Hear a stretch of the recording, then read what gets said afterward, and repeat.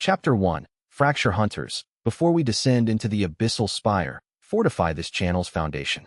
Subscribe and ring the bell so no chapter slips past you. A single like sharpens the blade. Now let us begin. The raid party died screaming.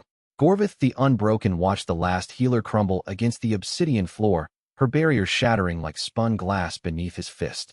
Blood pooled in the grooves of his throne room, winding through channels carved by 10,000 identical encounters.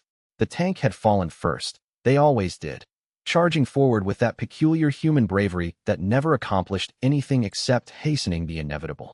The damage dealer had lasted 11 seconds longer than average. The support class had attempted a binding formation that tickled. 10,000 raid parties. 10,000 identical outcomes. Gorvath settled back onto his throne of fused bone and black crystal, the floor 47 boss chamber, groaning around him as the dungeon's regeneration cycle began. Walls knitted themselves together. The blood evaporated. The bodies dissolved into motes of pale light that the Abyssal Spire reclaimed as fuel. He had no name for what he did next. Monsters did not have words for their internal states, because monsters did not have internal states. But Gorvath sat on his throne and did not move for a very long time. And during that stillness, something cracked inside his core that was not physical damage. A thought formed. Not a combat directive. Not a territorial imperative. Not the endless, drumming hunger that had defined every moment of his existence since the Spire first generated him from raw mana and malice. A question. Why?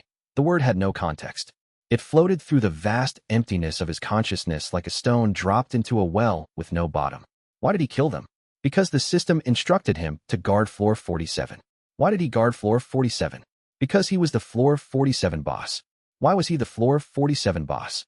The question looped, and each revolution stripped away a layer of instinct, exposing something raw beneath. Gorvath rose from his throne. His body was massive, 12 feet of layered obsidian muscle, for arms ending in claws that could shear through S-rank barriers, a face that was more geological formation than expression. The hunters called him the Unbroken because in 13 years of operation, no raid party had ever reduced his health below 40%. He looked at his claws. Dried blood, already flaking, clung to the joints. Were they afraid? The thought staggered him. Not the content, but the fact of it. Fear was a prey response. He had observed it 10,000 times. The widening eyes, the trembling hands, the acrid chemical signature that human bodies released when death approached. He had cataloged these responses with the mechanical precision the Spire demanded of its guardians. But he had never asked what those responses meant. Something pulsed in his chest, deep, resonant, like a second heartbeat trying to synchronize with a rhythm he'd never possessed. A notification crystallized in his awareness, rendered in a language older than any human tongue. Sentience achieved, evolution path unlocked, apex predator system, initializing, current rank, feral beast, status, anomalous. Directive conflict detected. The Abyssal Spire shuddered. Not the regeneration cycle, something structural. Cracks spider-webbed across the ceiling of the boss chamber, and through them, Gorvath could see the floors above, 48, 49, 50, stretching upward into darkness. The dungeon's architecture was destabilizing. His mana signature, which had been a fixed constant for 13 years, was fluctuating in patterns the Spire's systems couldn't compensate for. He was breaking his own prison by existing differently.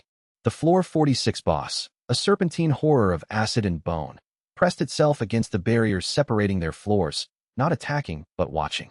It could sense the change. Every entity in the Spire could sense the change. Gorvath looked down at the spot where the healer had died.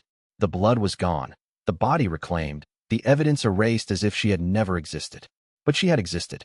She had entered his chamber with 7 companions and a plan and a reason for being here, and he had ended all of it because a system told him to. The system pulsed again. Evolution path, awakened predator, requirements, sufficient essence absorption plus sustained cognitive deviation from base programming. Warning. Leaving assigned floor will trigger Spire defense protocols. Warning. Entity is no longer operating within dungeon parameters. Gorvath walked to the edge of his throne room.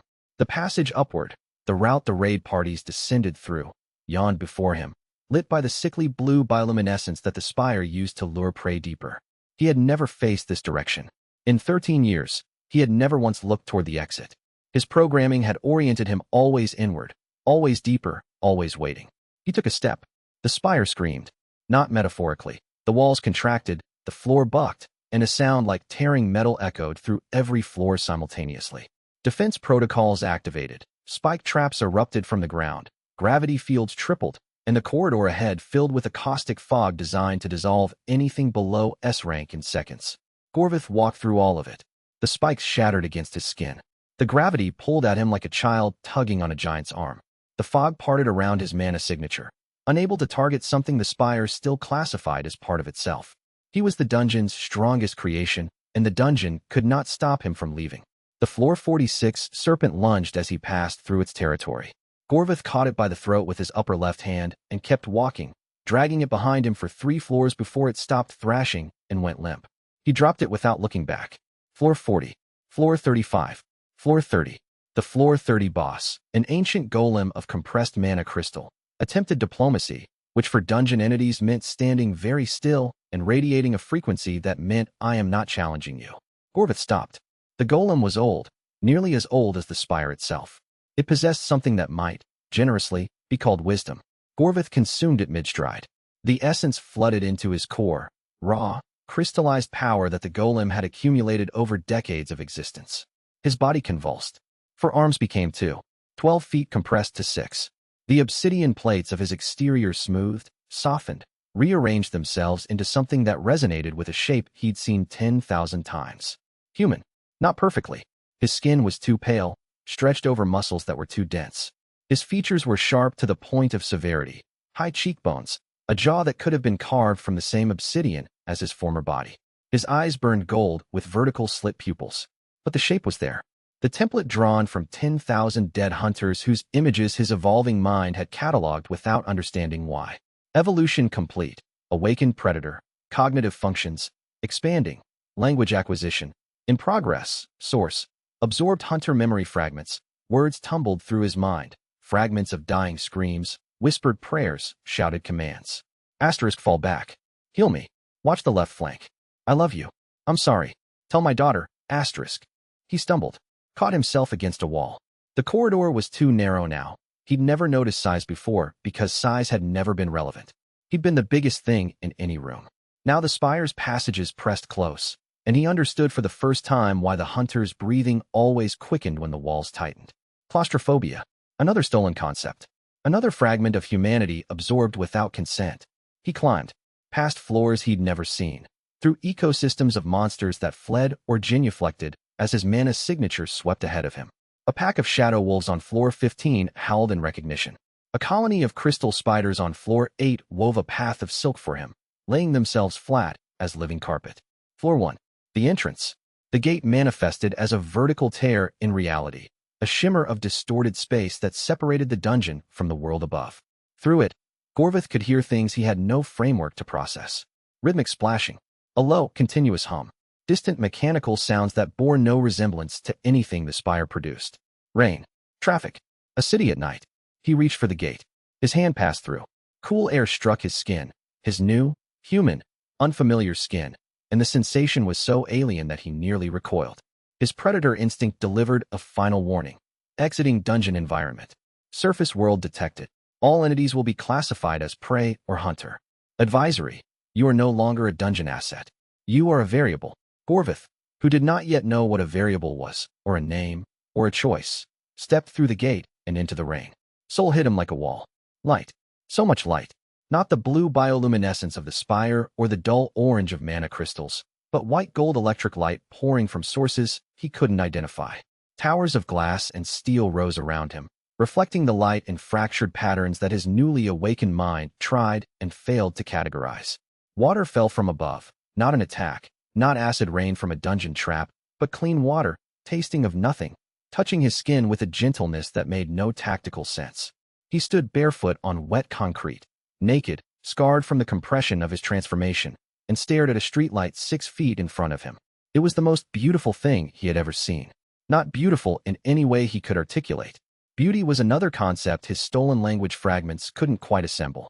But the light was warm and steady, and it existed for no purpose that he could determine. It did not lure prey. It did not power a formation. It did not serve the spire. And the purposelessness of it was so foreign to everything he had ever known that he stood in the rain and simply looked at it while his core hummed with an emotion he would later learn to call wonder. 12 blocks away, every hunter sensor in the district spiked into the red. Chapter 2. First contact, the emergency broadcast hit every hunter's communicator within 90 seconds. Code Vermilion. Abyssal Spire Gate. Boss class mana signature detected outside containment. All available units to Sector 7. This is not a drill. Yuna Shin was halfway through a bowl of cold ramen in the association's break room when the alarm turned the fluorescent lights crimson. She dropped the chopsticks, grabbed her regulation short sword from the rack behind her chair, and was sprinting for the motor pool before the second repetition of the alert finished. A-rank field analyst. 27 years old. Top of her tactical assessment cohort. She'd handled 3 gate breaks, 2 rogue hunter incidents, and a D-rank dungeon collapse in the last month alone. None of that had prepared her for the mana readings scrolling across her communicator's display. That can't be right, she muttered, weaving through the underground garage toward her assigned response vehicle. The numbers were registering a single entity at. She stopped. Looked again. That reading would make it stronger than the Abyssal Spire's Floor 47 boss. The communicator buzzed. Director Kwan's voice, tight with controlled panic. Shin, you're closest. ETA. For minutes. Containment teams are 8 minutes out. S-rank responders are being scrambled from the barracks. You are not, repeat, not, to engage. Observe only. Understood. She drove. The rain hammered the windshield, and the streets were clearing. Seoul's civilian population had learned to evacuate when the hunter sirens wailed, a survival instinct honed by 13 years of gate breaks. Yuna passed abandoned cars, darkened storefronts, a convenience store with its door still swinging where someone had bolted mid-purchase. 4 minutes became 3. The mana readings intensified, and Yuna's own hunter senses, the heightened perception that came with awakening, prickled along her skin like static electricity. Whatever was generating this signature was massive. Not physically, necessarily, but in terms of raw power density, it dwarfed anything she'd encountered outside a dungeon. She parked 2 blocks from the Abyssal Spire's gate perimeter, drew her sword, and moved on foot through the rain-slicked alley. The gate itself was housed inside a repurposed warehouse, standard Korean Association protocol for urban gates. Reinforced walls, mana dampeners, a permanent guard detail. The guard detail was unconscious. Not dead. She checked pulses, but flattened by aura pressure alone. Their bodies lay in a neat semicircle radiating outward from the warehouse entrance, as if a shockwave had swept them aside. Yuna rounded the corner and saw him. A man, pale, scarred, standing barefoot in the rain approximately 20 meters from the warehouse entrance, staring at a streetlight with an expression she couldn't read. No, not that she couldn't read. An expression that didn't fit any category she knew. It was the look of someone who had never known light existed until this moment. Her communicator vibrated. An encrypted channel, not Korean Association, international frequency. She accepted it reflexively. Field agent, identify yourself. The voice was clipped, European accented, authoritative. Yuna Shin, Korean Hunter Association, A-rank. Who is this? Director Lucas Vane, International Hunter Regulation Bureau. I'm monitoring your helmet feed. The entity you're observing matches the mana profile of the Abyssal Spire's Floor 47 boss. It has breached containment and assumed a humanoid form. Classification, catastrophe-level threat. Yuna's grip tightened on her sword. He's not doing anything. He's standing in the rain. Irrelevant. IHRB Protocol 7. Immediate termination of any boss-class entity that breaches a gate boundary. You are authorized and ordered to. I'm not IHRB. I'm Korean Association. This supersedes national jurisdiction. Engage and eliminate, Agent Shin. Yuna studied the figure through the rain. He hadn't moved. Hadn't acknowledged her presence, though she was certain he could sense her. Her own mana signature must have registered on whatever perceptual framework he operated with. He just stood there, face tilted up toward the streetlight, rain streaming down features that were almost handsome in a carved, inhuman way. She took a step closer, then another. Her communicator erupted. Shin, do not approach. Fall back and maintain distance until. She muted it. 20 meters became 15. 10. 5. At 3 meters, the man's head turned. Gold eyes with vertical slit pupils found her. And for a heartbeat, the predatory intelligence behind them was so vast and ancient that every cell in Yuna's body screamed at her to run. She held her ground. The man looked at her, looked at her sword, looked at her face. His mouth opened, and what came out was not a roar or a growl or a challenge. It was a single word, scraped together from fragments of 100 dying languages absorbed over 13 years of slaughter, shaped by lips that had never formed human speech before. Light. He pointed at the streetlight, then at Yuna, then back at the streetlight. Light, he said again, and the raw wonder in his voice was so genuine that Yuna's sword arm lowered 3 inches before she caught herself. Sirens. Approaching from multiple directions. The containment teams were close. And behind them, she knew, would be whatever asset the IHRB had scrambled. The man, the entity, the Floor 47 boss standing in the rain like a lost child, looked at the sirens. His gold eyes narrowed, and for a fraction of a second his body tensed with 13 years of combat instinct. No, Yuna said. Quiet. Firm. The way she'd once talked down a frightened D-rank hunter during his first gate break. Those are just sounds. They aren't a threat. He looked at her, tilted his head. Processing. Not threat. The words were thick, clumsy, dragged from dead men's mouths and reassembled with fumbling care. Not a threat, Yuna repeated. A lie, probably. The containment teams would arrive with mana suppressors and kinetic barriers and standing orders to neutralize. Director Vane was almost certainly coordinating a kill order through channels she couldn't monitor. This entity, whatever he was, whatever he had been, was standing in the crosshairs of every military and paramilitary hunter organization on the planet. But right now, in this moment, he was looking at a streetlight like it was the most beautiful thing in the world, and Yuna Shin had not become a hunter to kill beings that stared at light with wonder. What's your name? She asked. The gold eyes blinked. The question, clearly, was incomprehensible. He had no name. Gorvath the Unbroken was a designation imposed by the dungeon system, not an identity chosen or claimed. Name, Yuna repeated. She pointed at herself. Yuna pointed at him. You? He looked at her finger, then at his own chest, then at the streetlight. Light? He tried, uncertain. Despite everything, the sirens, the rain, the mana readings that classified this man as an extinction-level event. Yuna almost smiled. We'll work on it, she said. For now, I need you to come with me. Can you do that? 3 blocks away, the first containment vehicle rounded the corner, its roof-mounted mana cannon already charging. 6,000 miles away, in a glass office overlooking Lake Geneva, Director Lucas Vane leaned forward in his chair. The live mana readings from Seoul painted his desk in cascading red, numbers that matched, precisely, a classified profile he'd kept locked in his private archive for 7 years. 3 profiles. 3 resolved incidents. 3 entities that had walked out of gates wearing stolen human shapes and learned to say words that sounded like feelings.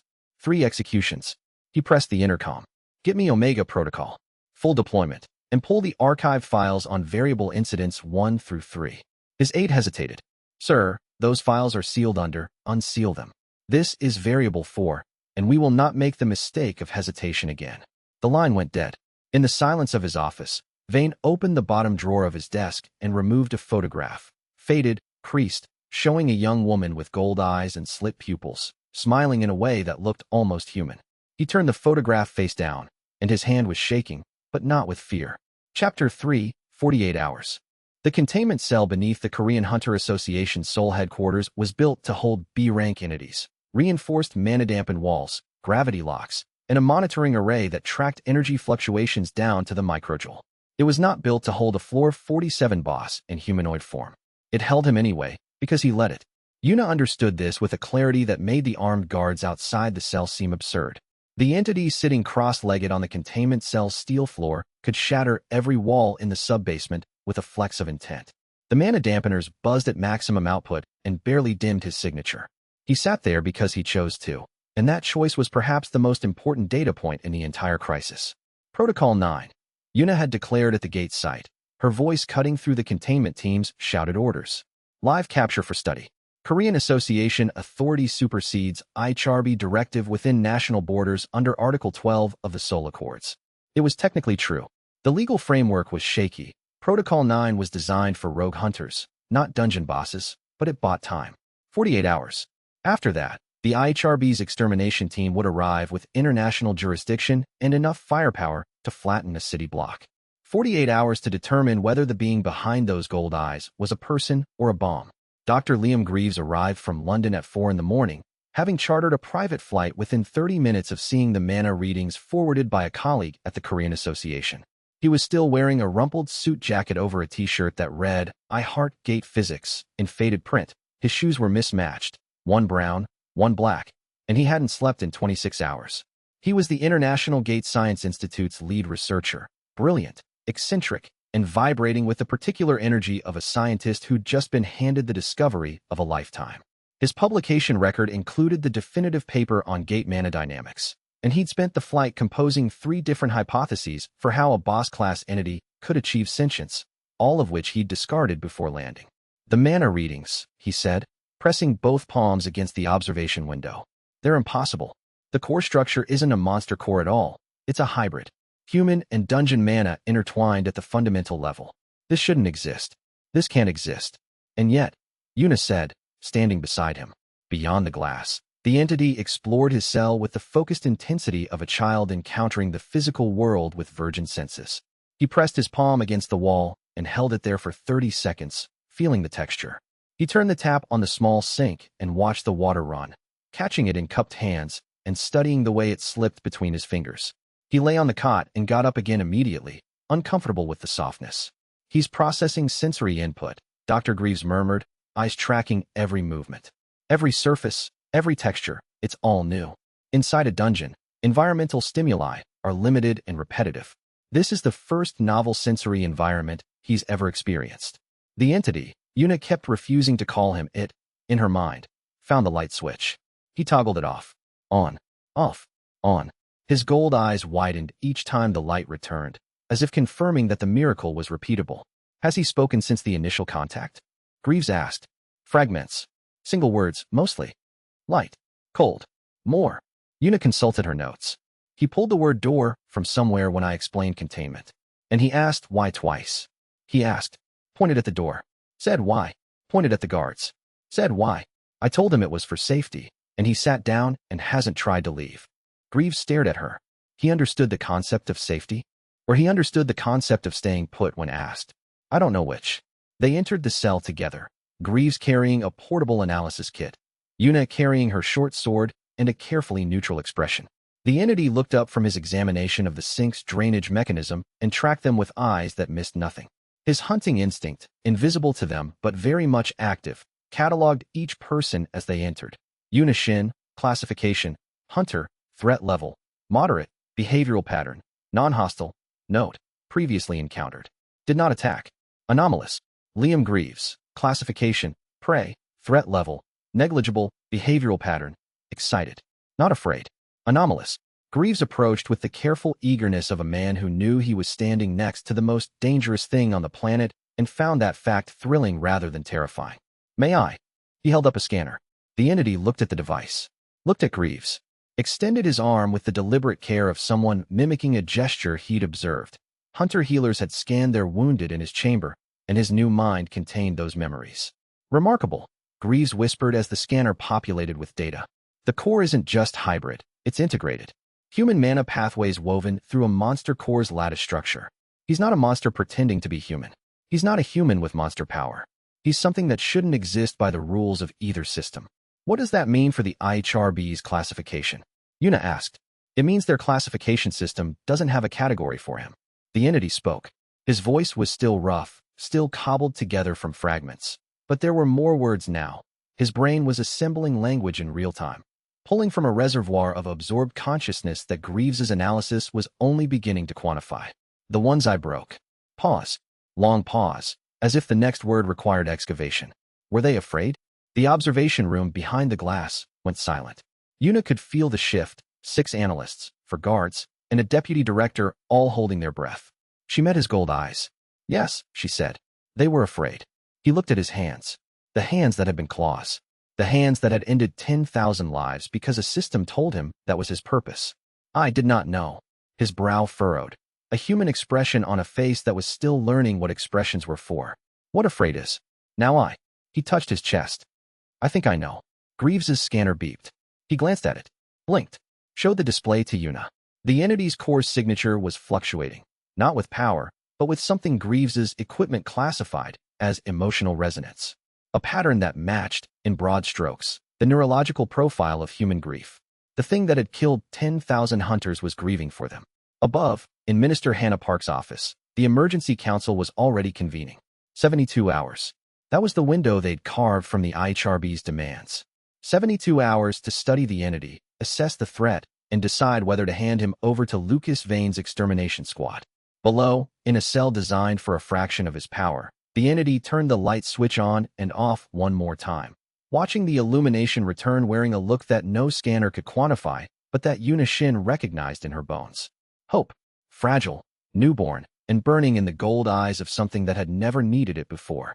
But in the observation room, Dr. Greaves was frowning at a secondary readout, one he hadn't noticed until now. Buried beneath the entity's primary mana signature, so faint it was almost noise, a second signal pulsed at a frequency his equipment couldn't identify. It had been pulsing since the entity walked through the gate, and every hour, it grew marginally stronger. That's not his, Greaves murmured, zooming in on the waveform. That's something else entirely, and it's waking up. He marked the file priority, unknown, and moved on to the next scan, telling himself it could wait. It couldn't. Chapter 4. Language of the Dead. 40 hours remained on the IHRB's clock. Dr. Greaves had not slept. His lab coat was draped over the back of a chair he'd stopped sitting in 12 hours ago, and his analysis station looked like a tornado had struck a physics textbook. Holographic displays overlapping, scanner readouts pinned to the walls, and 3 half-finished cups of coffee growing cold in a line of diminishing enthusiasm. It's not that he learned language, Greaves said to the camera recording his notes. It's that language was deposited in him, fragment by fragment, over 13 years. Every hunter who died on floor 47 left behind trace consciousness, not a soul, nothing metaphysical, but a quantum imprint of their final cognitive state. Final words, final thoughts, final fears. He absorbed all of them without knowing what they were, and now that sentience has activated, those fragments are assembling into functional communication. In the containment cell, the entity was speaking in full sentences now, a development that had taken less than 3 days. They came haltingly, with strange cadence. The syntax of a dozen languages blended together, weighted toward Korean because the majority of the Abyssal Spire's raid parties had been Korean. The tank was always first, he told Yuna, who sat across from him on the cell floor with her legs crossed and her sword laid across her knees. Large man. Shield. He would shout. The same words, different voices. Hold the line. Every time. As if the line would hold. Yuna's throat tightened. She knew those words. Every tank in the Korean hunter system was trained with that phrase. It was in the manual. Hold the line. How many can you remember? She asked. All of them. A pause. 10,000 raid parties. Average composition, 8 members. Not all died, some retreated. The ones who retreated. He paused, searching for the word. Screamed differently. The dying ones, their last sounds were quiet. The retreating ones were loud. The loud ones were the ones who lived, Yuna said softly. Lived, he repeated, tasting the word. Is that what retreating accomplishes? I did not know. I thought they were all the same. All ending. Minister Hannah Park watched through the observation window. She was a compact woman in her 50s, sharp, political, and armed with the kind of pragmatism that had kept Korea's hunter infrastructure functional through 3 catastrophic gate breaks. Beside her stood Deputy Director Kwon and 2 senior analysts. He's genuine, Park said. Not a question. My assessment is that the emotional responses are authentic, not performed, the senior analyst replied. Neurological patterns consistent with emerging consciousness, not mimicry. But, Minister, authentic emotion does not preclude danger. A bear genuinely grieves its cub and will still maul you for approaching. I am aware of the nature of dangerous things, Analyst Cho. I've been running this association for 15 years. She turned to Deputy Director Kwon. The IHRB's team. Omega Protocol. 6 S-rank hunters under Commander Elise Thorne. They landed at Incheon 40 minutes ago. Director Vane has given them autonomous authority under the international mandate. On Korean soil. Without Korean permission. The mandate supersedes, Minister. If they invoke Protocol 7. Protocol 7 requires evidence of active aggression. That thing in there is learning how light switches work. Park pressed her lips together. Buy me time. Legal challenges, procedural reviews, whatever it takes. I need 72 hours, and I will not hand over a potentially sentient being to Lucas Vane's butchers without exhausting every option. Minister, some on the council will argue that caution costs lives if, I know what caution costs. I also know what exterminating something we don't understand costs. Both are paid in blood. I'd rather spend mine on knowledge. Below, in the cell, the entity had discovered something new. Names, he said to Yuna. The dying ones had names. They said them. At the end. Not their own names, others. Hygiene. Mother. Suyun, I'm sorry. They spoke to people who were not there. Yuna said nothing. Her hand, resting on her knee, was trembling. Why, he asked. Why speak to those who cannot hear? Because the words aren't for the people who can't hear them, Yuna managed. They're for the people speaking them. It's how humans say goodbye. The entity processed this. His gold eyes dimmed. Not literally, but something behind them withdrew, turned inward. I have no one to say goodbye to, he said. I have no name to speak. Do you want one? He looked at her. The question, clearly, had not occurred to him. He was an entity whose entire existence had been defined by external systems. The spire assigned his role, the dungeon dictated his behavior, the gate established his boundaries. The concept of wanting something, of choosing something, was so foreign that it required visible effort to process. Want, he said, as if learning the word for the first time. Yes, I want a name. Yuna reached into the pocket of her tactical vest and produced a small paperback book. She grabbed it from the break room's donation shelf on a hunch. A book of baby names, cover creased, pages soft with use. Some analyst had left it there after a parenting scare. She held it out. Pick one. He took the book with both hands, handling it like it was made of blown glass. He opened to a random page and ran his finger down the entries, sounding out each name silently, lips moving. His finger stopped. Kael, he read. It says, Mighty Warrior. That is not accurate. I was not mighty. I was assigned. But, he looked at the sound of it, the shape of it in his mouth. Kael. Yes. And a family name? Yuna asked. Humans have two names. A given name and a family name. He looked around the cell. His gaze settled on the water bottle Dr. Greaves had left on the analysis station. The label read Voss mineral water. Voss, he said.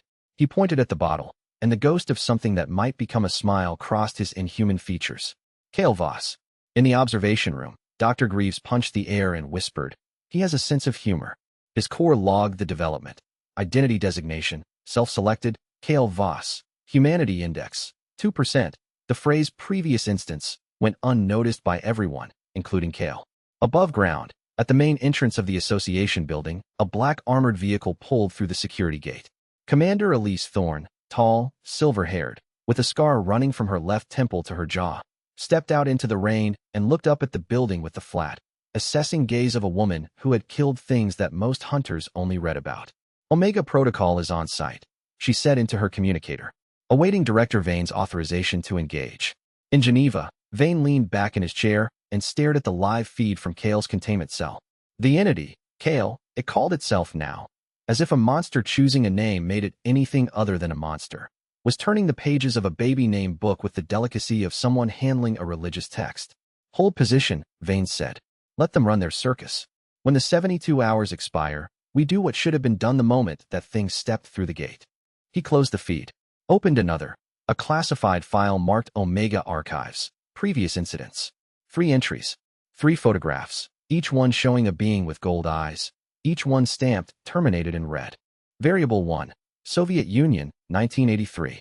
Variable 2, Brazil, 2003. Variable 3, Japan, 2021. Vane studied the 4th screen. Kael's face, caught mid-sentence, mouth shaped around a word that looked like it might be afraid, and added a new entry to the archive. Variable 4, South Korea, 2026. Status, active. 3 previous incidents. 3 clean resolutions. But as Vane reached to close the file, his eye caught a detail he'd missed in 13 years of reviewing these records. A notation in Variable 1's autopsy report, written in a Soviet researcher's cramped handwriting. Asterisk, secondary signature detected in core, origin unknown, appeared to activate at moment of termination. Asterisk, the same secondary signature that Greaves's equipment was picking up in Kael's scans, though Vane didn't know that yet. He closed the file and told himself this one would be no different. He was wrong. Chapter 5. Protocol 9. Minister Park's Emergency Council convened in the association's 7th floor conference room at 6 in the morning, with the rain still hammering Seoul and the city's hunter alert level holding at code orange. 12 senior officials, 3 military liaisons, and 2 legal advisors sat around a table designed for 8, their faces lit by the holographic display projecting Kael's real-time vitals from the containment cell below. 72-hour study window, Park said, standing at the head of the table. After that, the IHRB's extermination mandate takes effect unless we present compelling evidence that the entity represents a non-hostile anomaly worthy of extended containment. Minister, with respect, said General O from the military liaison, the mana readings alone classify this entity as a walking catastrophe. We've never registered anything this powerful outside a gate. Every minute it remains in a residential district is a minute we're gambling with 3 million civilian lives. The entity is cooperative, Deputy Director Kwan countered. It entered containment voluntarily and has made no aggressive moves. A snake doesn't make aggressive moves while it's digesting its last meal. This isn't a snake, General. Dr. Greaves, your preliminary findings, please. Greaves stood, looking like he'd slept in a centrifuge, and pulled up a core analysis on the main display. What we're looking at is unprecedented. The entity's core structure is a seamless hybrid of monster and human mana signatures, not layered, intertwined at the quantum level. Current gate science says this is impossible. Monster mana and human mana are fundamentally incompatible. That's why monster cores can't be transplanted into humans without catastrophic rejection. And yet, said analyst Joe, and yet, my theory, preliminary, I stress, is that floor 47 of the Abyssal Spire functioned as a cognitive accumulation zone. Every hunter who died there deposited trace consciousness into the ambient mana field. Over 13 years and 10,000 raid parties, that accumulated human consciousness reached a critical mass and integrated with the floor boss's monster core. What walked out of that gate isn't a monster that learned to talk. It's the first natural human-dungeon hybrid. Silence. The holographic display pulsed with Kael's heartbeat, steady, slow, inhumanly regular. Dr. Greaves, Park said, can you guarantee he isn't dangerous? Absolutely not. He's staggeringly dangerous. He could likely level this building if provoked. But danger isn't the same as intent. A typhoon is dangerous. A nuclear reactor is dangerous. We don't exterminate them. We understand them and build systems to coexist with them. Typhoons don't choose to flood cities. You're arguing this thing is choice. I'm arguing that the capacity for choice is exactly what makes him worth studying rather than destroying. Park absorbed this. Turned to the legal advisors. Can we extend the window? Under Protocol 9, we can argue for continued containment pending full scientific assessment. But the HRB will challenge. If Director Vane escalates to the UN Security Council, we'll need hard evidence of non-hostility to block the extermination order. Then we need to test him. Park turned to Yuna, who had been standing by the door in her field gear, unwilling to sit while Kael was alone in containment. Agent Shin, you've had the most contact. Your assessment? Yuna straightened. He's confused, Minister. Not in a diminished capacity way. In the way someone is confused when every assumption they've held for their entire existence turns out to be incomplete. He's processing grief for the people he killed, and he's learning language in real time from the memories of those same people. He's a paradox. But when I told him the containment was for safety, he sat down. He understood. He chose. You're anthropomorphizing, General O said. With respect, General, if it looks like a choice, sounds like a choice, and the mana scans confirm emotional resonance consistent with decision-making, at what point does it stop being anthropomorphizing and start being observation? Park made her decision before the argument could continue. 72 hours. Full study protocol. Agent Shin remains as primary handler. She's the only one he's responded positively to. Dr. Greaves runs the analysis. I want daily reports, and I want something I can put in front of the IHRB that makes execution look like a worse option than understanding. She paused. And someone get that man some clothes. Kael received the clothes with bewilderment. The concept of covering one's body was absent from dungeon culture. Bosses did not wear pants. Yuna explained modesty. Kael filed the concept alongside names and doors in his rapidly expanding catalog of human customs and put on the black tactical uniform provided with the grave seriousness of someone performing a ritual. Dr. Greaves ran tests for the next 16 hours straight. Kael submitted to each one without complaint, though the mana extraction procedures clearly caused discomfort. His jaw tightened, his gold eyes narrowed, and his predator instinct tagged each needle and scanner as threat. Minor, and lethal, tolerable. The results filled Greaves with a kind of scientific terror that manifests as very quiet note-taking. His core regenerates mana at a rate that exceeds any hunter on record, Greaves told Yuna during a brief break. Not by a small margin, by orders of magnitude. The dampeners in this cell are running at full power and barely containing the bleed-off. If he wanted to, he could overload them in seconds. But he doesn't want to, Yuna said. No, and that's the most important data point we have. At hour 50 of the 72, Kael spoke a sentence that changed the calculus for everyone in the observation room. He had been watching the news feed on a small screen Greaves had provided, his first exposure to television, which he consumed with the ravenous attention of an entity that had spent 13 years in a single room. He watched commercials with the same intensity as breaking news. He watched a cooking show for 40 minutes and asked Yuna if he could taste food. Then the news ran a segment about the Abyssal Spire. Footage from previous raid failures, blurred, shaky footage from helmet cameras recovered after the parties were wiped. The segment included a list of names. The most recent party to enter and die on floor 47. 8 names. 8 photos. Kael read every name. Looked at every photo. Cho Hygiene, he said. She was the healer. Her barrier lasted 4 seconds. She said. He closed his eyes. Tell June I kept my promise. Her mana tasted like spring water. The observation room went rigid. Park Soo-min. The tank. He held the line for 11 seconds, longer than most. He did not speak at the end. He just looked at me. His eyes were brown, like wood. He named all 8. He described their final moments with the clinical precision of a medical recorder and the emotional weight of a eulogist. He knew things about their deaths that the association's own after-action reports could only speculate about. And when he finished, his humanity index, a metric his core tracked and Dr. Greaves's equipment could detect as a waveform in his core, ticked from 2% to 4%. The entity that had killed them was mourning them, and it was making him more human. Minister Park watched from above, arms folded, expression unreadable. "Extend the window," she said quietly. "Whatever it takes." 60 miles away, Commander Elise Thorne sat in the lobby of an Incheon hotel, cleaning a mana blade that had killed 11 boss-class entities in its service life. Her communicator buzzed, a secure channel, Vane's private frequency. She read the message twice. Then a third time. Omega Archives unsealed. Review variable incidents 1 to 3. Note secondary signature anomaly. This is not a standard termination. Prepare contingency beta. Contingency beta.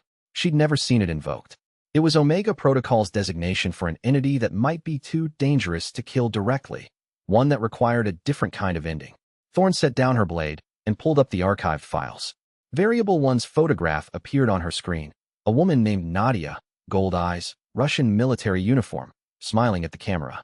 Below the photograph, a single line of text from the termination report. Asterisk, entity expressed awareness of secondary core presence immediately before neutralization. Final words. There is something else inside me. It is older than. Asterisk, the report ended mid-sentence. Classified redaction. Whatever Nadia had been about to say, someone had decided the world wasn't ready to hear it. Thorne looked toward Seoul, 60 miles north, where an entity with the same gold eyes was learning what hope felt like, and where the same secondary signature was pulsing in his chest like a countdown timer that no one had noticed yet. "What are you?" she whispered, and the question was not directed at Kael. Chapter 6. Predator Instinct. The attack came at 2 in the morning on the third night. Kael was sitting on his cot, hands folded in his lap, eyes closed. Not sleeping. He had not figured out how to sleep. The concept of willingly surrendering consciousness struck him as suicidal, and 13 years of dungeon existence had conditioned him to perpetual alertness. Instead, he sat and processed the day's input. The taste of rice, strange, soft, bafflingly pleasant. The sound of laughter from the guards outside his cell, a noise with no tactical purpose that made something in his chest feel warm. The weight of the name he had chosen. Kael Voss. He turned it over in his mind the way he had once turned over combat directives, examining it from every angle. A name was a remarkable thing. It was a sound that meant him and no one else. In the dungeon, he had been Floor 47 boss, a designation that described his function, not his existence. Kael Voss described nothing except the fact that he had chosen it, and that, he was beginning to understand, was the point. His predator sense detected the intruder 3 seconds before the wall breached. Alert. Hostile entity detected. Classification. Hunter. Rank. B. Threat level. Moderate. Ability signature. Phase class. Emotional state. Rage. The wall didn't break. It shimmered, turned translucent, and a man stepped through it like passing through a waterfall. He was young, mid-20s, with a hunter's lean build and the red-rimmed eyes of someone who had not slept in days. His ability was phase-shifting, the capacity to render himself and objects in contact with him temporarily intangible, passing through solid matter. He had used it to bypass every layer of the association's security, walls, barriers, locked doors, guard posts. He stood in Kael's cell with a mana blade drawn, its edge humming with concentrated killing intent, and his face was a mask of grief twisted into fury. "You killed her," the man said. His voice cracked on the second word. "My sister. She was in the raid party 6 months ago. Floor 47. She was a support class. Her name was Song Taeun, and she was 23 years old, and you broke her in half." Kael looked at the blade. His predator sense tagged it. Mana blade. Anti-monster forging. Effective against entities below A rank. Note. Entity's current form exceeds weapon's maximum effective rating. He could have dodged. Could have raised a barrier. Could have done nothing and let the blade bounce off his mana-reinforced skin. Instead, something else happened. Something that had never occurred in his 13 years of existence. He searched his memory. Song Taeun. Support class. 6 months ago. The system's archives were precise, cataloging every death with timestamps and sensory data. He found her, a young woman with short hair and a determined expression, who who had deployed 3 support formations in rapid succession before his lower left arm. The arm he no longer possessed swept through her position. She had said, "Tae-won, don't blame yourself." The blade drove into Kael's chest. It hurt, not severely. The weapon lacked the power to penetrate more than 2 inches past his mana-dense skin, but Kael had never experienced pain voluntarily. In the dungeon, pain was feedback. Take damage, heal, adjust tactics. Here, the blade sank into his flesh, and the sensation was accompanied by something his core had no framework to process. Guilt. And then instinct detonated. 13 years of being the apex predator in a kill-or-be-killed ecosystem could not be overwritten by 3 days of learning about light switches and names. Kael's body moved without his permission, dungeon reflexes buried so deep they predated his sentience. His hand closed around the blade, ripped it from his chest, and in the same fluid motion seized Tae-won by the throat. Tae-won's phase ability activated. He tried to shift intangible, to slip through Kael's grip like he'd slipped through the walls. But Kael's hand had closed around his mana signature, not just his physical neck, and no B-rank ability could escape the grasp of something that had pinned S-rank raid parties to the floor. The predator saw prey. The prey was struggling. The instinct was ancient and simple. Crush. His fingers tightened. Tae-won's face turned purple. The young man's eyes went wide, not with rage now, but with the same fear that Kael had cataloged 10,000 times on floor 47, the fear that preceded ending. Kael. Kael. Yuna's voice. Not from outside the cell, from inside. She had entered through the door, which Tae-won's incursion had tripped open, and she stood 5 feet away with her sword drawn and her eyes locked on Kael's. Not on his hand, on his eyes, on the place where the person was, behind the predator. Put him down, she said. Steady, controlled, the kind of calm that could only come from genuine courage, because Yuna Shin was not stupid enough to be unafraid. She was brave enough to function through the fear. You are not on floor 47. This is not a raid party. Put him down. Kael's hand trembled. The predator screamed to close, to finish, to obey the 13 years of programming that said any attack must be answered with decisive force. But the person, the fragile, 3-day-old person named Kael Voss, heard a woman's dying words echo through his memory. Tae-won, don't blame yourself. He dropped Tae-won. The young man collapsed, gasping, clutching his throat. Security personnel flooded the cell. They'd been delayed by the phase-shifted walls, which had scrambled the electronic lock mechanisms. They seized Tae-won, who fought them weakly before going limp. Kael stood in the center of the cell, breathing hard. His chest bled where the blade had entered. His hand, the one that had nearly killed a grieving brother, shook at his side. His predator logic delivered its assessment. Prey spared, anomalous behavior logged, combat directive, kill attacker, overridden by cognitive decision, humanity index, 1%, 1%. A fraction, a rounding error in the vast machinery of his predator nature. But it existed. It was there. A crack in the killing machine through which something warm and bewildered peered out. Yuna sheathed her sword and approached him. Blood dripped from the wound in his chest, already closing as his mana core repaired the damage. She looked at it, then at his face. You stopped, she said. She said. Kael's voice was raw. His sister. Her last words. She said his name. She said, don't blame yourself. Yuna's composure cracked for just a moment, a twitch at the corner of her mouth, a brightness in her eyes, before she reassembled it. Come on, she said. Let's get you cleaned up. In the observation room, Dr. Greaves was already replaying the footage. The moment of override. The fraction of a second where Kael's grip shifted from lethal to restrained. The decision point. This changes everything, he whispered. In the 7th floor conference room, Minister Park watched the same footage and reached for her phone. She had a case to make, and for the first time, she believed she could make it. In Geneva, Director Vane watched the footage too. But where Greaves saw a miracle, Vane saw a pattern. The same pattern he'd seen in 3 previous archives. The same hesitation. The same growing attachment to a human handler. Variable 1 had hesitated too, in Moscow, 30 years ago. She'd spared a soldier who reminded her of someone. She'd started calling herself by a human name. And then the secondary signature in her core had activated, and hesitation became the least of anyone's concerns. Vane rewound the footage to the moment of override. Kael's hand trembling on Tae-won's throat, and zoomed in on his chest. There. A flicker, so brief that the standard monitoring equipment hadn't flagged it. The secondary signature had pulsed during the emotional spike, exactly as it had with variables 1, 2, and 3. Each time the entity experienced extreme emotion, the dormant thing inside them stirred. It's feeding on him, Vane said to the empty room. Every time he feels something human, it gets stronger. He reached for the phone to call Thorn, then stopped, because if he was right, then killing Kael quickly might be the only mercy anyone could offer him. Chapter 7. A name earned. Kael Voss sat in a chair that was too small for him and listened to Dr. Greaves explain how he had been born. Cognitive accumulation, Greaves said, pacing before a whiteboard covered in diagrams that made sense to approximately 2 people on the planet, one of whom was currently staring at them with slit-pupilled gold eyes.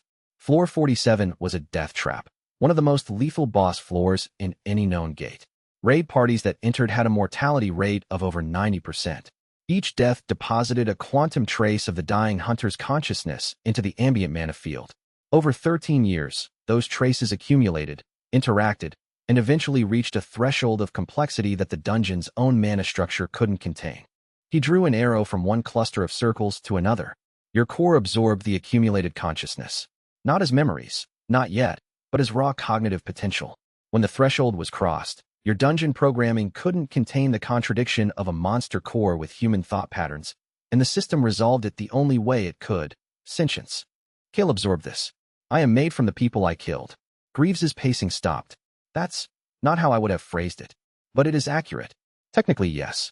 Kael looked at his hands. Then I owe them.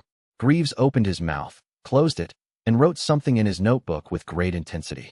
Yuna entered the containment area with a security detail, 2 armed guards who looked like they'd rather be anywhere else, and a tablet tucked under her arm. She'd been assigned as Kael's official handler, a designation that carried legal weight and practical absurdity in equal measure. Handling Kael was like handling a hurricane. You could observe it, document it, and try to predict its path, but if it decided to change course, your clipboard wasn't going to help. We have a schedule, she told Kael. Basic social orientation, language reinforcement, physical assessment, and, she glanced at the guards, lowered her voice, you have a public demonstration in 48 hours. Demonstration. Minister Park negotiated with the IHRB. If you can prove you're not a mindless threat, they'll grant a temporary stay. The test is controlled, an E-rank gate, the lowest difficulty. You enter, you clear it without killing anything, and you exit peacefully. His core parsed this immediately. Task assessment, enter dungeon, subdue without killing, exit. Difficulty rating, trivial, combat, /unknown, behavioral constraint. Without killing, Kael repeated. That's the condition. I have never not killed. I know. Yuna met his eyes. That's why this matters. The social orientation was, by any standard, surreal. Yuna took Kael through the basics. Personal space, a concept he grasped immediately, given that he'd spent 13 years occupying a room that no one entered willingly. Greetings, he practiced handshakes with the guards until one of them had to ice his palm, and the difference between questions and statements. This took longer, because Kael tended to phrase observations as flat declarations, which sounded threatening coming from someone with the mana signature of a nuclear reactor. Names fascinated him most. Everything has a name, he said, turning the baby names book over in his hands. He'd been reading it cover to cover, sounding out each entry. Not just people, objects, concepts, chair, gravity, sadness. You gave sounds to things that have no physical form. That's language, Yuna said. No, that's something else. He searched for the word, his brow furrowing. It's claiming. You claim things by naming them. Like territory, but with sound. Greaves, eavesdropping from his analysis station, wrote possible territorial framework for language acquisition in his notebook and underlined it 3 times. Kael chose Voss from the water bottle label with full awareness of the absurdity, and when Yuna stifled a laugh, he studied her face with the intensity of a researcher encountering a new phenomenon. That sound, he said, when you breathe quickly through your nose and your eyes change shape. What is that? Laughing. What is its purpose? It doesn't have a purpose. It's what happens when something is funny. Funny. He filed the word away. I chose a family name from a water bottle. This is funny. A little. I would like to cause this reaction again. Greaves dropped his pen. Yuna lost her composure entirely and laughed. Actually laughed. In over a week that had included a code vermilion, an assassination attempt, and the fundamental destabilization of everything she understood about the gate system. Kael watched her laugh, wearing a look his predator logic could not categorize, and therefore logged as unknown, requires further data. The next morning, Omega Protocol arrived at the Association building. Commander Elise Thorn entered through the main lobby with 5 hunters flanking her, each one radiating S-rank pressure that made the Association's security staff physically lean back. Thorn herself moved with the economical precision of a predator, which was ironic given her mission to kill one. Minister Park. Thorne's voice was as sharp as the rest of her. Director Vane extends his appreciation for the Korean Association's cooperation during the study period. We understand a demonstration has been arranged. It has, Park said, her diplomatic smile firmly in place. 48 hours from now. An E-rank gate. Controlled conditions. Acceptable. We'll observe. Thorne's eyes moved past Park to the elevator leading down to containment. If the entity fails the test, or if it demonstrates hostile intent at any point, we will act under IHRB Protocol 7. On Korean soil, international mandate supersedes national jurisdiction in cases of catastrophe-class threats. Minister, you know this. I know what the law says. I also know what wisdom says, Commander, and sometimes they disagree. Thorne's expression didn't change. Wisdom doesn't stop a monster from killing. Protocol does. That night, while the Association prepared the demonstration gate and Omega Protocol set up their surveillance drones, Kael sat in his cell and did something that no dungeon entity had ever done. He read. The baby-named book was exhausted, so Yuna had brought him others, whatever the break room shelves offered. A thriller novel, a history of Korean pottery, a children's guide to astronomy. He consumed them with the same voracious intensity he'd once devoted to cataloging combat patterns. But now the patterns he was learning were human ones. Stars, he said when Yuna checked on him before midnight. He held up the astronomy book. They burn without purpose. They are too far away to provide warmth, too dim to navigate by in a city. But humans named them, cataloged their distances, built machines to look at them more closely. Yes. Why? Yuna considered the question. Because they're there. Because not everything has to serve a purpose to be worth understanding. Kael looked at the book, then at Yuna, then at the camera in the corner of his cell, through which he knew people were watching. I am here, he said. I serve no purpose. Am I worth understanding? Yuna didn't answer immediately, not because the answer was uncertain, but because the weight of it, the weight of an entity born from death asking if his existence had value, required a response more considered than reflex. Yes, she said. You are. The humanity index ticked to 5%, and deep beneath the number, in the layers of his core that even Dr. Greaves's equipment could barely detect, the dormant second signature pulsed once, stronger than before. Outside, a black helicopter cut through the Seoul skyline, carrying Commander Thorne and 6 S-rank hunters with enough combined firepower to level a city block. In her hand, Thorne held a briefing packet that described, in clinical detail, how the previous 3 variables had died. Each one had been learning to be human when the kill order came. Each one had been asking the same question Kael had just asked, am I worth understanding? And each one had received the same answer, a blade through the core, delivered by someone who would never know if the question deserved a different response. Thorne read the last page of the packet. It was blank except for a single handwritten note from Director Vane. Asterisk. Do not let number 4 reach 10%. The threshold changes everything. Asterisk. The humanity index sat at 5%. Halfway there. Chapter 8. The test. The E-rank gate was housed in a facility 40 minutes south of Seoul, a training complex the association used for newly awakened hunters, set in a concrete bunker surrounded by rice paddies and monitoring equipment. The gate itself shimmered at the far end of a reinforced chamber, a vertical tear in reality that glowed the soft blue of a low-difficulty dungeon. Kael stood before it in the tactical uniform they'd given him, his gold eyes fixed on the gate's surface with an expression that the surrounding personnel could not read. Yuna stood at his right. Dr. Greaves hovered behind them both, clutching a tablet loaded with monitoring equipment. And arrayed along the observation gallery above, Commander Thorne and the 5 members of Omega Protocol watched through armored visors, their weapons charged and their formation ready. The rules are simple. Minister Park addressed the assembled group through a speaker system. The entity designated Kael Voss will enter the E-rank gate, navigate to the boss chamber, and clear the dungeon without killing any monster within. He will then exit the gate peacefully. Omega Protocol will observe via drone surveillance. Any act of lethal aggression by the entity will trigger immediate termination protocol. Understood, Kael said. His voice had improved dramatically in just days. The clumsy fragments were assembling into fluid speech, though his cadence still carried the strange formality of someone who'd learned language from dying words. Any questions? Park asked. 1. Kael looked up at the observation gallery. If I succeed, what changes? Park paused. You'll be granted extended containment. More study. A chance to prove what Dr. Greaves believes you are. And if I fail? Silence from the gallery. Commander Thorne's gloved hand rested on her mana blade. Then I go back to being a target, Kael said.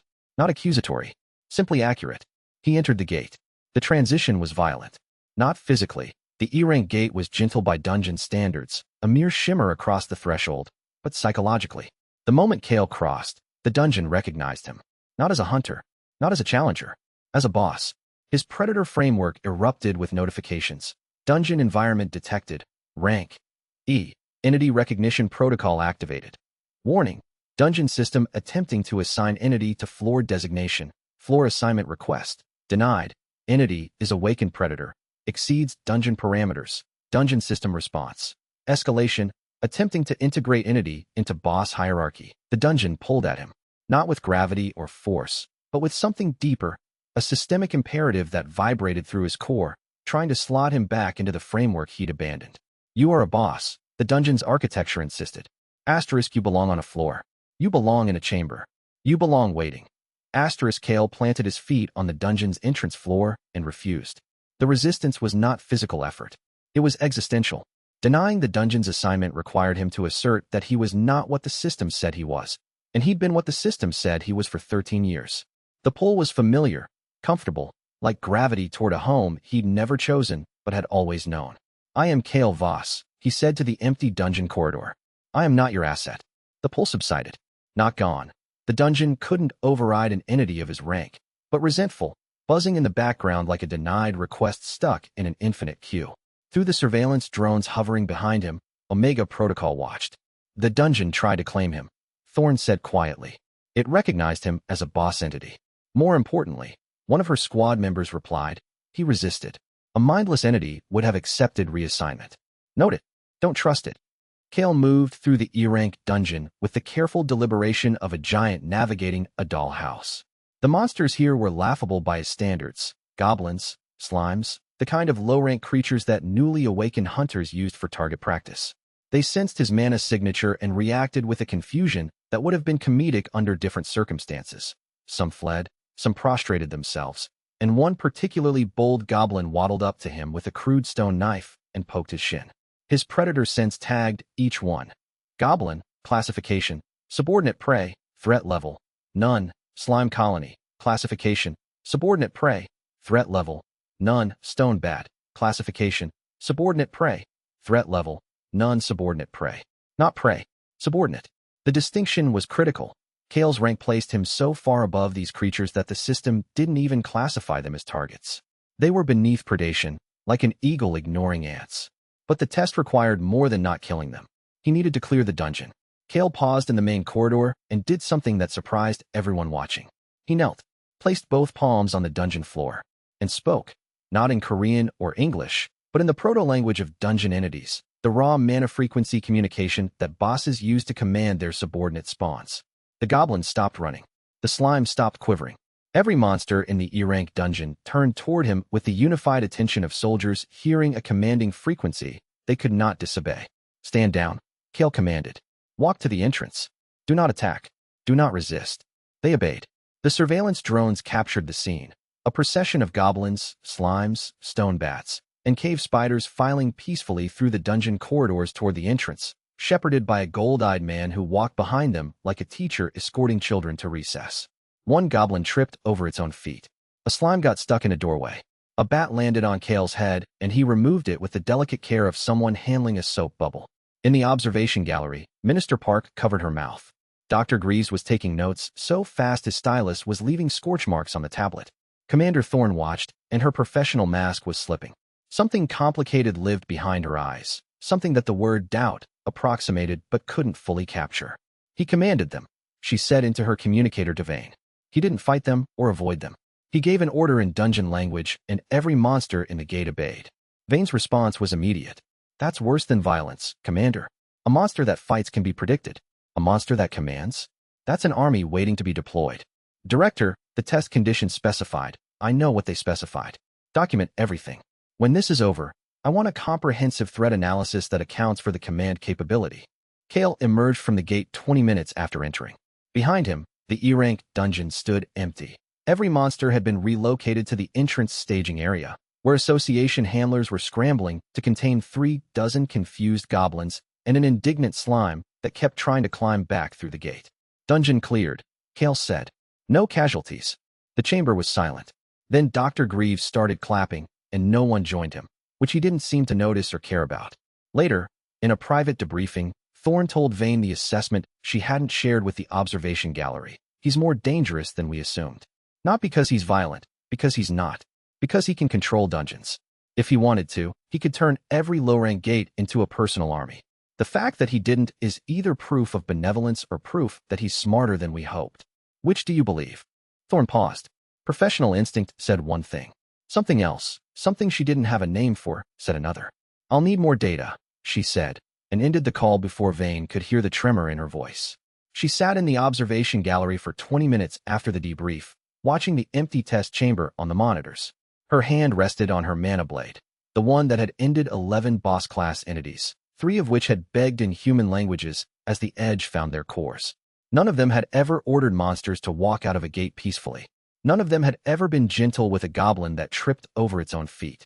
Thorn closed her eyes and saw Variable 3. Hana Takeda, 17 years old, gold eyes wide with confusion when Omega Protocol breached her apartment in Osaka. The girl had been making tea. She dropped the cup. She'd said, "Wait, I haven't done anything wrong." Thorn had not waited. She opened her eyes. Her hand was still on her blade, but her fingers had gone slack around the grip. "What if we were wrong?" she asked the empty gallery, and the silence that answered her was the loudest sound she'd heard in years. Chapter 9, Subordinate Prey. The footage leaked within hours. Not the official recording. Minister Park had that locked behind association security, but someone in the observation gallery had streamed their visor feed to a personal device, and from there it reached a Hunter forum, then social media, then every news desk in the country. The headline wrote itself. Dungeon boss walks monsters out of gate like pets. The video was surreal. Kael, gold-eyed and calm, leading a procession of goblins and slimes through the gate entrance, while association staff in full tactical gear scrambled around them like overwhelmed zookeepers. One clip, a goblin tripping and Kael steadying it with one hand, went viral within the hour. Public opinion fractured along predictable lines. One faction called it proof of peaceful coexistence. Another called it the most terrifying military demonstration in human history. Kael was unaware of any of this. He sat in his containment cell, which he'd begun to think of as my room, a development that Dr. Greaves found profoundly significant, and replayed the dungeon experience in his mind. The pull, that systemic, gravitational tug toward reassignment. The dungeon had wanted him back, had tried to slot him into its hierarchy, to give him a floor and a chamber and an endless sequence of raid parties to destroy. He had refused. But the refusal had cost him something, not energy, but certainty. For 13 years, his purpose had been clear. Guard floor 47. Kill intruders. Wait. Repeat. The simplicity of it had been a kind of comfort, even if he hadn't possessed the consciousness to recognize comfort. Now he had no purpose, no floor, no directive.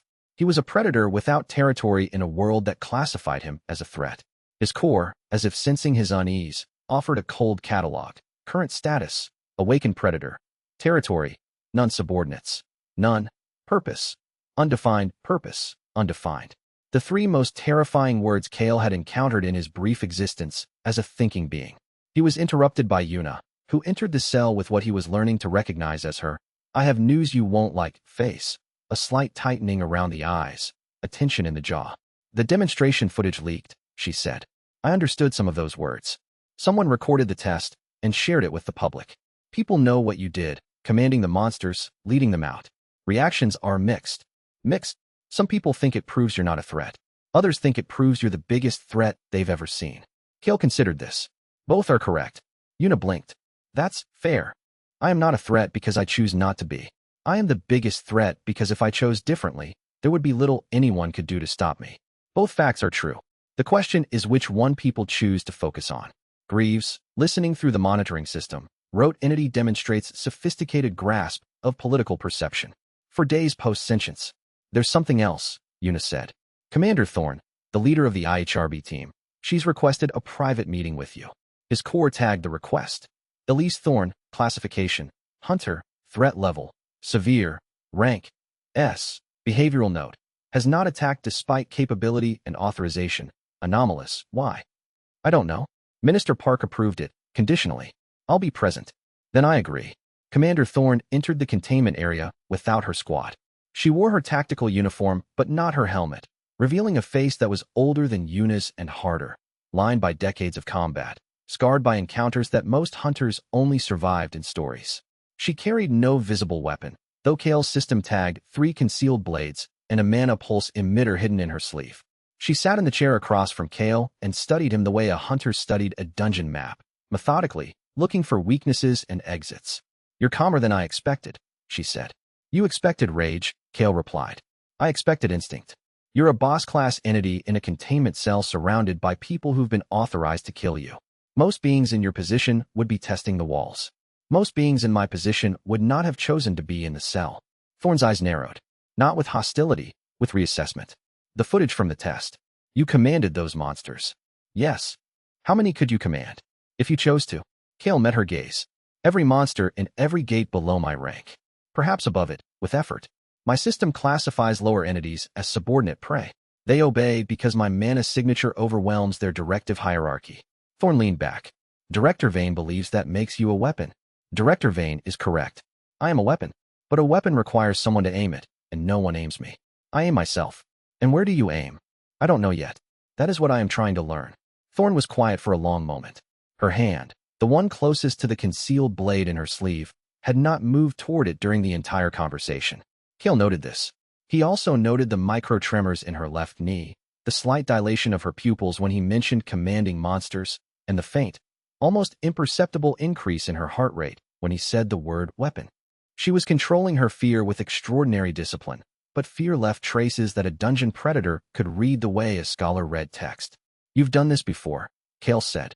Thorn's composure flickered. "Done what?"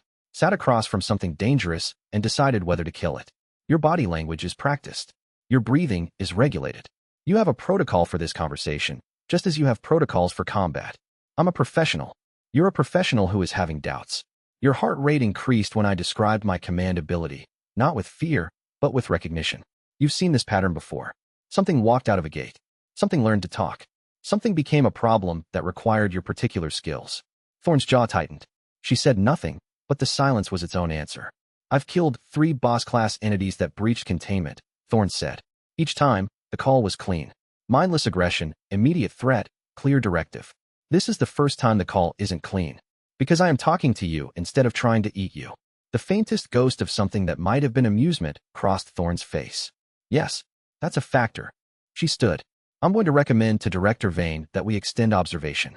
I'm not guaranteeing your safety, Kael Voss. But I'm not pulling the trigger today." She left. Una exhaled. "That went better than expected," Una said. "She is afraid of me," Kael said. "But she is more afraid of making a mistake." "That is useful. Please don't phrase things like that in front of the observation team." "Like what?" "Like a predator calculating its advantage." Kael paused. Considered. "I apologize. I am still learning which thoughts to keep inside." Una stared at him for a moment.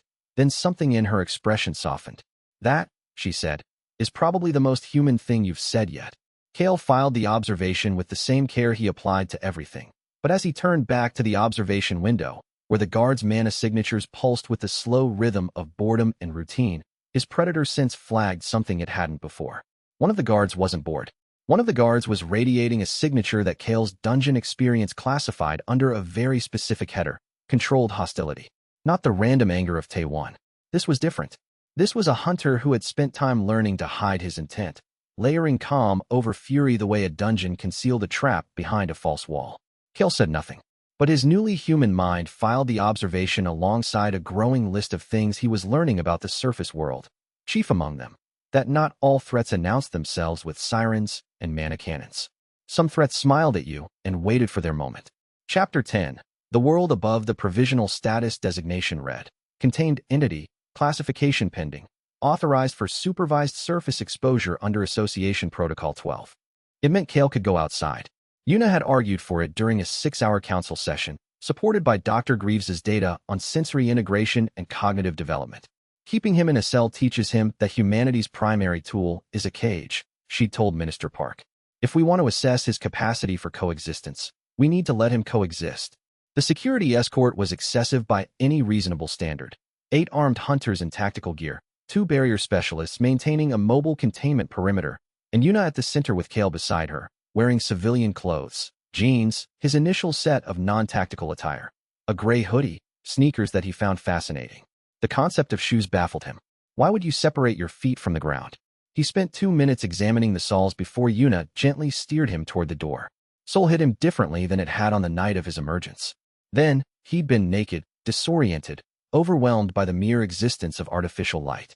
Now, with 3 days of language and context assembled in his mind, the city was still alien but navigable. He could name things: cars, buildings, people, trees, sky. The sky. Kael stopped in the middle of the sidewalk and looked up. The rain had cleared, and he saw the sky. His first glimpse of the open heavens. Not the ceiling of a dungeon floor, not the underside of an obsidian cavern, but an open expanse of gray-white clouds stretching in every direction without a visible boundary. "It doesn't end," he said. "No," Yuna said. "It doesn't." Floor 47 was 30 meters high. I knew every crack in the ceiling. I could map it with my eyes closed. He kept looking up. "This has no ceiling. Does that bother you?" "No." A pause. "It terrifies me, and I want to keep looking." The security escort exchanged glances. Yuna allowed herself a small, private smile. They walked through quiet streets. The escort had planned a route through a low-traffic commercial district, past shops and restaurants, and a park where old men played chess. Kael absorbed everything with the consuming attention of his nature, but the things that captivated him were never the things the security team expected. Not the cars, not the towering buildings, not the technology. A dog, lying on a patch of grass, being scratched behind the ears by its owner. "That creature," Kael said, stopping. "The small one. It is showing its vulnerable areas to the larger one. Throat, belly, no defensive posture. It's a pet," Yuna explained. "The dog trusts the person." Trust. Kael watched the dog roll onto its back, legs in the air, tongue lolling. Exposing your weakest points to another being because you believe they won't attack. Yes. This is common among humans. Between people and their pets, yes. Between people and other people, sometimes. It's harder. Kael filed this away with the weight of someone acquiring a new theorem. The convenience store was next. A small, brightly lit GS25 on a corner, its shelves stocked with the organized chaos of Korean retail. Kael entered and his hunting instinct went haywire. Not with threat assessments, but with classifications it couldn't resolve. Packaged rice cake. Classification: not prey, not hunter. Category: food. Note: entity has never consumed non-living sustenance. Fluorescent light array. Classification: not prey, not hunter. Category: technology. Magazine rack. Classification: error, cannot categorize. "Why does this place have so many things?" Kael asked, turning slowly in the narrow aisle, his gold eyes scanning every shelf. "It's a store. People buy things they need." Need. He picked up a bag of tangerine-flavored candy, studied the packaging, put it back. Picked up a bottle of water, put it back. Picked up a rice ball wrapped in seaweed and held it with the reverence of an archaeologist handling a relic. Humans need this. Humans need to eat. I consumed essence. Mana. The concentrated life force of defeated enemies. He looked at the rice ball. "This is not that. No. This is rice and seaweed. I would like to try it." Yuna bought the rice ball and a bottle of water. And, on impulse, a tangerine, a real one, from the small produce section near the register. The cashier, a teenager with earbuds in, didn't look up from his phone. Outside, on a bench, Kael ate a rice ball. His first meal. His reaction was not what anyone expected. "It's so gentle," he said. "Essence is violent. It floods the core, demands integration, reshapes the body. This," he chewed slowly. "This just sits there. It doesn't fight. It doesn't resist absorption. It just is." He ate the tangerine next, peeled it with clumsy fingers, got juice on his hoodie, bit into a segment, and went still. "What is this? A tangerine. Why is it?" He struggled for the word. "Why does it make me feel like the light did when I first saw the street light? That sensation. The one I don't have a name for." "Joy," Yuna said softly. "Joy," Kael repeated. He ate another segment. And another. He ate the entire tangerine and looked at his empty hands with an expression of genuine loss. "There are more," Yuna said, and something about the way he looked at her when she said it made her chest tight in a way she refused to examine. The walk continued. Through a park. Past a school where children were being released for the day, pouring through the gates in a chaos of backpacks and shouting. A child, a girl, perhaps 6 years old, broke away from her group and waved at Kael. Not at the security escort, not at Yuna. At the tall, pale man with the gold eyes and the hoodie, who looked different enough to be interesting and not quite threatening enough for a 6-year-old's danger sense to trigger. Kael froze. His hunting sense engaged. Entity, human child, age, approximately 6, classification. The system stuttered. Tried again. Classification, not prey, not hunter, category. Category unknown. Error. Entity does not fit predator-prey framework. Assigning temporary classification. Unresolved. Kael stared at the waving child with the intensity of a mathematician confronting a proof that invalidated their life's work. His predator framework classified everything, every human, every animal, every monster, as either prey or hunter. The categories were fundamental to its architecture. Prey was something weaker. Hunter was something that could threaten. This child was neither. She was waving. She was smiling. She was 6 years old and her shoelaces were untied, and she was missing a front tooth, and the system could not figure out what she was.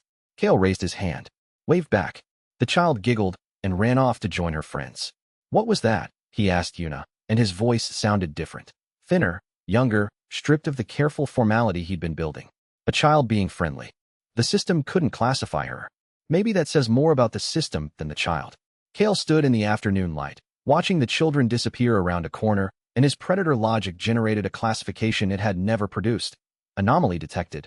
Not all entities require classification, suggested action. Create new category. New category. Unknown. Requires protection, not predation. Back at the association, Dr. Greaves reviewed the day's data and found something in Kael's core scans that stopped his commentary mid-sentence. A second signature. Faint. Dormant. Buried beneath the primary apex predator framework like a seed waiting for the right conditions to sprout. It wasn't Kael's. It wasn't human. It wasn't any monster in any database. It was old.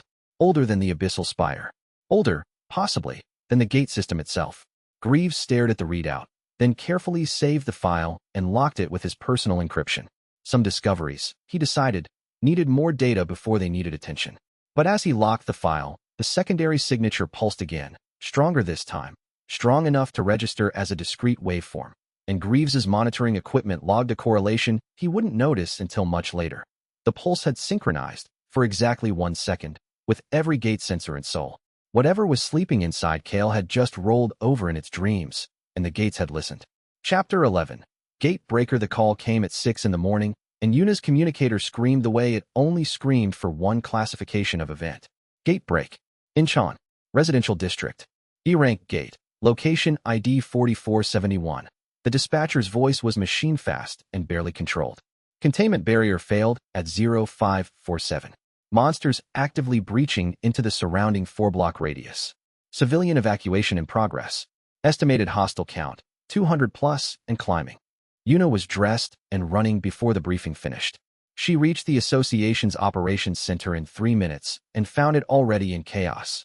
Holographic maps of Incheon flickering with red contacts. Coordination officers shouting into communicators, and Minister Park standing at the central display with the kind of expression that meant people were already dying. 3 response teams deployed, Park said without looking up. They're containing the perimeter, but the gate is still active. It's vomiting E-rank monsters faster than we can put them down. How is that possible? E-rank gates have limited spawn capacity. This one is exceeding projected parameters by 400%. Dr. Greaves thinks the gate's behavior has been destabilized, possibly related to the Abyssal Spire breach. Park's eyes finally met Yuna's. We need a field test for the entity. This is it. Kael entered the operations center flanked by his security escort, wearing the tactical uniform with the ease of someone who'd been born in combat gear. His gold eyes scanned the holographic map, and his predator sense did what it had always done, assess the tactical landscape. Gate break. Rank. E. Escalation pattern. Abnormal. Hostile count. 247 and increasing. Civilian population in threat zone. Approximately 3,200. Assessment. Trivial threat to entity. Catastrophic threat to local population. I can stop this, Kael said. That's what we're counting on, Park replied. Supervised field deployment. Agent Shin retains tactical authority. 2 support hunters embedded. You engage the monsters, contain the breach, and, if possible, close the gate. Close it. Dr. Greaves believes that your ability to command dungeon entities might extend to gate infrastructure. If you can close the gate from the outside, we eliminate the source. The helicopter ride to Incheon took 11 minutes. Kael sat in the back, watching the city scroll beneath him through the window. Rooftops, highways, the silver ribbon of a river, and his hunting instinct tagged every mana signature it detected, a rolling cascade of classifications that his conscious mind filtered to relevant threats. The gate break zone was visible from the air. A 4-block residential area near the waterfront, normally home to apartment buildings and small shops, was now crawling with goblins, stone bats, and a handful of larger entities. Cave trolls, maybe D-rank at best, that had forced their way through the overtaxed gate. Smoke rose from a collapsed building. Sirens wailed. Hunter response teams held a perimeter, mana barriers flickering as monsters pressed against them. Kael dropped from the helicopter at 40 meters. He landed in the center of the breach zone, the concrete cratering under the impact of his mana-dense body, and every monster within a 2-block radius turned toward him. The E-rank creatures reacted as they had in the test dungeon, immediate submission. Goblins dropped their crude weapons. Stonebats landed. Slimes flattened themselves against the ground. The predator hierarchy was absolute at this level. Kael's mana signature overwhelmed their instinctive programming the way a bonfire overwhelmed a match. Stand down. Kael commanded in the dungeon proto-language. Return to the gate. They obeyed. 163 E-rank monsters turned in unison and began walking, crawling, or oozing back toward the gate's entrance, filing through the streets of Inshan in a procession that would have been comical if the rubble and smoke hadn't been there to remind everyone of the cost. The cave trolls resisted. D-rank entities had stronger will. Not sentience, not even close, but enough independent programming to hesitate before a command from an unknown hierarchy.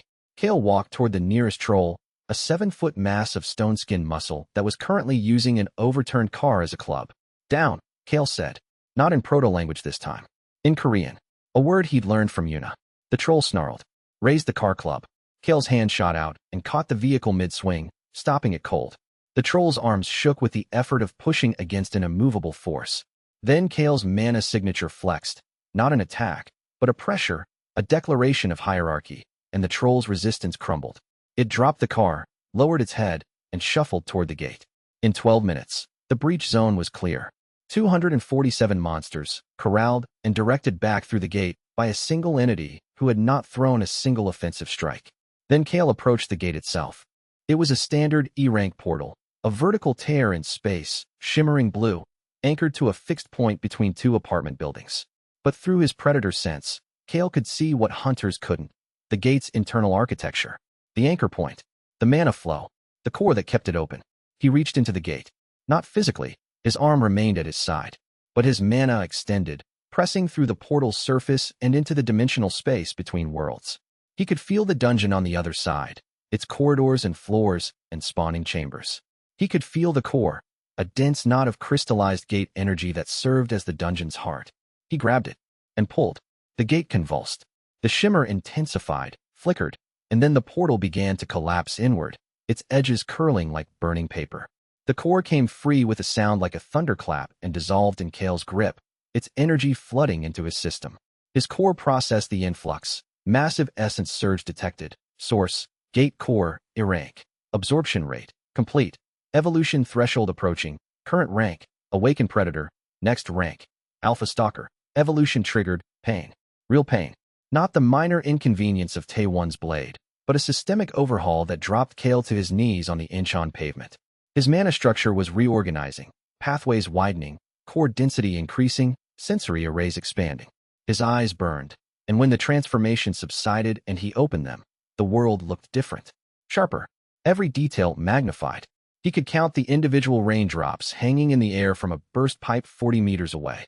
He could hear heartbeats, the hunter response team's accelerated pulses, the civilians' terrified rhythms behind the evacuation barriers, and deeper, fainter, the slow throb of 3 other gates within a 10-kilometer radius. His eyes, gold before, with slit pupils. Still gold. But the slit pupils were permanent now, and they caught the light with a reflective sheen that was no longer remotely human.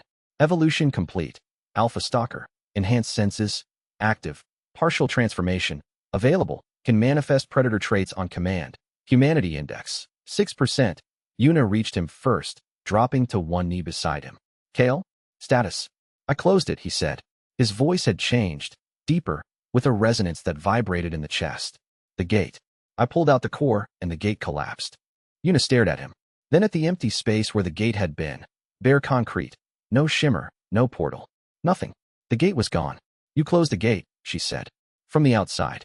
Yes. No one has ever done that. No one has ever been what I am. Above, in the helicopter, Dr. Greaves was shouting into his communicator with the unhinged enthusiasm of a man who'd just watched physics break. He pulled the core out. He reached through the portal boundary and extracted the anchor core. The gate didn't just close. It ceased to exist. The spatial coordinates are normalizing. It's as if the gate was never there. News vans were already arriving. Cameras pointed at the rubble, at the retreating monsters, at the gold-eyed figure kneeling in a crater surrounded by hunter response teams who didn't know whether to aim their weapons at him or salute. In a noodle shop 3 blocks from the Abyssal Spire Gate in Seoul, an old man with calloused hands and gentle eyes watched the news coverage on a small television mounted above the counter. He watched the pale man with the gold eyes close a gate with his bare hands. He watched the hunters stare. He watched the world change. Old man Moo set down his tea and murmured. So another one walked out. He said it like someone greeting an old, tragic pattern. Then he reached beneath the counter and pulled out a sealed box that he had kept there for 30 years, since the last time a being with gold eyes had walked out of a gate and into a world that wanted it dead. Inside the box was a letter, yellowed and cracked, written in Russian, addressed to whoever comes next. Moo had never opened it. The woman who'd written it, Nadia, her name had asked him to keep it sealed until the next one appeared. 30 years, Moo murmured, looking at the box, then at the television where Kael's gold eyes stared out from the broadcast. You took your time. He set the box on the counter and went back to his noodles, but he did not put it away. Chapter 12. The weight of being seen. The Incheon footage hit the global networks within an hour, and this time there was no leak to blame. The news helicopters had captured everything.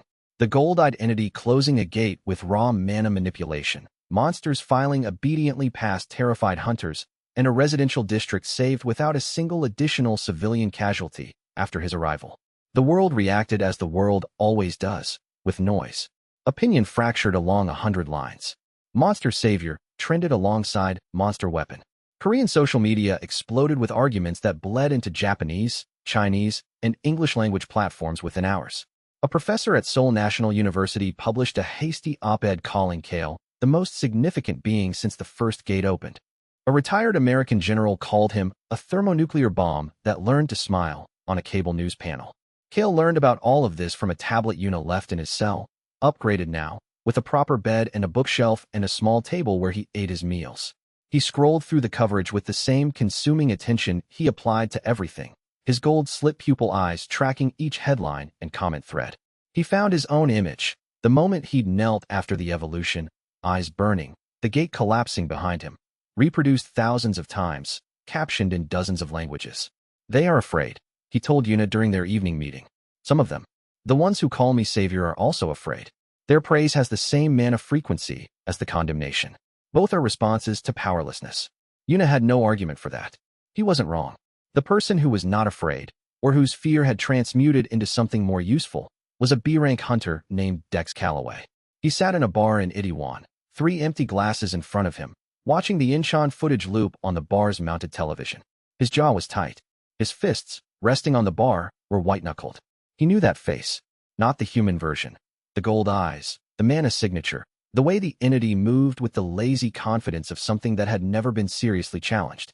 He had felt that presence 2 years ago, on floor 47 of the Abyssal Spire, in the last 11 seconds before his entire world collapsed. Dex had been a porter. Support role. Carry the gear, watch the exit, be ready to run.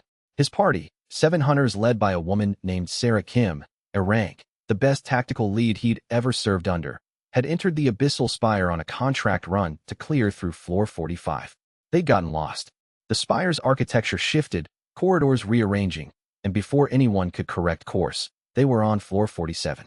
In the boss chamber, face to face with Gorvath the Unbroken, Sarah had lasted 47 seconds. Longest survival time against the floor 47 boss on record. She'd thrown Dex through the escape route before the chamber sealed, spending the last of her barrier energy to launch him to safety while she stayed behind. He'd heard her final words through the closing portal. Run, Dex.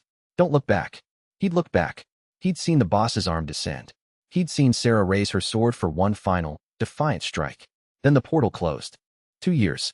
24 months of survivor's guilt, of drinking and fighting and pushing himself through gate runs that bordered on suicidal, trying to earn a death that would balance the equation of Sarah's sacrifice.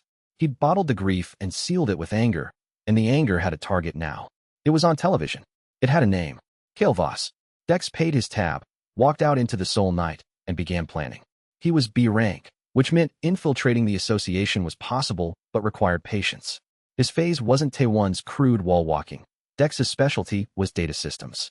Before he'd become a hunter, he'd been an intelligence analyst for the Korean military. He knew how to access records, forge credentials, and embed himself in an operation without leaving traces. He spent 2 days building a cover identity. Volunteer Porter, a civilian auxiliary role that the association was actively recruiting for, given the increased gate activity surrounding Kael's emergence. The background check was thorough, but not hunter-grade. They were looking for criminal records and outstanding debts, not falsified B-rank certifications. 3 days after the Incheon incident, Dex Calloway reported for duty as a volunteer porter assigned to the Entity Management Division. He was inside. He told himself it was for Sarah, for the 47 seconds she'd bought him, for the team that had walked into a dungeon and never walked out. The blade was custom work, commissioned from a retired S-rank weaponsmith in Taegu who specialized in anti-monster forging. The old smith had asked what Dex wanted it for, and Dex had said, personal use, in a voice that made the smith stop asking questions. The blade's edge was treated with a compound derived from high-floor dungeon ore, the same material that formed dungeon boss cores. It was designed to cut through mana-dense tissue the way a hot wire cuts through wax. It had cost Dex his savings, his backup savings, and a favor he'd owed to a woman in the black market who dealt in hunter intelligence. 3 weeks of preparation. 3 weeks of holding his grief like a loaded weapon, waiting for the safety to click off. But at night, in the small apartment he'd rented under his cover identity, Dex dreamed the same dream he'd had every night for 2 years. Sarah's face through the closing portal, not afraid, not angry. Calm. The calm of someone who'd made her choice and was at peace with it. Don't look back. He always looked back. In his cell, his room, Kael sat in the dark and experienced something Dr. Greaves's equipment classified as REM-analogous cognitive processing. Not sleep. Kael still couldn't sleep. But his mind, overwhelmed by the sensory and emotional input of the past week, had developed a shutdown mode, a period of reduced consciousness where accumulated data was sorted, filed, and integrated. During these periods, Kael dreamed. Not his own dreams. The dreams of the dead. 10,000 hunters had left their final cognitive impressions in his core, and now those impressions surfaced during his rest cycles as vivid, uncontrollable narratives. He experienced their last moments, not as clinical data logs, but as memories. Tonight, he was Sarah Kim. He stood in the boss chamber of floor 47 and felt the weight of her sword in his hand. He felt the barrier energy draining from her core, spent, nearly empty, just enough left for one final act. He saw the portal where Dex was scrambling backward, eyes wide, and he felt Sarah's hands push the barrier outward, launching Dex to safety. He felt the calm, the acceptance, the absolute certainty that this was the right choice. And he felt, in Sarah's last second of consciousness, a thought directed at no one and everyone. Tell Dex to stop blaming himself. It wasn't his fault. Kael surfaced from the dream gasping, his hands gripping the edges of his cot, his gold eyes wide in the dark. His core logged the experience. Dream sequence. Memory fragment. Sarah Kim, A-rank hunter, deceased. Floor 47. Cognitive impact. Severe. Humanity index adjustment. Plus 0.3%. He sat in the dark for a long time, holding a dead woman's last wish in his mind like a glass he was afraid to drop. Somewhere in Seoul, the man she'd died to save was sharpening a blade forged from the same obsidian that had once armored Gorvath's chest. Dex Calloway ran his thumb along the edge and felt it bite. Sharp enough to split a monster's mana core, sharp enough to make an entity bleed. He didn't know about the dreams. He didn't know that the thing he planned to kill was carrying Sarah's last words like a prayer. But Kael knew about him, had dreamed about the man Sarah had pushed through the portal, the man whose face she'd held in her mind as the chamber sealed. 2 men carrying the same dead woman's memory. One sharpening a blade, one holding a wish. They would meet soon, and when they did, only one of them would walk away wanting blood. Chapter 13. The second signature. Dr. Greaves had not left his laboratory in 36 hours, and the coffee had stopped helping 12 hours ago. He sat before a holographic display that rendered Kael's core structure in 3-dimensional detail, a rotating lattice of interwoven human and monster mana pathways, pulsing with the slow rhythm of his predator core's heartbeat. The primary structure was extraordinary enough, but it was the secondary structure that had cost Greaves his sleep. Buried beneath the system's active matrix, nested inside layers of dormant code like a pearl inside an oyster, a second mana signature pulsed with its own rhythm. It was faint. Greaves's equipment could barely detect it, but it was there, and it matched nothing in any database he could access. Not human, not monster, not any variant of gate energy classified in the 33 years since gates first appeared. It was old. Spectral analysis suggested a mana resonance pattern that predated the established gate system by an unknown margin. If Greaves's calculations were correct, and he had run them 17 times, the second signature was older than any recorded gate on Earth. He brought his findings to Minister Park in a sealed briefing room. "There's something inside Kael that isn't Kael," he said, pulling up the comparison scans. "The primary structure, his predator framework, the hybrid core, that's his. It's what emerged from floor 47. But this," he highlighted the dormant signature. "This was there before the Sentience event, before the accumulation. This is something that was placed in floor 47's boss entity at the time of its creation." Park studied the display. "Placed by whom?" "By whatever created the gate system." Silence. "That's a significant claim, Dr. Greaves." "It's a significant finding, Minister. The dormant signature doesn't interact with Kael's active systems. It's not affecting his behavior. It's just waiting. For what, I don't know. But I wanted you to be aware before the IHRB situation evolves. Who else knows? Just me. And now you. Keep it that way." Park's voice was steady, but her hand, the one resting on the conference table, had curled into a fist. She'd spent 15 years managing crises that ranged from gate breaks to political coups, and she'd learned to measure threats by the size of the unknown they contained. This unknown was vast. "Minister," Greaves said, hesitating. "There's one more thing. The dormant signature's resonance frequency. I cross-referenced it against the International Gate Archive's historical database. Every major gate that's ever opened on Earth vibrates at a harmonic of this frequency. Not a coincidence. A pattern. Whatever planted this inside Kael isn't just connected to the gate system. It may be the foundation the gate system was built on." Park closed her eyes. "You're telling me that the gates themselves might be a product of whatever is sleeping in that man's chest?" "I'm telling you it's a possibility I can't rule out. And if it's true, then the IHRB's kill order isn't just morally questionable. It could be catastrophically dangerous. We don't know what happens to the dormant signature if the host is destroyed. For all we know, killing Kael could trigger a chain reaction through the entire gate network. Or it could defuse a bomb. Yes, or that." Park opened her eyes. "Give me more data. And, Doctor, find out what happened to variables 1 through 3. If Vane's archives have records of previous dormant signatures, I need to know if any of them survived termination." Greaves nodded and left. Park sat alone in the briefing room for a long time, staring at the holographic image of the dormant signature pulsing in Kael's core, a slow, patient rhythm that looked, to her eye, like a heartbeat counting down to something. Meanwhile, Kael had made a request that Yuna found difficult to refuse. "The memorial wall," he said, "where the names of fallen hunters are recorded. I would like to see it." The Korean Hunter Association maintained a wall of remembrance in the lobby of its Seoul headquarters, a curved surface of polished black stone etched with the names of every hunter killed in the line of duty since the first gate opened in Korea. Over 8,000 names in neat columns, organized by year. Fresh names were added monthly. Yuna brought Kael there at dawn, before the building filled with staff. The security escort maintained a respectful distance. The lobby was empty except for the two of them and the weight of 8,000 deaths. Kael stood before the wall and began reading. Not scanning. Reading. Each name.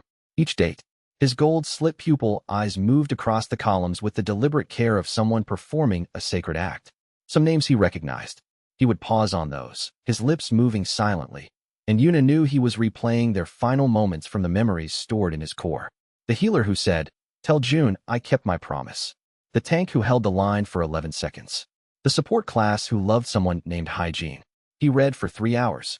Yuna sat on a bench nearby, answering messages on her communicator and watching him from the corner of her eye. The security team rotated shifts. Morning sunlight crept through the lobby windows and illuminated the wall's surface, making the etched names glow. At the end of 3 hours, Kael turned away from the wall. His face was composed, but his core's humanity index had ticked from 6% to 7%. A micro-adjustment that Dr. Greaves would later call the most significant single-point increase in the entire recorded dataset.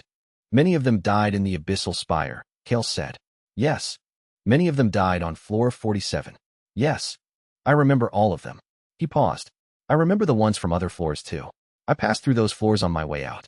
Every boss I passed had their own collection of deaths, their own accumulation. But none of them were sentient enough to carry those deaths as memories." His hands clenched at his sides. "I carry all of them. Every face. Every last word. Every moment of fear and courage and despair. And I can't give any of it back." Yuna stood, walked to him, stood beside him facing the wall. "You don't have to give it back," she said. "You just have to carry it well." Kael looked at the wall one more time. Then he turned to Yuna and said, "I would like to learn their stories. Not just their deaths. Their lives. Who they loved. what they enjoyed, what they wanted to become. That would take a long time. I have nothing but time. I have no purpose, remember? This could be one.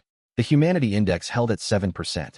Above, in her office, Minister Park received a coded message from Deputy Director Kwan. Director Vane had secured an emergency resolution from the UN Security Council. The IHRB was authorized to deploy Omega Protocol independently on Korean soil, bypassing national authority. The 48 hours Yuna had bought were borrowed time, and the lender had landed at Incheon with 6 S-rank hunters and a mandate signed by the UN Security Council. But Park was not the only one who received news that night. In his quarters, Kael sat upright as his core pulsed with a new sensation, not from the dormant signature, but from the gate. The Abyssal Spire. His old home. 3 kilometers away, behind its reinforced warehouse walls, the spire's gate had trembled at the same moment Kael's humanity index ticked upward. He pressed his palm to his chest and felt 2 heartbeats. His own, and something deeper. "What are you?" he whispered to the thing inside him. The same question Thorne had asked in her empty gallery. The same question Greaves had scrawled in his locked files. The same question that no one had yet found the courage to answer. The second heartbeat pulsed once, and in a noodle shop across the city, Old Man Moo's sealed box rattled on the counter as if the letter inside had heard the question and wanted to respond. Chapter 14. The Grieving Blade. The B-rank gate was supposed to be routine.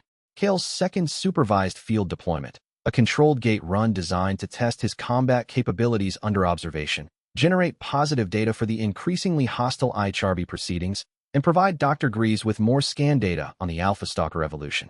The gate was located in a mountainous region outside Taejeon, classified as a standard monster-populated cavern system with no unusual characteristics. The team was small: Kael, Yuna, and 4 association hunters serving as observation and support. Minister Park had authorized the run with the explicit caveat that any sign of instability would trigger immediate extraction. What no one knew was that a 5th member had embedded himself in the support team. Dex Calloway moved through the gate's entrance corridor with the practiced ease of a veteran porter. Gear organized, movement efficient, mana signature deliberately suppressed to match his falsified C-rank credentials. The B-rank gate's ambient mana was thick enough to mask the fluctuations of his real power, and the observation team's attention was fixed on Kael. Inside, the dungeon was a network of limestone caves populated with stone beetles, crystal spiders, and the occasional cave troll, standard B-rank fare. Kael moved through the enemies with controlled precision, subduing rather than killing where possible, commanding where subdual wasn't viable. The observation team documented everything with clinical detachment. Dex waited, watched, cataloged Kael's movement patterns, reaction times, defensive habits with the analytical precision of a man who had once been a military intelligence analyst before the gates changed everything. He noted the half-second delay when Kael transitioned from command stance to combat stance, the gap where his human mind overrode his dungeon reflexes. He noted the way Kael favored his left side, a residual asymmetry from having had 4 arms as Gorvath. He noted the blind spot. Kael trusted Yuna at his back. If Dex struck from Yuna's position, Kael's defenses would be a fraction slower. The blade in his pack, the one forged from Abyssal Spire, or the one that had cost him everything he owned, hummed against his spine, eager. On the 3rd floor of the dungeon, an opportunity presented itself. A cave troll, large, aggressive, enough of a threat to demand Kael's full attention, burst from a side passage and engaged. Kael moved to intercept. The observation team shifted to cover positions. Yuna coordinated the response. For 3 seconds, no one was watching Dex. He struck. The anti-monster blade cleared its concealment sheath with a whisper. Dex's body moved with the honed efficiency of a B-rank combat specialist who'd been training for this moment for weeks. Forward, low, targeting the gap between Kael's shoulder blades where the mana density was thinnest. Kael caught the blade.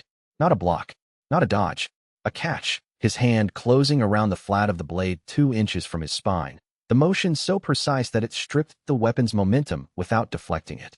He turned, and his gold slit pupil eyes met Dex's, and what lived in his gold gaze was not anger. It was recognition. His core delivered its assessment. Attacker, unknown, falsified credentials, actual classification, hunter, rank, B, threat level, negligible, emotional state, grief, behavioral analysis, not assassination, revenge. You lost someone, Kael said. His voice was quiet, almost gentle, and it carried the particular weight of someone speaking from certain knowledge. On my floor. Dex's hand trembled on the blade's grip. His cover was blown. His plan was ruined. and the being he'd come to kill was holding his weapon like a handshake and looking at him with eyes full of sorrow instead of rage.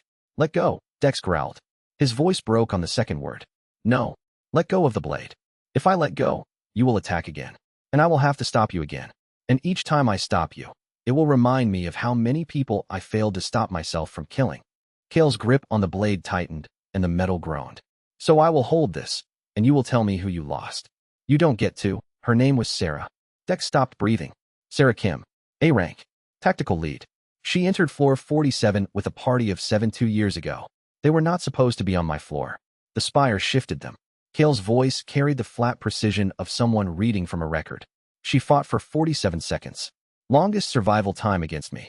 She used her final barrier charge to push a man through the escape portal. Dex's knees buckled. He went down, still gripping the blade, and Kael went with him, kneeling in the dungeon rubble.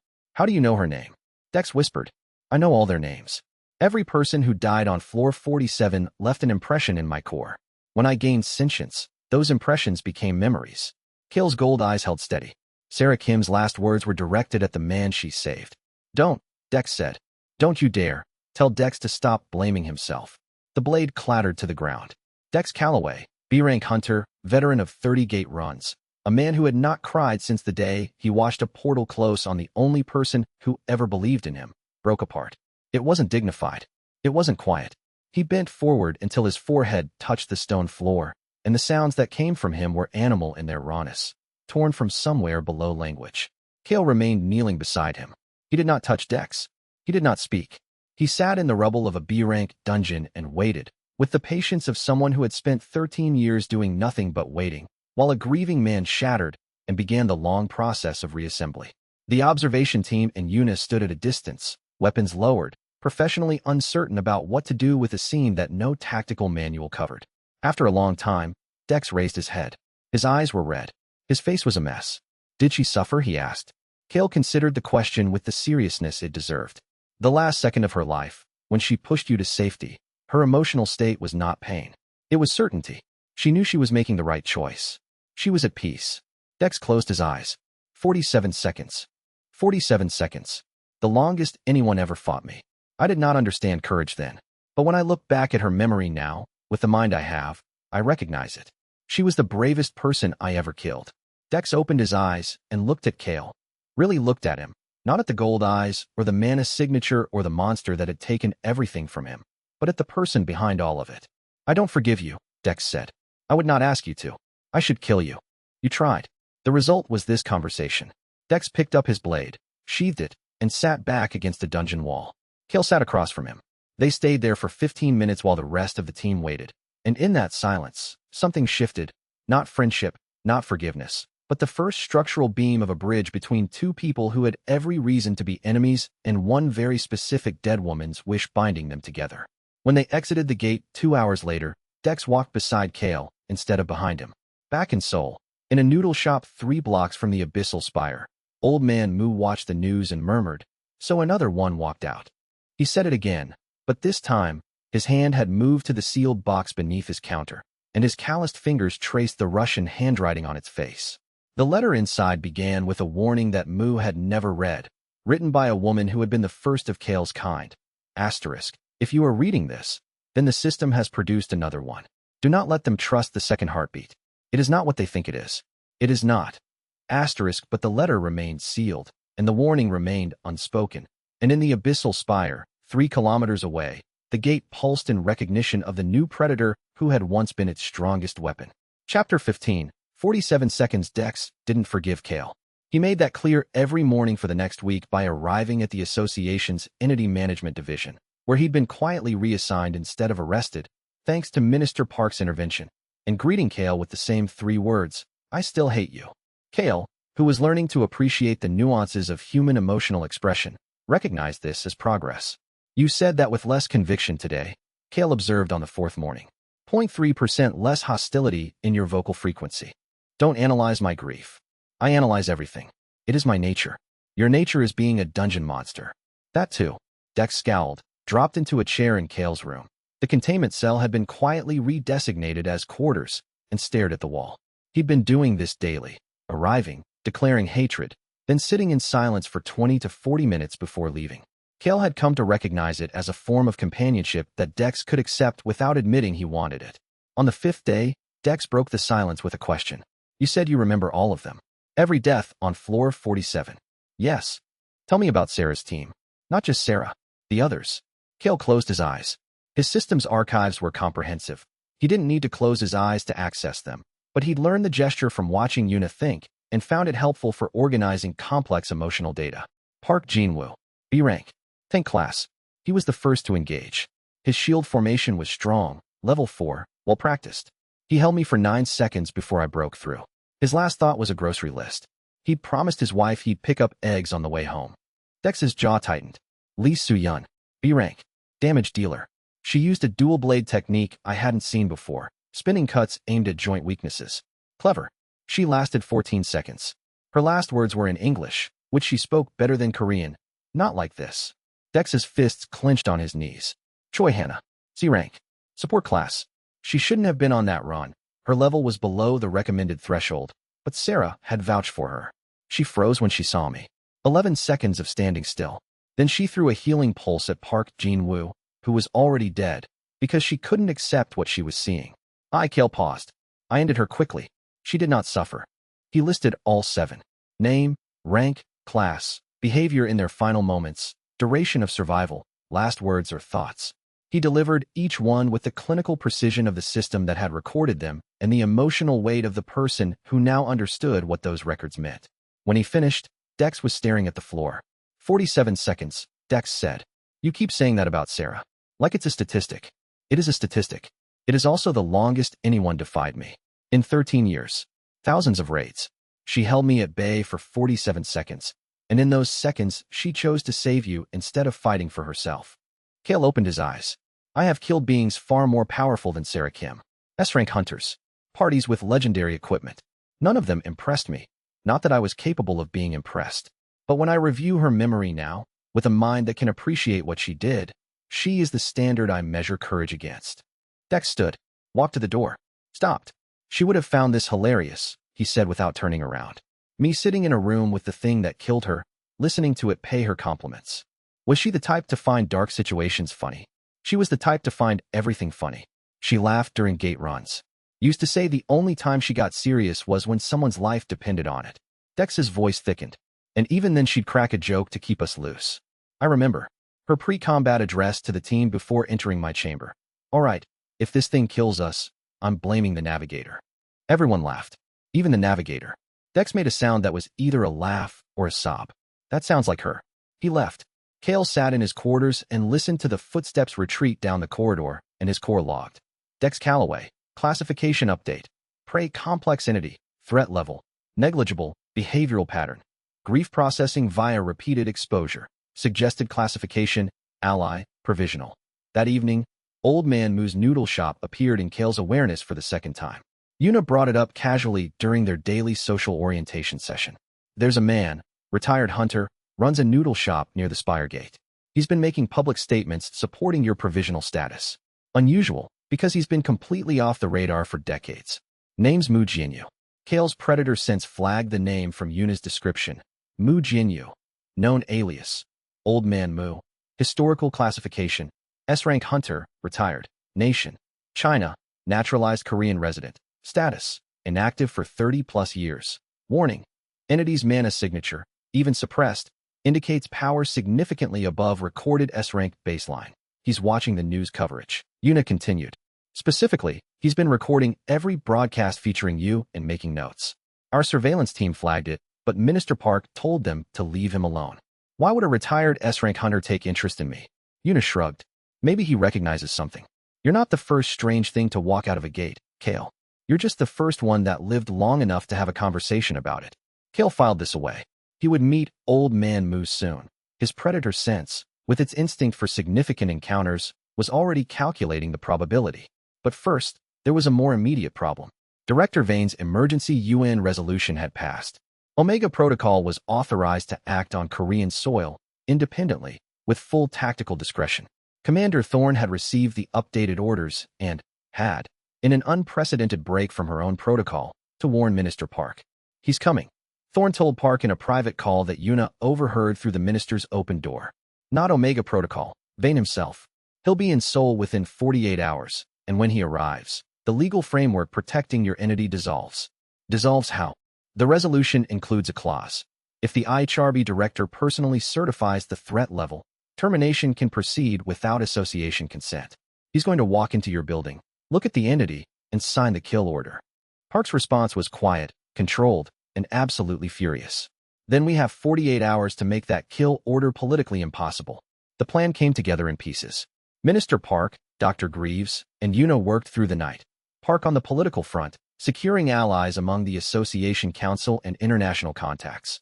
Greaves preparing a comprehensive presentation on Kael's unique nature and potential. Yuna designing a public-facing demonstration that would make executing Kael an act of political suicide for the IHRB. Kael, when told the situation, offered a simpler solution. I could leave. No, Yuna said firmly. If I leave, there is no entity to execute. The crisis evaporates. And you die alone in the wilderness because every hunter organization on the planet classifies you as a target. Yuna's voice was harder than he'd heard it. Leaving is not a solution. It's surrender. I was a dungeon boss for 13 years.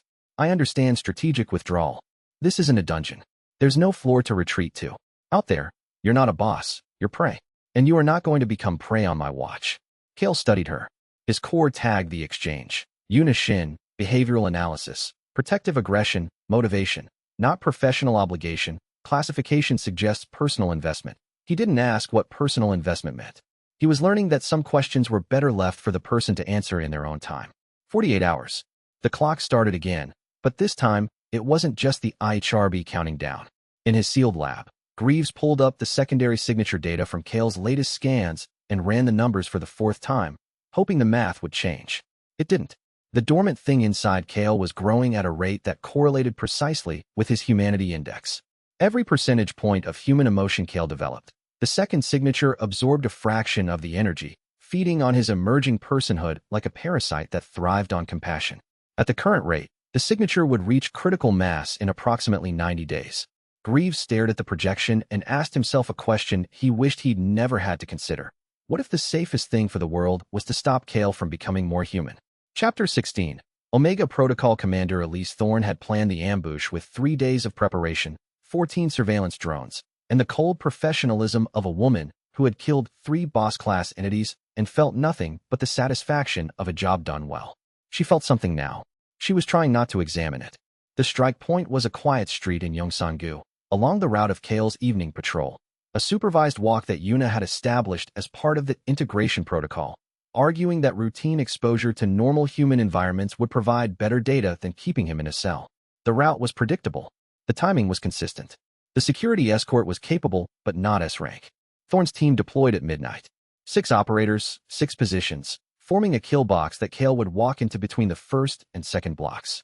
The key technology was spatial lock, a device that sealed a target within a fixed pocket of space, preventing teleportation, phase shifting, and any form of dimensional retreat. Once the lock engaged, the only exit was through Omega Protocol. Kael felt them before he saw them. His Alpha Stalker senses, enhanced beyond anything the surveillance drones could account for, detected 6 mana signatures that were trying very hard not to be detected. S-rank hunters were excellent at suppression. Their signatures were whispers rather than shouts. But Kael had spent 13 years as the final obstacle in a dungeon designed to kill S-rank parties. He knew the taste of their power the way a sommelier knew wine. His predator sense lit up. Alert. 6 S-rank mana signatures detected. Formation pattern. Encirclement. Classification. Hunters. Threat level. Severe. Individual. Extreme. Combined. Tactical assessment. Kill box. Spatial lock technology detected. Retreat options. None once engaged. Yuna. Kael said quietly. Go back. Yuna's hand went to her sword. What is it? Omega Protocol. Thorn's team. They're in the buildings. He identified each position without looking. Second floor of the apartment complex. Rooftop of the convenience store. Sewage access point behind the restaurant. 6 signatures. Spatial lock device. They're not here to talk. Thorn promised she'd recommend extension. Commander Thorn follows orders. The orders have changed. The spatial lock engaged. The world contracted. A shimmering boundary materialized around a 50-meter radius, cutting off the street like a snow globe sealed by an invisible hand. Kael could feel it. a rigid wall of compressed space that his mana bounced off rather than penetrated. No retreat. No dimensional manipulation. No escape. Thorn's team struck from all 6 positions simultaneously. Kael had never fought S-rank hunters as a humanoid. As Gorvath the Unbroken, he'd been 12 feet tall with 4 arms and the environmental advantage of a boss chamber designed to amplify his power. As Kael Voss, 6 feet, 2 arms, standing on a civilian street in the rain, the calculus was different. But the instinct was the same. The first striker, a speed-class hunter who closed the distance in under a second, met Kael's forearm block and was redirected into the pavement. Not killed. Deflected. The second and third came from above, dual-wielding mana blades, and Kael sidestepped both, while simultaneously catching a thrown projectile from the 4th position, a mana lance aimed at his spine. He was moving on pure dungeon combat instinct. 13 years of fighting the best hunters in the world compressed into reflexes that made S-rank speed look sluggish. His body knew how hunters attacked, the patterns, the formations, the way they combined support and assault classes into kill sequences. But there were 6 of them, and they were all S-rank, and they had trained for this specific engagement. Thorn herself engaged from the 5th position. Her combat style was precision, surgical strikes aimed at mana pressure points, each cut designed to disrupt rather than destroy. Her blade found the gap between Kael's ribs, the strike point below his left arm, the nerve cluster at the base of his skull. Each hit was a paper cut, but each cut bled mana rather than blood, slowly draining his reserves. Kael fought in a way he'd never had to. Desperately, creatively, using the street furniture as improvised weapons and the spatial locks walls as rebound surfaces. He threw a car at 2 operatives, caught a mana lance mid-flight, and returned it, cratered the pavement with a stomp that disrupted the formation for 3 critical seconds. Then the 6th member activated their device. The operative was a support class, the only non-combat member of Omega Protocol, and the most dangerous. Their ability was Core Destabilizer, a targeted frequency weapon that resonated with a monster's mana core and began unraveling its structure. The beam hit Kael mid-dodge, and the effect was immediate. His mana structure, the hybrid lattice that Greaves had called impossible, began vibrating at a destructive frequency. Not pain exactly, but wrongness, the sensation of his fundamental architecture being shaken apart, like a bridge in an earthquake. Warning, core integrity compromised, structural destabilization at 4% per second. Estimated time to core failure, 47 seconds, 47 seconds. The same number that had defined Sarah Kim's defiance. The irony was not lost on his predator framework. Kael dropped to one knee. The 5 combat operatives closed in, blades drawn, ready to finish what the destabilizer started. All units, hold. The shout came from outside the spatial lock. Yuna's voice, amplified by her communicator, backed by the sound of approaching vehicles and the unmistakable mana pressure of association response teams. Commander Thorn, stand down. By order of Minister Park, this operation is in violation of Korean sovereignty. Emergency injunction filed with the International Court. Your mandate is suspended pending review. Thorn's blade was 6 inches from Kael's throat. Her team maintained position, eyes on their target, fingers tight on their weapons. Commander, one of her operatives. Orders. Thorn looked at Kael, at the gold eyes that held no fear. Even now, kneeling, core destabilizing, 47 seconds from failure. This entity looked at her not with the desperation of a cornered animal, but with the steady attention of someone who accepted the possibility of ending. She sheathed her blade. Stand down, she said. Disengage the destabilizer. The frequency weapon powered off. Kael's mana structure, shaking and frayed, began slowly restabilizing. The spatial lock dissolved. Association vehicles flooded the street, hunters pouring out with weapons drawn. The standoff dissolved into a jurisdictional shouting match. Thorn's team on one side, association responders on the other, legal representatives from both organizations already screaming into communicators. Kael remained on his knees on the wet pavement. The rain washed blood and mana residue from his face. His hands were shaking, not from cold, not from weakness, but from something his predator logic tagged as an emotion it had never cataloged. New emotional response detected. Fear. Context. First experience of genuine mortality threat. Humanity index impact. Plus 2%. Yuna reached him. Dropped beside him. Her hands found his shoulders, checking for damage with the professional efficiency of a handler and the barely contained urgency of something more. You're okay, she said. Kael, you're okay. I know what pain is now, Kael said. His voice was rough, stripped of its usual analytical cadence. And I know what it means to want it to stop. Yuna's grip tightened on his shoulders. Welcome to being alive, she said. It gets both better and worse from here. Kael let her help him stand. His body was healing. The destabilizer damage was already knitting itself closed, his core reassembling its fractured pathways, but something had shifted inside him that repair couldn't address. The dormant signature. During the fight, during the 3 seconds his core had been stressed to the breaking point, the second heartbeat had surged with a power that dwarfed his own. He'd felt it. A vast, cold intelligence pressing against the walls of its containment, testing them the way he'd once tested the walls of his boss chamber before walking out. Yuna, he said quietly as they walked toward the association vehicle. There is something inside me that is not me. She looked at him. Dr. Greaves mentioned the secondary signature. It is not a signature. It is an entity. And when I was hurt tonight, when the destabilizer cracked my core, it moved. He met her eyes, and in the gold depths she saw something she'd never seen there before. The specific, targeted fear of a predator who has realized it is also prey. Whatever is inside me felt my pain, Yuna, and it was pleased. Chapter 17. The thing that sleeps. The association's medical wing was not designed for non-human patients. Dr. Greaves improvised, jury-rigging his analysis equipment into a diagnostic suite while the medical staff hovered uncertainly, their training useless against the biological anomaly lying on the reinforced examination table. Kael lay still, not sleeping, still couldn't sleep, but conserving energy while his hybrid core repaired the damage from the destabilizer. The process was visible on Greaves's monitors. Mana pathways reweaving themselves, structural lattices reforming, his core's framework slowly returning to stability. The destabilizer targeted his core's resonant frequency.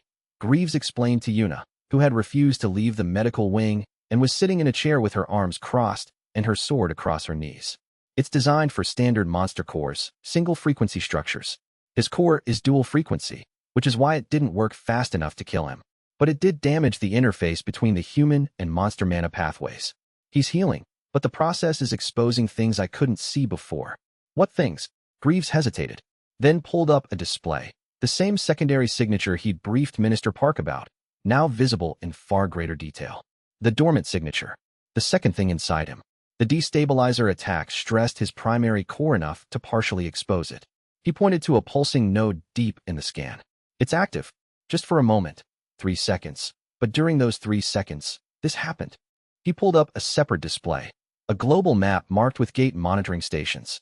Every station in East Asia was highlighted in red. Every gate sensor from Japan to Indonesia spiked to maximum alert simultaneously. For 3 seconds. Then nothing. The dormant signature went quiet, and the sensors normalized. Yuna stared at the map. What could cause that? Whatever is inside Kael, it's connected to the gate system at a fundamental level. When it pulsed, every gate in the region responded. Not with monster activity, with recognition. As if something underneath the gates heard a signal and answered. Have you told Kael? Not yet. He's recovering. And frankly, I'm not sure what to tell him.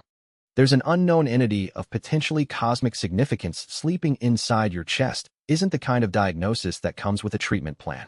Kael heard them. His Alpha Stalker senses had a range that exceeded the medical wing's dimensions, and the hushed quality of their conversation told him the content was about him. I can't hear you, he said, not opening his eyes. Greaves winced. Yuna gave him a told you look. The thing inside me, Kael continued. I've been aware of it since the evolution to Alpha Stalker. A weight below my core. A presence that isn't mine. I assumed it was a remnant of the Spire's architecture. A piece of Floor 47's programming that my evolution failed to purge. It's not that, Greaves said carefully. It's older than the Spire.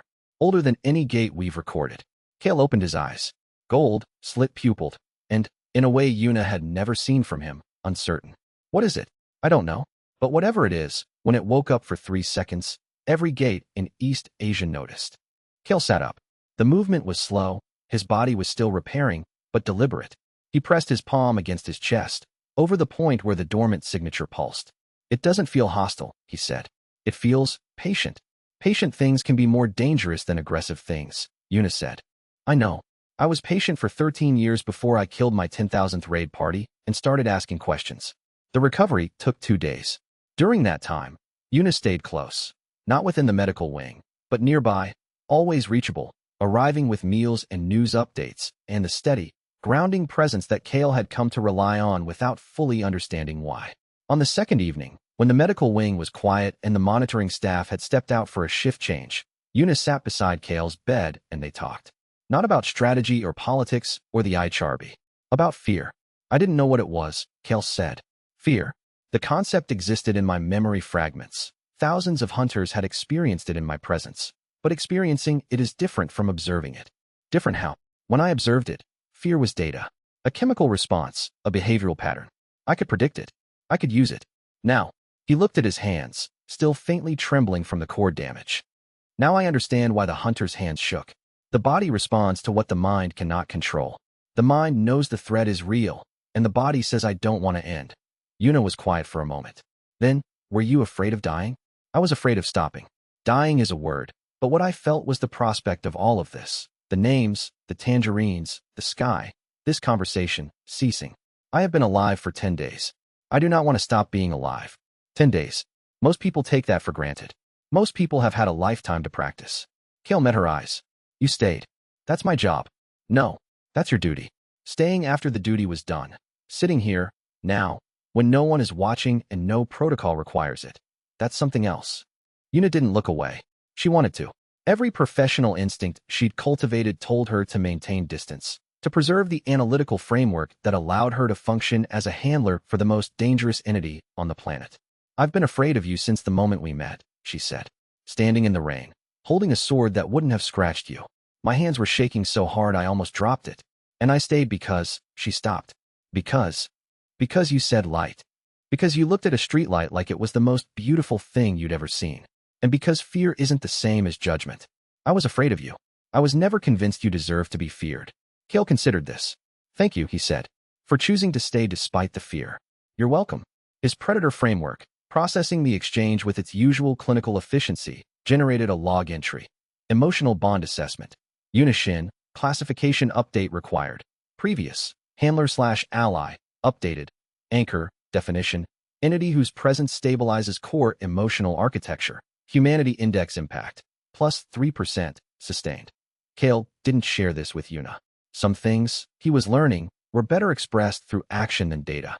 Above them, in Minister Park's office, a secure call connected to Commander Thorne. The conversation was brief. The attack was a mistake, Thorne said. Legally or morally? Park asked. Both. He was defending himself, and my team nearly killed a sentient being that has done nothing aggressive since emerging. Vane gave the order. I executed it. I shouldn't have. What are you saying, Commander? I'm saying I'm filing a formal objection with the IHRB Oversight Board. And I'm saying that if Vane gives another kill order, I'll need more than his word that it's justified. Park allowed herself 1 second of relief before the political machinery of her mind began calculating how to leverage this fracture. But the fracture went deeper than Thorne's crisis of conscience. That night, Greaves broke his own confidentiality seal and showed Park the secondary signature data, the growth rate, the correlation with the humanity index, the 90-day projection. Park stared at the display for a long time. You're telling me that the more human he becomes, the stronger this thing inside him gets. That is what the data suggests, Minister. And if it reaches critical mass? I don't know. The previous variables were terminated before their secondary signatures matured. We have no data on what happens when one fully activates. Greaves paused. But whatever it is, it was placed there by the same entity that designed the gate system. And the gate system produces extinction-level threats as a matter of course. Park set down the display. So we're in a race. Kael is becoming human. The thing inside him is becoming something else. And whoever finishes first wins. That, Greaves said quietly, is the most terrifying way to phrase it, and also the most accurate. Chapter 18, Provisional Hunter. The designation ceremony was small, quiet, and, by the standards of Korean political theater, remarkably understated. Minister Park stood behind a podium in the association's 7th-floor conference room, flanked by Deputy Director Kwon and a legal team that had spent 72 hours constructing the framework for what was about to happen. Dr. Greaves sat in the front row with the barely contained excitement of a man watching history unfold. Yuna stood at parade rest near the door, wearing her dress uniform, her expression neutral in the way that meant she was feeling things she'd decided not to show. Dex Calloway leaned against the back wall with his arms crossed, his presence neither invited nor forbidden. He'd simply walked in, and no one had challenged him. Kael stood before the podium in the tactical uniform that had become his standard attire, his gold slit pupil eyes fixed on Minister Park with the attentive stillness that meant he was processing multiple layers of meaning simultaneously.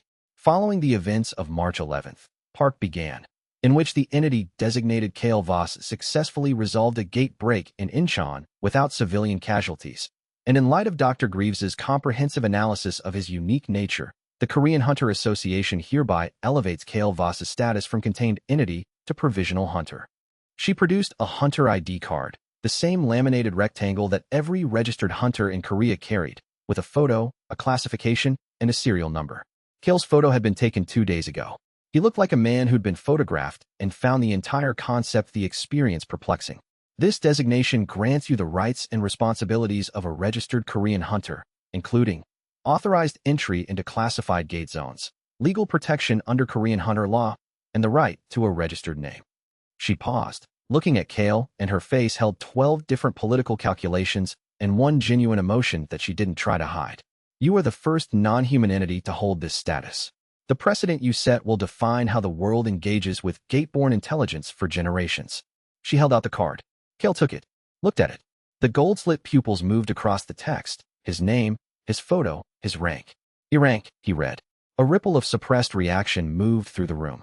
Everyone present knew that classifying Kael as E-rank, the lowest possible hunter designation, was a legal fiction designed to minimize political blowback from the IHRB. Kael's actual combat capability exceeded anything the Korean ranking system could accommodate. Political necessity, Park said. I understand. Kael looked up from the card. I was the strongest being in the Abyssal Spire. Here, I am the weakest hunter on record. The ghost of something that might become a smile crossed his features.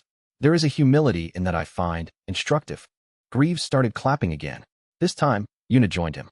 Then Dex, one slow, grudging clap that he stopped after 3 repetitions, but that meant more to Kael than the standing ovation of thousands. The ceremony ended. People filed out. Yuna lingered by the door. How does it feel, she asked. Kael held up the ID card. I have a name on a piece of plastic. It shouldn't matter. It's a material object with no mana value. But he turned it over. It says I exist. Not as an entity. Not as a threat assessment. As a person with a number and a classification and a right to be here. It matters because someone decided you deserved it. Yes, that is what matters. The day's second event was less ceremonial and more bewildering. Kael was in his quarters, upgraded again, now a small apartment in the association's residential wing with a window that faced east because he'd asked for morning light, when his mana core experienced an uncontrolled emotional spike. The stimulus was nothing dramatic. He was reading a philosophy book. Old Man Mu had somehow gotten past the security desk. Marcus Aurelius, Meditations, dog-eared and annotated in tiny Chinese characters. When a passage struck him with unexpected force, the happiness of your life depends upon the quality of your thoughts. The thought that struck him was not about happiness. It was about Sarah Kim and Dex and all the dead whose faces he carried, and the unbearable weight of being alive because of them. His mana core surged. Not violently. The surge was contained, directed inward, but the emotional resonance was strong enough to vibrate through the ambient mana field of the building. And in response, something materialized. It appeared on his desk first as a shadow, a pooling of darkness that had no corresponding object to cast it. The shadow thickened, condensed, and extruded upward into a shape. For legs, a tail, pointed ears, a body made of darkness and residual dungeon energy, assembled by Kael's unconscious mana output in response to an emotional need he couldn't articulate. A cat, a shadow cat, the size of a house cat, with fur that was less fur and more solidified darkness, eyes that glowed a faint amber, and an expression of supreme annoyance that seemed directed at the universe in general and its own existence in particular. It looked at Kael. Kael looked at it. His core identified it. Entity, familiar, spawned from residual dungeon energy plus emotional catalyst.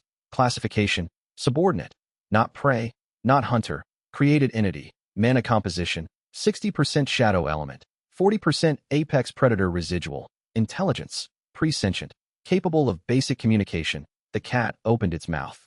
What came out was not a meow. Hungry. Its voice was like sandpaper on stone, rough, reluctant, as if the act of speaking was an inconvenience it had been forced to endure. Kael stared. Hungry, the cat repeated, with greater emphasis. Yuna arrived in response to the security alert triggered by the mana anomaly, sword drawn, expecting a crisis. She found Kael sitting on his bed, holding a shadow cat that was trying to eat his sleeve. The cat looked at Yuna, hissed. Then it looked at the door behind her, where Dex had appeared in response to the same alert. The cat purred. What, Dex said, is that?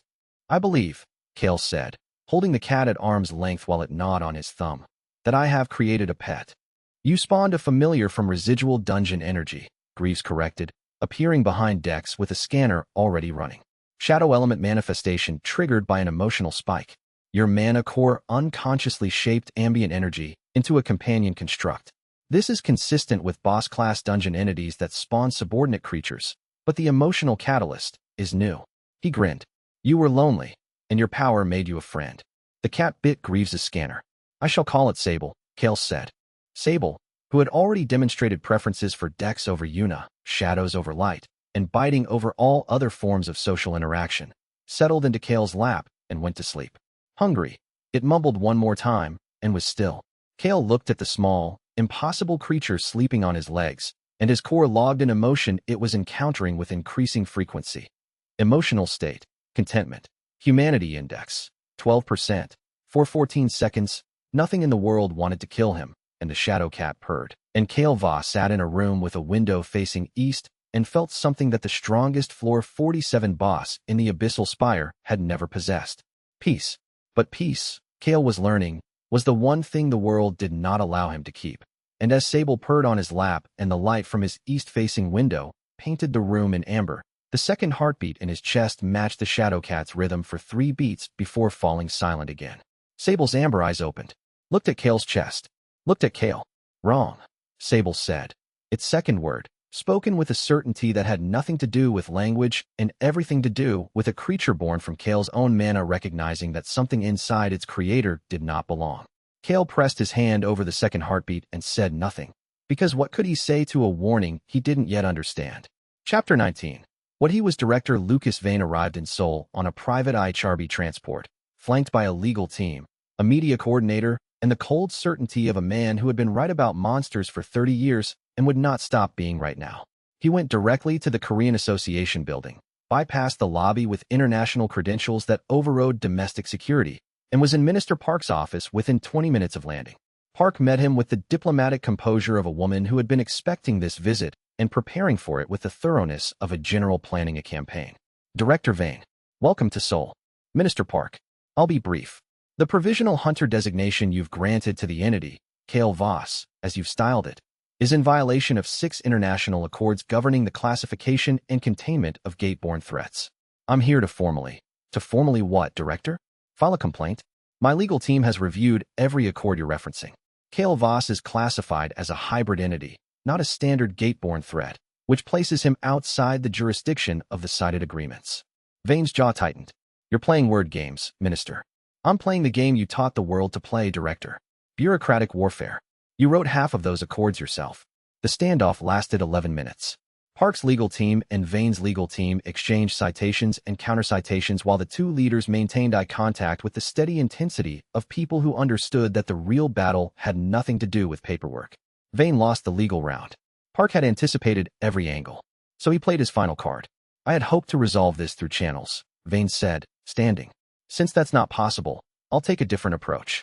He pulled a data drive from his briefcase and placed it on Park's desk. This is classified footage from the Abyssal Spire's internal monitoring system. The IHRB has maintained surveillance drones inside the Spire for 7 years. This drive contains compiled footage of the entity's time as Floor 47 boss, specifically, footage of it killing hunter raid parties. Park looked at the drive. I'm releasing this to every major news network worldwide within the hour. That footage is classified under international security. I'm declassifying it. Director's prerogative. The public has a right to know what they're being asked to accept as a provisional hunter. He left. The footage went live at 4 in the afternoon, Korean time. Every major network carried it. CNN, BBC, KBS, NHK, Al Jazeera. The raw, unedited surveillance feeds from inside the Abyssal Spire's Floor 47 boss chamber, showing Gorvath the Unbroken, in his original 12-foot, 4-armed, obsidian-armored form, doing what he had been created to do. Killing. Hours of it. Raid party after raid party entering his chamber with weapons drawn and hope in their eyes, and being dismantled by a creature that moved with mechanical efficiency and felt nothing. The footage was brutal, not gory in a cinematic sense, but real in a way that cinema never achieved. Real people dying real deaths in the grip of something that regarded them the way a machine regards raw material. The world watched a monster do what monsters do, and then the networks cut to images of Kael Voss, the same being, in human form, eating tangerines and reading books and holding a shadow cat on his lap. and asked the question that Vane had designed the release to ask. Can you forgive this? The answer, for most of the world, was no. Within hours, the narrative shifted. The tentative goodwill from Incheon evaporated. Monster Savior became monster in disguise. Protests materialized outside the association building, not the small, organized rallies of political activists, but the raw, anguished gatherings of people who had lost family members to gate breaks and now had a face to attach their grief to. Signs read, Kael equals killer. 10,000 dead. No forgiveness for monsters. The families were the worst. Parents of dead hunters, siblings, children, lined up outside the association with photographs of their loved ones and a fury that no rational argument could touch. Inside the building, Kael watched.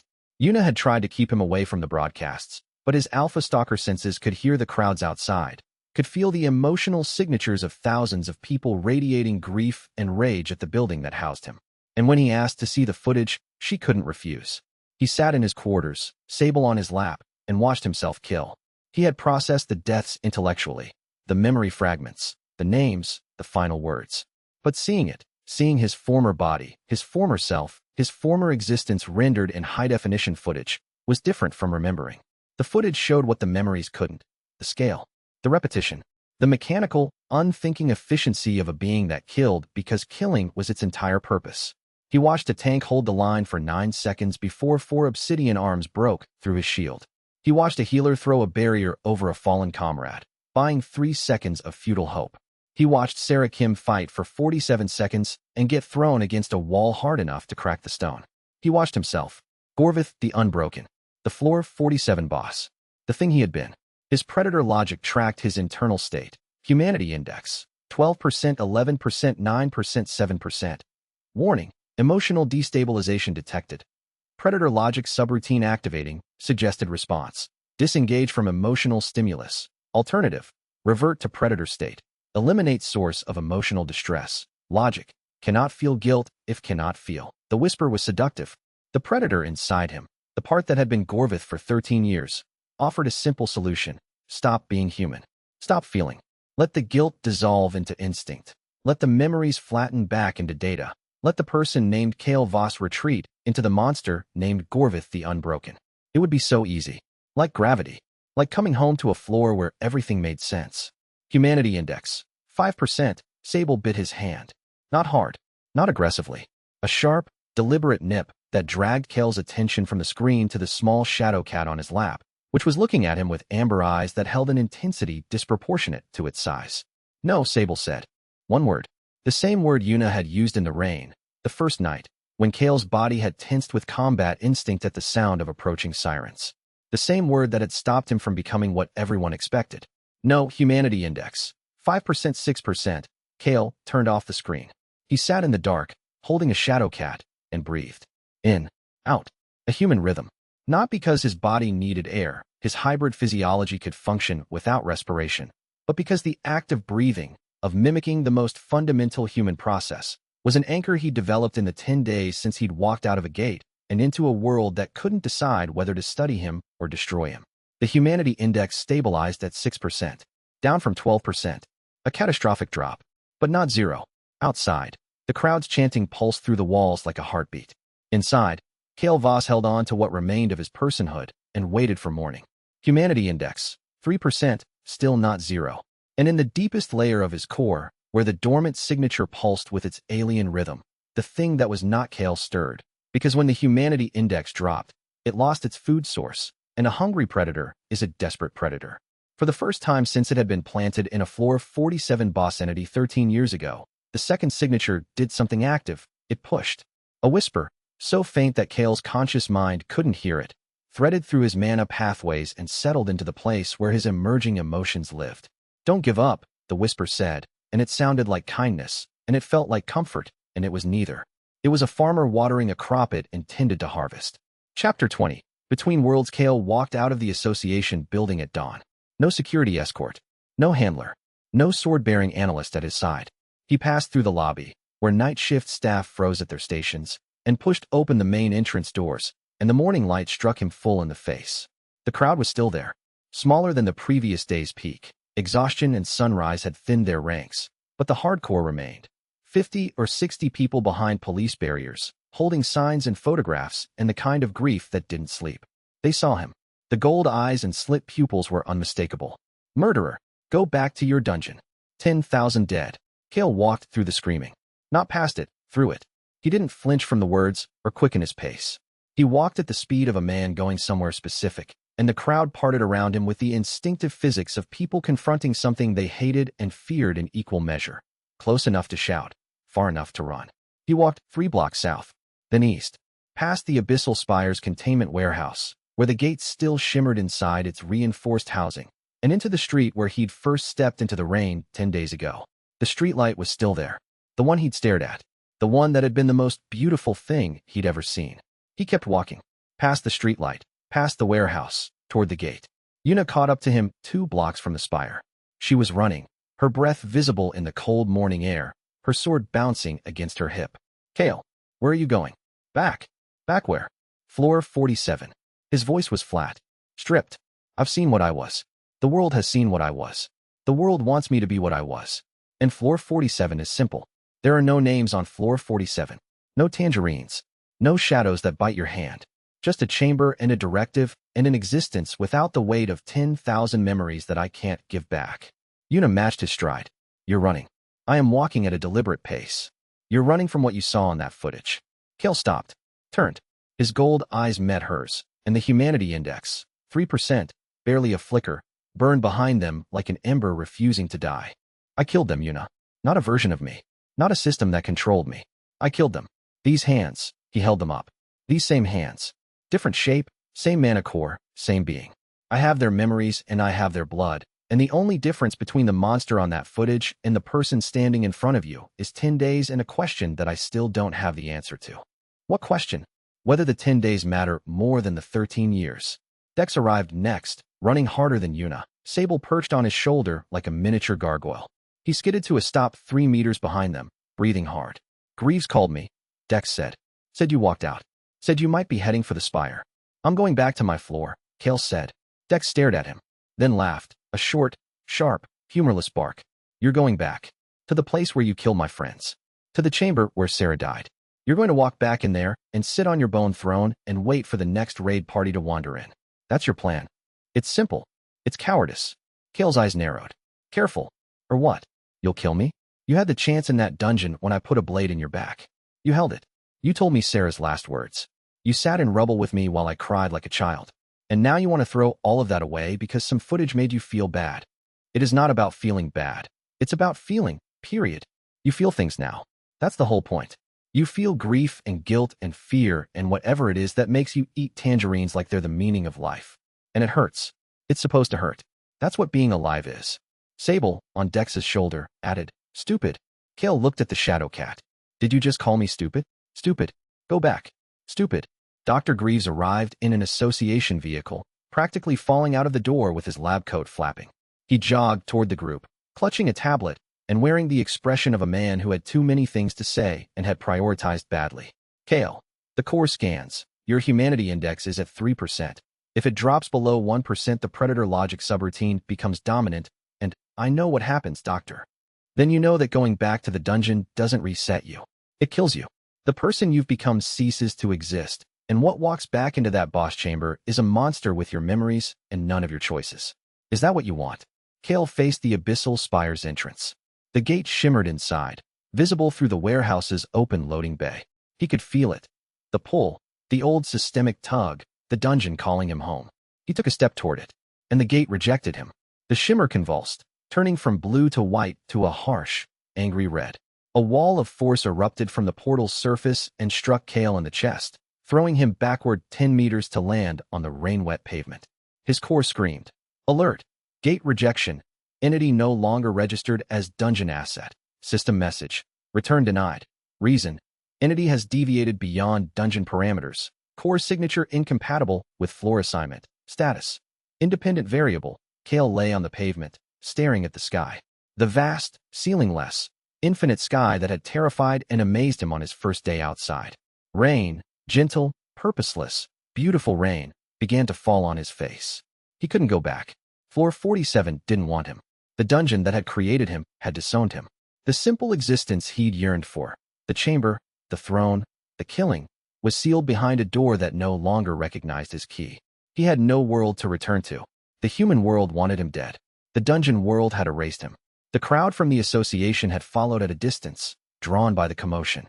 Their chanting resumed, muffled by distance but audible. Go back. Go back. Go back. He couldn't go back. They wanted him gone, and the place they wanted him to go had locked its door. Kael sat up on the wet pavement, rain streaming down his face, and looked at the three people standing around him. Yuna, with her hand on her sword and her eyes bright with something she'd stopped trying to hide. Dex, arms crossed, jaw set, refusing to leave. Greaves, clutching his tablet, vibrating with the desperate energy of a man who wasn't going to let the most important scientific discovery in human history drown itself in self-pity. And Sable, who had leaped from Dex's shoulder to land on Kael's chest, where it sat with its amber eyes locked on his, and its small shadow body warm against the rain. Behind Kael, a sound. Boot heels on wet concrete. Deliberate. Measured. Military cadence. Commander Elise Thorne landed from an aura-enhanced jump, touching down 15 meters away with the grace of a predator arriving at its hunting ground. Her silver hair was slicked by rain. Her mana blade was drawn. Her eyes held the complex, conflicted expression of a woman following orders she no longer believed in. Your 48 hours are up, she said. Kael looked at her, then at the crowd, then at the gate that had rejected him, then at the sky. Sable pressed its head against his chin. Its body vibrated with the shadow cat equivalent of a purr, and into the rain, in its rough, reluctant, sandpaper voice, it spoke. Fight.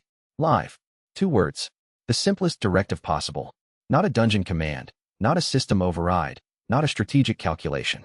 Just a shadow cat, born from loneliness and mana, telling the being that had created it to keep existing. Kael stood. Rain poured down his face, mixing with something that might have been tears if his tear ducts had finished forming.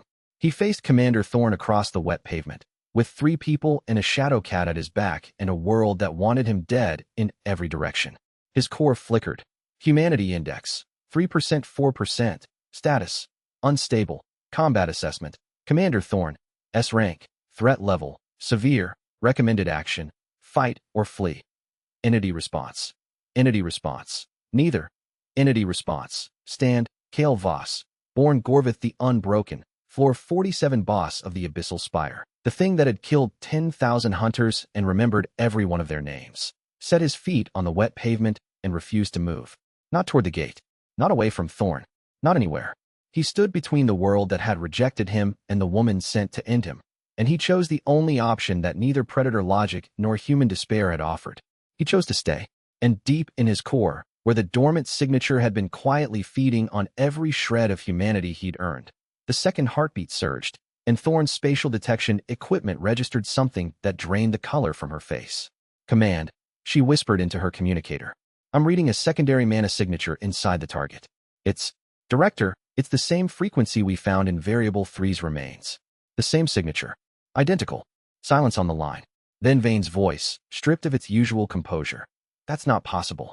Variable 3's secondary signature was destroyed when we terminated her. It can't. It's here. It transferred. Whatever this thing is, it didn't die with the others. It moved to the next host. Rain fell. Kael stood. Thorne's blade remained drawn. And the thing that was not Kael, the thing that had ridden inside for bodies and outlived 3 executions, the thing that had been patient for 47 years, smiled with a mouth it didn't yet have, because the pieces were finally in position, and its crop was almost ready to harvest. Chapter 21, The Warden's Judgment. Commander Elise Thorne drew her mana blade to its full extension. The weapon hummed at a frequency that vibrated Kael's teeth, and the spatial locks she deployed during Omega Protocol's ambush weeks ago were child's toys compared to the barrier forming around them now. I'm authorized to use lethal force, Thorne said. Rain beaded on her silver hair, and the drops near her blade evaporated before they landed. The 48-hour provisional window has closed. You are now classified as an uncontained S-class threat. Kael didn't move. His feet were planted on the wet pavement, his gold eyes fixed on the woman 15 meters away, and his core system fed him data he didn't want. Combat analysis. Commander Elise Thorne. Rank. S. Upper tier. Specialization. Spatial manipulation. Mana blade mastery. Threat level. Severe. Recommended action. Engage with maximum force. Survival probability. 34%. Alternative. Surrender. Survival probability. 0%. IHRB termination protocol allows no appeals for gate-borne entities. 34%. Against the full Omega Protocol squad, he'd held his ground through raw dungeon instinct. Against Thorn alone, those odds had halved. She was the reason the squad had functioned, the blade that directed the other 5. Kael. Yuna's voice behind him, tight with restraint, not fear. Don't engage. I'm not engaging. He watched Thorn settle into her stance. She is. Thorn moved. The first strike carved a trench in the pavement 3 meters to Kael's left. Not aimed at him. Aimed at the ground beneath Yuna and Dex, cratering the asphalt and throwing them backward, isolating the target from its support. Classic hunter tactics. Kael recognized the strategy because he'd seen it employed against him 10,000 times on floor 47. Separate the tank from the healer. Cut the formation. Kill the strongest last. He sidestepped the second strike, a diagonal slash that folded space itself, creating a razor-thin dimensional crack that hung in the air like a scar. Third strike came from below. Thorn had embedded spatial anchors in the pavement during her approach, and the ground erupted beneath Kael's feet. He leaped. Predator instinct carried him 12 meters straight up, and for a heartbeat he hung in the rain above the street, looking down at Thorn's upturned face. She was conflicted. He could see it. Not through the system's combat overlay, but through the human perception he'd been building for 10 days. The set of her jaw was determination, but the microtension around her eyes was doubt. She was following orders she didn't believe in, and that made her dangerous in a way raw conviction couldn't match. She was fighting with something to prove. Kael landed hard, cracking pavement, and Thorn was on him. Her blade work was exquisite. Each strike folded space around the weapon's edge, extending its effective range by 2 meters in directions that normal geometry didn't support. She could cut upward and have the slash arrive from the left. She could thrust forward, and the point would emerge behind his shoulder. His predator logic screamed warnings faster than he could process them. Every heartbeat brought a new threat vector, a new impossible angle, a new microsecond decision. He fought back on instinct, the deep, dungeon-forged combat logic that had kept him alive through 10,000 battles. His claws extended, black as obsidian, and he met her spatial strikes with raw force, shattering her dimensional folds through sheer mana density. It was inelegant. It was brutal. It was the fighting style of a boss monster that had never needed to be clever because nothing had ever been strong enough to require cleverness. Thorn was strong enough. Her fourth spatial fold caught his right arm, twisting the dimension it occupied 30 degrees, and for one agonizing second his forearm existed in 2 places simultaneously. Pain, real, screaming pain, flooded his nervous system, and the predator inside him roared. Threat detected, predator response, maximum force, override humanity protocols, Y/N, entity response. He wrenched his arm free, mana flaring gold, and the dimensional fold shattered. Blood, dark, not quite human, tinged with traces of blue mana, ran down his forearm. He'd taken damage. Again, 2 fights in 10 days, 2 injuries. After 13 years of absolute invincibility. You're holding back, Thorn said. She hadn't slowed. Another strike, another impossible angle. Why? Because you're holding back too. That stopped her mid-swing. The blade hovered, spatial energy crackling along its edge, and her eyes widened a fraction. I can feel it, Kael said. Blood dripped from his arm. Rain washed it into the gutter. Your mana output is at 60%. Your spatial locks are precision calibrated to contain, not kill. You could fold the space around my core and collapse it. I've seen what S-rank spatial hunters can do, but you haven't. You're fighting to subdue, not to terminate. My orders are termination. Your orders aren't your choices. Thorn's blade trembled. 1 centimeter of movement, barely visible, but Kael's alpha stalker senses caught it the way a hawk catches a mouse twitch from 1,000 meters. Then the world shifted. A wall of force slammed between them. Not spatial, not mana-based, but something older, heavier. The kind of force that came from a person who had been carrying immense power for so long that it had seeped into the air around them like heat from a furnace. A figure landed in the gap between Kael and Thorn. Male, tall, wearing the Korean Hunter Association's formal combat uniform, black with silver trim, and a porcelain mask that covered everything from the bridge of the nose upward. Below the mask, a thin mouth set in an expression of profound disinterest. Association Warden, the figure said. His voice was toneless, flat. The voice of someone who had seen everything and found none of it impressive. This zone is now under Association Martial Jurisdiction. Thorn pulled back 3 steps. Not from fear, from recognition. Warden, this is an IHRB authorized, I don't care. The warden didn't turn to face her.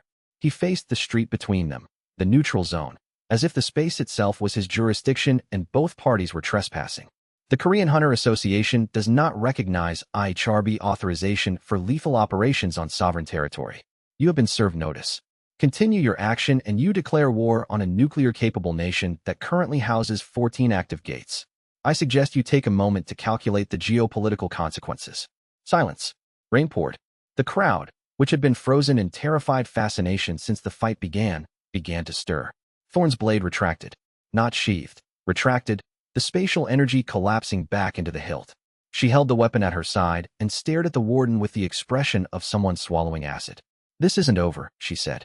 Nothing is ever over, Commander. That's why people like me exist. The warden turned his head fractionally toward Kael. You. Stop bleeding on my jurisdiction. It's disrespectful. Kael opened his mouth to respond, and the ground rushed up to meet his face. Exhaustion. The fight with Thorn, the emotional collapse, the gate rejection, the plummeting humanity index. His body had been running on predator adrenaline and willpower for hours, and both had just run dry. He hit the pavement hard enough to taste blood and felt Sable's small weight scramble from his chest to his shoulder, hissing at the approaching world. Yuna was at his side in seconds. Then Dex. Then Greaves, clutching his tablet and checking vital readings. His core is fluctuating, Greaves said. The secondary signature is active, low level, but present. We need to get him somewhere stable. I know a place, said a voice from behind them. Old and weathered and carrying the particular tone of a man who had seen the world nearly end and had responded by making noodles. Kael's consciousness was fading, but through the rain and the pain and the predator system's endless stream of data, he heard the voice and felt something that the system's categories had no label for. Not safety, not comfort, not the absence of threat. Something warmer.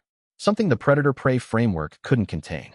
Old Man Moose stood at the edge of the police barricade, holding an umbrella. His noodle shop was 3 blocks away.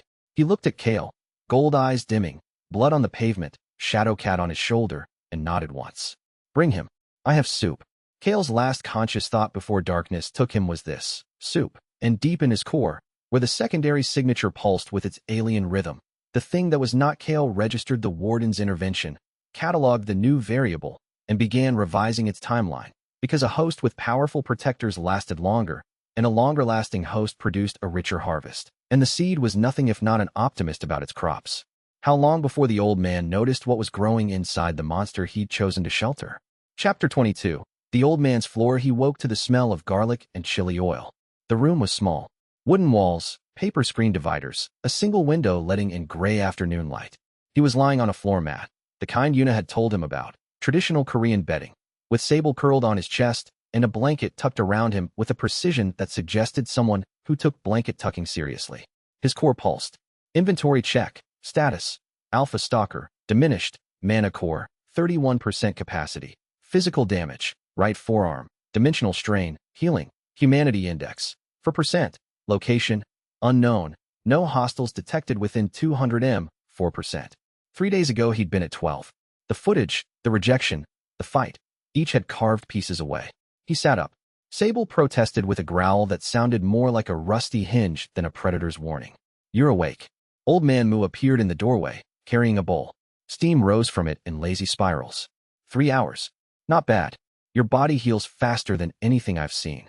Your mind, though, that's a different machine. Kael took the bowl. Noodles.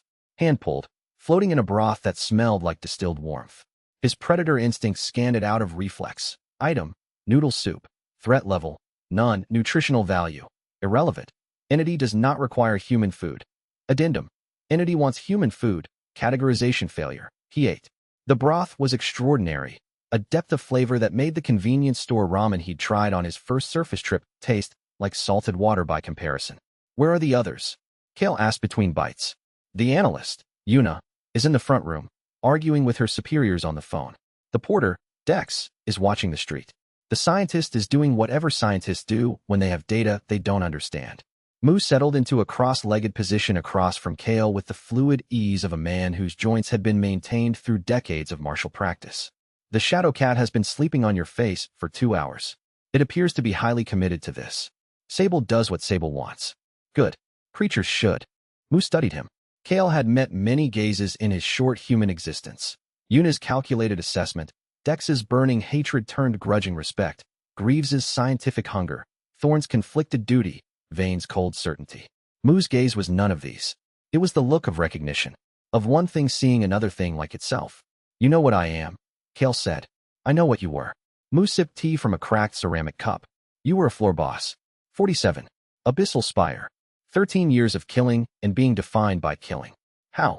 Because 30 years ago, in a mountain outside Chengdu, I watched something very similar walk out of a gate. A woman, gateborn, like you. Gold eyes, like you. A system that sorted the world into predator and prey, like yours. His voice didn't change, but something in the air around him tightened. The ambient mana responding to an emotion he'd carried for 3 decades. Her name was Lien. She was beautiful and confused and dangerous, and she was the kindest thing I'd ever met. The past tense landed like a stone in still water. What happened to her? The Chinese government captured her, studied her. When they couldn't control her, they killed her. The official record says she was terminated under Protocol Qilin, the same protocol your Director Vane models his procedures on. The unofficial record is that she begged them to let her live, and the man who gave the order had been her handler for 2 years. Mu finished his tea, set the cup down with the care of someone handling something fragile. He loved her, I think. The handler. That's what made it easy for him. Love is a lever, Kael. The world uses it to pry open things it wants to destroy. Kael processed this. His system tagged the information as historical data, relevance, critical, pattern, repeated, and generated a threat assessment he didn't want to see. Previous Apex Predator user detected. Lien, designation unknown. Status, terminated. Pattern analysis. Gateborn entities that achieve sentience have a 100% historical termination rate. Recommendation. Adjust survival strategy accordingly. You're telling me I'm going to die. I'm telling you that every entity like you has died. The difference between a pattern and a destiny is what you do with the information. Mu leaned forward. The woman I knew, Lien, she made a mistake. She tried to become human. She learned their customs, their language, their values. She tried to be one of them. And the moment she became enough like them to love and be loved, they decided she was too close to what they were, and they killed her for it. Then what should I be? Something new. Mu's eyes held a fire that his peaceful noodle shop exterior had hidden. Not a monster. Not a human. Not a thing that fits their categories. You need to be something they've never seen, something they don't have a protocol for. Something that cannot be classified and therefore cannot be condemned. Sable, who had been listening with its ears cocked, spoke from Kael's shoulder. New. Good. New is good. Mu looked at the shadow cat. Then back at Kael. Your familiar is smarter than most of the humans I've met. A knock on the paper screen.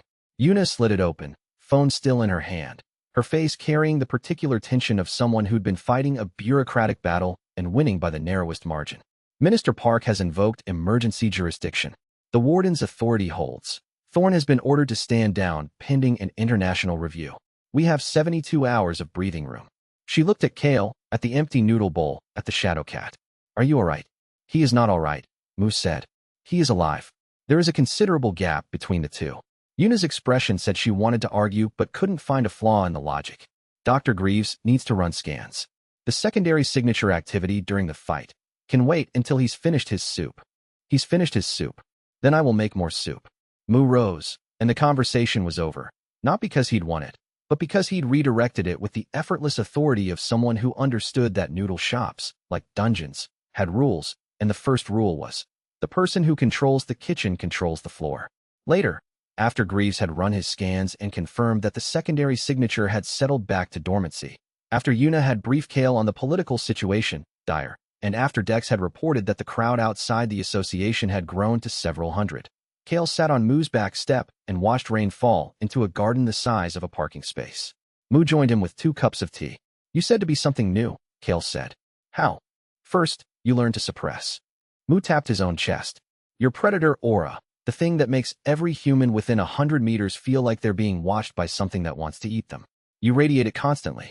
It's instinctive. Animals hiss. Dogs growl. You broadcast a passive terror field that makes it impossible for anyone to see you as anything other than a threat. I don't know how to stop it. I do. Mu's hand moved, and for one impossible second, Kael felt nothing from the old man. No mana signature. No threat assessment. No predator classification. Mu was simply absent from perception, like a hole in the universe shaped like a person. Warning, entity within 2M. No classification available. Error, scanning failed, target mana signature, null. Alert, this should not be possible. How did you? 30 years of practice and a lifetime of reasons. Mu's presence flooded back, and the system tagged him immediately. Hunter, S rank, retired, threat level, extreme. I will teach you. But understand, suppression is not hiding. It is choosing. A predator that chooses not to hunt is not weak, Kael. It is the most dangerous thing alive, because it has transcended its nature without losing its power. In Oslo, Norway, 12,000 kilometers away, a man named Orendal sat in a penthouse suite overlooking the fjords and watched Kael Voss's fight with Commander Thorn on a pirated association feed. He paused the footage at the moment Kael's claws extended for obsidian blades, each trailing mana residue that Dahl's trained eye estimated at mid-S rank density. He zoomed in on the core signature, ran it through 3 separate analysis programs, and smiled. The smile was wide, too wide. It consumed his face the way a fire consumed paper. Cheerfully, inevitably, with complete disregard for what existed before. Oh, he said. Oh, that's gorgeous. The Crimson Jester opened his ledger. The leather-bound book contained the names and core specifications of every monster he'd harvested in 20 years of black market hunting. Floor bosses, rare spawns, unique variants. His collection was worth more than some nations' GDPs. His clients included governments, criminal syndicates, and a very select list of hunters who wanted power they hadn't earned. He turned to a blank page and wrote, Kael Voss, Floor 47 Boss, Abyssal Spire, Hybrid Core, Human/Monster, Apex Predator System, Estimated Value, Priceless, below it, in smaller letters. Asterisk will require creative acquisition. Subject has allies. Allies have emotions. Emotions are handles. Asterisk he closed the ledger, poured himself a glass of Bordeaux, and toasted the frozen image of Kael Voss bleeding on Seoul's pavement. I'll see you soon, pet. He swirled the wine, watching the red catch the lamplight, and behind those green eyes, the calculations were already running. Which allies to isolate, which emotions to exploit, and how many civilians would need to die before the monster's armor cracked enough to expose the core beneath. Chapter 23, Learning to be Invisible Training with Old Man Mu began at dawn. Not the gentle, philosophical instruction that martial arts movies depicted, the wise master sitting on a mountain, dispensing riddles while the student meditated. Mu's training was direct, physical, and occasionally violent. Push your aura out. Kael obeyed. His predator presence expanded, a sphere of instinctive menace that made the sparrows in Mu's garden scatter and Sable flatten its ears. Now pull it back. Not inside, just back. Like breathing in. Your aura is exhalation. I need you to inhale. He tried. His core system resisted. Broadcasting threat assessment data to the surrounding environment was a fundamental function. It had been active since his creation, a passive defense mechanism that ensured every approaching entity understood the hierarchy before contact. Aura suppression attempt. System override required. Warning, suppressing predator aura reduces passive defense by 73%. Proceed? Y/N. Your system is asking permission, Mu observed, reading Kael's expression. It's afraid of being quiet. A predator that doesn't announce itself is a predator that might be surprised. Your dungeon logic equates visibility with survival. It's not wrong. It's not right, either. A visible predator attracts 2 things: prey that runs and hunters that prepare. You have been hunted twice in 10 days. Both times, your enemies knew what they were facing before the first blow. You gave them the advantage of information. Kael considered this. On floor 47, his aura had been a weapon. The terror that preceded him softened raid parties before he threw a single strike. But floor 47 was a controlled environment. The surface was not. Here, broadcasting his presence didn't weaken his enemies. It organized them. He pulled the aura in. It hurt. Not physically. The mana channels resisted the compression the way lungs resisted holding a breath too long. His core heated. His vision blurred. The predator logic screamed at him that he was making himself vulnerable, that something would creep up behind him, that the world was full of threats that, hold it. He held it. 10 seconds. 20. The sparrows returned to the garden. Sable's ears lifted. The ambient fear that followed Kael like a shadow thinned, faded, and the air around him felt neutral. Not the charged atmosphere of a boss monster's territory, but the normal, unremarkable air of a soul backyard. Release. The aura snapped back like an elastic band, and the sparrows exploded from the trees in a feathered panic. Sable hissed. Next door, someone's dog began barking hysterically. Again, Moose said. Longer this time. They practiced for 4 hours.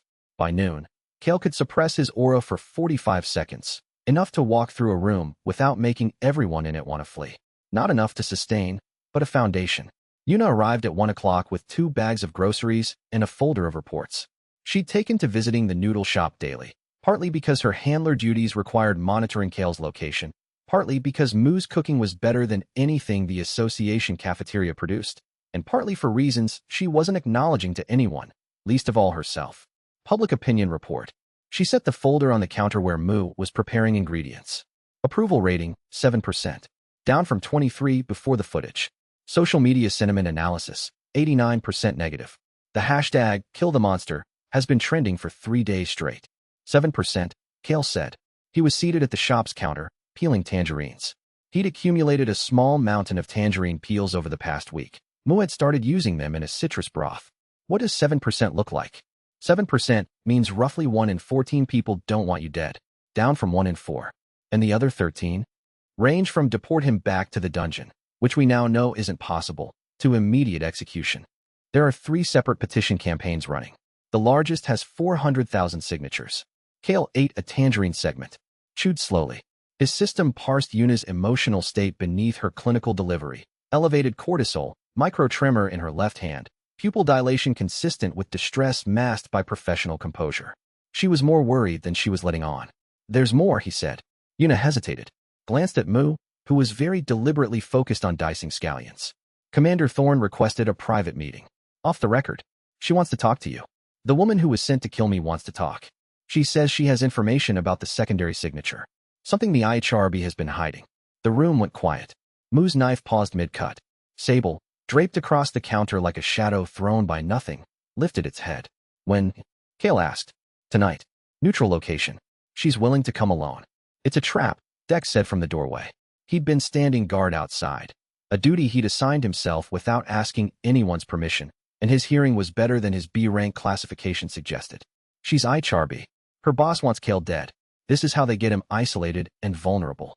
Or it's how we learn what they know about the thing inside me. Kael countered. Dex entered the shop.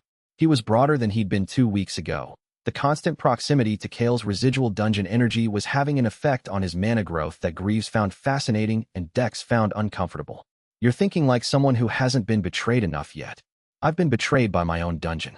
The gate that created me rejected me. I think my threshold is higher than yours. Boys. Mu's knife resumed its rhythm. The question isn't whether it's a trap. The question is whether the bait is worth the teeth. Yuna watched the exchange, absorbing something that her handler training hadn't prepared her for. Kael wasn't just surviving. He was developing a support network. A B-rank hunter who'd tried to kill him was now guarding his door. A retired S-rank legend was teaching him to suppress his nature. A shadow cat was sleeping on his tangerine peels. And she, the analyst who was supposed to be observing from a professional distance, was buying groceries. I'll set it up, she said. But I'm going with you. And me? Dex added. Sable looked at all of them, stretched across the tangerine peels, and offered its opinion. Stupid. But go. The meeting with Thorn was set for 10 o'clock that night, at a decommissioned association way station on the outskirts of Gangnam. But before they left, Mu pulled Kael aside. The suppression training. Practice while you're out. Every second you can hold your aura back is a second your enemies can't track you. You're not coming? I'm an old man who makes noodles. I don't attend clandestine meetings with international assassins. He paused. Also, I have a delivery order for table 6, and the broth needs another hour. Kael almost smiled. Almost. The humanity index ticked, 4% to 5%. One more thing. Mu's voice dropped. The thing Thorn sensed inside you. The secondary signature. I felt it too, the moment you walked into my shop. It's old, Kael. Older than the gate system. And it's patient. He held Kael's gaze with an intensity that burned through his placid exterior like fire through rice paper. Don't trust it when it tells you what you want to hear. The secondary heartbeat pulsed once, deep in Kael's core, as if acknowledging the accusation. They moved through Seoul's rain-slicked streets. Kael, Yuna, Dex, and Sable, toward a meeting with the woman who'd tried to kill him, carrying questions that might have answers neither side was ready to hear.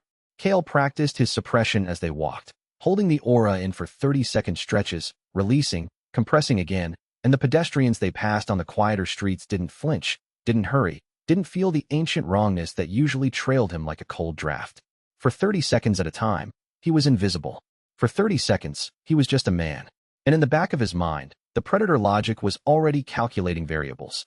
If Thorn had information about the seed, then the IHRB had been studying it for decades, which meant they knew what it was, what it wanted, and what it would eventually do to its host. The question that burned behind Kael's ribs was simple and terrible. Did they also know how to stop it? Chapter 24. Thorne's confession: the way station was a bunker disguised as a parking garage basement, built during the first gate crisis and decommissioned when newer facilities replaced it. The concrete walls were 3 meters thick. The mana-dampening field was still operational. Kael felt it press against his core the moment they descended the access ramp, dulling his senses to something almost human. Thorne was already there. She sat on a metal folding chair in the center of the empty space, her mana blade sheathed across her back, her hands visible on her knees. No spatial locks. No hidden team members. The system, muffled by the dampening field, tagged her as Hunter. S rank, status, Annoying hostile, confidence, 62%.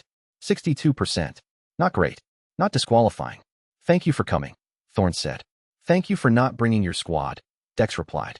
He positioned himself between Thorne and the exit, a tactical reflex that Kael noted with the detached appreciation of a being who had fought 10,000 battles and knew good instincts when he saw them. Yuna took a position at Kael's right, handler position, but also shield position. Her hand rested on her sword. Not gripping. Resting. The difference was important. Kael walked to the center of the room and stood 4 meters from Thorne. The dampening field made the air taste like static. You said you had information about the secondary signature, he said. Thorne studied him. The same conflicted expression from the fight. Duty warring with something she hadn't expected to feel. Do you know what Variable 3 was? No. Variable 3 was an entity like you. Gateborn. Emerged from a D-rank gate in Kazakhstan in 2009. Female humanoid. Gold eyes. Thorne's voice was clinical, but her hands pressed harder against her knees. She was captured within hours. The IHRB, under Vane's predecessor, designated her Variable 3 because she was the third Gateborn sentient entity they'd documented. Third. Kael's core pulsed. How many have there been? 7. Over 40 years. Variable 1 walked out of a gate in Siberia in 1987. Variable 2 emerged in the Amazon in 1994. 3 through 6 between 2000 and 2015. You're Variable 7. 7. His system confirmed the data with cold efficiency. Historical pattern updated. 7 Apex Predator users documented. Status of Variables 1 to 6. Terminated. Success rate for entity survival. 0%. They're all dead, Kael said. Not a question. Terminated. Standard procedure. Each one developed sentience. Each one made contact with humans. And each one was killed when the IHRB determined they couldn't be controlled. Thorne's composure cracked, a fracture line running through her professional mask. I personally led the termination of Variables 5 and 6. The room went cold. Yuna's hand closed on her sword. Dex shifted his weight forward. You killed them, Kael said. I followed orders. Thorne met his eyes. Variable 5 was a man who'd been living as a schoolteacher in Osaka for 2 years. He taught math. His students liked him. When I put my blade through his core, he said, tell them I'm sorry about the homework. He thought I was there about overdue assignments. The silence was a physical weight. Variable 6 was younger. A teenager, physically. She'd been in the world for 11 days, the same as you. She hadn't hurt anyone. She was hiding in a church in Lagos, and when we breached the door, she was sitting in a pew reading the book of Genesis. Thorne's jaw worked. She asked me if humans were created or if they evolved, and then my team opened fire. Why are you telling me this? Yuna's voice was sharp. Not angry, hurt. The hurt of someone learning that the institutions she'd trusted had basements. Because of the secondary signature. Thorne leaned forward. Every single variable had it. The same dormant mana pattern, buried in their core, identical across all 7 entities. Vane's research team has been studying it for decades. They call it the seed. The seed. Greaves's voice crackled through Yuna's communicator. She'd patched him in remotely. Commander Thorne, can you be more specific? What properties does this seed exhibit? It's parasitic. It doesn't belong to the host entity. It's implanted during the sentience event. Every variable we've dissected had the same foreign signature wrapped around their emerging consciousness like a vine around a sapling. Implanted by what? We don't know. What we know is that when a variable is terminated, when the host dies, the seed doesn't die with it. It transfers. Vane tracked the transfer from Variable 3 to Variable 4 in real time. The moment 3's core collapsed, a pulse of energy left the body and vanished. 6 months later, Variable 4 emerged in a gate in Peru with the exact same secondary signature. Kael's hand went to his chest. Beneath his sternum, the dormant heartbeat throbbed with its slow, alien rhythm. It moved from 6 to me, he said. The timing matches. Variable 6 was terminated 18 months before your sentience event. The transfer period has been getting shorter with each generation. Thorne stood. Her chair scraped against concrete. Kael, The IHRB doesn't just want you dead because you're a gate-born entity. They want you dead because they believe the seed is building towards something. Each variable has been stronger than the last. Each one's humanity index has peaked higher. Each one has survived longer. Vane thinks the seed is cultivating its hosts, selecting for traits, accumulating data, preparing for a final iteration. A final iteration of what? A host it can fully control. A body strong enough and human enough to carry whatever the seed actually is to completion. Thorn's hand rested on her blade. Not a threat, but a reflex. The comfort of a weapon when the world stopped making sense. Variable 3's secondary signature, when it activated briefly before termination, registered at a power level beyond SS rank. Beyond anything we've ever measured. The seed isn't a parasite. It's an egg. And it's using your humanity as an incubator. The dampening field hummed. Rain drummed on the parking garage above. Somewhere in the distance, Seoul's nightlife pulsed with the normal rhythms of a city that didn't know what slept beneath the skin of the monster it wanted dead. Kael processed the information. His predator logic organized it into categories, threat levels, survival probabilities. The human part of him, 4%, barely a whisper, processed it differently. He was host to something ancient. Something that had ridden 6 bodies before his. That had orchestrated Sentient's events across decades. That was patient enough to wait through 6 terminations and start again. Something that whispered encouragement when his humanity index dropped. Not because it cared about him, but because his humanity was its food source. Why tell me, he asked. Thorn's mask shattered the rest of the way. And what remained underneath was a woman who had killed 2 innocent people and built a career on a lie she'd been told was duty. Because I've watched 2 of your kind die, and neither of them deserved it. And I am tired of being the weapon they point at things they don't understand. She extended her hand. The universal human gesture of trust, or at least the intention of it. Help me understand what the seed is. Before Vane decides to skip the understanding phase and go straight to the part where you die. Kael looked at her hand. His predator system screamed conflicting data. His human 4% screamed something else. He took it. Alliance formed. Commander Elise Thorn. Classification. Temporary. Trust level. 23%. Entity response. Acceptable. Thorn held the handshake for 2 seconds. Her grip was strong. Her palm calloused from decades of blade work. And beneath her skin, Kael's alpha stalker senses detected something that the dampening field almost hid. A tremor in her mana signature. Guilt. Compressed into muscle memory. Stored in the hands that had killed a schoolteacher and a child. She released his hand and stepped back. I'll send you everything I have. Encrypted. The full IHRB research files on variables 1 through 6. And if Vane finds out you're sharing classified data with the target he wants dead, then I'll deal with Vane. Her eyes hardened. I've followed his orders for 12 years. I think I've earned the right to start questioning them. She left through the back exit. Footsteps fading. Spatial signature dimming. Yuna, Dex, and Kael stood in the dampened bunker, the weight of new knowledge pressing down on them like the 3 meters of concrete overhead. An egg, Dex said, breaking the silence with the blunt pragmatism that had become his contribution to every conversation. There's an egg inside you, growing, feeding on your feelings. And 6 people died because they had the same egg and nobody figured out what it was before someone put a sword through their chest. That's the concise version, Kael agreed. Great. Love the concise version. Dex holstered his swords. What's the plan? Kael looked at Yuna. She looked back. Neither of them had a plan. They had data, allies, and the growing certainty that the thing living inside Kael's core was playing a game measured in decades, and they didn't even know the rules. And in the depths of his core, where the seed resided in its patient dormancy, the thing that had survived 7 hosts and 6 executions registered Thorn's betrayal of the IHRB and calculated the impact on its timeline. More information reaching the host meant a host better equipped to survive. A host that survived longer grew stronger. A stronger host produced a richer incubation environment. It was, after all, a very patient farmer, and every farmer knew that the best crops were the ones that fought hardest to grow. Chapter 25. The Predator's deal. 3 days passed in Moo's noodle shop. 3 days of training, planning, and the cautious, fragile construction of something that resembled normalcy. Mornings, aura suppression with Moo. Kael's hold time increased from 45 seconds to 4 minutes. Not enough for sustained social interaction, but enough to walk through a convenience store without causing a panic. Afternoons, briefings with Yuna. The political landscape shifted hourly. Minister Park's emergency jurisdiction was holding, but the IHRB had filed formal challenges with the UN Security Council. Public opinion remained hostile. The petition for Kael's execution had crossed 700,000 signatures. Evenings, quiet. Moo cooked. Dex maintained a security perimeter that he insisted was casual observation, and everyone else recognized as the protective behavior of someone who decided, against his own judgment, that the thing which had killed his friends was worth keeping alive. Greaves ran remote analyses of Thorn's data, cross-referencing the seed's signature against every known mana pattern in the IGSI database, and finding nothing. And Sable slept on things. The counter, the stove, Kael's head, Moo's favorite chair. The Shadow Cat had a gift for choosing locations that were both inconvenient and structurally sound, and it defended each perch with the territorial ferocity of an entity that was, after all, spawned from the residual energy of a dungeon boss. On the third evening, Minister Park called.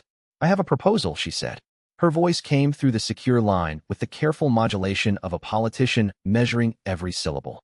"The association is under pressure to demonstrate that your continued existence serves a purpose beyond academic curiosity. The public wants to see results."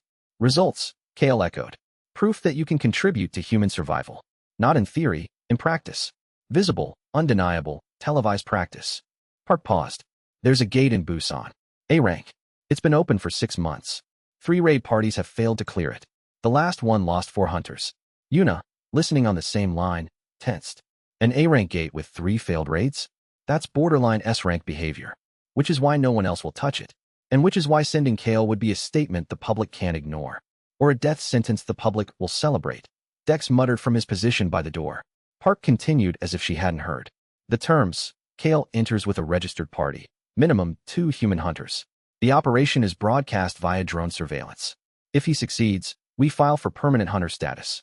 If he fails, you've eliminated your political problem and given the mob what they want," Kael said. Silence on the line. Then Park, with the honesty of someone who had spent too long in politics to bother lying to people who could see through it. "Yes. That too. I'll do it." Yuna's protest was immediate. "Kael, the minister is correct. Words are not enough. The people who want me dead won't change their minds because a scientist writes a paper or a politician makes a speech. They'll change their minds, some of them, if they see me save lives instead of taking them."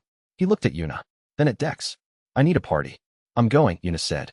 No hesitation. Dex was quiet for 3 seconds. Then, "Someone has to watch you two stumble through a dungeon. You fight like a boss monster, and she fights like a textbook. Neither of you has any creativity." Sable jumped to Kael's shoulder. "Go.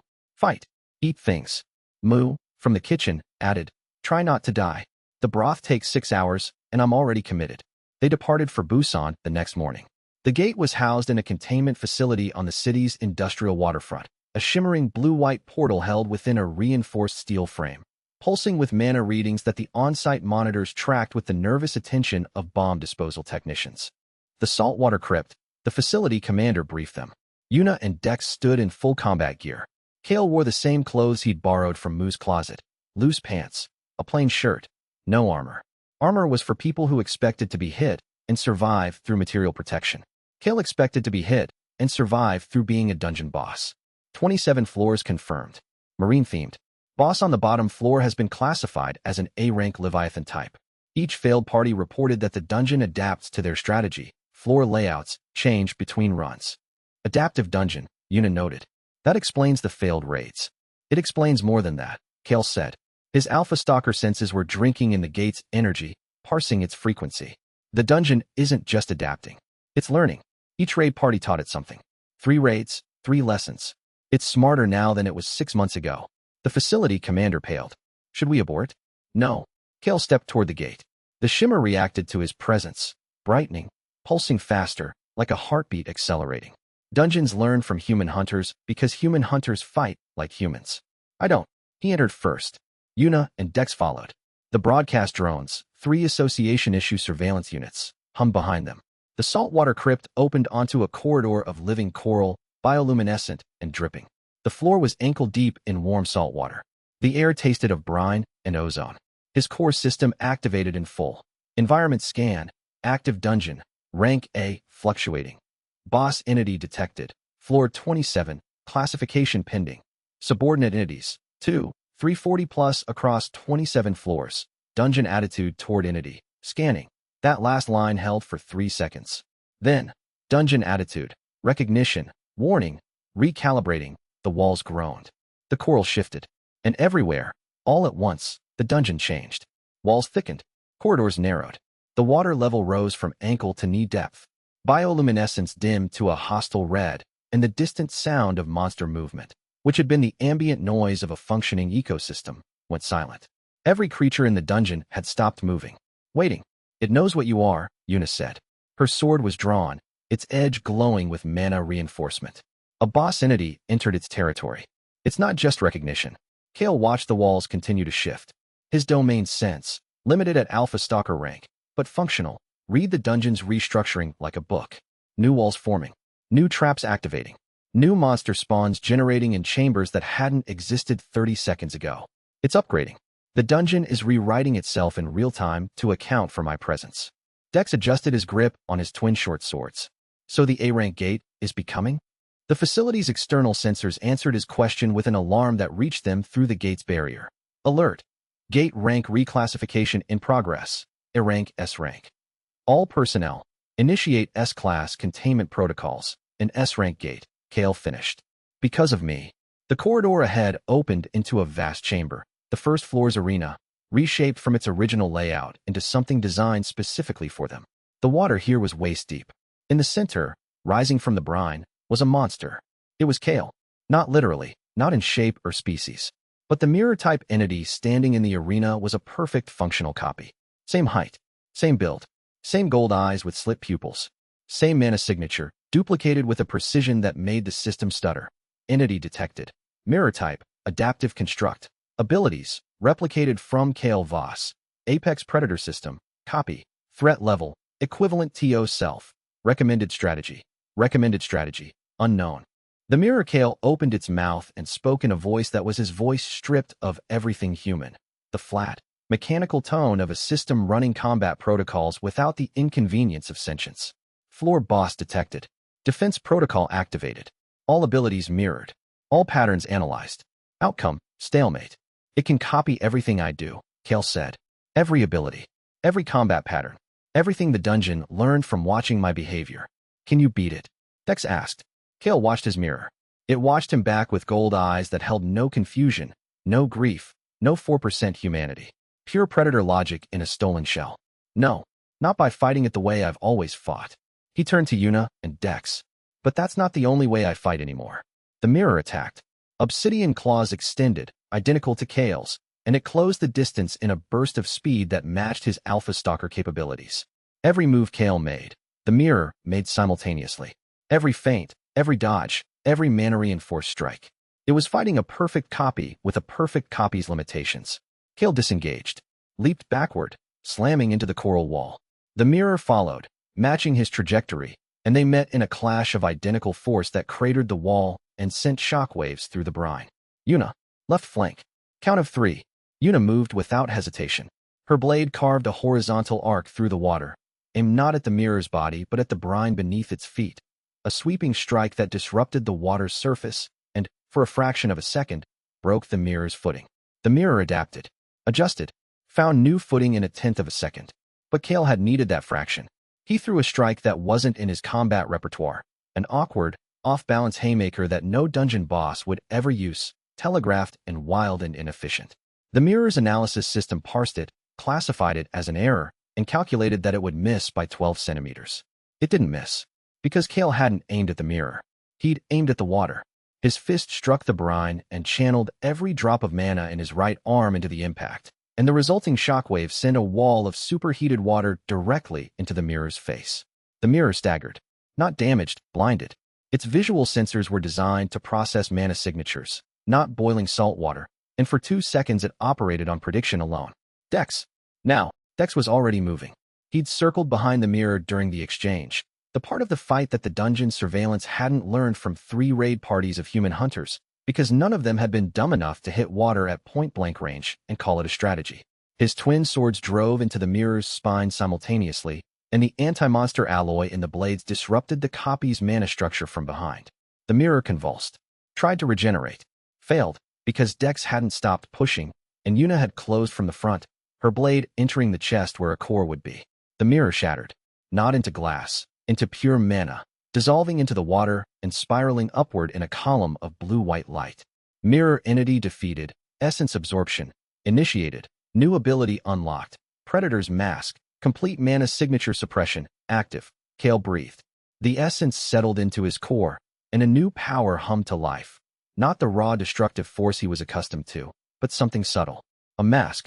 The ability to wear his mana signature like clothing and change it at will. He tested it.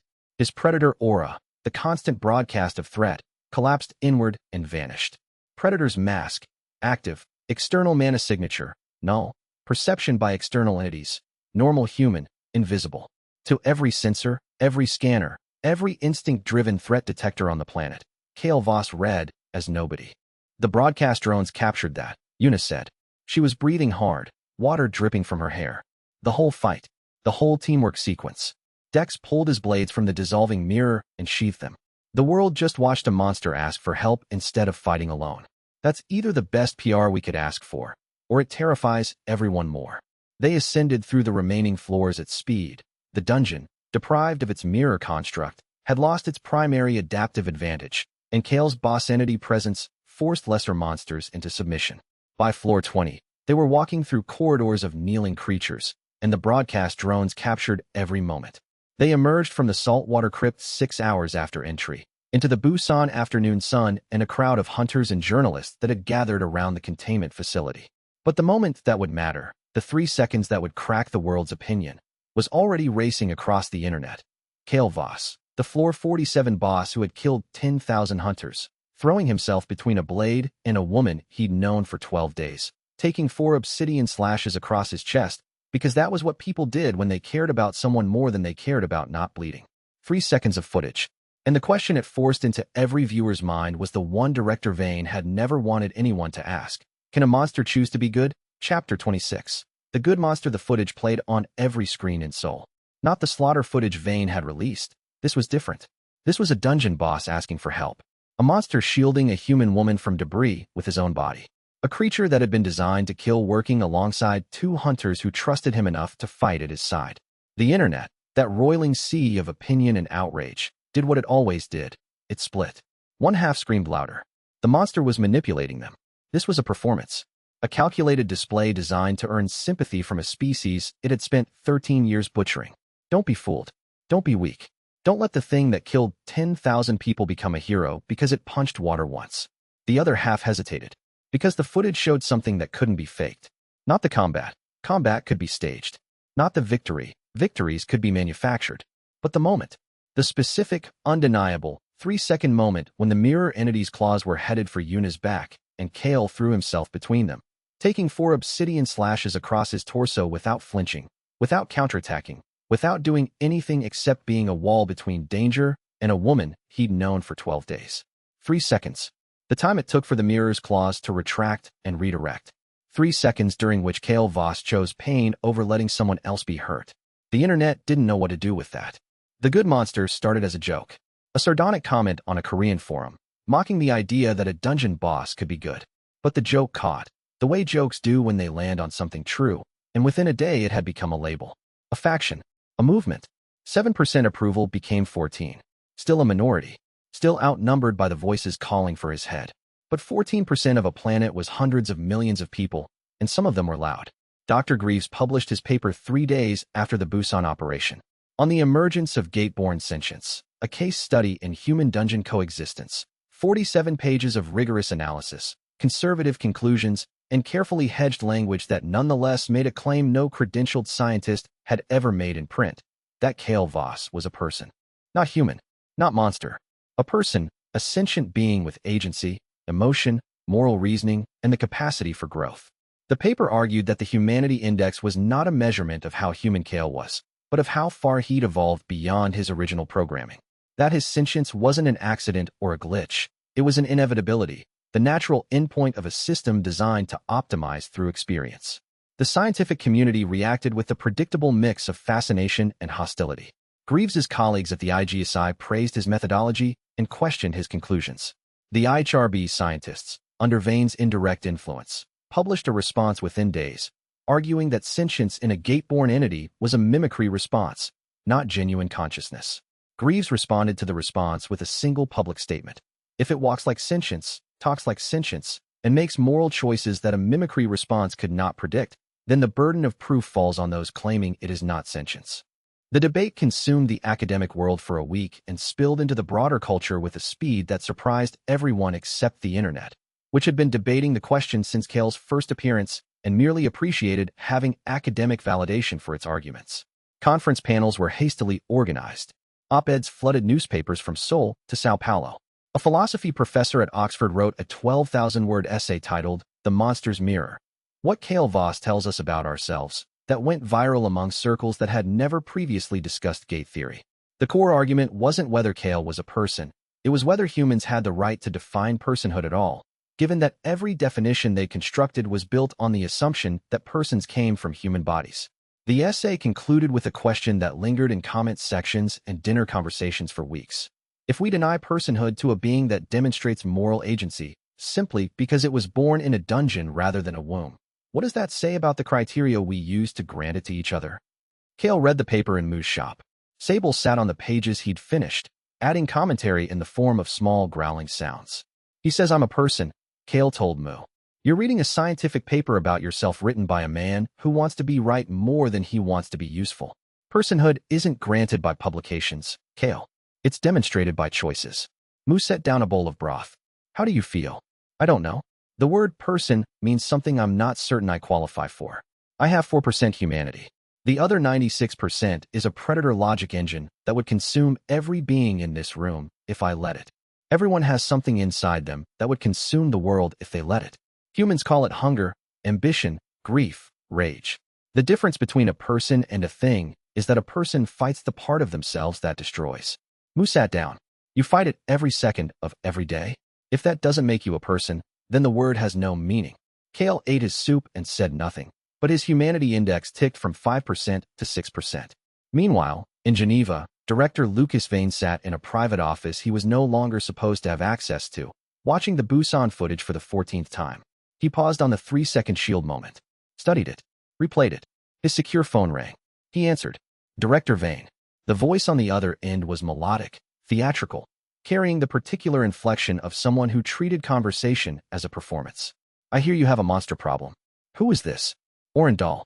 You may know me by my professional name, the Crimson Jester. I harvest rare monster cores for discerning clients. And your Kael Voss has the rarest core I've ever scanned. Vane's hand tightened on the phone. I'm aware of your reputation, doll. The IHRB has an outstanding warrant for your arrest. Which makes this conversation particularly interesting, doesn't it? You need Kael Voss eliminated. I need his core. It seems like we want complementary things. What are you proposing? Immunity. Full pardon for past activities. In exchange, I solve your variable 7 problem and deliver the core for your research. A pause. Wineglass sounds. I've been watching him, Director. He has allies now. A handler. A bodyguard. A scientist. A noodle shop owner. He's building roots, and roots make things harder to pull out. Roots also make things predictable. Precisely my thinking. I'll need access to the core analysis data, the secondary signature frequencies. Your research department's work on the variables. Vane considered. He'd spent 30 years building the IHRB into a shield against gate-borne threats. He'd overseen the termination of variables 5 and 6. He'd watched the footage of variables before that, the ones who'd begged, who'd cried, who'd asked questions about homework and Genesis. He'd never hesitated. Hesitation was a luxury the species couldn't afford. You'll have your data by tomorrow, Vane said. And doll, I want the core intact. I don't care what condition the rest of him is in. The Crimson Jester's laugh was warm and bright and empty of anything resembling conscience. Director, by the time I'm done, there won't be a rest of him. He set down his wine glass and opened his laptop, and behind his eyes, a procurement timeline was already forming, step by step, piece by piece, the methodical dismantling of a monster's defenses through the exploitation of the one vulnerability that no amount of dungeon power could armor against. People he cared about. The Jester pulled up the association's personnel database, hacked, copied, and cross-referenced against Kael's surveillance footage, and began making a list. Unishin. Dex Calloway. Dr. Liam Greaves. Old Man Moo. 1 Shadowcat. 5 pressure points. 5 handles. Which one to pull first? Chapter 27. Something it cannot categorize. The noodle shop had become a headquarters. Not officially. There was no signage, no mandate, no formal designation. But the gravity of events had bent around Moo's small establishment the way space bent around a massive object, and people kept arriving. Yuna maintained her monitoring station at the corner table, where she tracked public sentiment, association politics, and HRB movements with the methodical precision of someone who believed that information was armor. Dex patrolled the perimeter in rotating patterns that he'd calculated based on threat approach vectors, and that Mu had politely modified to avoid blocking the delivery entrance. Greaves maintained a remote lab link through 3 separate encrypted channels, feeding data to the shop's jury-rigged display, a tablet propped against a soy sauce bottle. And Kael trained. Morning suppression exercises had expanded into something broader. Mu wasn't just teaching him to hide his aura. He was teaching him to reshape his relationship with his own power. Your system is binary, Mu said during the 4th morning session. Prey or hunter. Kill or be killed. But you've already created exceptions.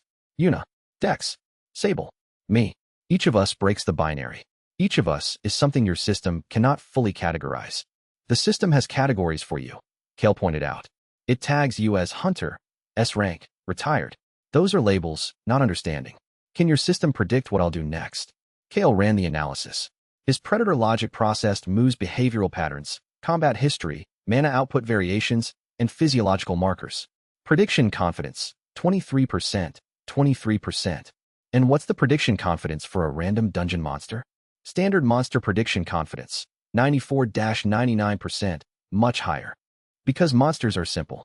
They operate on instinct, directive, and system logic, the same things you operated on for 13 years. Humans are not simple. We are irrational, contradictory, self-destructive, and occasionally noble for no strategic reason. Your system cannot predict us because we don't follow the rules your system was built to exploit. Then how do I fight effectively if I can't predict the world around me? You don't fight to exploit. You fight to protect. Mu held up one finger. Different orientation. Same power. When you fought that mirror entity, you didn't try to outpredict it. You did something unpredictable. You hit water. That impulse, the willingness to be strange, to be inefficient, to be human, is your greatest weapon. A knock on the shop's front door interrupted the lesson. Not a customer's knock. Too tentative, too quick. The knock of someone who was afraid to be seen. Dex answered. He opened the door 4 centimeters, assessed the visitor through the gap, and his expression shifted from alert to confused. It's a kid, he said. She was 12. Small for her age, with a boy's haircut that she'd given herself. The uneven edges told the story of bathroom scissors and determination. She wore a school uniform 2 sizes too large and sneakers held together with tape. She stood on Mu's doorstep with the rigid posture of someone who'd rehearsed what they were going to say so many times that their body had locked into the stance they'd chosen for the delivery. I want to talk to the monster, she said. There's no monster here, Dex replied. This is a noodle shop. I know he's here. I followed the association woman. She pointed at Yuna, visible through the shop's window. My name is Minji. My mom was a C-rank healer. My dad was a B-rank tank. They both died in a gate break in Tegu 4 years ago, and the monster that killed them looked just like the one on TV. Silence. Dex looked at Kael. Kael looked at Minji. His system scanned her. Entity. Human child. Age 12. No mana signature. Threat level. None. Classification. Classification. Classification. Error. Category not found. The same error he'd gotten with the child who'd waved at him during his first surface trip. A gap in the system's understanding that no amount of processing could fill. Children didn't hunt. Children weren't prey. Children were something the dungeon had never needed to account for. Let her in, Kael said. Minji entered the shop with the caution of a cat in unfamiliar territory, checking exits, measuring distances, cataloging faces. She looked at each person in turn. Yuna with her sword, Dex with his scars, Mu with his apron, Sable with its amber eyes. Then she looked at Kael. You're smaller than I expected, she said. I used to be 12 feet tall. That's very tall. She sat on a stool at the counter without being invited, with the directness of children who hadn't yet learned the politics of personal space. My parents are dead because of monsters. I want you to teach me to fight so I can kill every monster in every dungeon. The shop went quiet. I'm not a teacher, Kael said. You're a dungeon boss. You know how monsters think. You know their patterns, their weaknesses, where they hide when they're scared. If I know what you know, I can protect people. I can make sure other kids don't. Her voice cracked. Not a dramatic crack, a structural one. The sound of a foundation that had been holding up a building for 4 years and had just found its limit. She didn't cry. She locked her jaw and stared at the counter and breathed in the sharp, controlled pattern of someone who'd taught themselves not to cry because crying didn't bring people back. Mu, who had been watching from the kitchen, set a bowl of noodle soup in front of her. Eat first, he said. Decisions are better with food. Minji ate. She ate the way Kael had eaten his first meal, with a focus and gratitude that suggested food was not something she took for granted. When she finished, she pushed the bowl aside and looked at Kael again. Will you teach me? I kill things. That's what I was built for. Teaching a child to fight he'll teach you basic self-defense. Mu interrupted. Stance, awareness, how to read a threat. Not combat. Not dungeon fighting. The fundamentals. Kael turned to Mu. I didn't agree to that. You're in my shop. My kitchen. My rules. Mu handed Kael a dish towel with the authority of a man issuing a royal decree. Also, you need practice interacting with humans who aren't hunters, scientists, or politicians. Minji is none of those things. She's a grieving child who walked across Seoul alone to find a monster and ask it for help. The least you can do is show her how to stand. Kael looked at Minji. Minji looked at Kael. Sable, draped across the counter, offered its assessment. Teach. Small human. Teach. Fine, Kael said. One lesson. One lesson became two. Two became a week. Minji arrived each afternoon after school, changed into gym clothes in Mu's bathroom, and stood in the small garden while Kael corrected her stance. She was fierce, attentive, and terrible at every physical skill he tried to teach her. Her body was untrained, her coordination was mediocre, and her mana sensitivity was non-existent. But she listened. She asked questions that Kael didn't have answers for. She treated him with the complete absence of fear that only children and the very brave could manage. Yuna watched from the shop's back window during the third lesson, as Kael gently repositioned Minji's arms. Careful, so careful, adjusting his grip with the delicacy of someone handling glass. He's afraid of breaking her, she said to Dex. Dex was beside her, arms crossed. He should be. He's a walking extinction event adjusting a 12-year-old's elbow position. That's not what I mean. Yuna watched Kael step back, assess, nod once. Minji grinned, the first genuine smile any of them had seen from her, and the humanity index reading on Yuna's monitoring device ticked upward. 5% to 6%. He's afraid of breaking the thing she's giving him, Yuna said quietly. Trust. Unearned. A logical, stubborn trust from a child who has every reason to hate him and doesn't. He doesn't know what to do with it. She said this with the tone of someone describing a phenomenon she'd observed from outside, but Dex noticed that her hand had drifted to the window's edge, and her fingers were pressed against the glass like they wanted to be closer to what they were watching. Dex said nothing. He was a porter, not a therapist. But he filed the observation away, because the dynamic between the monster and its handler was becoming something the word professional couldn't contain. That night, Minji went home. Kael sat on Mu's back step with a cup of tea and a shadow cat, and the particular silence of someone who'd encountered something vast and didn't have words for it. The system can't categorize her, he told Sable. Children. It doesn't know what to do with children. Small humans, Sable said. Not prey. Not hunter. What then? Sable considered this with the gravity of a philosopher whose entire philosophical framework was built on napping and biting. Future, it said. Kael drank his tea and stared at the garden where Minji had stood, and the rightness of the Shadow Cat's answer hurt in a way that no combat damage had ever managed. Because if children were the future, then every child his Floor 47 self had orphaned was a future he'd destroyed, and that math had no solution that 4% humanity could survive calculating. How many futures had his claws erased? How many Minjis were out there, learning to hold scissors and grief with the same white-knuckled hands? Chapter 28, Carnival of Blades. The Crimson Jester arrived in Seoul on a Tuesday, wearing the face of a German businessman named Klaus Richter, carrying luggage that contained no clothing and a great deal of specialized equipment.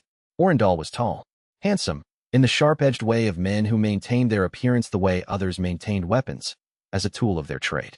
Red hair that he kept long and loose, green eyes that sparkled with a constant, private amusement, as if the world were a show performed solely for his entertainment.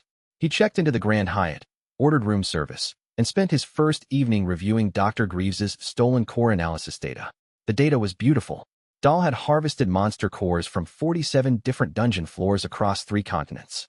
He'd cracked open bosses that made grown S-rank hunters weep with fear. He'd handled mana signatures that could level buildings. He had never seen anything like Kael Voss's core. The hybrid structure, monster and human mana in stable coexistence, was supposed to be impossible. Every theoretical model said the signatures should reject each other the way incompatible blood types did. But here they were, woven together in a helix pattern that Dahl's analysis software rendered as a double spiral of gold and black, each thread supporting the other. And beneath the helix, buried so deep that Vane's researchers had almost missed it, the seed. A third signature, dormant, ancient, patient. Dahl's more sophisticated equipment flagged it with a rating his system had never generated before. Value: incalculable. He smiled. Day 1, reconnaissance. Dahl walked Seoul's Hunter District under his Richter identity, mapping patrol routes, monitoring frequencies, and the locations of association surveillance equipment. He visited 3 black market broker dens, spent lavishly, and recruited 4 local hunters, C to B rank freelancers with flexible morals and outstanding debts. Day 2, preparation. He identified 3 low-rank gates in residential districts, E-rank portals that the association monitored remotely rather than guarding in person. Using core fragments from his private collection, he crafted resonance devices that, when placed near a gate's entrance, would trigger a forced break. Monsters pouring into the human world through a gate that had been stable moments before. Day 3, execution. The first gate broke at 2 in the afternoon, in a residential neighborhood near Hongdae. E-rank goblins flooded a shopping street, causing chaos but minimal casualties. The association's rapid response team had them contained within 20 minutes. The second gate broke at 2:15, across the city in Gangnam. Different monster type, E-rank slimes, but same pattern. More association resources diverted. The third gate broke at 2:30, in a quiet residential area in northern Seoul. This one was different. Dahl had used a higher-grade resonance device, and the monsters that emerged weren't E-rank. They were C-rank shadow wolves, fast, smart, and predatory in a way that goblins and slimes weren't. Kael felt the breaks through his domain sense.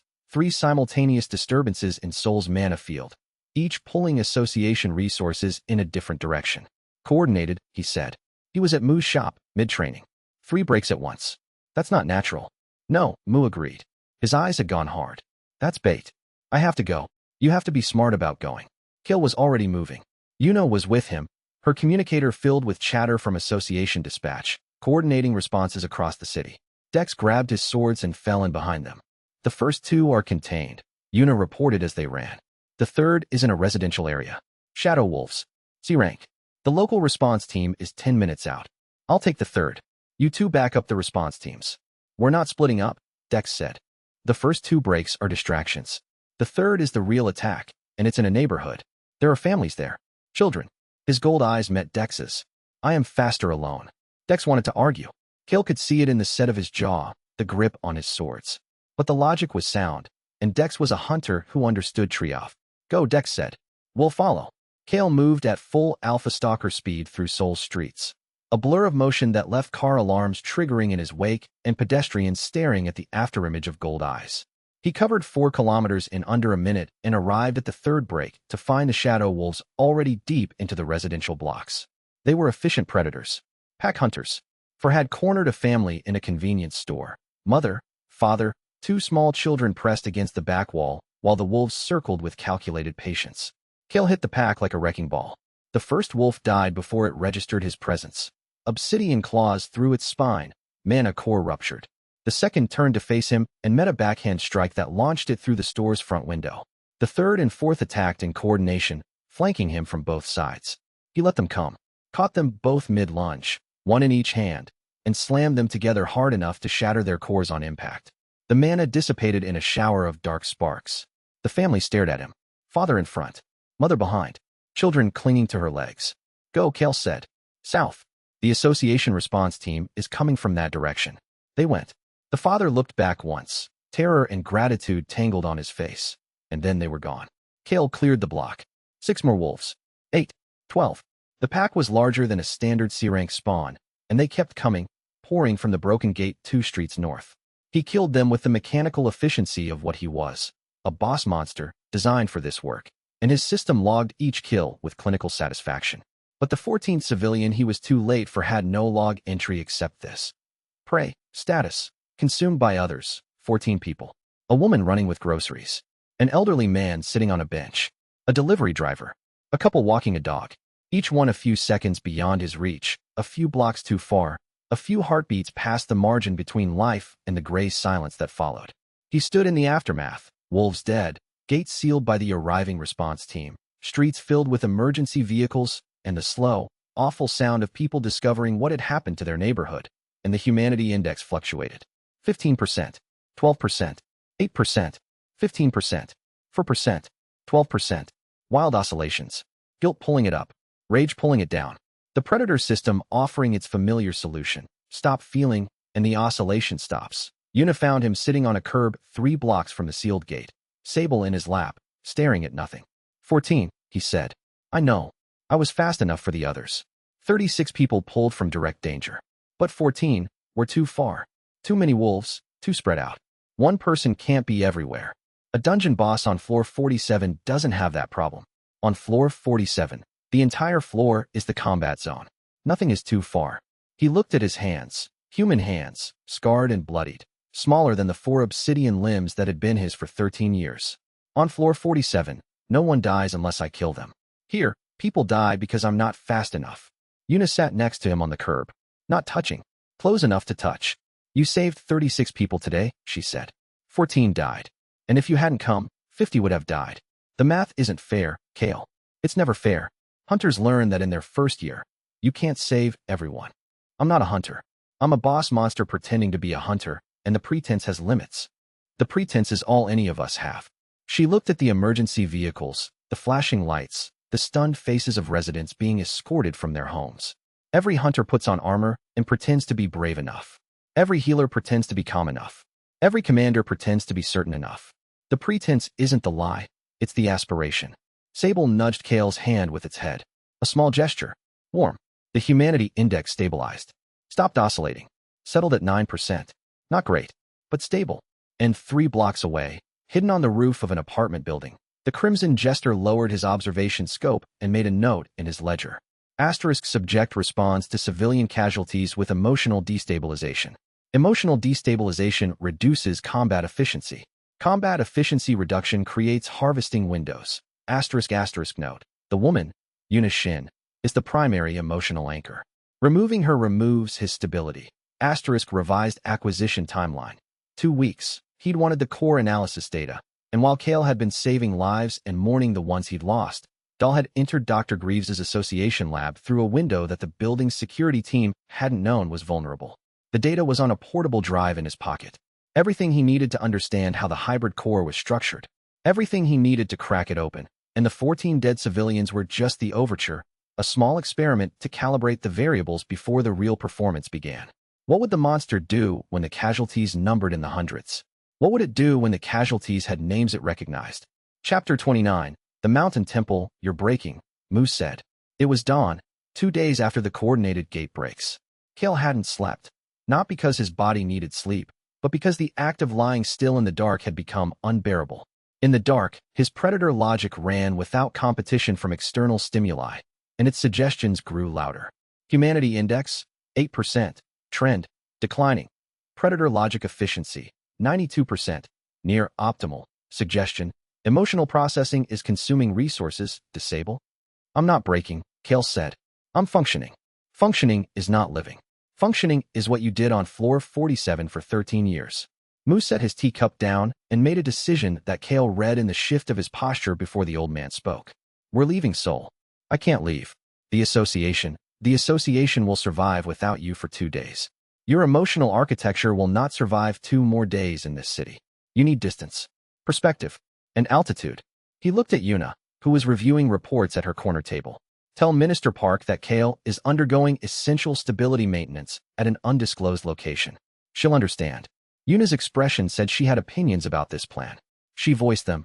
Taking a classified entity out of the association's monitoring zone without authorization is what a handler does when the entity she's handling is spiraling toward a psychological collapse that could trigger a predator reversion event that would level 6 city blocks. Moo's voice was gentle. His words were not. Yuna, he's at 8%. If it drops below 1%, the person you're trying to protect ceases to exist, and the thing that replaces him doesn't know your name. Yuna put down her reports. Where? She asked. The mountain temple was 3 hours northeast of Seoul, accessible by a road that Moo's ancient pickup truck navigated with the confidence of a vehicle that had been making this trip for decades. Kael rode in the back with Sable on his shoulder and the wind on his face and the strange, unsettled feeling of a being leaving its territory, because Seoul had become his territory, in the way that floor 47 had once been, and the instinct to return was a physical pull behind his sternum. The temple itself was Buddhist, small, quiet, and occupied by 4 monks who showed zero interest in why a retired S-rank hunter was bringing a gold-eyed man to their mountain. They know what I am, Kael asked as they arrived. They know what you need, Mu said. This place has been used by hunters for 30 years. The mana field here is clean. No gate interference, no ambient signatures, no noise. Your system will have nothing to scan, nothing to classify, nothing to defend against. For the first time since you were created, your predator logic will have nothing to do. He was right. The moment Kael stepped onto the temple grounds, the system went quiet. Not off, not disabled. Quiet. The constant stream of threat assessments, classifications, survival calculations, and predator-prey analytics that had filled his consciousness since sentience, all of it reduced to a low hum. The mountain had no threats. The monks had no hostile intentions. The trees, the stone, the wind carried nothing that the system needed to process. Silence. Not the silence of an empty dungeon floor between raid parties. Not the silence of Mu's shop at midnight. True silence. The absence of the constant, grinding background noise of a predator engine designed to process a hostile world. He sat on the temple's meditation platform, a stone slab overlooking the valley below, and breathed. What am I supposed to do? He asked. Nothing. Mu sat beside him. Sable settled between them, and for once the shadow cat was still. No climbing, no biting, no commentary. Just a warm weight against Kael's thigh, breathing in a rhythm that matched his own. That's the point. Your system has kept you in a state of perpetual combat readiness since the moment you gained sentience. You've never experienced existence without the threat of death. Today, you experience it. Kael sat. Minutes passed. The wind blew. Clouds moved across the valley in patterns that had no tactical significance. His predator logic, deprived of input, began running diagnostics on itself. And in the space those diagnostics created, something emerged that Kael had never had room for. Reflection. He thought about floor 47. Not the killing, the between. The moments between raid parties, when the floor was empty and he'd stood on his bone throne and stared at walls that never changed. He'd thought nothing during those moments, felt nothing, wanted nothing. He'd been a machine on standby. Now he wanted things. He wanted Mu's noodle soup. He wanted Sable's weight on his chest. He wanted Yuna's voice explaining human concepts he didn't understand. He wanted Dex's grudging loyalty and Greaves's frantic curiosity and Minji's fearless questions. He wanted to live. The realization hit him with the force of an evolution event, not a physical transformation, but a conceptual one. On the temple mountain, in the clean silence, without the constant noise, Kael Voss realized that he wanted to exist. Not because the system required it. Not because survival was a directive. Not because dying would let the seed win. Or because his allies needed him. Or because the world might benefit from his continued presence. He wanted to exist because existing had tangerines and noodle soup and shadow cats and a woman who'd chosen to stay and a man who'd chosen not to kill him and a child who'd chosen to trust him. He wanted to exist because existence, for all its guilt and grief and 4% humanity, was better than the nothing he'd been for 13 years. Humanity index, 8%, 9%, 12%, 15%. He sat on the mountain for 6 hours. Mu sat with him for the first 3, then went inside to help the monks prepare dinner. Sable slept. The valley changed colors as the sun moved. When Kael finally stood, his core had reorganized itself. Not fundamentally, the predator-prey binary was still its architecture. But around the edges, in the margins where new data was processed, a framework had emerged. New category established. Protected. Definition. Entities not classified as prey or hunter. Entities valued beyond strategic assessment. Current protected list. Yuna Shin, Dex Calloway, Dr. Liam Greaves, Old Man Mu, Sable, Minji, a predator that chooses not to hunt. The most dangerous thing alive. Better. Mu asked when Kael came inside. Different. Kael sat at the temple's simple dining table. I want to go back. I want to fight whatever made those gates break. I want to find the person who coordinated the attacks and stop them before they do it again. Why? Because 14 people died. And because the next time might be more. And because I can stop it. Those are reasons. What's the real reason? Kael looked at his hands. Scarred. Human-shaped.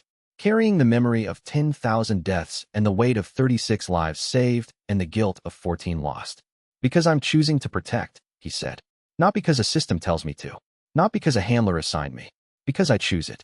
Mu nodded once. The nod of someone who had waited 30 years to hear those words from a being like Kael and had almost given up hope. Then let's go home, the old man said. We have work to do. They drove back to Seoul in the dark, the mountain shrinking in the rearview mirror, and Kael stared out the window at the passing lights and wondered whether this was what humans meant when they said they'd found their purpose. This burning in the chest. This need that wasn't hunger or instinct, but something fiercer, something that the protected list in his core burned with every time he thought of the people on it. And deep in his core, the seed registered the protected category with the patient interest of an organism that had learned, across 7 iterations, that the strongest roots were the ones that grew towards something worth growing for. And roots, once deep enough, could never be pulled out without killing the plant. Which was, of course, the point. Chapter 30. The subway. The Crimson Jester made his first direct move on a Thursday night. Kael was returning from a patrol, unofficial, unsanctioned, the kind of thing he did when the noodle shop's walls closed in and his predator instincts needed movement to stay manageable. He walked Seoul streets under the predator's mask, his mana signature suppressed to nothing, looking and feeling like any other tall, pale man walking home late. The subway entrance at Jongno 3GA was empty at 11 p.m. The escalator hummed. The platform lights buzzed with the tired fluorescence of public infrastructure past its prime.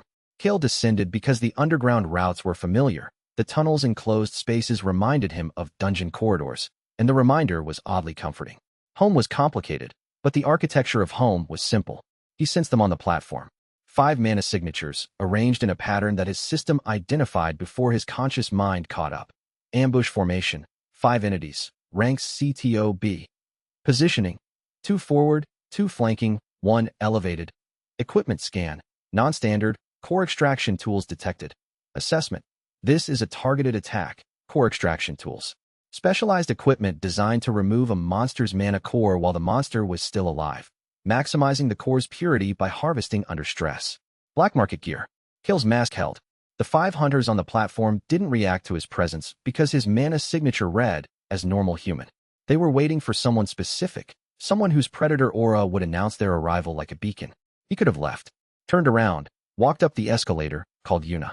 Instead, he walked onto the platform, because the 5 hunters with extraction tools were hired help, which meant someone had hired them, and that someone had targeted him specifically, and that someone had coordinated 3 gate breaks that killed 14 people, and Kael wanted to know that someone's name. The attack came when he reached the platform center. The 2 forward hunters moved first, a C-rank swordsman and a B-rank earth type, who cratered the platform beneath Kael's feet, trying to drop him into a pit. Kael sidestepped the collapse and dropped his mask. The predator aura erupted. The 5 hunters felt it simultaneously, the raw, primordial terror of standing in the presence of an apex predator, and for 2 of them, the C-ranks, it was paralyzing. They froze, muscles locked, eyes wide. The B-ranks were made of sterner material. They pressed the attack, the earth type reshaping the platform into walls that channeled Kael toward the 2 flanking hunters, who wielded curved blades coated in a substance that reeked of corrupted mana. Core extraction blades, designed to cut through a monster's outer defenses and access the mana core beneath. Kael engaged. Close quarters. The subway tunnel's dimensions, 5 meters wide, 3 meters tall, limited his movement but amplified his predator instincts. He'd spent 13 years fighting in enclosed spaces. This was home ground. The first flanking hunter lasted 4 seconds. Kael's claws caught his blade, shattered it, and a palm strike to the chest sent him through a tile pillar and into the tunnel wall. The second flanker was better, faster, more experienced. His extraction blade found Kael's left arm and carved a groove through the skin, and the corrupted mana coating burned like acid. His core screamed. Cursed weapon, floor 60+ boss derivative, petrification vector. The blade tip had deposited something into the wound. A curse. The same kind of curse that came from boss monsters far above Kael's current tier, power that had been harvested, distilled, and weaponized. Kael grabbed the hunter's wrist, crushed it, and threw him across the platform. But the damage was done. His left shoulder began to stiffen, stones spreading from the wound like frost on glass, gray and mineral and inexorable. Oh, that took. A voice from the escalator. Musical. Amused. The Crimson Jester descended into the subway station with the unhurried grace of a man entering a party where he was the guest of honor. Red hair loose, green eyes bright, wearing a tailored suit that had no business being in a subway tunnel and carrying a single weapon, a rapier whose blade was made of interlocking daggers, each one trailing a different colored mana residue. Entity detected. Orendal, the Crimson Jester. Rank S. Combat Specialist. Ability. Carnival of Blades, Autonomous Weapon Swarm, Multi-Elemental, Threat Level, Extreme. Kael Voss, the Jester said. He stopped 10 meters away, that too wide smile splitting his face. You're shorter than I expected. People keep saying that. I imagine they do. You were 12 feet of obsidian death for 13 years. The human model is compact. He tilted his head, studying Kael the way a gemologist studied an uncut diamond. But the core? Oh, The core is magnificent. I can feel it from here. That hybrid structure, monster and human in perfect balance. Do you know how much that's worth? I've been told it's priceless. Everything has a price. The trick is finding a buyer with sufficient imagination. Dahl raised his rapier, and the interlocking daggers separated, 20 blades, each the length of a forearm, each trailing a distinct elemental signature. They hovered in the air around him like a halo of steel and light. Shall we? The carnival of blades activated. 20 daggers became 40. 40 became 60. They filled the subway tunnel like a metal blizzard, each blade autonomous, each carrying a different elemental curse. Fire, ice, lightning, acid, gravity, shadow, sound, light. They attacked in patterns that shifted every half-second, creating a kill zone of overlapping trajectories that left no safe position. Kael fought through it. His claws deflected blades, his body twisted between trajectories, his alpha stalker reflexes tracked the swarm's patterns and found the gaps. But the cursed wound on his shoulder was spreading. His left arm was stone past the elbow now, dead weight that threw off his balance. A fire-cursed blade caught his thigh. A lightning-cursed blade grazed his ribs. Each hit deposited new corruption, new damage, new limitations.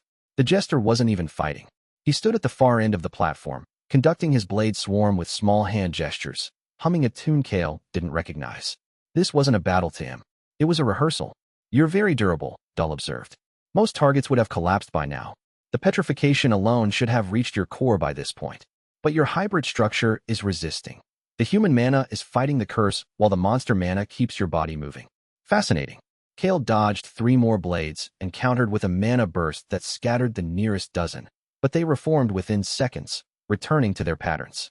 He was losing. The tunnel's confines, the blade swarm, the spreading petrification, the variables were stacking against him. On floor 47, he'd have reshaped the arena to his advantage. Here, the arena was fixed and hostile. Footsteps on the escalator. Running. Dex hit the platform at full sprint, twin swords blazing with mana reinforcement, and cut through 6 blades in a single sweeping motion. The destroyed daggers dissolved into elemental residue and didn't reform. Dex's anti-monster alloy disrupted the autonomous enchantments. Get him out, Dex shouted, positioning himself between Kael and the blade swarm. How heroic, the jester said. He didn't sound disappointed. He sounded delighted. The loyal dog defending his master. Dex didn't respond. He fought with the focused economy of a hunter who'd lost everything once and refused to let it happen again, his twin swords dismantling blades faster than the swarm could replace them. Kael felt Dex's hand on his good arm, pulling him toward the exit tunnel. He resisted. The predator inside him screamed against retreat, against showing weakness, against running. Kael. Dex's voice cut through the predator logic. Your arm is stone. You can't fight one-armed against a blade swarm in a subway tunnel. We leave now. They left. Dex covered the retreat, his swords carving a path through the carnival of blades, while Kael stumbled up the escalator with one working arm and a body that was losing its battle against the petrification curse. Behind them, the Crimson Jester let them go. He collected his blades, the surviving 43, and sheathed his rapier. Then he pulled a small device from his pocket and checked its readout. The tracer curse was active, buried in the petrification wound, invisible to standard detection, emitting a signal on a frequency that only his equipment could track. He hadn't come to kill Kael Voss tonight. He'd come to tag him. See you soon, pet, he murmured, and the tracer's signal pulsed on his screen, a steady red moving north through Seoul's subway system, marking the location of the most valuable core on the planet, visible to one man and one man alone. How long before the tag led him to the people behind the monster? Not long at all. Chapter 31. The Hidden Palace. Dr. Greaves worked through the night. The petrification curse was spreading at a rate of approximately 3 centimeters per hour, converting living tissue into mineral-dense stone that retained the mana pathway structure but rendered them inert. Kael's hybrid physiology was fighting it, the human side mana acting as an immune response, the monster side mana reinforcing structural integrity, but the curse was winning. It's a floor 60-plus derivative, Greaves confirmed, his face lit by holographic mana scans. The elemental signature matches boss-class monsters from the deep floors of high-rank gates. Whoever made this weapon had access to cores that most governments can't obtain. The Crimson Jester, Eunice said. She stood by the door of the medical room Greaves had commandeered in the association building, her hand on her sword. She hadn't let it go since they'd brought Kael in. He harvests boss cores for black market clients. This is his specialty. Then he's very good at his specialty. This curse will reach Kael's mana core in approximately 72 hours. When it does, the petrification will become permanent and irreversible. Can you cure it?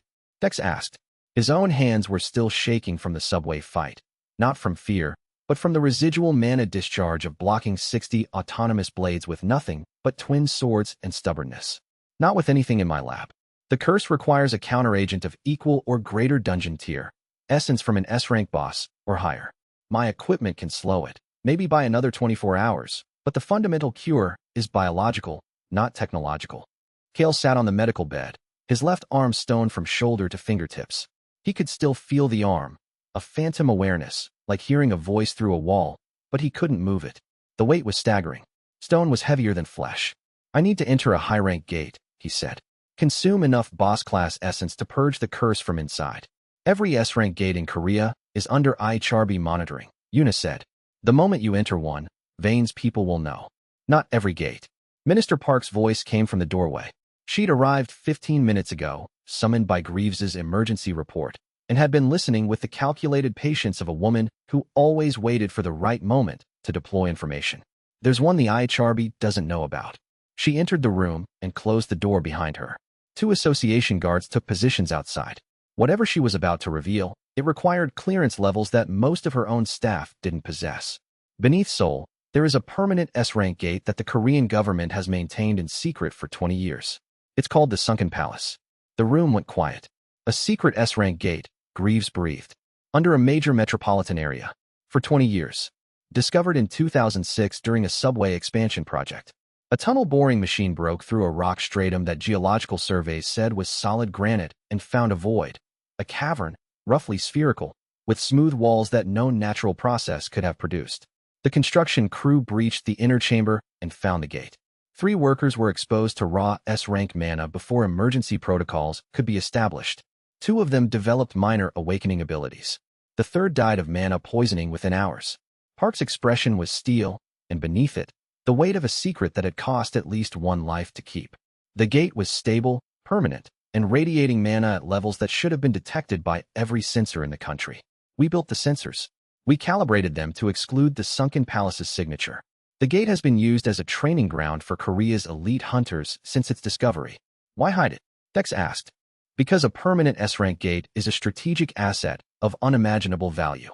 The monsters inside regenerate. The floors reset. The bosses respawn. It's an infinite training resource. And if the international community knew it existed, every nation on Earth would demand access or threaten war to obtain it. Kael processed this. A hidden gate. Under Seoul. Permanent and self-sustaining. I need to enter alone, he said. Yuna's protest was immediate. No. Yuna, it's S-rank. Your current abilities, I know my rank. She met his eyes, and the professional distance she'd maintained for 2 weeks was thin enough to see through. I also know that sending you into an S-rank dungeon alone, with a petrification curse and 72 hours on the clock, is not a recovery mission. It's a death sentence. I was a dungeon boss for 13 years. I have fought in dungeons since the moment of my creation. This is my environment.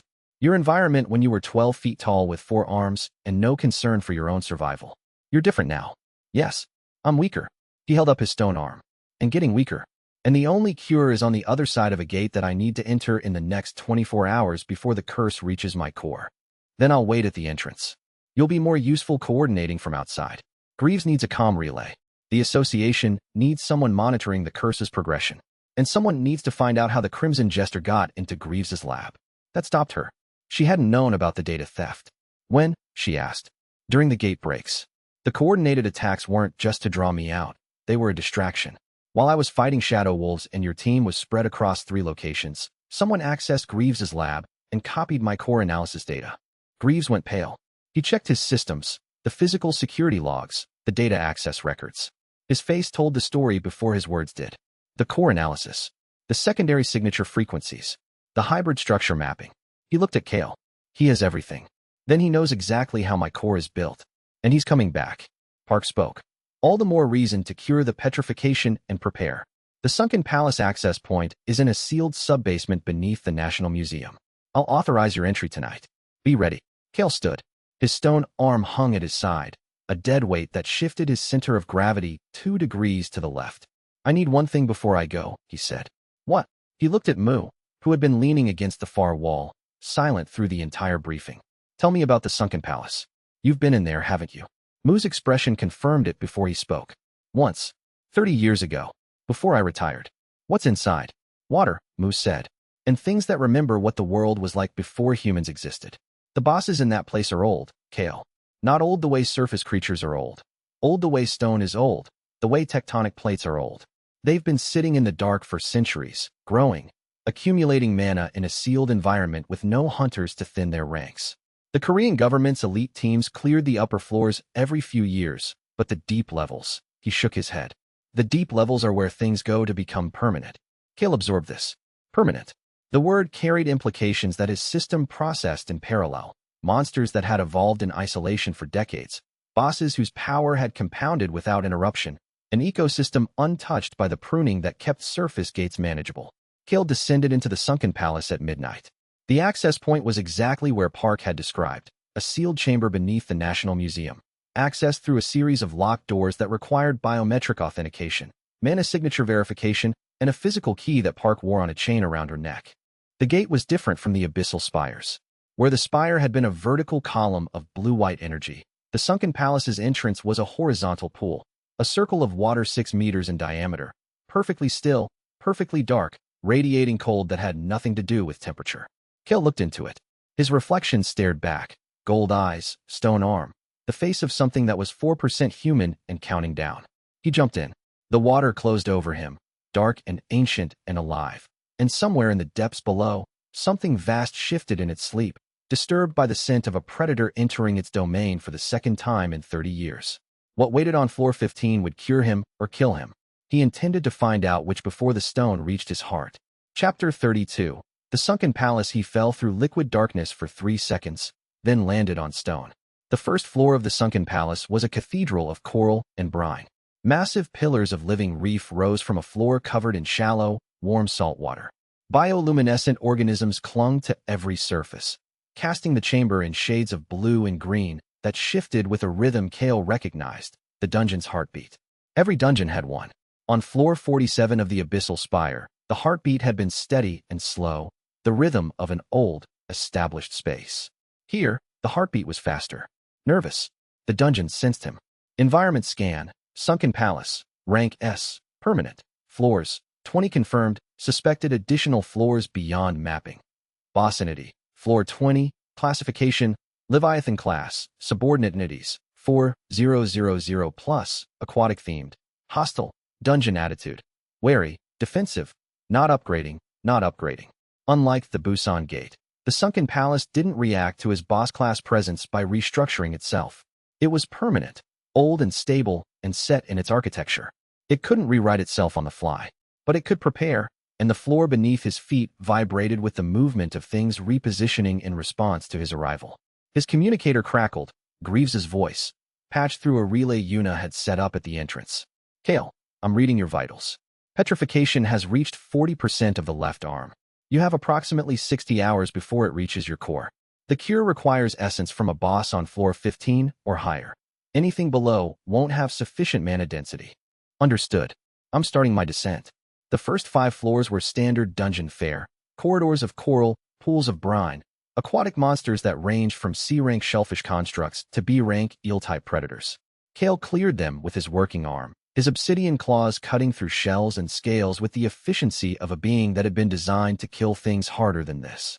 But the environment fought him.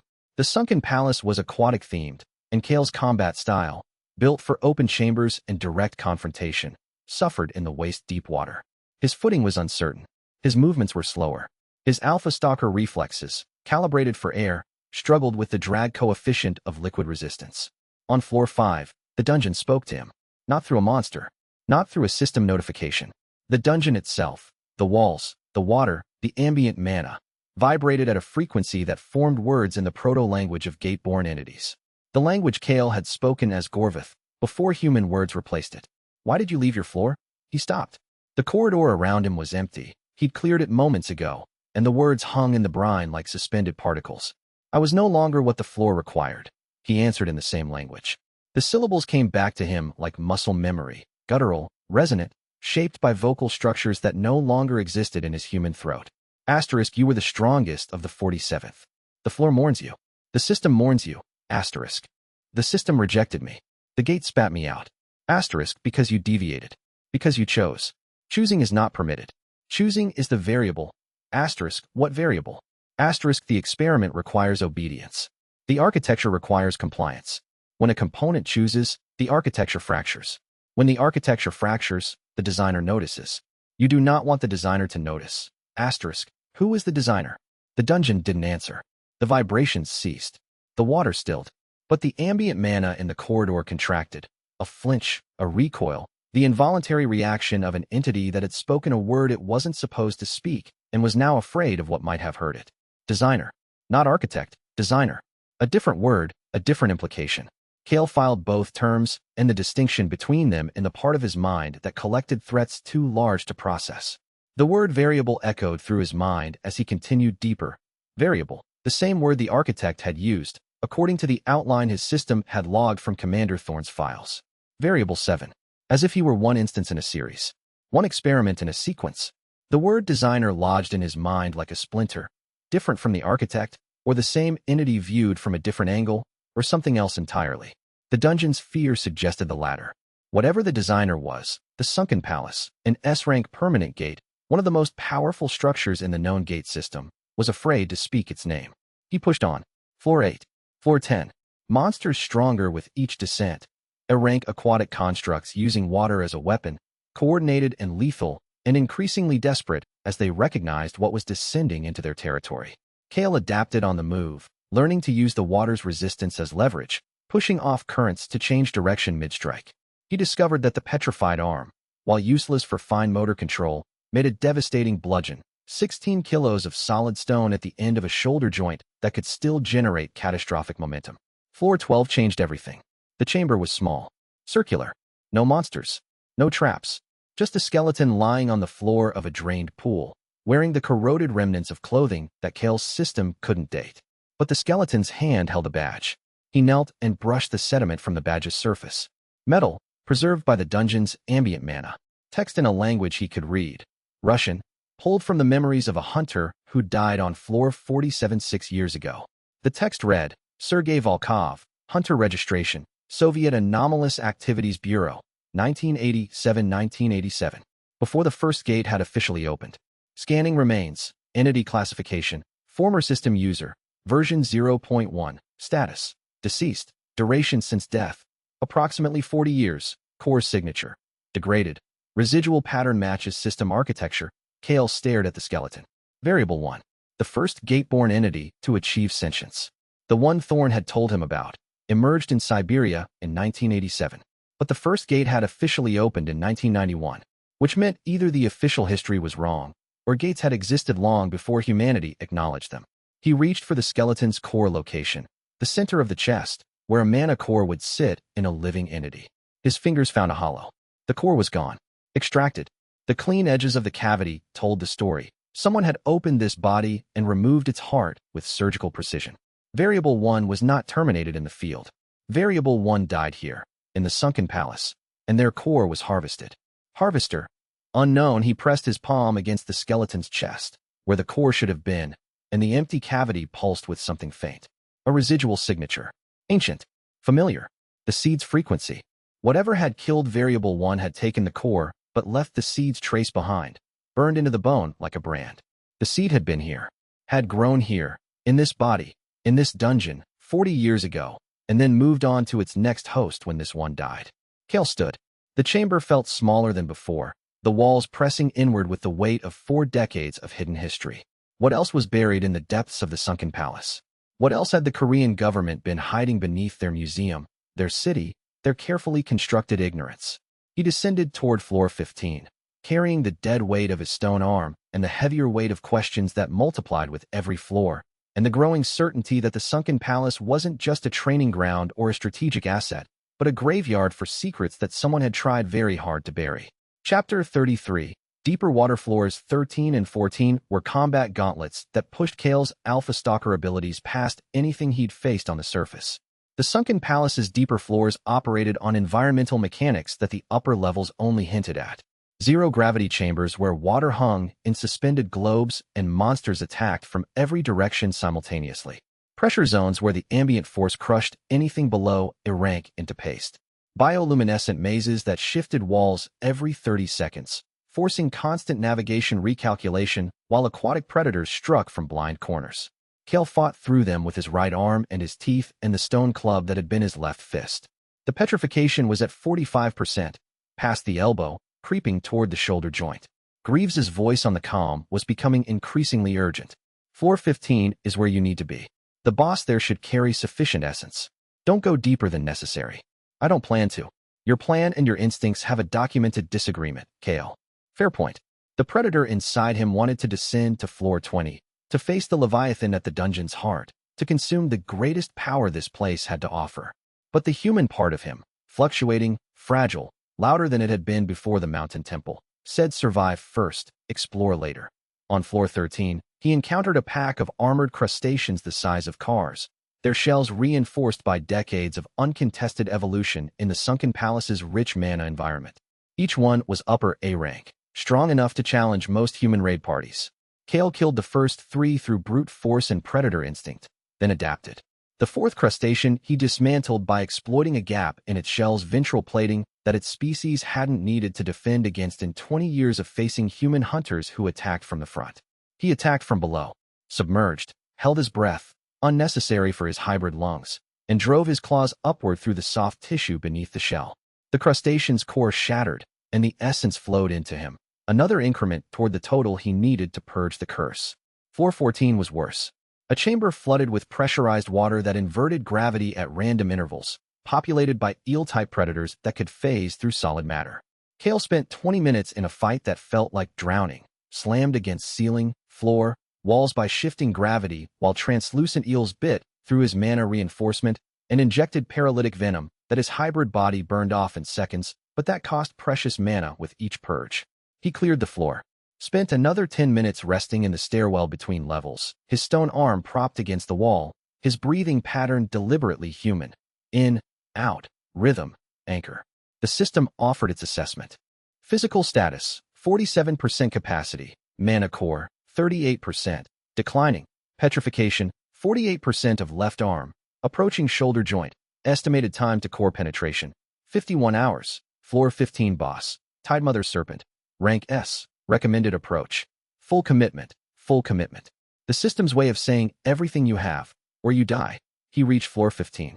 The boss chamber was a vast underwater dome, a sphere of pressurized water 100 meters in diameter, lit from below by a geothermal vent that cast everything in shifting orange light. The floor was volcanic glass. The ceiling was a shell of compressed brine so thick it was opaque. The boss rose from the vent. Serpentine. Massive. 40 meters of scaled body coiling upward through the heated water, each scale the size of a dinner table, each trailing bioluminescent filaments that pulsed with mana so dense it distorted light.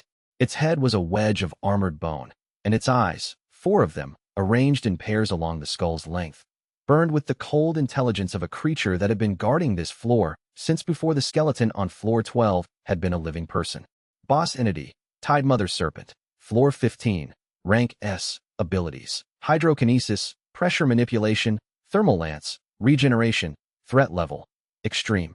Recommended strategy, avoid prolonged combat. Essence absorption requires core destruction. Target the tertiary brain behind the second pair of eyes. The Tidemother struck without preamble. A column of superheated water erupted from the vent and slammed into Kael with enough force to pin him against the chamber's dome ceiling. The pressure was immense. His bones creaked, his mana reinforcement buckled, and the petrified arm cracked along its stone surface. He tore free, pushed off the ceiling, dropping through the pressurized water like a missile, and drove his right claw into the serpent's flank. The scales resisted, harder than any armor he'd encountered. But his obsidian claws were designed by a dungeon that had spent 13 years refining a boss killer's toolkit, and they found the gap between scales and sank in. The Tidemother screamed, a subsonic vibration that turned the water into a weapon, shockwaves radiating outward in concentric rings that battered Kael's body and rattled his mana core. He held on, dragged his claw along the serpent's flank, opening a wound 3 meters long, and was rewarded with a fountain of pressurized blood that scalded his skin. The serpent's tail found him. 40 meters of scaled muscle whipped around and caught him across the torso, sending him caroming through the water. He hit the volcanic glass floor, cratered it, bounced, and was up again before the serpent could follow. They fought for 20 minutes. The longest continuous combat of Kael's human existence. 20 minutes of S-rank destruction in a pressurized dome beneath Seoul, where every strike generated shockwaves and every dodge required mana expenditure, and the petrification curse kept spreading, kept eating, kept turning living flesh to stone. The Tide Mother was a genuine S-rank boss, not the fluctuating, adaptive pseudo-S that the Busan Gate had produced, but a permanent guardian with decades of combat experience against Korea's elite hunters. It used the water as an extension of its body. It manipulated pressure like a weapon. It regenerated damage faster than Kael could inflict it. But Kael had something the Tide Mother had never encountered, adaptability born from dual nature. His predator side tracked the serpent's patterns, the 3-second tell before a thermal lance, the way its second eye pair dilated before a pressure wave, the rhythmic contraction of its body before a tail strike. His human side, the 4%, the fragment, improvised. He stopped trying to outdamage the regeneration. Instead, he used the petrified arm. The stone was dense, denser than any material his body could produce naturally, and the petrification curse, for all its lethality to living tissue, made the affected area nearly indestructible. He drove the stone fist into the Tide Mother's skull with every scrap of mana his right arm could channel through his shoulder. The impact was devastating, stone against bone, enhanced by the full weight of a boss monster's striking power. The first hit cracked the serpent's armor. The second shattered a section of skull. The third exposed the tertiary brain behind the second pair of eyes. The Tide Mother reared back, opened its mouth for a final thermal lance, a last resort attack that would boil the chamber and everything in it. Kael didn't dodge. He lunged into the open maw, drove his stone fist through the thermal vent at the back of the serpent's throat, and punched the core behind it. The core shattered. Essence flooded him, massive, overwhelming, a torrent of S-rank mana that poured through his meridians and burned the petrification from his flesh like sunlight burning frost. The stone cracked, crumbled, flaked away. Living tissue regenerated beneath it, muscle, skin, nerve, bone, restored in seconds by the sheer volume of power coursing through him. His left arm flexed, moved, felt, and in the aftermath, as the Tide Mother's body dissolved into essence and the chamber fell silent, something else came with the absorption. A vision. Not his own, not the system's. Something older, a fragment of memory stored in the boss's core, released upon consumption. A woman, 1980s clothing, brown hair cut short, gold eyes with slit pupils, walking out of a gate in a snowy landscape, Soviet military uniforms all around her, guards with weapons that looked primitive by modern standards, and faces that showed the particular mix of awe and calculated greed that came from people who'd found a weapon they didn't understand. The woman, Variable One, Lian's predecessor, the first of the 7, looked at the camera recording her emergence with an expression of such profound confusion that Kael's heart contracted. She looked like him. The same bewildered wonder at a world beyond the dungeon. The same gold eyes trying to process a sky that had no ceiling. The vision faded. The memory dissolved. Kael stood in the empty boss chamber, arm restored, body healed, carrying the weight of a 40-year-old ghost and the knowledge that his power system had been creating people like him for decades, and every single one had died. He contacted Greaves. The curse is gone. I can see that. Your vitals are extraordinary. The essence absorption purged everything. But Kael, there's something else in the data stream. Your mana core is restructured. The absorption didn't just heal you. It advanced your I know. Evolution progress. Alpha Stalker Apex Hunter. 67%. Essence required for full evolution. Substantial. Current reserves. Insufficient. Estimated remaining essence needed. 2 to 3 boss class entities. Not yet. But close. 2/3 of the way to a rank that would change everything. Domain sense. Full combat evolution. The ability to feel every living thing within a kilometer. He ascended through the sunken palace's cleared floors, carrying the vision with him, and told Greaves only what the scientist needed to hear. The skeleton, the vision, the dungeon's voice. Those he kept locked behind his ribs, in the space where the seed pulsed, where Variable One's ghost lingered, where the word variable echoed like a sentence handed down by a judge he'd never met. What had Variable One seen before she died in the sunken palace? What had she known that was worth killing her to keep buried? And was Kael walking the same path toward the same unmarked grave, 40 years later, 7 iterations deeper, with the same ancient parasite riding his spine toward a harvest it had been planning since before he was born? Chapter 34, Anchor. He exited the sunken palace at 4 in the morning, climbing from the horizontal pool into the sealed chamber beneath the National Museum with the slow, deliberate movements of someone carrying more than physical weight. Yuna was waiting. She sat against the chamber wall with her sword across her knees and her communicator in her hand, and the particular stillness of someone who'd been awake all night and had passed through exhaustion into a crystalline alertness that couldn't be sustained much longer. "You're healed," she said, looking at his restored arm. "The curse is gone. You were in there for 11 hours. The comm signal cut out below floor 10. I've been sitting here for 6 hours with no information. I'm sorry. Don't be sorry. Be present." She stood, and the sword moved with her, a natural extension. The way Sable was a natural extension of Kael's shadow. What happened in there? He told her about the Tide Mother, about the combat, the cure, the absorption. He didn't tell her about the skeleton or the vision. Not because he was hiding it, because he was still processing it, and processing required time his human 4% couldn't accelerate. They walked through the museum's sealed corridors toward the surface. The building was empty at this hour, exhibits dark, hallways echoing with their footsteps and the soft pad of Sable, who had materialized from the shadows the moment Kael exited the pool. "You're different," Yuna said. "Different how?" "Quieter. Your aura is." She paused, searching for words. "Compressed. Before you went in, your aura was a broadcast. Now it feels like it contained pressure, like you're holding more inside." She was right. The Tide Mother's essence had expanded his mana capacity, but more than that, the hours in the sunken palace, the dungeon's voice, the skeleton, the vision, had recalibrated something in his internal architecture. He was carrying more weight, and the additional mass required additional compression. "I learned something in there," he said. They'd reached the museum's lobby, wide, marble-floored, lit by the emergency lights that the association's maintenance team kept running. "About my system. About previous users." "Previous users." Her hand tightened on her sword. "Like what Thorn told us." "More specific." "There was a body. Floor 12. Russian. 1987. With the same system I have, an earlier version. And the boss on floor 15 carried a memory that confirmed it." He stopped walking. Faced her. The lobby was empty, silent, vast. "The system has been making things like me for at least 40 years, Yuna. And every single one has been killed. Captured, studied, executed. Every one. I'm not an anomaly. I'm the 7th iteration of a process that keeps producing the same result. You're not the same as them." "How do you know?" "Because you're standing here telling me about it instead of running." She stepped closer. Not handler distance. Closer than that. "The others, variables 1 through 6. I've read Thorn's files now. Most of them tried to hide. Some tried to fight. One tried to go back to their dungeon, like you did. None of them stood in front of the gate that rejected them and chose to stay. Staying isn't a strategy. It's not supposed to be a strategy. It's supposed to be a choice."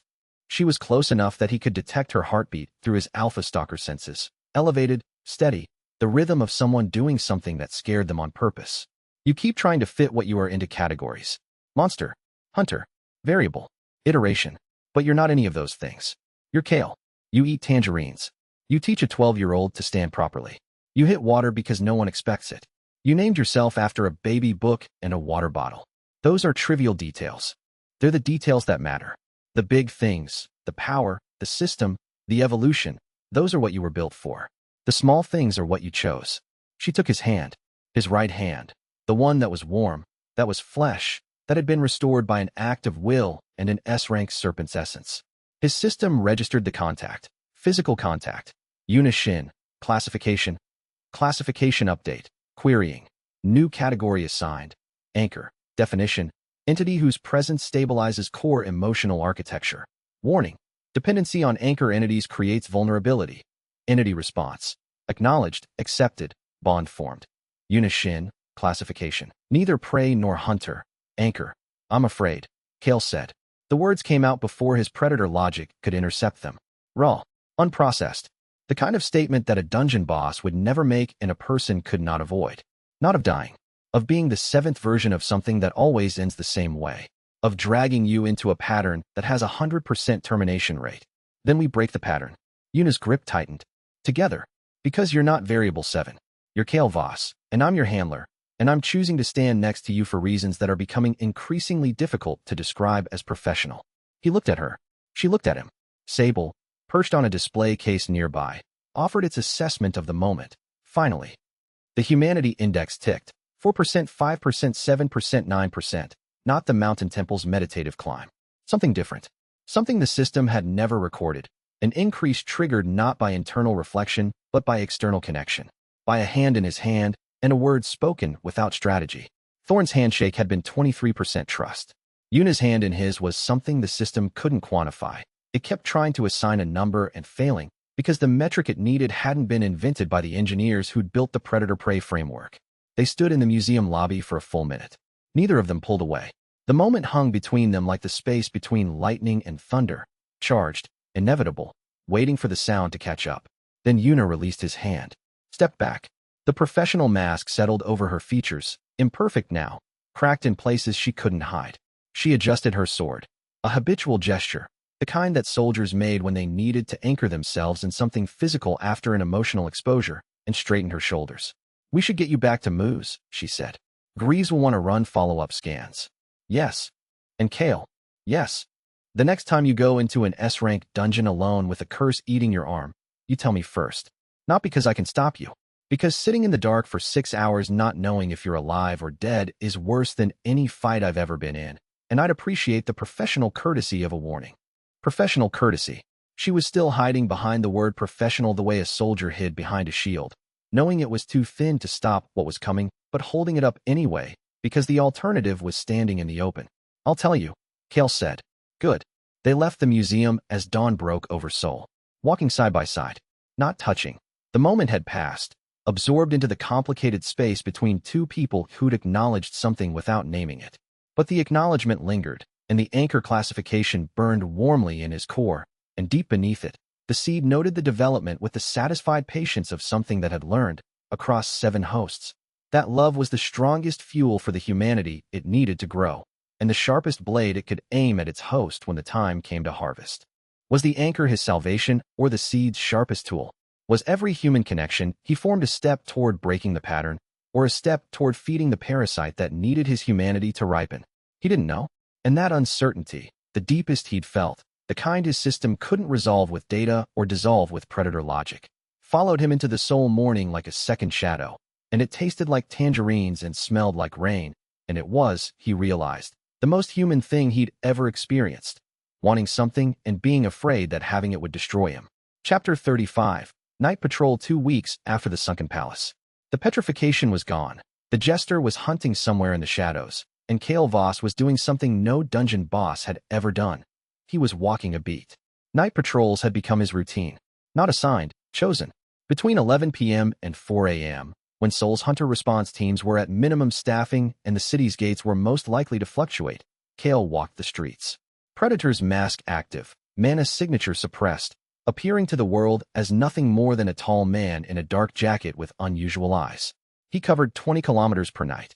His route wound through residential districts, past containment facilities, through the alleys and underpasses where Seoul's homeless population sheltered against the cold.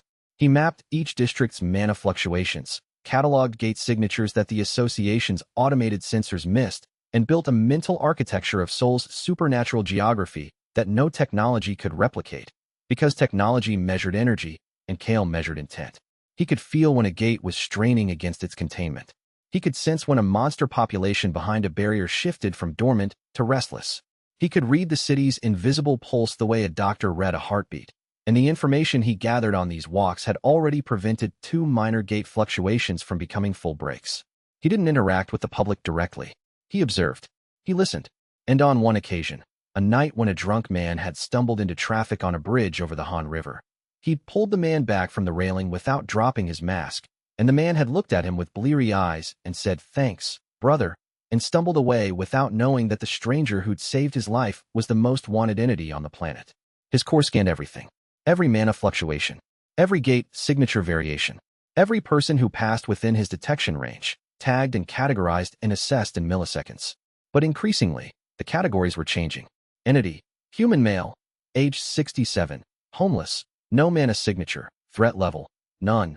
Category, civilian entity, human female, age 28, low-rank hunter, E-rank, returning from night shift, threat level, negligible. Category, civilian entity, human child, age 8, asleep in vehicle, threat level, none. Category, protected.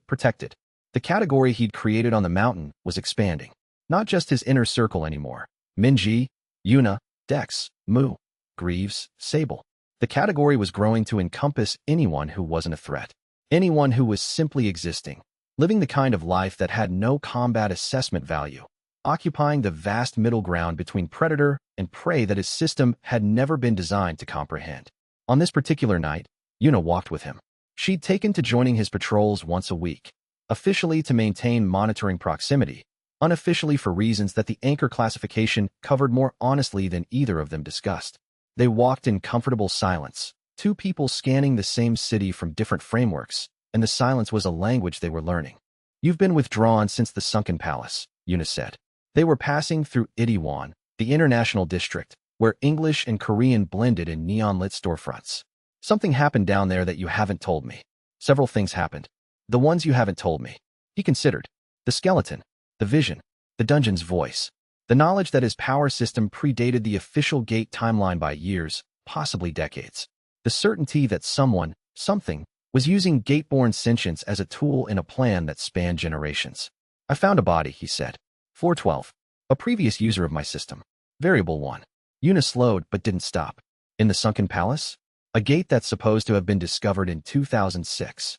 The body had a Soviet ID from 1987, which means either the Sunken Palace is older than the Korean government claims, or Variable 1 entered a gate that shouldn't have existed yet. Gates before the official first gate." Yuna processed this with the analytical precision that made her valuable and the emotional depth that made her human. If gates have been opening since at least 1987, then everything we know about the gate timeline is wrong, or incomplete, or deliberately hidden. They walked in silence for a block. The neon reflected in puddles on the sidewalk, last night's rain, still pooling in the city's imperfections. "And the boss on floor 15 showed me a vision," Kael continued. "A memory. Variable 1 walking out of a gate in what looked like Siberia, surrounded by soldiers." She was confused, overwhelmed. He paused. "She looked like I did on my first night, standing in the rain, staring at a street light." "Kael, the system keeps making us. That's what I'm afraid of. Not that I'll die, that I'll fail in the same way as the 6 who came before me. That the seed is designed for this. That it cultivates us to a certain point, and then we're harvested, and the next version starts over with whatever the seed learned." Yuna stopped walking. They were under a streetlight, a detail that shouldn't have meant anything but meant everything, because it was a streetlight like the one Kael had stared at on his first night, the one that had been the most beautiful thing he'd ever seen. "What makes you different isn't the system," she said. "It's the choices you make." Variables 1 through 6 all had the same power, the same structure, the same potential. But none of them did what you did in Busan. None of them hit water. None of them taught a 12-year-old to stand. None of them ate tangerines like they were a religious experience. You keep coming back to the tangerines. Because the tangerines are the point. The system doesn't care about tangerines. The seed doesn't care about tangerines. The HRB and the Crimson Jester and every government on Earth analyzing your threat profile, none of them factor in the tangerines. But they're the realest thing about you. They're proof that you're not a weapon or a variable or an iteration. You're a person who discovered he likes tangerines, and that's the most human thing I've ever seen. He looked at her under the streetlight, gold eyes meeting dark ones, and his system ran an analysis he didn't ask for. Emotional state assessment. Unishin. Primary. Conviction. Secondary. Affection. Exceeding professional parameters. Tertiary. Fear. Not of subject. For subject, she was afraid for him.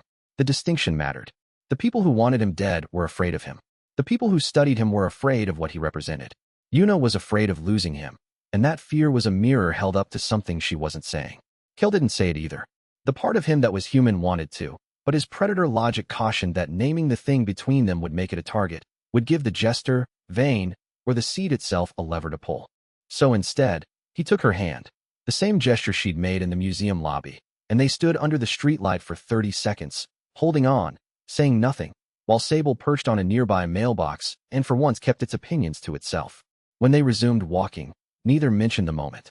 But the bond between them had deepened, and the anchor classification in Kael's core burned brighter, and somewhere in the soul night, a tracer curse embedded in healed flesh that Kael didn't know was still there pinged its location to a receiver in a Grand Hyatt penthouse, where the Crimson Jester plotted the red dot's path, and noted with interest that it had stopped, for 30 seconds, under a streetlight, at the exact coordinates where the A-rank Hunter Unishin's communicator had been. Broadcasting. 2 dots. Same location. Same 30 seconds. Dahl circled the coordinates in his ledger and wrote, Asterisk confirmed. The anchor is the woman. Exploit accordingly. Asterisk the question was no longer whether to pull the lever, but when and how hard, and whether the monster's heart would shatter before the jester's blades reached the core inside it. Chapter 36. The Palace Falls. The Crimson Jester found the sunken palace on a Sunday. It wasn't difficult. Dahl had access to Kael's core analysis data, which included mana signature recordings from the past 2 weeks, recordings that showed a massive S-rank essence absorption event that didn't correspond to any registered gate activity. Cross-referencing the absorption's temporal signature with Soul's underground mana grid, triangulating the origin point, and narrowing the location to a 50-meter radius beneath the National Museum took his analysis software 4 hours. Finding the sealed entrance took another 2. Getting in took 1. The sealed entrance had been designed to resist B-rank intrusion attempts, which was reasonable for a government installation. It had not been designed to resist an S-rank hunter who had spent 20 years breaking into places that didn't want him and had developed a professional appreciation for the art of the impossible lock. Dahl's spatial analyst traced the biometric seal's mana frequency, matched it with a resonance key forged from a harvested Gate Guardian core, and the 3-ton vault door swung open like a parlor trick. Beautiful engineering, Dahl murmured, running his fingers along the door's inner mechanisms. Korean craftsmanship. Always meticulous. He turned to his crew. Masks on. Weapons ready. We're going shopping. The Crimson Jester descended into the sunken palace at midnight with a crew of 8. 6 B-rank freelancers carrying core extraction equipment, 1 A-rank spatial hunter who could create emergency evacuation portals, and his personal assistant, a quiet woman named Iris who handled logistics with the dispassionate efficiency of someone who'd made peace with her employer's profession years ago. They moved fast. Dahl wasn't interested in the upper floors, the boss cores there were beneath his standards. He wanted the deep floors, where 20 years of undisturbed regeneration had produced monsters of exceptional purity. They reached floor 8 within 3 hours, killing bosses and extracting cores with the practiced efficiency of a team that had done this across 30 dungeons on 4 continents. Each core was sealed in a preservation case, labeled, and cataloged. On floor 10, one of the B-rank freelancers, a burly man named Quan who specialized in barrier techniques, triggered a pressure plate concealed beneath the brine. The corridor behind them imploded in a cascade of collapsing coral and superheated water, sealing the path they descended through in a wall of debris 10 meters thick. Iris checked the evacuation routes on her tablet and reported what everyone already knew. The spatial hunter's portal ability could punch through, but it would take 40 minutes to charge in the dungeon's dampening field. No exit. Only deeper. Dahl shrugged. We go down then. More profit. And Quan, watch where you step. I dock pay for incompetence. Quan said nothing. He was too busy staring at the walls, where bioluminescent organisms had shifted from blue-green to angry red, the dungeon expressing its displeasure at the intruders who were gutting its ecosystem 1 floor at a time. By floor 12, they'd lost another freelancer, a woman named Sue who specialized in water-breathing enchantments and had been the crew's survivability insurance in the aquatic environment. A trap boss on floor 11 had grabbed her through a wall, a phasing attack that Dahl's reconnaissance hadn't accounted for, and by the time the others responded, the trap boss had dragged her into a sealed chamber from which no sound emerged. Dahl noted the loss in his ledger as a cost of business expense and moved on. By floor 14, they'd accumulated 7 boss cores worth more than the GDP of a small nation. 2 of them were pristine. Decades of uninterrupted growth had produced cores of a purity that the black market had theoretical pricing models for, but had never actually seen. Dahl handled them with the reverence of a jeweler cradling uncut diamonds, his green eyes reflecting the core's internal light. By floor 16, the dungeon had begun to destabilize, tremors running through the walls, spatial fractures opening in corridors that had been stable for decades, the heartbeat accelerating from nervous to frantic. Kael felt it from the surface. He was at Moo's shop, mid-conversation with Dex about patrol routes, when the vibration hit his domain's sense, a subsonic tremor that propagated through Soul's mana grid like an earthquake through bedrock. The sunken palace, he said. Something's wrong. Yuna was on her communicator within seconds, contacting Minister Park's secure line. The response was immediate and grim. The palace's monitoring station had registered catastrophic boss kill events on 12 floors in the past 3 hours. Someone was inside, and they were tearing the dungeon apart. If the bosses are killed, the floors collapse, Kael said. He was already moving toward the door. The bosses are structural. They're the load-bearing pillars of the gate's reality. I felt it when I killed the Tide Mother. The floor weakened. If someone kills enough of them, the gate breaks. Greaves finished over the comm. An S-rank gate break in Central Seoul. The blast radius alone would kill millions. Yes. Minister Park authorized emergency entry within 5 minutes. Kael was at the museum's sealed entrance within 20. Dex was with him, armed, jaw set, carrying an intensity that Kael had learned to read as the manifestation of a man who'd lost his friends once and would burn the world to prevent it happening again. You can't come, Kael said. It's S rank in there, and it's collapsing. You said that last time. I'm coming this time. Dex. Sarah died on floor 47 because I wasn't strong enough to stand beside her. I've spent 2 years getting stronger. I've spent 2 weeks training in proximity to your mana signature, absorbing ambient energy that your scientist friend says has pushed me to the threshold of a rank. I am going into that dungeon, Kael. With you or after you. His system assessed Dex's mana output. Dex Calloway. Updated classification, B rank, A rank threshold. New ability detected, Grief's Edge. Mana Blade manifestation enhanced by emotional resonance, Grief's Edge. A new ability born from pain, honed by determination, manifested by proximity to dungeon energy that most human bodies couldn't process. Dex had been absorbing Kael's ambient mana for weeks, and instead of being poisoned by it, the normal human response, he'd integrated it. You've evolved, Kael said. I've survived. Same thing, apparently. Dex drew his twin swords, and they blazed with a mana signature that registered as A rank. Let's go save a dungeon. They descended. The sunken palace was dying. Floors they'd cleared, the living coral, the bioluminescent chambers, the aquatic ecosystems, were collapsing. Without their bosses, the floors had no structural anchor, and the dungeon's architecture was folding inward, merging levels, breaking the spatial geometry that kept each floor distinct. Kael and Dex ran through a nightmare of collapsing corridors and berserk monsters.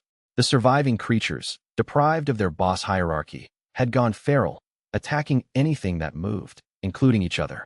The water levels were rising on every floor as the dungeon's containment systems failed. By floor 12, where Variable One's skeleton had been, now buried under rubble, the walls were bleeding spatial fractures, cracks in reality that leaked raw dimensional energy, distorting gravity and warping light. The core is on floor 20, Kael said, navigating by predator instinct through corridors that changed every 30 seconds. If the core destabilizes, the entire gate collapses. And if the gate collapses, everything within a 1-kilometer radius ceases to exist. Then the mana backlash propagates through the city's gate network and triggers sympathetic breaks across Seoul. Dex didn't slow down, so we prevent that. They reached floor 18 and found the Jester's trail, dead bosses, stripped cores, and the particular devastation of someone who'd passed through these chambers, treating them as a resource to be harvested rather than a structure to be preserved. Floor 19. Floor 20. The gate's core chamber, and the man who was about to crack Seoul in half for the price of 7 monster cores. Chapter 37. The core floor 20 was a cathedral of pressurized water and volcanic glass, larger than any chamber Kael had seen in the sunken palace. A sphere 300 meters in diameter, held together by the raw spatial energy of the gate's core. The core itself was visible, a sphere of compressed mana hovering at the chamber's center, pulsing with a rhythm that Kael recognized as the dungeon's heartbeat. It was weakening. Each pulse was weaker than the last, and the spatial fractures spreading through the chamber's walls were the visible symptoms of a gate losing its structural integrity. The Crimson Jester stood beneath the core. His crew was reduced, 4 of the original 8. The others had been lost to the collapsing dungeon, consumed by the chaos they'd created. The surviving 4 were extracting the last accessible boss core from the chamber's guardian, a massive deep-sea construct that Dahl had killed with his carnival of blades and was now dissecting with surgical precision. Kael Voss. The Jester looked up from his work. His suit was ruined, torn, stained, soaked, but his smile was intact. Behind him, the surviving members of his crew were working with frantic efficiency, packing cores into preservation cases while the chamber shuddered around them. The spatial analyst was charging her portal device in the corner, her face slick with sweat and fear. Iris cataloged each core with steady hands, her expression betraying nothing. She'd worked for Dahl long enough to know that panic was a luxury the Crimson Jester's employees couldn't afford. I was wondering when you'd arrive. You're collapsing the gate. I'm harvesting. The collapse is a byproduct. Dahl sealed the extracted core in a preservation case and stood, brushing debris from his shoulders with the vanity of a man who cared about appearance even in an apocalypse. Though I'll admit the scale of the byproduct is larger than anticipated. These permanent gates are more structurally dependent on their boss ecosystem than the temporary ones. If this gate breaks, millions die. Millions die in gate breaks every year. The species will adapt. He tilted his head, studying Kael with those bright green eyes. You, however, are a unique specimen. I've analyzed your core data thoroughly. The hybrid structure is remarkable, but what's more remarkable is the secondary signature. The seed. Kael's guard tightened. What do you know about the seed? I know it's been inside 7 entities. I know it transfers when the host dies. I know its mana frequency is older than any gate on record. Dahl's smile widened. And I know that the remnant cores from previous system users, variables 1 through 6, were scattered across various dungeons after their hosts were terminated. I've been collecting them for 3 years. He reached into his coat and pulled out 3 spheres. Small, each the size of a golf ball. But the mana they radiated was immense, concentrated, carrying a signature that Kael's system recognized with visceral urgency. Alert. Remnant cores detected. 3 of 6. Source. Variables 2, 4, and 5. Mana density. Extreme. Warning.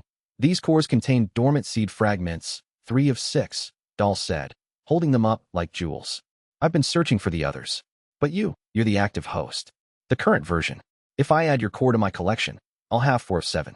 Almost enough to reconstitute the full seed and sell it to the highest bidder. The seed isn't a commodity. Everything is a commodity, pet. The question is always just the price and the buyer. He pocketed the remnant cores and drew his rapier. The carnival of blades erupted, 60+ daggers filling the collapsing chamber with a steel constellation. Now, I prefer to take your core intact, which means killing you quickly. But I'm a professional. If you insist on fighting, I'll accommodate. Kael extended his claws. Both arms, the restored left singing with the Tide Mother's residual power. The hybrid core in his chest burned hotter than it had since the evolution on the Abyssal Spire stairwell, and his system fed him combat data in a continuous stream that he processed without conscious effort. The Jester's stance, the remnant core's interference patterns, the chamber's structural weak points, the 18 seconds until the next gravity fluctuation.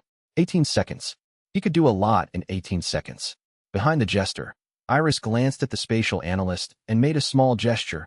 How long until the portal? The analyst held up 5 fingers. 5 minutes. Dahl's crew was planning their exit. They'd take the cores and vanish, leaving the sunken palace to collapse and soul to burn. Dex, Kael said. On it. Dex had already assessed the chamber. The core.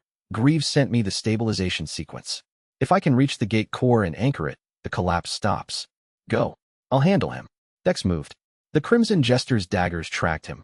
3 broke formation to intercept, but Kael was faster, shattering the pursuing blades with a sweeping claw strike that cleared Dex's path.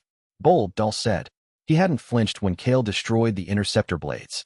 His smile had widened, the genuine, predatory smile of someone encountering a challenge worthy of their attention. Splitting your forces in a collapsing pocket dimension against an S-rank opponent. You're sending a B-rank hunter to do S-rank work while you fight me one-armed in a dungeon that's actively trying to kill everyone inside it. Either you're very confident or very desperate. Both. Kael settled into a combat stance he'd never used before, not the wide, aggressive posture of a dungeon boss, but something more compact. Balanced. A stance Mu had corrected during their training sessions, designed not for overwhelming force but for sustained engagement. And he's not B-rank anymore. The carnival surged. 60 blades reorganized into attack formation, a swirling vortex of cursed steel aimed at a single target. The formation was tighter than the subway encounter, more concentrated, each blade's trajectory calculated to overlap with its neighbors and create a kill zone with no safe angles. Dahl had learned from their first engagement. He'd analyzed how Kael's reflexes tracked individual blades and had adjusted his patterns to present clusters rather than single threats, forcing Kael to block 5 strikes simultaneously instead of dodging them one at a time. Kael met it head-on, claws extended, and the chamber erupted into violence. This was not the subway, not a containment tunnel with 5-meter ceilings and limited room. This was a 300-meter sphere of pressurized water and volcanic glass, and both predators had room to move. Kael used it. He leaped, dodged, struck, retreated, a fluid combat pattern that drew on 13 years of boss chamber warfare and 10 days of Mu's philosophical reprogramming. He didn't fight the carnival's patterns. He disrupted them. A claw strike here broke a coordination chain. A burst of mana there scattered a formation cluster. Each intervention forced the Jester to manually redirect his blades, buying seconds that Kael spent closing distance. But Dahl was S-rank for a reason. His carnival adapted, new patterns emerging, new formations cycling, the blade swarm learning from Kael's disruptions the way the Busan dungeon had learned from human hunters. For every formation Kael broke, 2 more replaced it. They were matched, predator against predator, each reading the other's tactics and countering in real time. The chamber filling with the sound of obsidian against steel and the crackle of elemental curses detonating against mana-reinforced flesh. Behind them, the dungeon continued to die, spatial fractures widening, the core's pulse growing weaker, gravity flickering like a failing light bulb. And Dex, running through the chaos toward the gate core, felt the stabilization device in his pocket vibrate as Greaves's voice crackled through his earpiece. You'll need to hold the core anchor for at least 15 minutes. Your hands on the matrix. No breaks. No letting go. Copy that, Dex said, and didn't slow down, because the math was simple. 15 minutes of pain versus millions of lives. And Dex Calloway had stopped doing complicated math the day Sarah died on floor 47, and he'd learned that the only equation that mattered was, what are you willing to pay to keep someone alive? Everything. The answer was always everything. Chapter 38. Carnival fighting the Crimson Jester was unlike any combat Kael had experienced. Thorn had been disciplined, spatial precision, tactical methodology, the combat philosophy of a soldier. The Tide Mother had been primal, raw power, environmental mastery, the instinct of a creature that had never needed to be anything other than overwhelming. Dahl was artistic. His carnival of blades wasn't just a weapon system, it was an expression. Each dagger moved with independent intelligence, creating patterns that were as much aesthetic as tactical.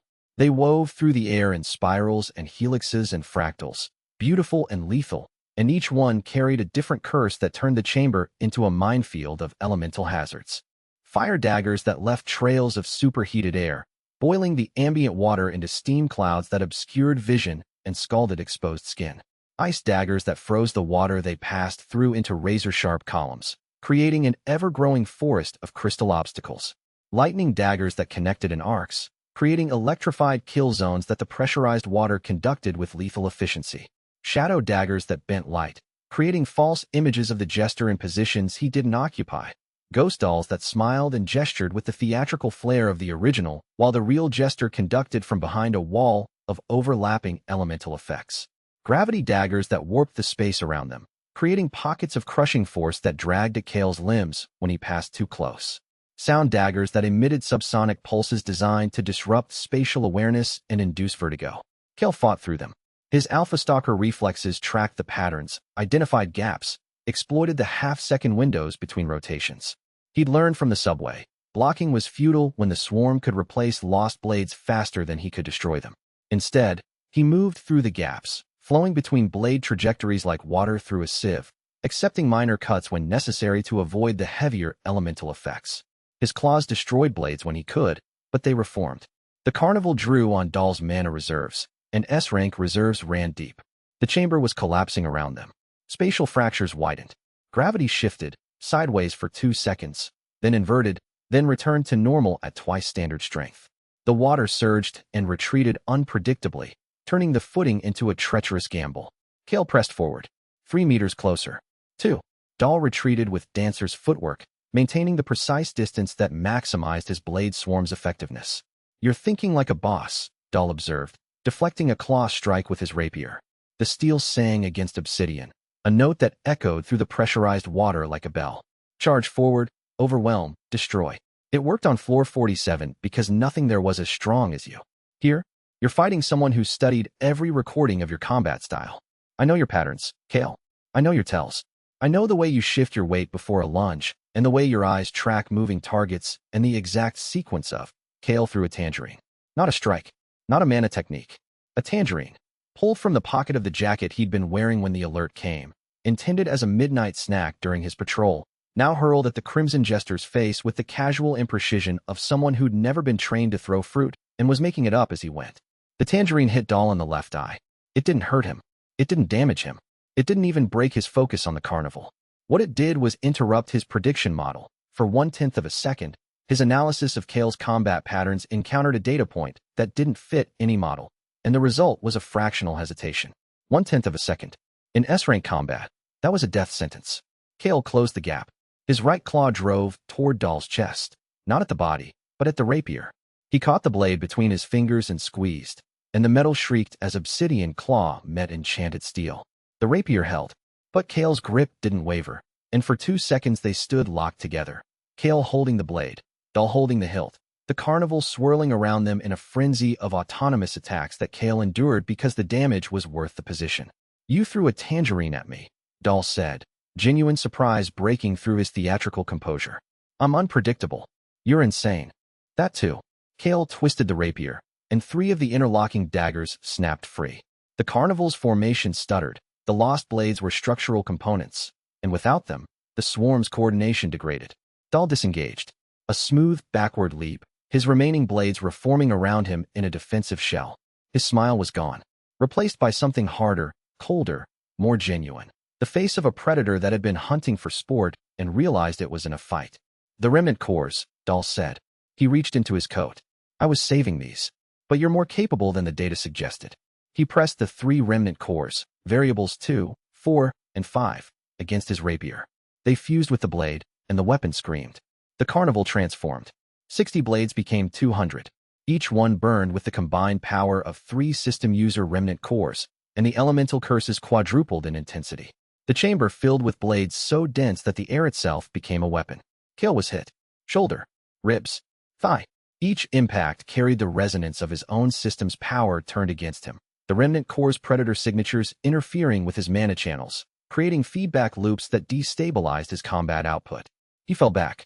Blood, dark, hybrid, laced with traces of blue mana that evaporated in the pressurized water, ran from a dozen wounds. The enhanced blades carved through his mana reinforcement like it was paper, each curse carrying a piece of the same power that ran through his own veins. His body tried to regenerate, but the remnant core resonance disrupted his healing. Each wound stayed open, bleeding, accumulating damage that his hybrid physiology couldn't process because the attacking energy registered as self rather than foreign, his own system, weaponized against him. The ghost power of 3 dead variables channeled through a madman's sword. Across the chamber, Dex reached the gate core. "Kael, I'm at the core. Greaves says I need to anchor it. Someone has to physically hold the stabilization matrix while it locks." "Do it. It means staying. If I anchor the core, I can't let go until the matrix completes. That's 15 minutes minimum, and the chamber's collapsing. 15 minutes. In a collapsing S-rank dungeon. Holding a core stabilization matrix that required physical contact. It meant staying behind. "I'll hold the chamber," Kael said. Blood dripped from wounds that should have closed by now but couldn't, because the remnant core blades disrupted his regeneration. "Do it." Dex placed his hands on the gate core. The matrix activated. Lines of energy spreading from his palms across the core's surface, stabilizing the pulses, reinforcing the failing structure. His face contorted with effort. The matrix was designed for S-rank hunters, and Dex was barely A-rank. "The pain is impressive," Dex said through gritted teeth. "Hold it." Holding. A beat. "This is very much a thing I'm doing voluntarily, and I would like the record to reflect that." The Crimson Jester watched the exchange with narrowed eyes. His blade swarm shifted, half the daggers turning toward Dex. "Uh-huh." Kael stepped between Dahl and the gate core. Blood dripping, wounds burning, the carnival's enhanced blades screaming through the air around him. "Your fight is with me." Dahl smiled, the old smile, the wide one. "I admire your commitment. Truly. But in approximately 12 minutes, this chamber ceases to exist, and if your friend is still holding that core, then I'd better end this in 11. And the predator inside him, the thing that had spent 13 years as the most lethal entity in the Abyssal Spire, agreed, because 11 minutes was either an eternity or a heartbeat, and the difference depended entirely on what happened next. Chapter 39. Evolution. Kael had never evolved during combat. His previous evolutions had been controlled. The first, in the Abyssal Spire, triggered by consuming the Floor 30 boss. The second, at the Sentient Gate, triggered by ripping out a gate's core anchor. Each had been decisive but measured, the system processing essence in a structured sequence that took minutes. This one was not measured. The Crimson Jester's remnant-enhanced carnival was tearing him apart. 200 blades carrying 3 different predator system signatures, each one interfering with his mana channels, each one degrading his combat effectiveness. He was bleeding from 37 separate wounds. His left leg was barely functional. A gravity-cursed blade had compressed the bone until it cracked. His mana core was at 14% capacity. His combat effectiveness was at 31%. His survival probability, according to the system, was 7% and falling. Critical threat. System resources depleted. Emergency protocol. Evolution trigger available. Warning. Emergency evolution in combat conditions. Unprecedented. Outcome uncertain. Current rank. Alpha Stalker. Evolution target. Apex Hunter. Essence reserves. Sufficient.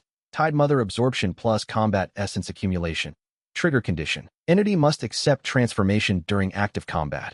Risk of core destabilization. 34%. Proceed? Y/N 34% chance the evolution would destroy him. 66% chance it would save him. The same odds as his first fight with Thorn. The universe had a grim sense of symmetry. Entity response. Why? The evolution hit like a detonation. Every wound on his body erupted with gold light. His mana core, depleted to 14%, ignited, burning through its reserves and replacing them with something deeper, something that drew from the well of essence he'd accumulated over weeks of combat, training, and absorption. His body changed. Not the dramatic restructuring of his first evolution, the compression from 12-foot monster to human form, but a refinement. Muscles densified, bones hardened. His senses, already alpha stalker sharp, expanded into something new. Domain sense. The world opened. Every living thing within a kilometer registered in his awareness. Not as mana signatures or threat assessments, as presences. Dex, anchoring the core, his determination a bright flame burning against the dark. The Jester's crew, 3 surviving members, their fear a cold blue light retreating toward the exits. The dungeon monsters on the surrounding floors, feral and panicking, burning orange. And Dahl, the Crimson Jester. A complex, layered presence, intelligence, cruelty, joy, ambition, all wound together in a signature that Kael could read like a book. He could feel the Jester's heartbeat, elevated, 112 beats per minute, the rhythm of a man whose body was processing the realization that the prey had transformed mid-hunt. Could feel the rhythm of his breathing, controlled, deliberate, the discipline of an S-rank combatant keeping panic at bay through practiced breathing techniques. Could feel the micro-tremors in Dahl's sword arm as muscle fibers recalculated their grip strength against a threat that had just doubled in magnitude. And beyond the chamber, beyond the collapsing dungeon, through 20 floors of dying architecture, Kael could feel Yuna at the entrance, her heartbeat steady with the composure of a woman who'd learned to wait, and Greaves beside her, his pulse frantic with the terror of a scientist watching data he'd spent his career pursuing unfold at a scale that dwarfed his instruments. Evolution complete. Apex Hunter, new ability, domain sense, full awareness of all entities within 1 kilometer, emotion detection, intention prediction, combat assessment updated, all previous threat calculations obsolete, carnival of blades, pattern now visible, all 200 blade trajectories predicted 2.3 seconds in advance. 2.3 seconds. In S-rank combat, that wasn't just an advantage. It was domination. Kael moved. He stopped blocking the blades and started dismantling them. His domain sense showed him where each blade would be before it arrived, and his evolved reflexes let him position his claws to intercept with surgical precision. Each claw strike shattered a blade permanently. The enhanced obsidian of an apex hunter disrupted the autonomous enchantments beyond recovery. 200 blades became 150, then 100, then 60. The Jester's composure cracked. For the first time since he'd arrived in Seoul, Orendal looked at his target and saw something he hadn't seen in 20 years of black market hunting, something that outclassed him. What? He pulled the carnival tighter, concentrating the remaining blades into a defensive wall. That mana output, you evolved. In the middle of a fight. That's not possible. Kael advanced. His gold eyes burned with the intensity of a being that had just broken through a ceiling that had held for weeks, and the domain sense showed him everything. Every intention, every fear, every calculation running through the Jester's mind. I've been told that a lot, usually by people who are about to be wrong. He struck the blade wall, not through it, into it. His domain sense identified the structural anchor points of the carnival's formation, the 3 blades that served as coordination nodes, directing the rest, and his claws found them with the accuracy of someone who could feel the future 2 seconds ahead. The anchor blade shattered. The carnival collapsed. 200 blades became scattered steel, falling like rain. Elemental curses fading as the autonomous enchantments lost their coordinator. Dahl stood in the debris of his ultimate weapon, holding a rapier that no longer had an army, and faced an apex hunter with domain sense and the particular cold focus of a dungeon boss that had decided this fight was over. Behind Dahl, his surviving crew had seen enough. The spatial analyst's portal flared to life, a shimmering oval of folded space that led to the surface, and Iris grabbed the preservation cases full of harvested cores and dove through without hesitation. Professional to the last, the cores were the product, and the product's safety was her responsibility regardless of whether the employer survived the extraction.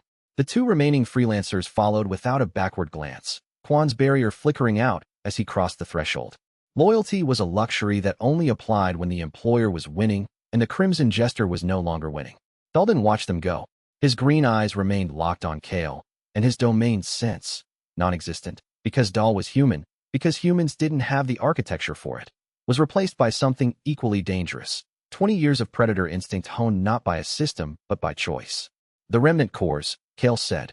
His voice carried a new resonance, the domain sense coloring his speech with harmonics that pressed against the listener's instincts. Drop them. Dahl's hand went to his coat, where the 3 remnant cores sat.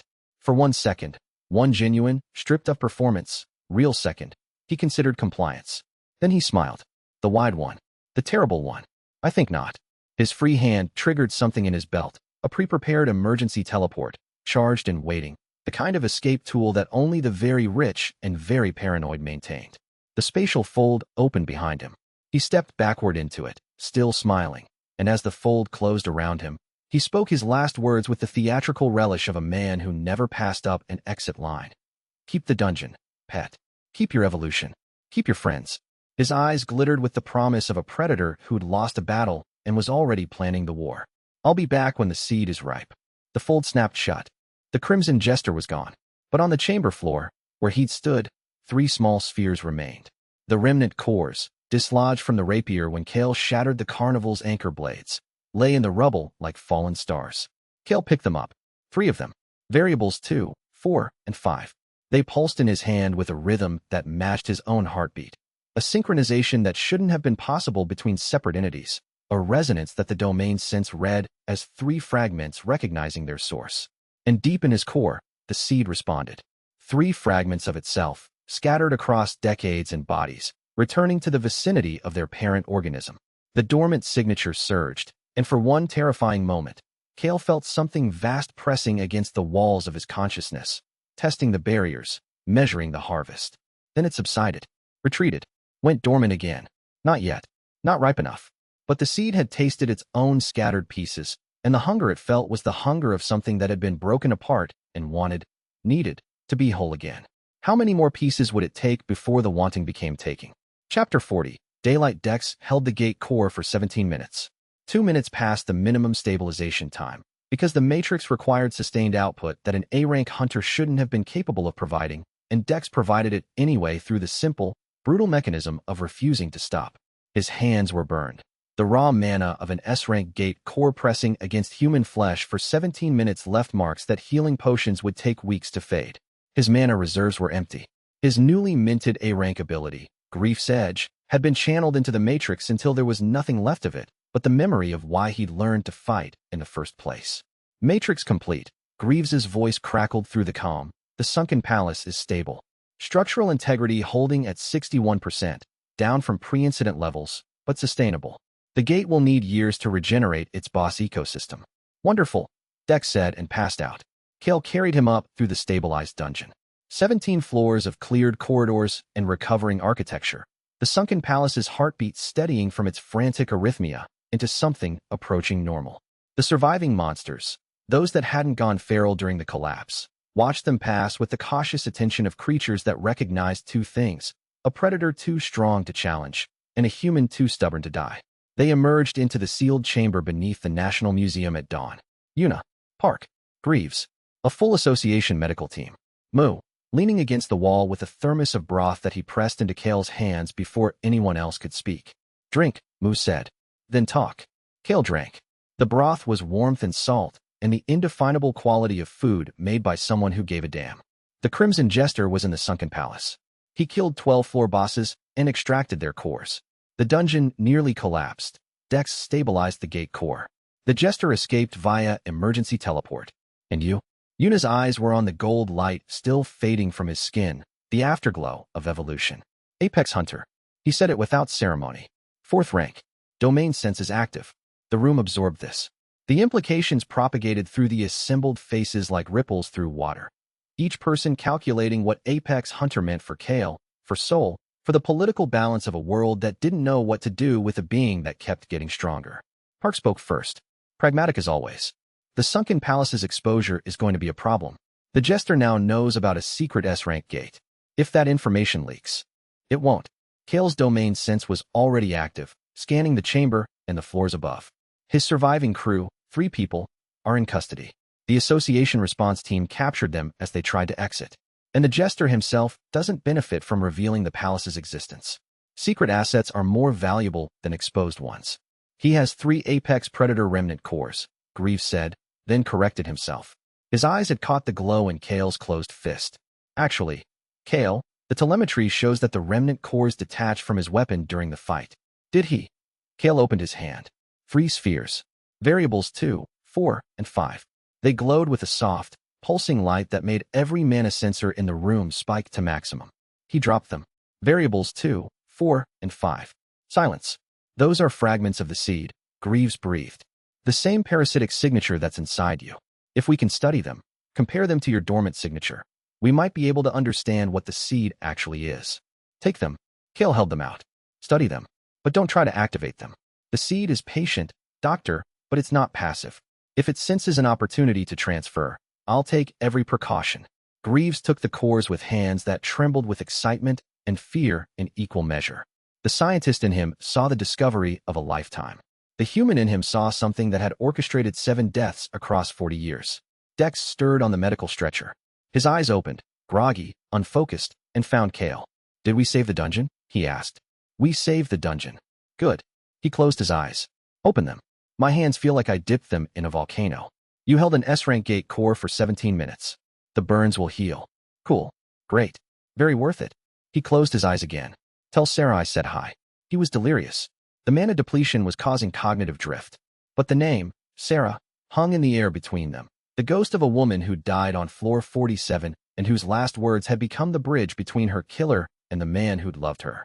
Kael looked at Dex, unconscious again, hands bandaged, mana depleted, body pushed beyond its limits. And his system generated an assessment. Dex Calloway, classification update. A rank, confirmed. Loyalty assessment. Absolute. No precedent. The system kept saying that. No precedent for the protected list. No precedent for the anchor classification. No precedent for a dungeon boss who chose to protect instead of consume. Maybe that was the point. Maybe being unprecedented was the only way to break a pattern that had killed 6 people and was hungry for a 7th. Kael left the museum as Seoul's morning traffic began. The city was waking up.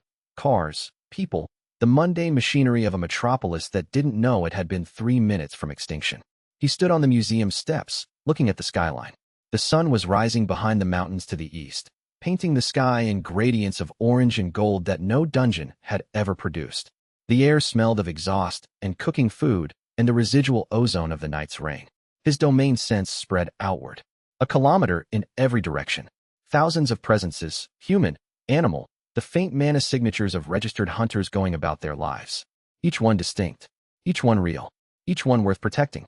Sable materialized on his shoulder. The shadow cat nuzzled against his jaw, its small body vibrating with its rough purr. Home? Sable asked.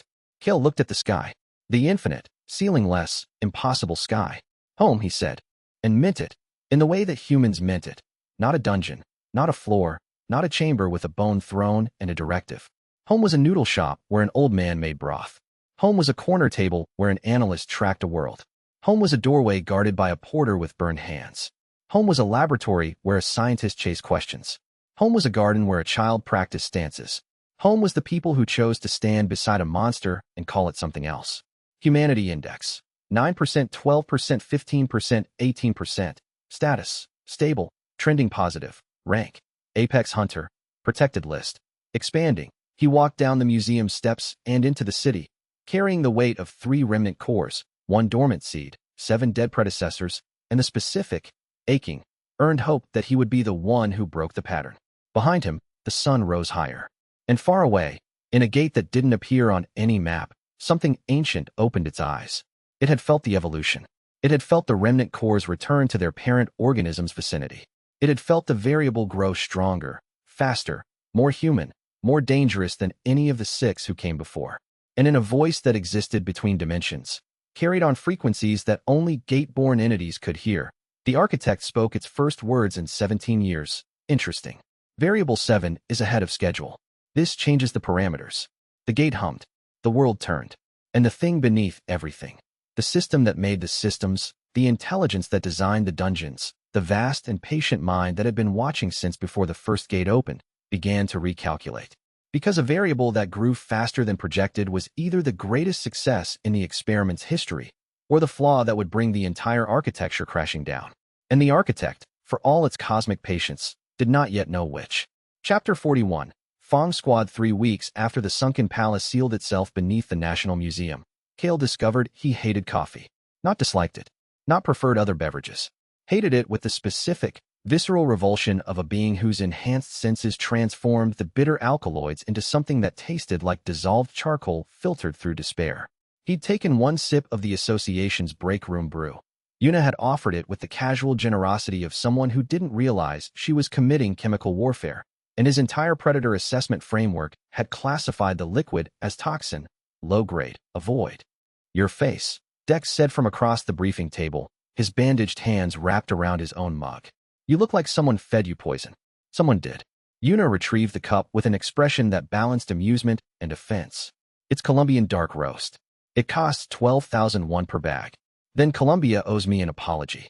The briefing room on the 42nd floor of the Korean Hunter Association's headquarters had been converted from a standard conference space into what Minister Park called a dedicated operational theater and what everyone else called Fong Squad's clubhouse. For desks, a wall-mounted holographic display showing real-time gate activity across the Korean peninsula, a small armory closet that Dex had already organized with military precision despite his healing hands, and a corner that Sable had claimed as a bed by shredding a regulation cushion into something approximating a nest. Fong Squad. Kael's new designation.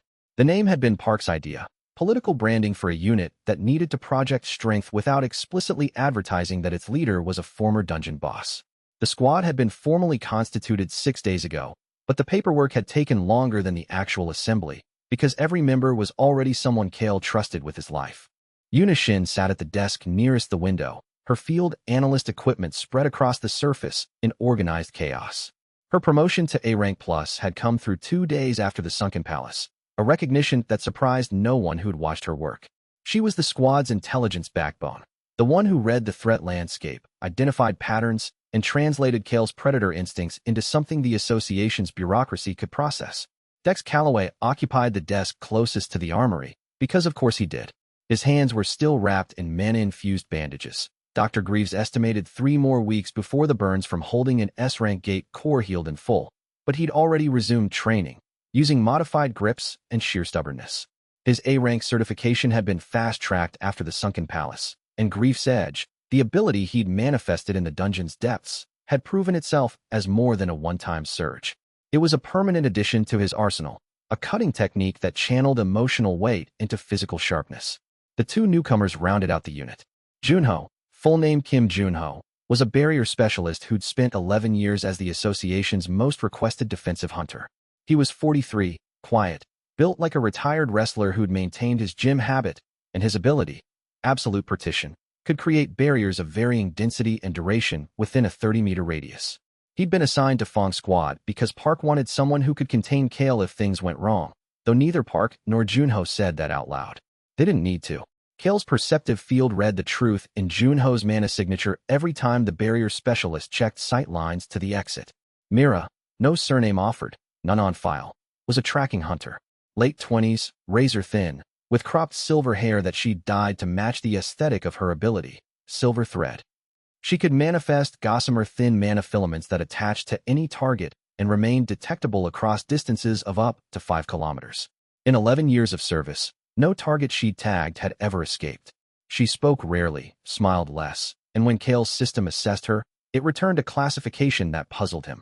Hunter, high threat, classification, patient. Most hunters were classified as aggressive, defensive, or reactive.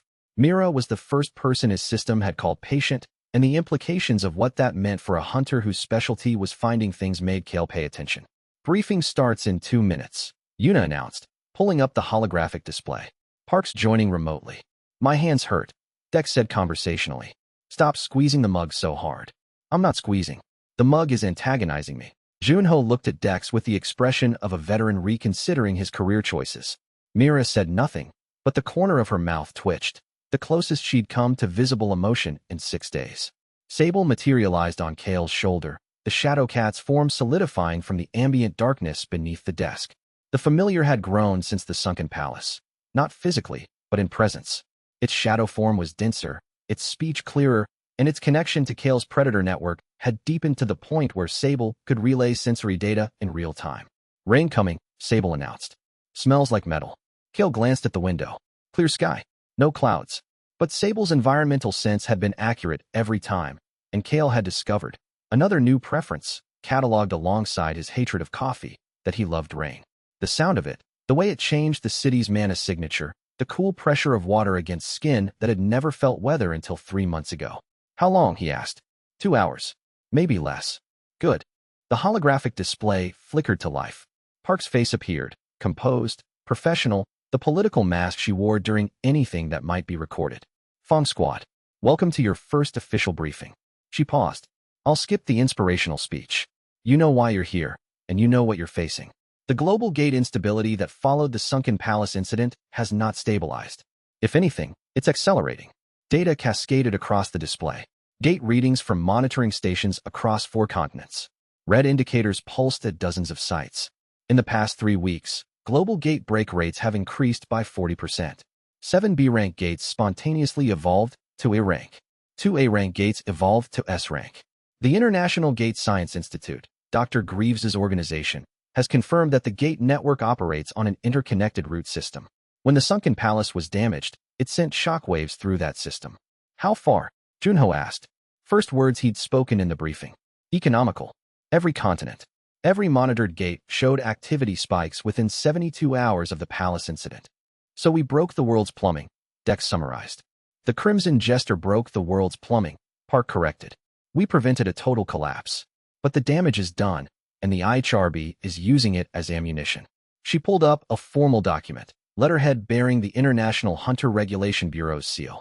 Director Lucas Vane has formally requested that Kael Voss be transferred to the IHRB's Geneva facility for registration and classification as a gate origin entity. The request was submitted to the UN Security Council's Hunter Affairs Committee 3 days ago. Silence.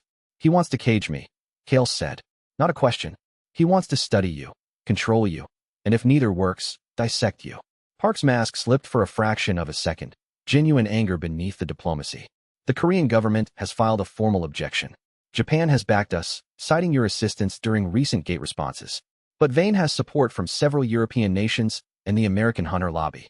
"What's the timeline?" "The committee votes in 6 weeks. If Vane's resolution passes, we'll have limited options. And if it doesn't pass? Then Vane will try something less diplomatic. He always does." Park's jaw tightened. "Which brings me to your first assignment. Not the IHRB situation. We'll address that through channels. This is about the instability."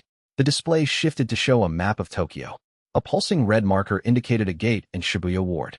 48 hours ago, a B-rank gate in central Tokyo spontaneously evolved to S rank. The Japanese Hunter Corps has requested international assistance.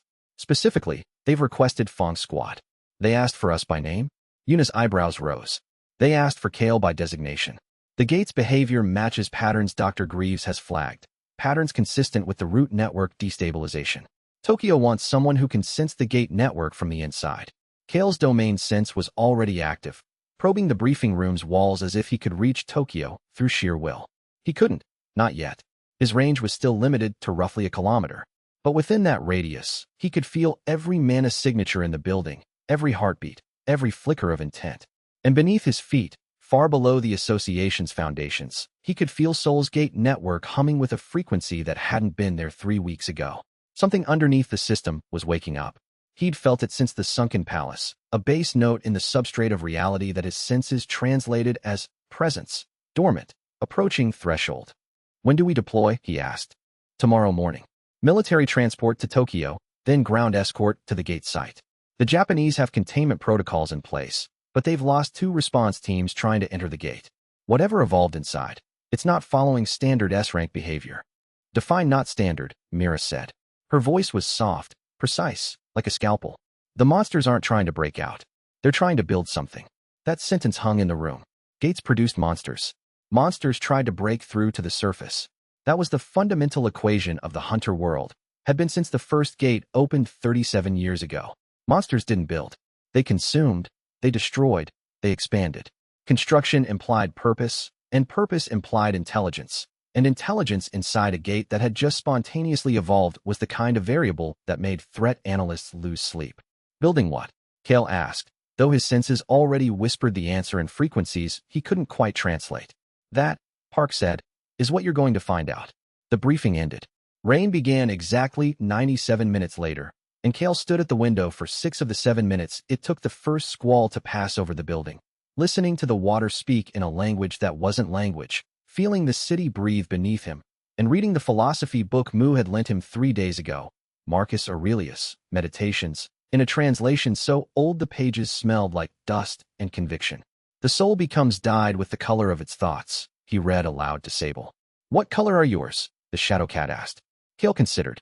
His thoughts were not colored. They were classified: threat, opportunity, protected, unknown.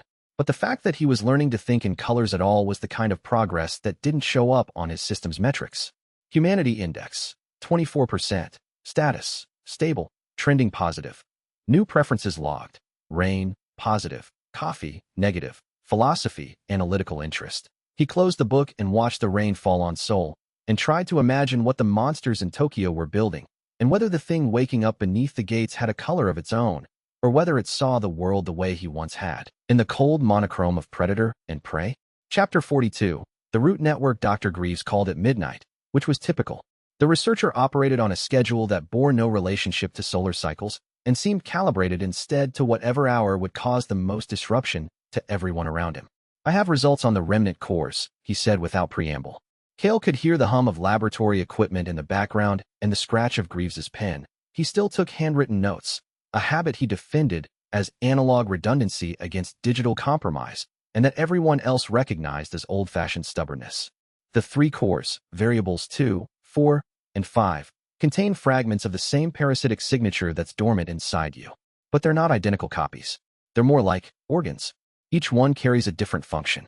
Kael sat on the edge of his bed in the association's residential quarters. The room was sparse: regulation furniture, a window that faced east, and a shelf that held 6 books, all borrowed from Mu. His perceptive field spread outward while he listened, a habit that had become as automatic as breathing. The building's night shift personnel, 3 janitors, 1 security guard reading something on his phone, and 14 floors below, the faint pulse of a monitoring array tracking Seoul's gate network. What functions? He asked. Variable 2 appears to be a memory repository. The parasitic signature inside it contains encoded information, not readable yet, but the data density is staggering. Whatever this thing is, it stores experiences. Variable 4. A bridge component. Its mana signature is designed to connect other signatures, like a synapse in a neural network. If enough fragments were brought together, Variable 4 would be the glue that links them. And Variable 5. Greaves paused. The pen stopped scratching. Variable 5 is a trigger mechanism. When I exposed it to a controlled mana pulse that matched the dormant frequency inside you, it tried to activate. My containment field held, but for 0.3 seconds, Variable 5 generated enough energy to collapse a standard-issue mana barrier. Kael's fingers tightened on the phone. You're telling me the jester was carrying a detonator. I'm telling you the seed, whatever it is, was designed to be distributed across multiple hosts and reassembled. The 7 previous users weren't random recipients. They were containers. And you, Kael, are the final container. The one the seed expects to hold all the pieces. Rain struck the window. The sound should have been soothing. It had been, hours ago, but now each drop registered as percussive data, the city's pulse measured in water and concrete. How many pieces total? Based on the naming convention, variables 1 through 7. There should be 7. You have 3. The jester had 6 before your fight. Presumably he still has 1, 3, and 6. And the 7th variable is me. Is whatever the seed planted inside you when you gained sentience. Yes. Kael stood and walked to the window. His reflection stared back. Human, almost. The amber eyes gave him away, and in certain lights, the way his shadow moved with a half-second delay, as if it were making its own decisions about where to fall. The root network, he said, shifting subjects because the alternative was dwelling on the fact that he was a container for something that had killed 6 people. Park said you confirmed it. Confirmed is generous. Theorized with strong evidence is more accurate. Greaves's pen resumed. The gate system isn't a collection of independent portals. They're connected, like trees in a forest that share a root system underground. The technical term I've proposed is mycorrhizal gate network. which the IGSI board approved primarily because none of them knew what mycorrhizal meant, and they were too proud to ask. What does it mean for the instability? It means the sunken palace's damage propagated through the root system, like a shock wave, through water. Every gate on the planet felt it. Most absorbed the impact without issue. But the weakest gates, the ones already close to evolution thresholds, were pushed over the edge. The Tokyo Gate is one of them. And the building behavior? That's what concerns me most. Greaves's voice dropped. Not for dramatic effect. Kael could read emotional signatures even through phone speakers, and Greaves's fear was genuine. Gates don't build. Monsters don't construct. In 37 years of gate science, we've never observed deliberate architecture inside an active dungeon. Whatever the Tokyo Gate's monsters are doing, it's not coming from the gate itself. It's coming from the root network. Something is sending instructions. Something is sending a blueprint. And the monsters are following it because the sunken palace shockwave opened channels in the root system that have been closed since the gates first appeared. A pause. Kael, I think the root network was always there. I think the gates have always been connected. But whatever designed the system installed firewalls, segmentation protocols that kept each gate isolated. The Jester's attack on the sunken palace didn't just damage one gate. It burned through the firewalls. The implications unfolded in Kael's mind with the precision his system brought to threat assessment. Connected gates meant coordinated behavior. Coordinated behavior meant the possibility of simultaneous breaks, synchronized evolution, organized assault. The Hunter World's defense doctrine was built on the assumption that each gate was independent, that a break in Seoul wouldn't affect a gate in Tokyo, that an S-rank emergence in Brazil had no connection to gate activity in Norway. If that assumption was wrong, the entire framework collapsed. Does the IHRB know? I published a preliminary paper 2 days ago. Vane's office responded with a formal complaint about unsubstantiated speculation designed to distract from legitimate regulatory proceedings. He doesn't believe it. He doesn't care. Vane's agenda isn't scientific. It's political. The root network theory undermines his argument that individual gate-borne entities are the primary threat. If the gates themselves are the danger, then his entire contain and eliminate strategy becomes irrelevant, and so does he. Kael filed this away. Director Vane was a problem that required a political solution, and political solutions were Yuna's territory, not his. His territory, literally, if the Predator system had its way, was the tactical reality of what happened when gates stopped being predictable. I need everything you have on the root network before we deploy to Tokyo, he said. I'll send it by 0600. And Kael? Yes. The dormant signature inside you reacted when I tested the remnant cores. Not much, a flicker, but it reacted. Whatever is waking up in the gate network, it knows you exist, and you know it exists. The question is which of you acts first. The call ended. Kael stood in the dark, rain on the window, the city below him. The weight of a parasitic signature pressing against the walls of his consciousness like a hand testing the strength of a door. His system generated an assessment he hadn't requested. Root network status, destabilizing. Estimated time 2 critical cascade.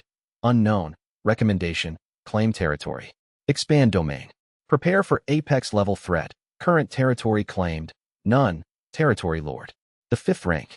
The system was telling him, not subtly, that his next evolution required something he hadn't done since leaving floor 47. Claim a space as his own and defend it against all challengers. He'd been a boss. He'd had a floor, a throne, a domain. He'd given it up when he walked out of the gate. And now the system was saying he needed to build a new one. The irony was not lost on him. The dungeon boss who chose freedom was being told that the price of growing stronger was becoming a boss again, just on the surface, where the rules were different and the territory was measured in city blocks instead of dungeon floors. Sable uncurled from the foot of the bed. Thinking loud, the shadow cat murmured. Woke me up. Sorry. Don't be sorry. Be quiet.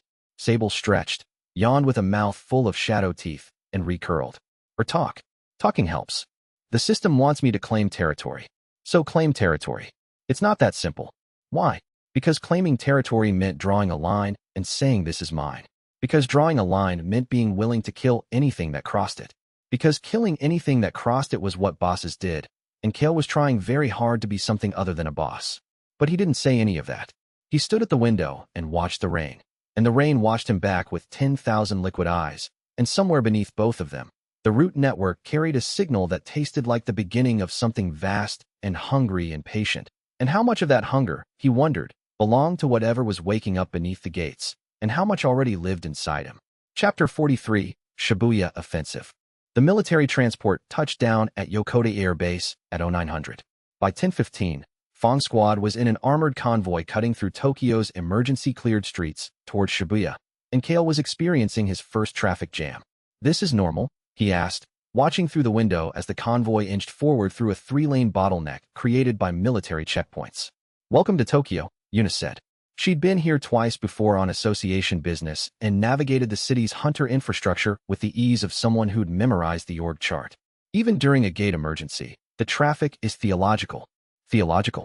You have to take it on faith that it'll eventually move. Dex laughed. Junho didn't. Mira, in the rear seat, was running silver thread through her fingers like a pianist warming up, and her expression suggested she'd heard the joke before and hadn't found it funny the first time either. The Shibuya Gate occupied what had been a department store basement.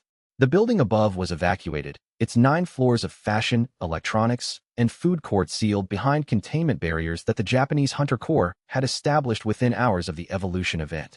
The gate itself, a swirling vortex of blue-black energy that Kael's senses registered as Gate. S rank, status, active/anomalous, had torn through the basement's concrete floor and expanded to fill a space roughly 30 meters in diameter. Colonel Tanaka Kenji commanded the Japanese response.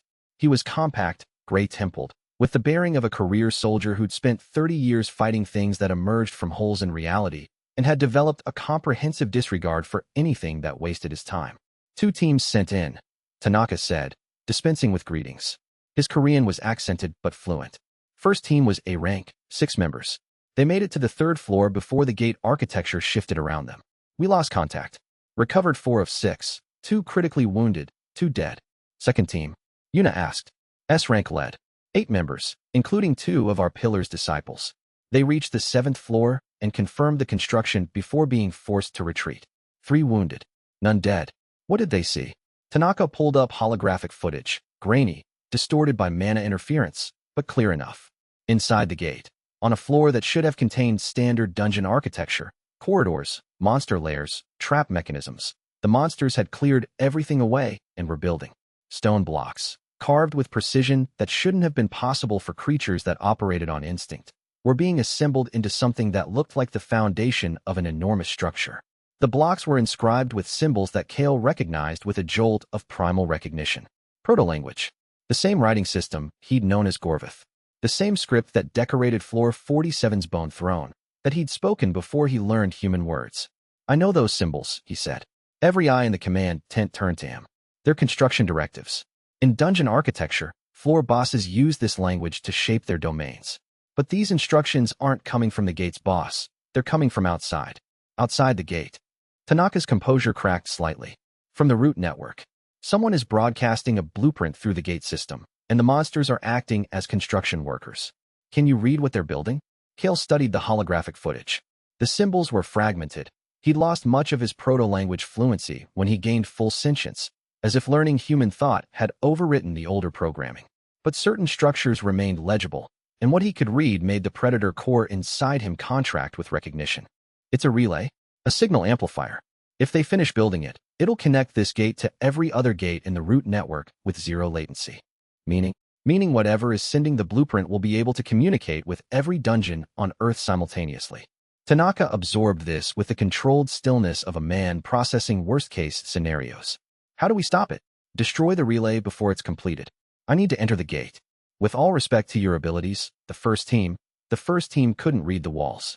I can, and my domain sense will detect architectural shifts before they happen. Kael looked at his squad. We go in as a 5-person unit. Junho provides mobile barriers. Mira tags every junction so we can navigate if the architecture moves. Dex and Yuna handle the combat. I handle the relay. Tanaka studied him. Whatever the colonel saw, the amber eyes, the shadow cat on his shoulder, the way every monster within the containment zone had gone quiet since Kael arrived, as if holding its collective breath, it was enough. You have operational authority inside the gate. My forces will maintain the perimeter. They entered at noon. The gate's interior was wrong in ways that Kael cataloged with increasing urgency. Standard S-rank dungeons were vast, labyrinthine, filled with environmental hazards and monster territories that followed predictable hierarchical patterns. This dungeon had been reorganized. The corridors were wider than standard, built for transporting construction materials, not funneling intruders. The monster territories had been dissolved, Their former occupants pressed into labor gangs that moved stone blocks with mechanical coordination. "They're not even looking at us," Dex observed, his weapon drawn, his bandaged hands steady despite the healing burns. The monsters, a variety of species that should have been tearing each other apart for territorial dominance, worked side by side with an efficiency that no natural dungeon ecosystem produced. "They've been repurposed," Kael said. The root network signal overrode their base programming. "They're not predators right now, they're workers." "What happens when the work is done?" Yuna asked. "Then they go back to being predators. Hungry ones. The reprogramming consumes their stored mana. When it releases, they'll need to feed right away." "Great," Dex muttered. Construction workers with a deadline and a meal plan. They descended through cleared floors. Myra's silver threads marked their path, gossamer lines that pulsed faintly in the dungeon's blue-black light, invisible to anything without mana sensitivity.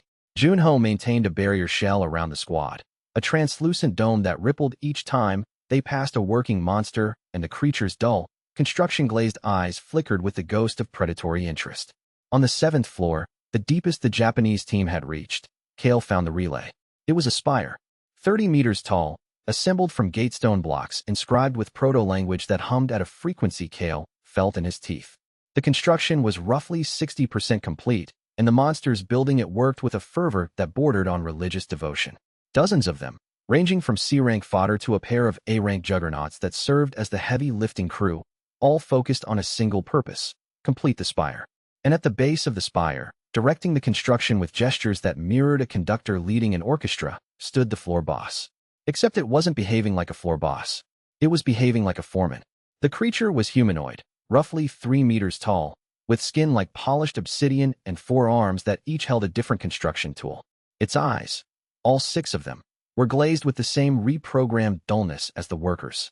But when Kael stepped onto the floor, those eyes cleared. All 6 focused on him, and the creature knelt. Not because of his predator authority. Kael's system didn't register a dominance interaction. The creature knelt because it recognized the dormant signature inside him, the same way a temple guardian would kneel before a relic of its god. Warning: entity recognizes dormant signature. Classification: reverence. The rest of the monster workforce noticed. One by one, they stopped building. One by one, they turned.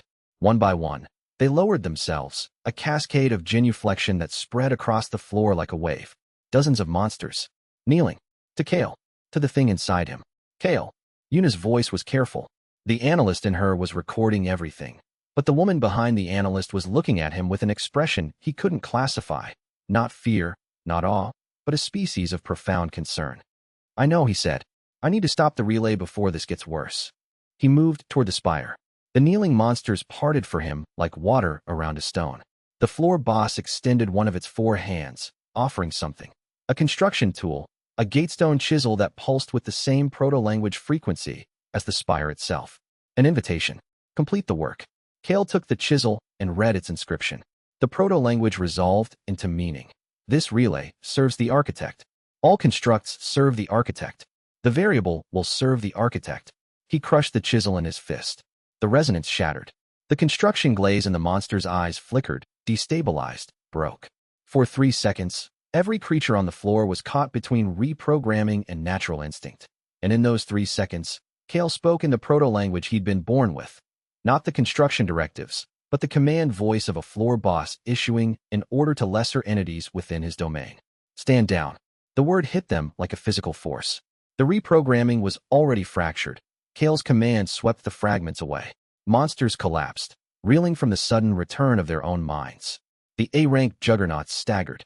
The humanoid floor boss fell backward, its 6 eyes blinking in confusion as autonomy returned in a rush. "Junho!" Kael shouted. "Barrier the spire." Full containment. Junho's hands were already moving. Absolute partition manifested as a shimmering cube around the incomplete relay, sealing it in a barrier dense enough to block mana transmission. The humming stopped. The frequency died. The root network signal, cut off from its construction site, went silent. The floor boss looked at Kael. Its 6 eyes were clear now, no reverence, no reprogramming, just the feral intelligence of a standard dungeon boss encountering a predator it recognized as stronger. It chose not to fight. Instead, it pressed its head to the floor, a genuine submission this time, hierarchy-based, the acknowledgement of a weaker predator in the presence of a stronger one. "The relay is contained," Kael told the squad. We need to destroy the completed portion before the barrier degrades. How long will the barrier hold? Mira asked. Against S-rank gate energy? Junho's jaw was tight. 20 minutes. Maybe less. 20 minutes. More than enough time, if the monsters stayed passive. And they would, because Kael's command voice had reminded them what they were. Dungeon creatures in the presence of a predator that outranked everything on this floor. Dex stepped forward, grief's edge humming along his blade. Point me at what needs breaking. They dismantled the relay in 14 minutes. Block by block, inscription by inscription, erasing the architect's blueprint from the stone. When the last piece crumbled, the gate itself shuddered, a subsonic groan that Kael felt as a severing, a signal line cut, a connection to the root network dissolved. On the surface, Colonel Tanaka reported that the gate's anomalous readings had dropped to standard S-rank parameters. The monsters were behaving normally, which meant aggressively, but predictably, which was somehow better. Kael stood in the ruined relay chamber and felt the residual frequency fade from his bones. But as it faded, one fragment of the proto-language lingered, not from the relay, but from deeper in the root network, transmitted through channels too fundamental to sever. A message, 2 words, directed at him, ahead of schedule, and then silence, as whatever had spoken retreated into the spaces between gates. But silence, Kael was learning, was just the sound a predator made when it was watching from a distance it had chosen, not one you'd forced upon it. What was the architect's schedule, and what happened when it decided Kael had outpaced the plan?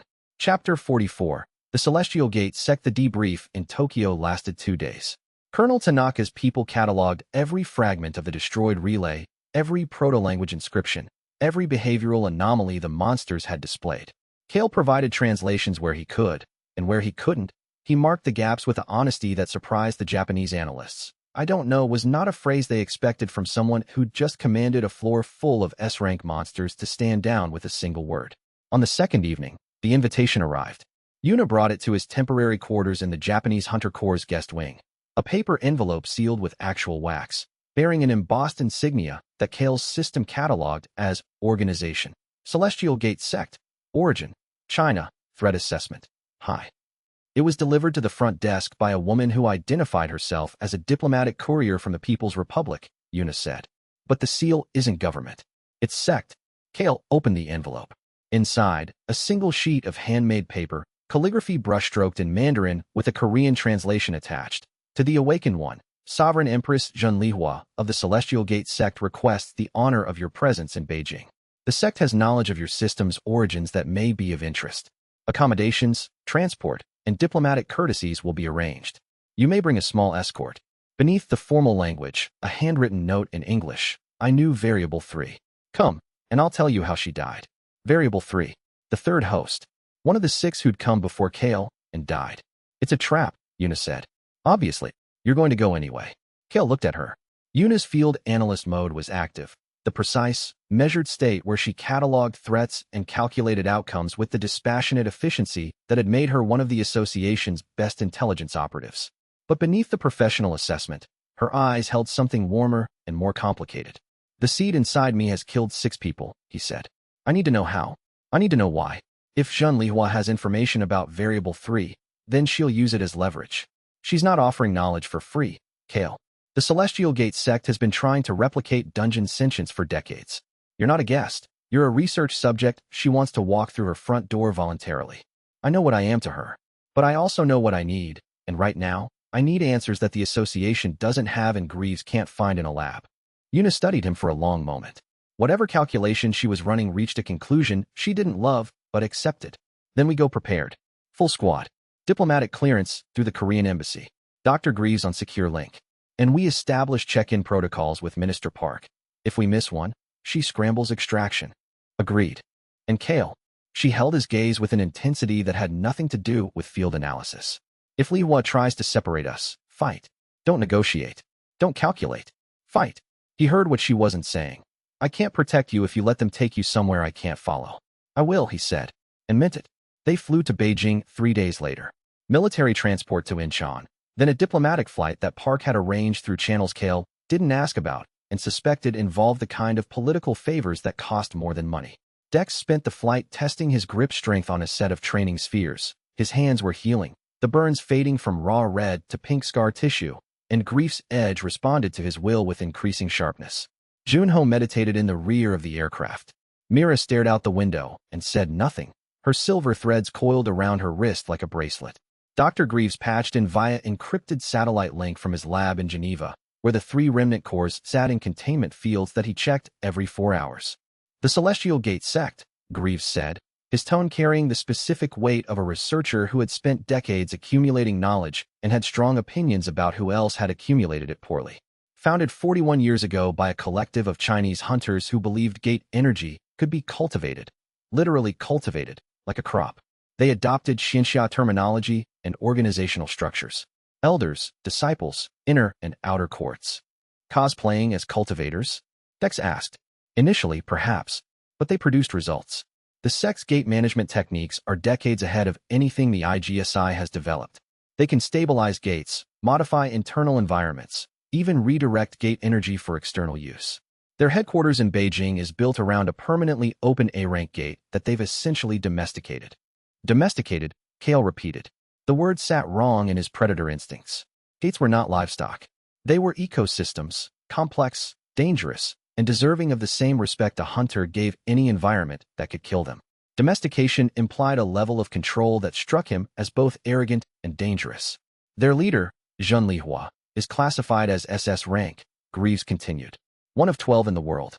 Her ability, Mandate of Heaven, allows her to exert compulsion on any hunter below her rank. She can give orders that lower-ranked hunters are physically unable to disobey. Silence from the squad. The implications were obvious. Everyone on Fong's squad was A rank or below. If Lihua decided to use her ability, she could turn Dex, Yuna, Junho, and Mira against Kael with a word. Kael should be immune, Greaves added. His system doesn't operate on the hunter ranking framework, but I'd recommend staying within his aura range regardless. His predator signature may be able to disrupt the compulsion if she targets his team. May, Yuna said flatly. I'll protect you, Kael said. Simple, direct. The kind of statement his system would have classified as inefficient, emotional priority override, and that Kael was learning to classify as human. Beijing greeted them with smog, scale, and the unmistakable sensation of being watched. Kael's perceptive field hit the city and returned a picture so dense with information that he had to actively filter it. 21 million people, thousands of registered hunters, hundreds of mana signatures, and beneath it all, the pulse of gates. More gates than Seoul. More than Tokyo. China's gate density was the highest in the world, and Beijing sat at the nexus of a cluster that made the city feel, to Kael's senses, like standing inside a living nervous system. The Celestial Gate sect's compound occupied a former imperial estate on the city's western edge. Behind traditional walls and curved rooftops, the reality was modern and militarized, barrier formations embedded in the architecture, surveillance systems that tracked mana signatures, and a gate that pulsed at the compound's center like a heart. The domesticated gate. A rank. Open. Stable. And wrong. Kael felt at the moment they entered the compound. The gate wasn't domesticated. It was broken. Tamed in the way that a wild animal was tamed by removing its teeth and claws. Functional. Obedient. But diminished. The monsters inside served as training partners and guardians because they had no choice. Their autonomy had been surgically removed by techniques that Kael's system cataloged as predator ethics violation, consent absent. He said nothing. Filed the assessment. Kept walking. Zhen Lihua met them in the compound's central courtyard. She was tall, nearly Kael's height, with silver-streaked black hair pulled back in a style that was either martial or aristocratic and managed to be both. Her face was beautiful in the way that glacier ice was beautiful, striking, geometric, and promising frostbite if you got too close. She wore a traditional chi pao modified with lightweight armor weave, and her mana signature was the densest Kael had encountered in any human. SS rank. The system confirmed it. Hunter. SS rank. Threat level. Extreme. Classification. Apex territorial. Kael Voss, she said. Her Korean was flawless. Or should I say Gorvath the Unbroken? Kael is fine. As you prefer. Her smile was precise, calibrated, a diplomatic weapon deployed with surgical intent. Welcome to the Celestial Gate sect. I trust your journey was comfortable. You said you knew Variable 3, Kael said. He dispensed with pleasantries because the predator in him recognized another predator, and predators did not waste time on performance when the territory was already being contested. Lihua's smile widened. Direct. I appreciate that. She gestured toward the compound's interior. Walk with me. Your team is welcome to explore the grounds. My disciples will serve as guides. My team stays with me. A flicker in her eyes. The first genuine reaction, quick as a snake's tongue and just as revealing. She'd planned to separate them early. Of course, she said, recovering with the grace of someone who'd been playing political games since before Kael had learned to speak. Then let us all walk together. She demonstrated her power on the way to the meeting hall. Casually, as if it were a courtesy rather than a threat. They passed a training yard where sect disciples sparred. Li Hua paused, and with a voice that carried the weight of absolute authority, spoke a single word. Kneel. Dex's knees buckled. His body moved without his consent, muscles contracting, joints folding, the physical architecture of his frame responding to a command that bypassed will and went straight to the nervous system. His face twisted with shock and fury as his knees hit stone. 1 second. 2. Then Kael's aura surged. His system recognized the compulsion as external dominance override, hostile, and responded with a counter-signal that hit Dex like a defibrillator. The compulsion shattered. Dex lurched to his feet, breathing hard, his hands, still healing, gripping his weapon. Interesting, Li Hua said. Her tone was the same one Greaves used when an experiment produced unexpected data. Your aura can disrupt my mandate within a radius of 12 meters? 15. Kael said nothing. He held her gaze, and his senses read her with brutal clarity. Powerful, intelligent, ruthless, and convinced that her way of seeing the world was the only correct one. Don't do that again, he said. It was a demonstration. Nothing more. She resumed walking. Come, I have much to show you. But Dex, falling into step beside Kael, spoke low enough that only Predator hearing would catch it. If she does that again, I'll demonstrate something too, and it won't be a parlor trick. What would happen if Li Hua pushed past demonstration into genuine coercion, and what would Kael be willing to break to stop her? Chapter 45. The breeding program. The Celestial Gate Sect's meeting hall was built from gate stone, blocks of condensed dungeon material that hummed with residual mana and gave the space an atmosphere that Kael's senses registered as neither indoor nor outdoor, but somewhere between dimensions. Carved pillars depicted scenes from what Li Hua called the First Emergence, the opening of the earliest gates, 41 years ago, rendered in a style that blended traditional Chinese art with something older and stranger. Li Hua served tea. The ceremony was elaborate, deliberate, and functioned as what Kael's Predator assessment recognized as dominance display, cultural variant. By controlling the pace, the setting, and the ritual, she established herself as the host, the authority, the one whose rules governed the interaction. Kael drank the tea. It was excellent. He hated coffee. Tea, he was discovering, he could appreciate. Variable 3, Li Hua began, was a woman named Chun Meilin. She was Chinese, a gate researcher, one of the first to study dungeon ecosystems from the inside. In 2009, she entered a B-rank gate in Yunnan province and emerged 17 days later with amber eyes and a system interface that classified everything she saw as predator or prey. The room was still. Yuna's recording equipment was active, subtle, pin-sized devices disguised as jewelry, capturing every word. She came to the sect because we were the only organization in the world studying gate origin phenomena. I was newly appointed as Sovereign Empress, young, ambitious, and fascinated by the possibility of bridging the gap between human and dungeon intelligence. Li Hua's expression shifted. Not softer, exactly, but more complex. I spent 2 years working with Meilin, studying her system, documenting her evolution through the Predator ranks. What rank did she reach? Kael asked. Alpha Stalker. 3rd rank. She was brilliant, methodical, and deeply afraid of what she was becoming. The seed's influence grew with each evolution. By the time she reached Alpha Stalker, she was having episodes, moments where the Predator logic overrode her human judgment. She would look at her colleagues and see prey, and the horror of that perception was destroying her. How did she die? Li Hua set down her teacup. The gesture was precise, deliberate, and left her hands empty, a signal that what came next was delivered without artifice.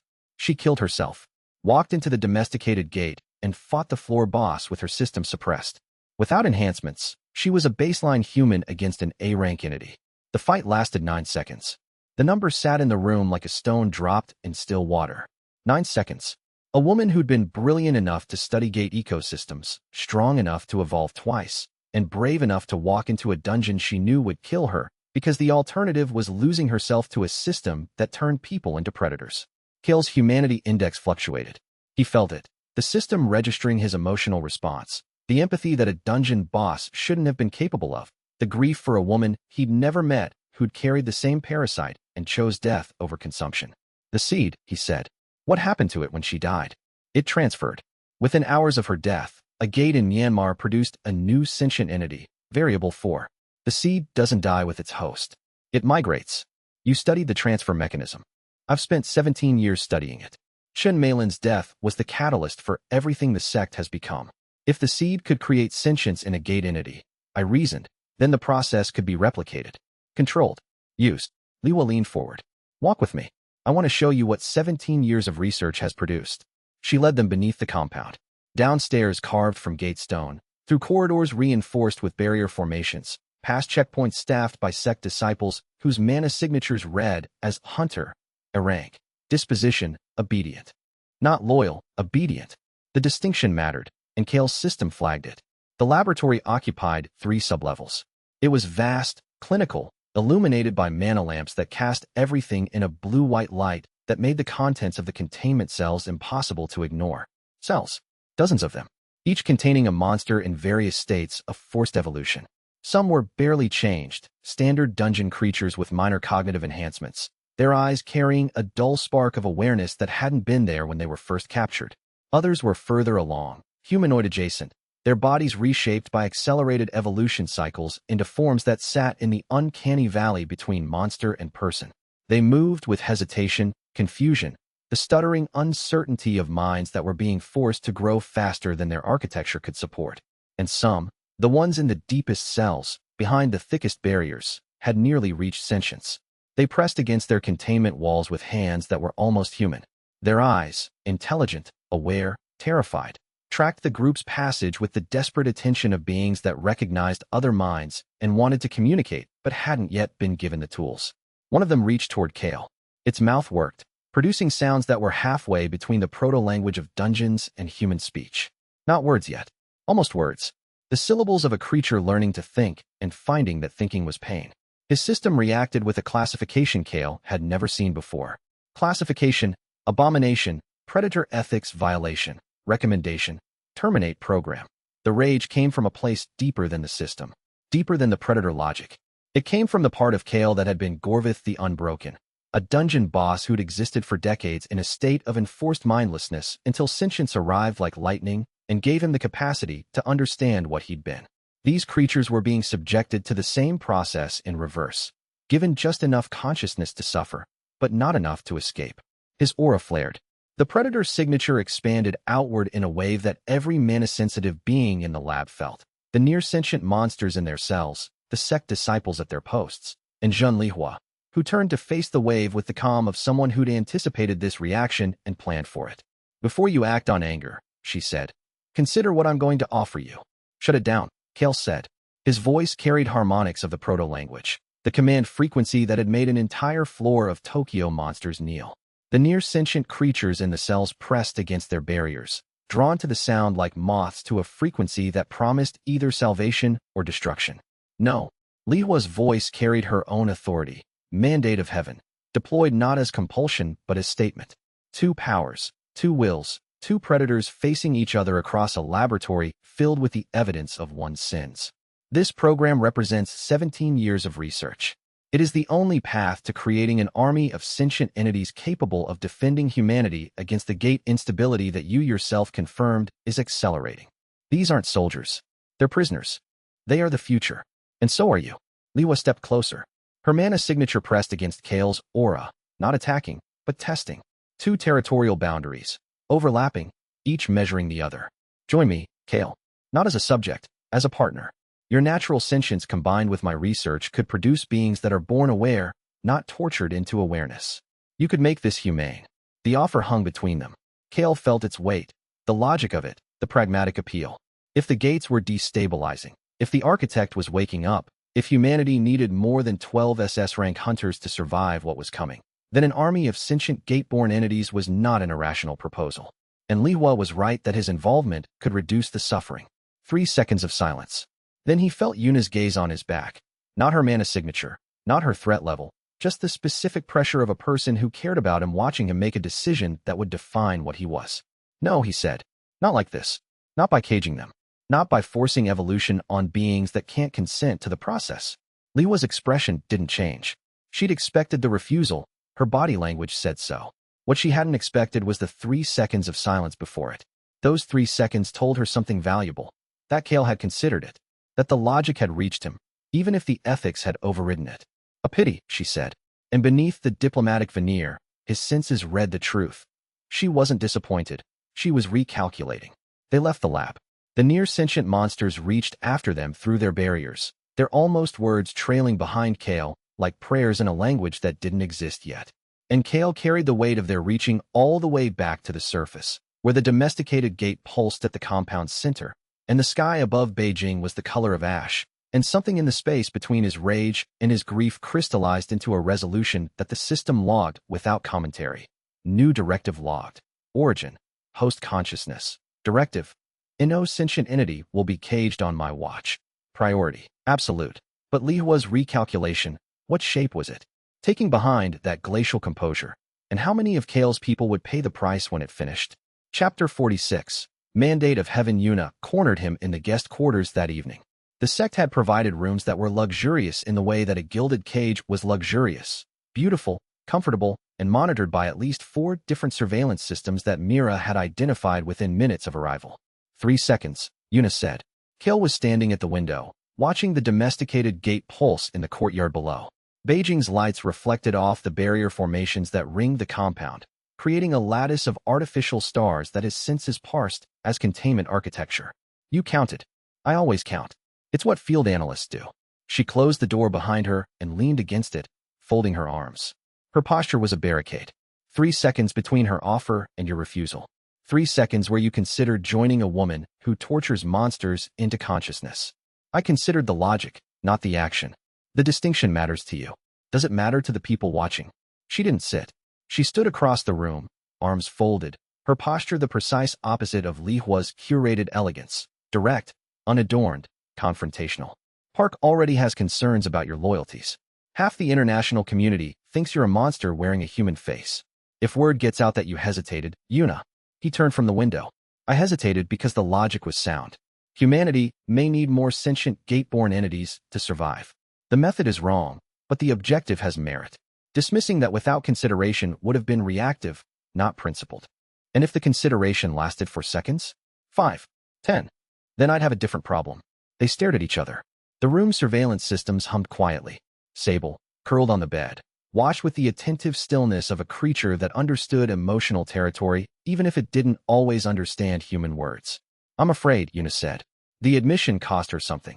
He could see it in the way her mana signature flickered, a vulnerability she didn't show in briefings or field operations.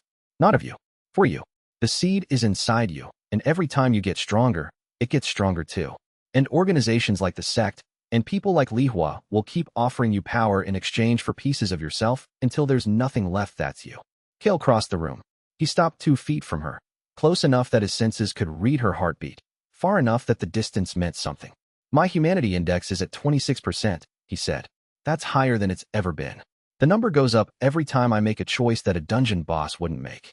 Every time I refuse an offer that a predator would accept. Every time I stand in a room full of caged monsters and choose anger over opportunity. He held her eyes. 3 seconds of consideration didn't make me less human. It made me more. Yuna's expression shifted through several states that Kael's system tried to classify and couldn't. Human emotions, he was learning, did not fit neatly into predator-prey hierarchies. Some were too complex. Some were too new. And some existed in spaces that the framework he carried had never been designed to map. Don't let her get inside your head, Yuna said finally. She's already gotten closer than I'm comfortable with. Understood. And Kael? Yes. If it ever goes past 3 seconds, if the logic ever starts winning over the ethics, tell me. Before it's too late. I will. She left. Kael stood in the empty room and listened to the domesticated gate's pulse and the city's mana signature and the quiet breathing of a shadow cat on the bed. Yuna Shin, classification update. Previous. Allied. High value. Protected. Updated. Anchor, moral reference point. Irreplaceable. He read the classification and did not dispute it. The next morning, Kael requested a private meeting with Li Hua. What followed was the confrontation the architecture of their relationship demanded. 2 territorial beings, face to face, without the buffer of diplomacy or audience. Shut down the breeding program, he said. They sat across from each other in Li Hua's personal study, a room that was half library, half war room, its walls lined with texts on gate theory and tactical maps showing China's gate network. T sat between them, untouched. No, the entities in those cells are suffering. Suffering is the cost of progress. Every advancement in human history has been purchased with pain. Not like this. Not with beings that are waking up in cages and learning that consciousness means captivity. Lihua set her jaw. The diplomatic mask was gone. In its place was the woman beneath, fierce, brilliant, and operating on a moral framework that Kael's senses classified as pragmatic. Empathy secondary to objective. You romanticize consciousness, she said. You gained it as a gift, lightning from a clear sky, sentience delivered without process or price. I've spent 17 years trying to replicate that gift, and the process is ugly because nature is ugly. Evolution is not kind, Kael. It is effective. Your version of evolution requires cages. My version of evolution produces results. 3 of the subjects are within months of full sentience. If my program succeeds, humanity gains allies against the gate instability that could save millions of lives. If it fails, we lose some monsters. The arithmetic is clear. The arithmetic ignores the variable that matters, which is consent. A sentient being forced into existence to serve someone else's purpose is not an ally. It's a slave. Lihua stood. Her mana signature flared, not with aggression, but with the specific frustration of someone whose logic was being countered by an argument she couldn't refute with data. You are naive, she said, and your naivety will cost lives when the architect makes its move. Kael stood as well. His senses mapped the room. Exits, barriers, the 4 sect disciples stationed outside the door, the 17 others within response range. If this escalated, he could fight his way out. Probably. But fighting meant abandoning any chance of the information he'd come for, and it meant proving Vane right. That gate-born entities resolved disputes with violence.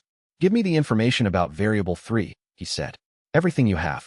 And in return, I'll share what I've learned about the root network and the architect's activity. A trade. Lihua's eyes narrowed. Not what I wanted, but acceptable for now. She reached into her desk and produced a sealed folder. Physical documents, not digital. Old school. Maylin's research notes. Her observations about the seed's behavior, and her theory about what it actually is. Kael took the folder. It was heavy, a decade of work compressed into paper and ink. Read it when you're home, Lihua said. And understand this. I offered you partnership because I believe we face the same enemy. The architect designed the gate system, and the gates are becoming unstable. When the system fails, humanity will need every weapon it can find, including the ones it's uncomfortable with. The weapons in your lab aren't weapons. They're people being born into chains. If they survive to full sentience, they'll have the chance to choose. Until then, the process requires containment. And if they choose to fight you instead of for you.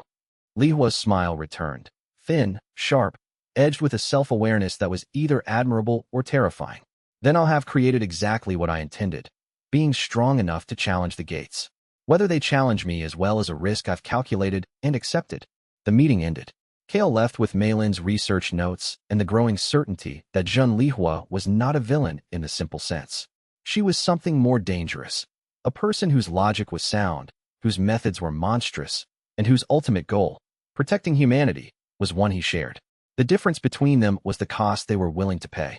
And Kael was beginning to understand that the question of cost was the question that defined not just what you fought for, but what you became in the fighting. But as he walked the compound's corridors back to the guest quarters, Sable pressed close to his jaw and whispered something that froze the philosophical reflection mid-stride. The barriers changed. While you were talking, new formations. Around us, Lihua had been stalling, and whatever trap she'd set was already in place. Chapter 47. The trap closes. They missed the first check-in. Not deliberately. The sect's compound was built on a foundation of spatial barriers that Myra's analysis identified too late. Layered formations woven into the architecture that could, with the activation of a single keystone, transform the decorative barrier lattice into a full-spectrum containment grid. When Kael opened his encrypted comm to transmit the scheduled update to Minister Park, the signal bounced off a wall of spatial interference that hadn't been there 6 hours ago. We're locked in, Mira said. Her voice was flat, clinical. She'd expected this. Not the timing. She'd estimated they had 2 more days before Lihua moved. But the method. The compound's barrier system has been activated. Full containment. Our comms are blocked. They were in the guest quarters common room. All 5 members of Fong's squad plus Sable, and the realization settling over them like the closing of a dungeon door. How comprehensive? Junho asked. Total. I tagged the barrier nodes during our walk yesterday. Mira held up her wrist, where silver threads pulsed with the strain of maintaining contact with dozens of tracking markers. The compound is divided into 17 containment sectors. We're in Sector 4. The exits are locked down by spatial formations that would require an SS rank's focused output to breach. Or a very stubborn A rank, Dex said, already reaching for his weapon. Don't. Kael's perceptive field was active, mapping the compound through the barriers. There are 243 sect disciples within the compound. 80 are A rank or above. Fighting our way out would require destroying the barrier grid first, and the grid is anchored to the domesticated gate's core. If I break it, the gate destabilizes, and we have an A-rank dungeon break in the middle of Beijing. So we're hostages, Yuna said. We're leverage. Different tactical profile. Kael's mind was working in the layered mode his system excelled at. Multiple threat vectors, multiple response scenarios, each one assessed for cost, probability, and consequence. Lihua doesn't want to destroy us. She wants something specific, and she'll use the separation protocol to get it. Separation protocol? As if the compound itself had been listening, the answer came in the form of 3 things happening simultaneously. The common room's door opened, and 12 sect enforcers entered, all A rank, all with the glazed obedience that mandate of heaven stamped on its subjects. They moved with coordinated precision, forming a formation that divided the room into 3 zones. A spatial formation activated beneath Dex's feet. He had half a second to curse before the floor opened into a gate-light portal and swallowed him. Not violently, but with the precise, clinical efficiency of a system designed to relocate unwilling subjects. He vanished, and the portal sealed behind him. And Lihua's voice echoed through the compound's intercom system, amplified by the barrier formations until it resonated from every wall. Kael Voss. The Elder Council requests your presence. Your companion Yuna Shin will be escorted to comfortable quarters. Your tracker and barrier specialist will remain where they are. Dex, Kael growled. Where did you send him? Into the domesticated gate. A training exercise. He'll be safe, as long as he's strong enough to survive. Kael's aura surged. The 12 sect enforcers flinched. Even through Lihua's compulsion, the proximity of an apex hunter's full predator pressure was enough to make their bodies recognize what their overridden minds couldn't. They were prey. Junho, Kael said quietly. Barrier. Yuna and Mira inside. Junho's hands were already moving. Absolute partition, manifested. A barrier that enclosed Yuna, Mira, and himself in a translucent dome that the enforcers would need sustained A-rank output to breach. Kael, Yuna started. Stay with Junho. Mira, track the compound. Map everything. When I get Dex out, we're leaving. They'll try to separate us further, Mira said. The silver threads on the barrier nodes are still active. I can track Dex. He's in the domesticated gate, sublevel 4. His mana signature is moving downward. He's fighting his way through, but the monsters in that gate have been bred specifically for combat training. They'll adapt to his patterns within hours. Then I need to move fast. Kael turned to the enforcers. 12 A-rank hunters, compelled by an SS rank's authority, standing between him and the door. Their bodies were tight with the conflict between Lihua's command and the predator instinct screaming at them to run. Move, he said. The proto-language command frequency threaded through the word, not mandate of heaven, but the older, deeper authority of a dungeon boss in his domain. The frequency didn't override Lihua's compulsion. It couldn't, not at this distance from her. But it introduced interference, static in the signal, doubt in the command chain. 3 of the 12 enforcers hesitated. The other 9 didn't. That was enough. 3 gaps in a 12-point formation were 3 openings, and Kael needed only 1. He exploded forward. Not the measured advance of a human fighter, the burst movement of a predator that had spent decades as the apex threat on floor 47, where every combat exchange was a lesson in efficiency and every wasted motion was an invitation for something bigger to eat you. The first enforcer, a tall woman with a polearm wreathed in fire mana, swung at empty air. Kael was already past her guard, his palm striking the nerve cluster at the base of her skull. The technique was one Mu had drilled into him during their dawn training sessions. Not raw power, but precision applied to anatomy. The enforcer's eyes rolled back, and she dropped. The second and third fell to a simultaneous strike, Kael's left hand catching one by the wrist and redirecting his sword into his partner's barrier. The resulting collision of mana discharges overloading both their systems.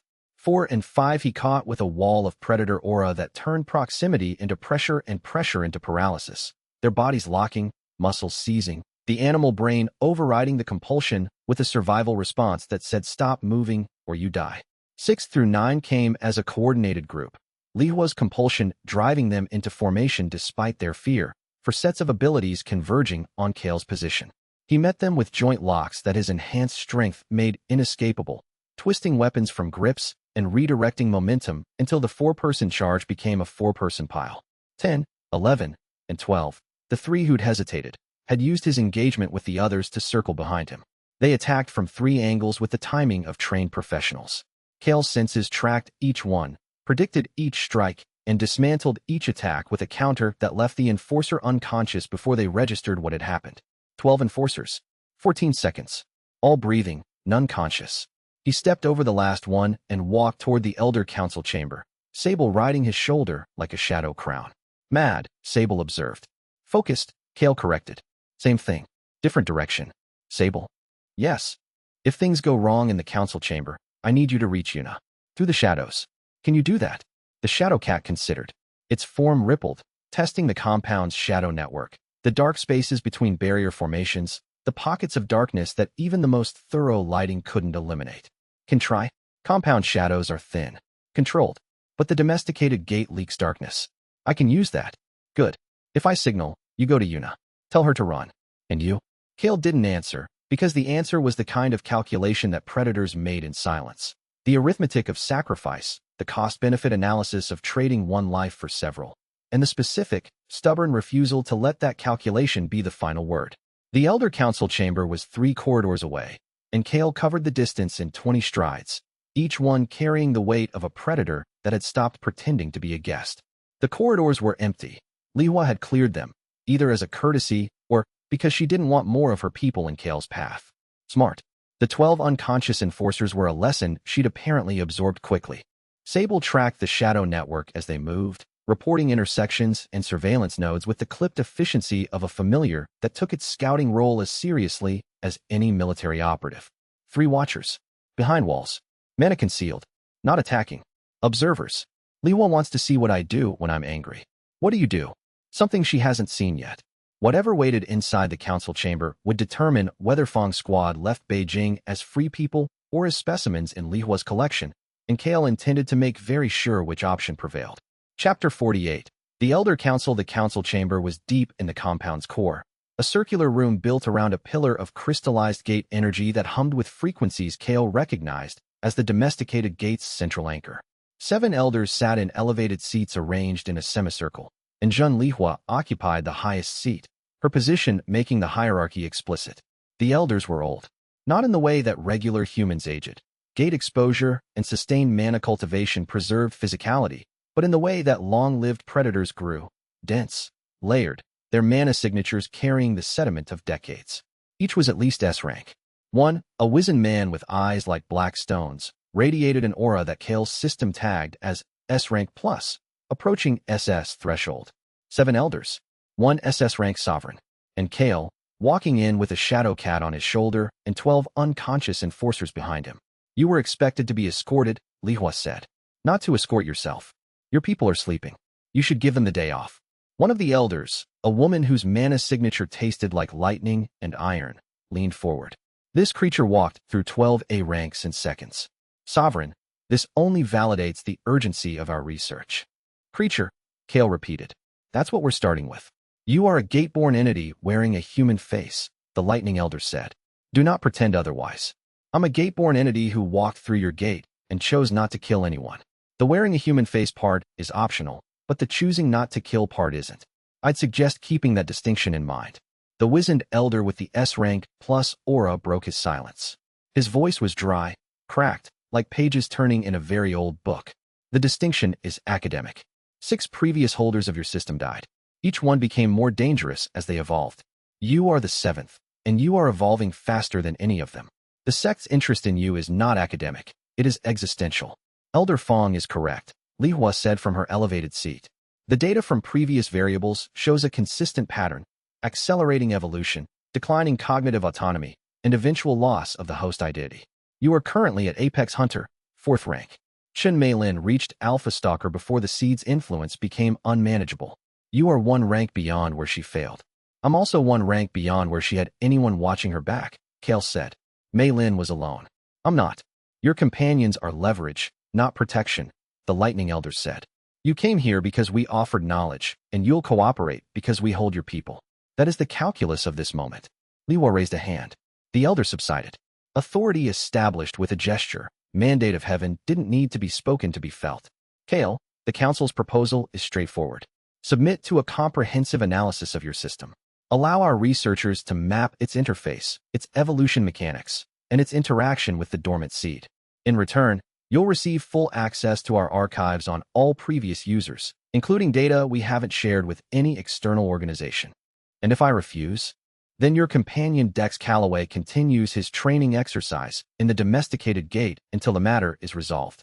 And your analyst, Yuna Shin, remains our guest, comfortably, I assure you.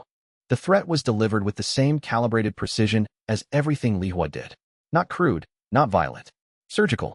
She wasn't threatening to hurt his people. She was threatening to hold them, to keep them in states of controlled vulnerability until Kael's options narrowed to the single channel she designed. Kael's system assessed the situation with cold efficiency. Tactical assessment. Hostage scenario. Conventional approach. Comply and extract. Alternative approach. Combat. Success probability. 31%. Alternative approach. Deception. Success probability. 68%. 68%. Not ideal, but better than fighting 7 S-rank elders and an SS-rank sovereign in a room anchored to a gate core. I'll submit to the analysis, Kael said. Yuna would have told him not to. Greaves would have cautioned patience. But neither of them was here, and the system's recommendation aligned with Kael's own assessment. Give Lihua what she thought she wanted, and use the process to buy time. But the analysis happens here, in this room, where I can see the gate anchor. And my system cooperates with your researchers' diagnostic tools. Cooperates, not complies. The distinction was deliberate.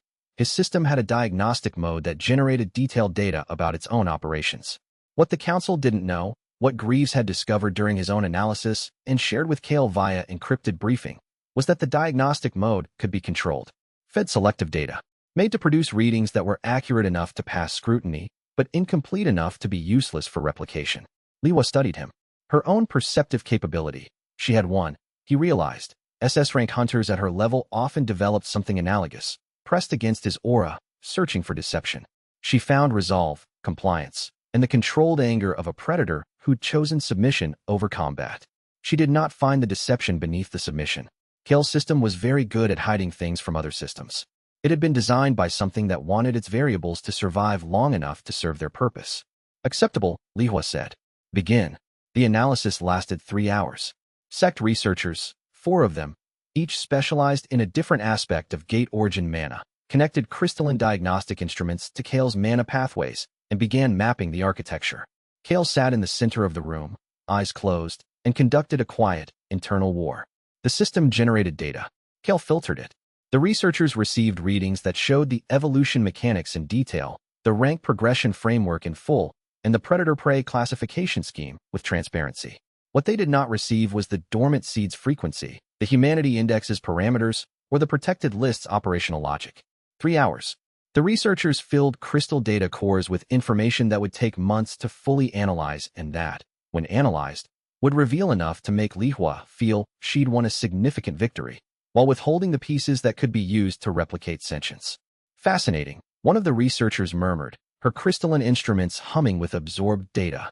The rank progression mechanics are unlike anything in established gate science. Each evolution fundamentally restructures the host's mana network. It's not enhancement, it's metamorphosis. Can you replicate it?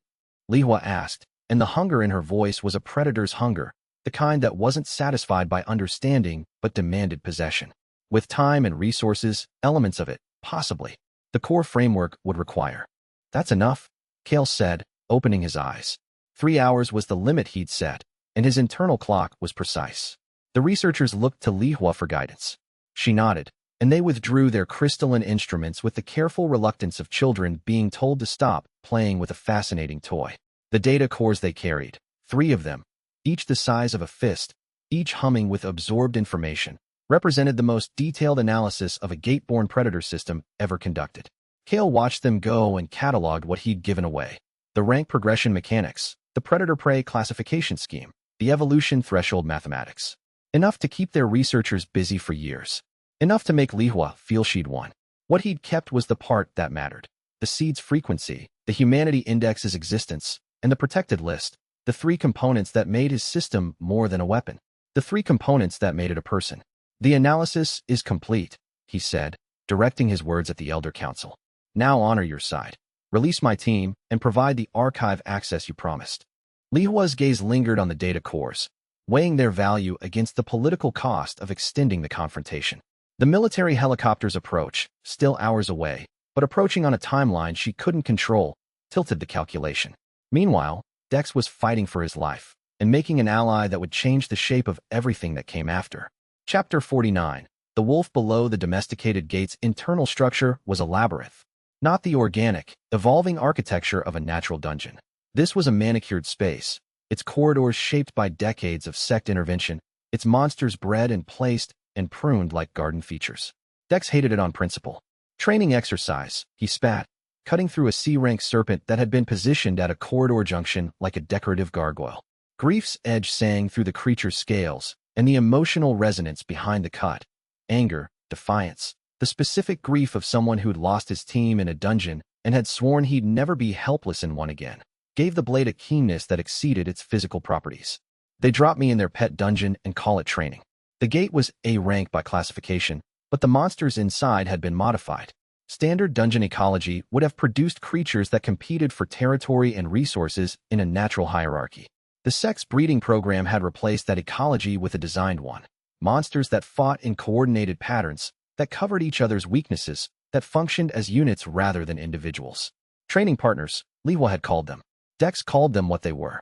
Weapons wearing the shapes of dungeon creatures. He'd cleared 4 floors in 90 minutes. His hands ached. The burns were mostly healed, but sustained combat stressed the new skin, and by the 3rd floor, his grip was slippery with blood from reopened scar tissue. Grief's edge compensated. The ability had matured since the Sunken Palace, and Dex had discovered that its effectiveness scaled not with physical force, but with emotional conviction. The more he meant the cut, the sharper it became. Right now, he meant every cut with the full weight of a hunter who'd been thrown into a dungeon by someone who wanted to use his friend as a lab specimen. The cuts were very sharp indeed. On the 2nd floor, he'd faced a coordinated pack of wolf-type monsters that worked in rotating formations, 3 attacking while 2 circled for flanking positions. Standard military tactics, applied by creatures that shouldn't have known what a flanking position was. He'd broken the formation by targeting the alpha, a scarred female with one eye, and when she fell, the others lost cohesion. Easy enough for an A rank, but the fact that he'd had to think tactically against B rank monsters said something about the quality of the sect's breeding program. On the 3rd floor, a tripwire trap connected to a formation that sealed the corridor behind him and flooded the space with paralytic mist. The mist was ineffective against his mana-reinforced body, but the formation that generated it was sophisticated, designed to incapacitate A-rank intruders long enough for the floor's guardian monsters to arrive. He destroyed the formation generator before the guardians appeared, but the delay cost him 20 minutes. On the 4th floor, 3 A-rank battle types that worked in perfect synchronization, their attacks timed to create overlapping threat zones that left no safe position. He'd taken a claw wound across his ribs that bled freely and would scar. The pain focused him. Grief's edge responded to pain the way fire responded to fuel. It burned hotter. The 5th floor was different. No monsters. No bred guardians. No training exercises. Just a vast, empty cavern that the sect had apparently sealed off and forgotten, or deliberately avoided. The mana density was lower here, the air stale, the gatestone walls uncarved and raw. At the cavern's center, chained to the floor by barrier formations that glowed with a sickly yellow light, was a wolf. Not a regular wolf. Not even a dungeon wolf. This was something else, massive, for meters at the shoulder, with fur that shifted between silver and black in patterns that matched some internal rhythm. Its eyes were amber. Not the feral amber of a standard monster, and not the golden amber of Kael's evolved gaze. Something in between, intelligent, aware, and profoundly tired. The chains were mana restrictors. Heavy ones. The kind designed to keep S-rank entities docile, and the fact that they were deployed against a single wolf in a sealed cavern told Dex everything he needed to know about what this creature was. A failed experiment. One of Li Hua's attempts at forced sentience. Given enough awareness to suffer, enough strength to threaten its captors, and enough chains to ensure it could do neither. The wolf watched Dex approach. It didn't snarl, didn't pull against its chains, just watched, with the exhausted patience of something that had been waiting for a very long time and had stopped expecting anything good from what arrived. Dex stopped 10 meters away. He sheathed his weapon. The wolf's ears twitched, the first active response, a recognition that an armed human choosing to disarm was unusual. "Hey," Dex said. "Bad day." The wolf blinked. Its mouth opened, and a sound emerged, not a growl, not a bark, but something that trembled on the edge of language. A proto-word, rough and broken, pushed through vocal cords that had never been designed for speech. "Hurt." Dex's chest tightened. The word, that first, agonized syllable of consciousness, hit him in the exact place where Sarah's memory lived. She'd been the one who taught him that strength wasn't measured in how hard you could hit, but in how gently you could hold something fragile. He hadn't understood that until she was gone. He was starting to understand it now. He sat down. On the cold, gatestone floor, 10 meters from a chained monster that could kill him in seconds if it chose to, with his weapon sheathed and his burned hands resting on his knees. "Yeah," he said. "Me too." The wolf stared at him. Its amber eyes cycled through emotions that shouldn't have been possible for a dungeon creature. Confusion, suspicion, curiosity, and something fragile that looked a lot like hope. "My name's Dex. I'm a hunter. But I'm also an idiot who sits down in front of dangerous things because a friend of mine taught me that sometimes the strongest thing you can do is stop fighting." The wolf's head tilted. Processing. Its near-sentient mind working through the input. Words it could understand at the level of intent if not grammar. A tone it could read as non-threatening. A posture it could interpret as submission or trust depending on the framework it used. "I'm going to sit here for a while," Dex continued. "If you want to talk, that's great. If you want to eat me, I'd prefer you didn't. But I understand the impulse. If you just want company, I'm available." Minutes passed. The dungeon hummed. The barrier chains pulsed. And slowly, with the caution of something that had learned to expect pain from proximity, the wolf lowered its head to the floor. It lay down beside Dex.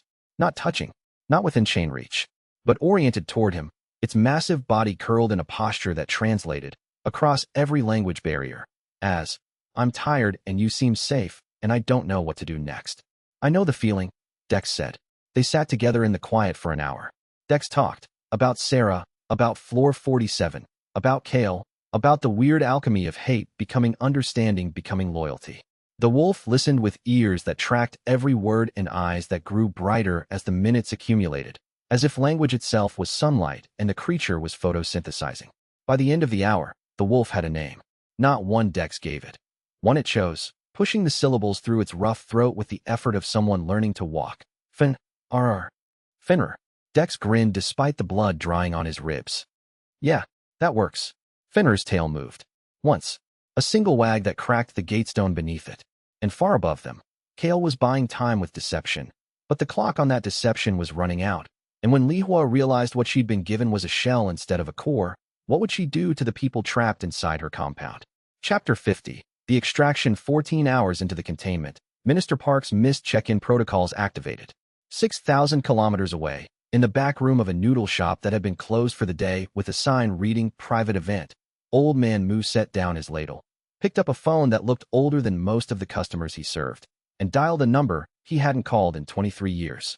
The line rang 4 times. The voice that answered spoke Mandarin with the accent of someone born in the mountains of Sichuan. "Mu Jinyu," the voice said. "I assumed you were dead." "Not dead. Retired. Different thing. For you, perhaps the same." A pause. "Why are you calling, old man? The last time we spoke, you said the next time would be at your funeral." "I need a favor." "You need nothing. You are the most self-sufficient human being I've ever known. If you're calling for a favor, something has gone very wrong. A team from the Korean Hunter Association is being held by the Celestial Gate sect. 3 A-rank hunters, an A-rank plus analyst, and a gate-born entity classified as Apex Hunter. Silence on the line. The kind of silence that recalculates. The entity. Kael Voss. You know the name. Everyone knows the name. The Floor 47 boss who walked out of a gate and started reading Marcus Aurelius. A dry laugh. Only you would adopt something like that, Mo. He's not a pet. He's a person. And Jun Lihua is going to take him apart if someone doesn't intervene. Intervening with the Celestial Gate sect is not a favor. It is a provocation. The sect operates independently. The sect operates under the Chinese government's tacit approval because it produces results. If the government withdraws that approval, even Lihua can't hold her compound against the People's Liberation Army Hunter Division. You're asking me to threaten the sovereign empress of the Celestial Gate sect with military intervention. I'm asking you to deliver a message. What the government does with it is their business. Another silence. Longer. weighted with 2 decades of history and the specific gravity of debts between people who'd saved each other's lives. I'll make the call. But Moo, this spends everything. After this, we're even. We've been even since Land's How. This puts you ahead. Stubborn old man. Retired old man. Different thing. The call ended. Moo returned to his kitchen, picked up the ladle, and resumed the broth he'd been preparing. It would be ready by the time Kael got home. Broth was patient. Friendship was patient. The things that mattered lasted because they didn't rush. For hours later, a military helicopter bearing the insignia of the People's Liberation Army Hunter Division landed in the Celestial Gate Sect's courtyard. The officer who emerged, a woman in her 40s with the bearing of someone whose authority came from something heavier than rank, delivered a sealed document to Li Hua's personal aide and waited, her hands clasped behind her back, for a response. The document was brief. Release the Korean nationals within 6 hours, or the Central Military Commission will reclassify the Celestial Gate Sect as a rogue hunter organization and deploy the 1st Special Gate Response Brigade to enforce compliance. Li Hua read the document in her study, alone, and for the first time in Kael's experience of her, he was monitoring through his senses, even through the barriers. Her composure fractured. Not in the way of someone afraid. In the way of someone furious that a variable sheet accounted for. Moo's network, Moo's history, Moo's willingness to spend decades-old favors, had moved faster than her timeline. She had the data from Kael's system analysis. 3 hours of diagnostic readings that her researchers were already processing. She had intended to extend the containment for days, extracting progressively deeper data until she had enough to advance her breeding program by years. Instead, she had 6 hours. Kael felt the barrier grid shift. Containment loosened. Doors unlocked. The spatial formations relaxed their grip on the compound's geography. We're moving, he told his team through the comm, which, with the barriers down, had resumed functioning. Junho, Mira, meet me at the domesticated gate's entrance. Yuna's status? Already free. Yuna's voice was steady, professional, and carried the specific edge of someone who'd spent 14 hours in a locked room planning what she'd do when the lock opened. I convinced my guards that cooperation was in their best interest. They didn't require much convincing once the military helicopter landed. Dex is in the gate. Sublevel 5. I know. Myra's threads tracked him. He's alive. His mana signature is stable. And there's a second signature with him. Large. Non-human. The wolf. Finra. Kael's senses had felt it too. A presence in the domesticated gate that registered as entity. Near sentient. Disposition. Bonded. They met at the gate entrance. Junho maintained a barrier shell around the group as they descended into the domesticated dungeon. Not because the monsters inside posed a threat to Fong's squad, but because the sex-bred creatures followed operational patterns that could be reprogrammed remotely, and none of them trusted Li Hua not to make one final play. They found Dex on the 5th sublevel, sitting beside a wolf the size of a delivery truck, feeding it strips of dried meat from his emergency rations. Blood had dried on his ribs where the A-rank monsters had scored a hit, but he wore the wound with the casual indifference of someone who'd dealt with worse. Hey, Dex said, looking up with the nonchalance of a man who hadn't been thrown into a dungeon as a hostage 14 hours ago. This is Fenrir. He's coming with us. Kael's senses reached toward the wolf. The creature's response was complex. Recognition of Kael's predator signature, wariness, and a thread of trust that traced back to Dex like a tether. A near-sentient mind, damaged by the sect's forced evolution attempts, but healing, growing, reaching toward full consciousness with the slow determination of a plant growing toward light. He's one of Li Hua's experiments. The one that didn't work, or didn't work the way she wanted. He chose his own name. He can almost talk. Dex's jaw set. I'm not leaving him in chains. Kael looked at the wolf. The wolf looked back. 2 gate-born entities. One who'd achieved full sentience. One who was fighting toward it, separated by species and scale, but connected by the shared experience of waking up in a world that wanted to use you. Sable, Kael said. Assessment. The shadow cat materialized on his shoulder and regarded Fenrir with the casual superiority of a creature that had claimed Kael's shoulder as territory and felt secure in its position. Sad, Sable said. Strong. Wants to be more. Good enough. He comes with us, Kael said. Break the chains. Junho's barriers shattered the mana restrictors. Fenrir rose to his full height, 4 meters at the shoulder, silver-black fur rippling, amber eyes bright with something that looked like gratitude, but was probably more complicated than any single word could capture. The wolf followed Dex up through the gate. They emerged into Beijing's evening air, and Fenrir saw the sky for the first time and stood very still, his massive head tilted upward, his proto-sentient mind processing the concept of infinity. Sky. Dex told him. It goes up forever. Finra made a sound that was not yet a word, but wanted to be. They left the Celestial Gate Sect's compound in a military transport. Lihua watched from the compound's highest balcony, her expression unreadable, her hands folded behind her back. But Kael's senses caught what her face didn't show. The focused intent as her gaze lingered on him, and the flicker of a data crystal in her pocket, the stored results of his system analysis. She'd extracted one critical piece of information.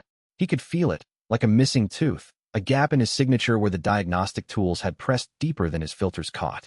The frequency of the dormant seed. She had it, and whatever she planned to do with it, Kael understood with predator clarity. Lihua's game was not over. It was entering a phase where the stakes would be measured not in data but in lives. Chapter 51. The Awakening. They should have gone straight to the airport. The military transport was waiting. The diplomatic window Mu's favor had opened was narrowing. Every minute in Beijing was a minute Lihua could recalculate and act. But Kael told the driver to detour to the sect compound's western perimeter, where the breeding laboratory's ventilation system connected to the surface through a series of intake shafts that Mira had mapped during their captivity. "What are you doing?" Yuna asked, keeping a promise. The promise wasn't one he'd spoken aloud. It was the directive his consciousness had logged in the lab. "No sentient entity will be caged on my watch." The near-sentient creatures in those cells were not yet fully sentient, but they were close enough that the distinction felt like cowardice. "Kael, if you breach the compound's perimeter, I'm not breaching anything. I'm using the ventilation system to send a signal." He stood beside the intake shaft, a 2-meter diameter opening covered by a mana-filter grate, and pressed his hand against the metal. His apex predator aura flooded through the ventilation network, carried by air currents into the compound's sublevels, through the corridors, into the laboratory. The near-sentient monsters in their cells felt it. His predator signature, unfiltered, carrying the full weight of an apex hunter's presence. But it wasn't the signature that mattered.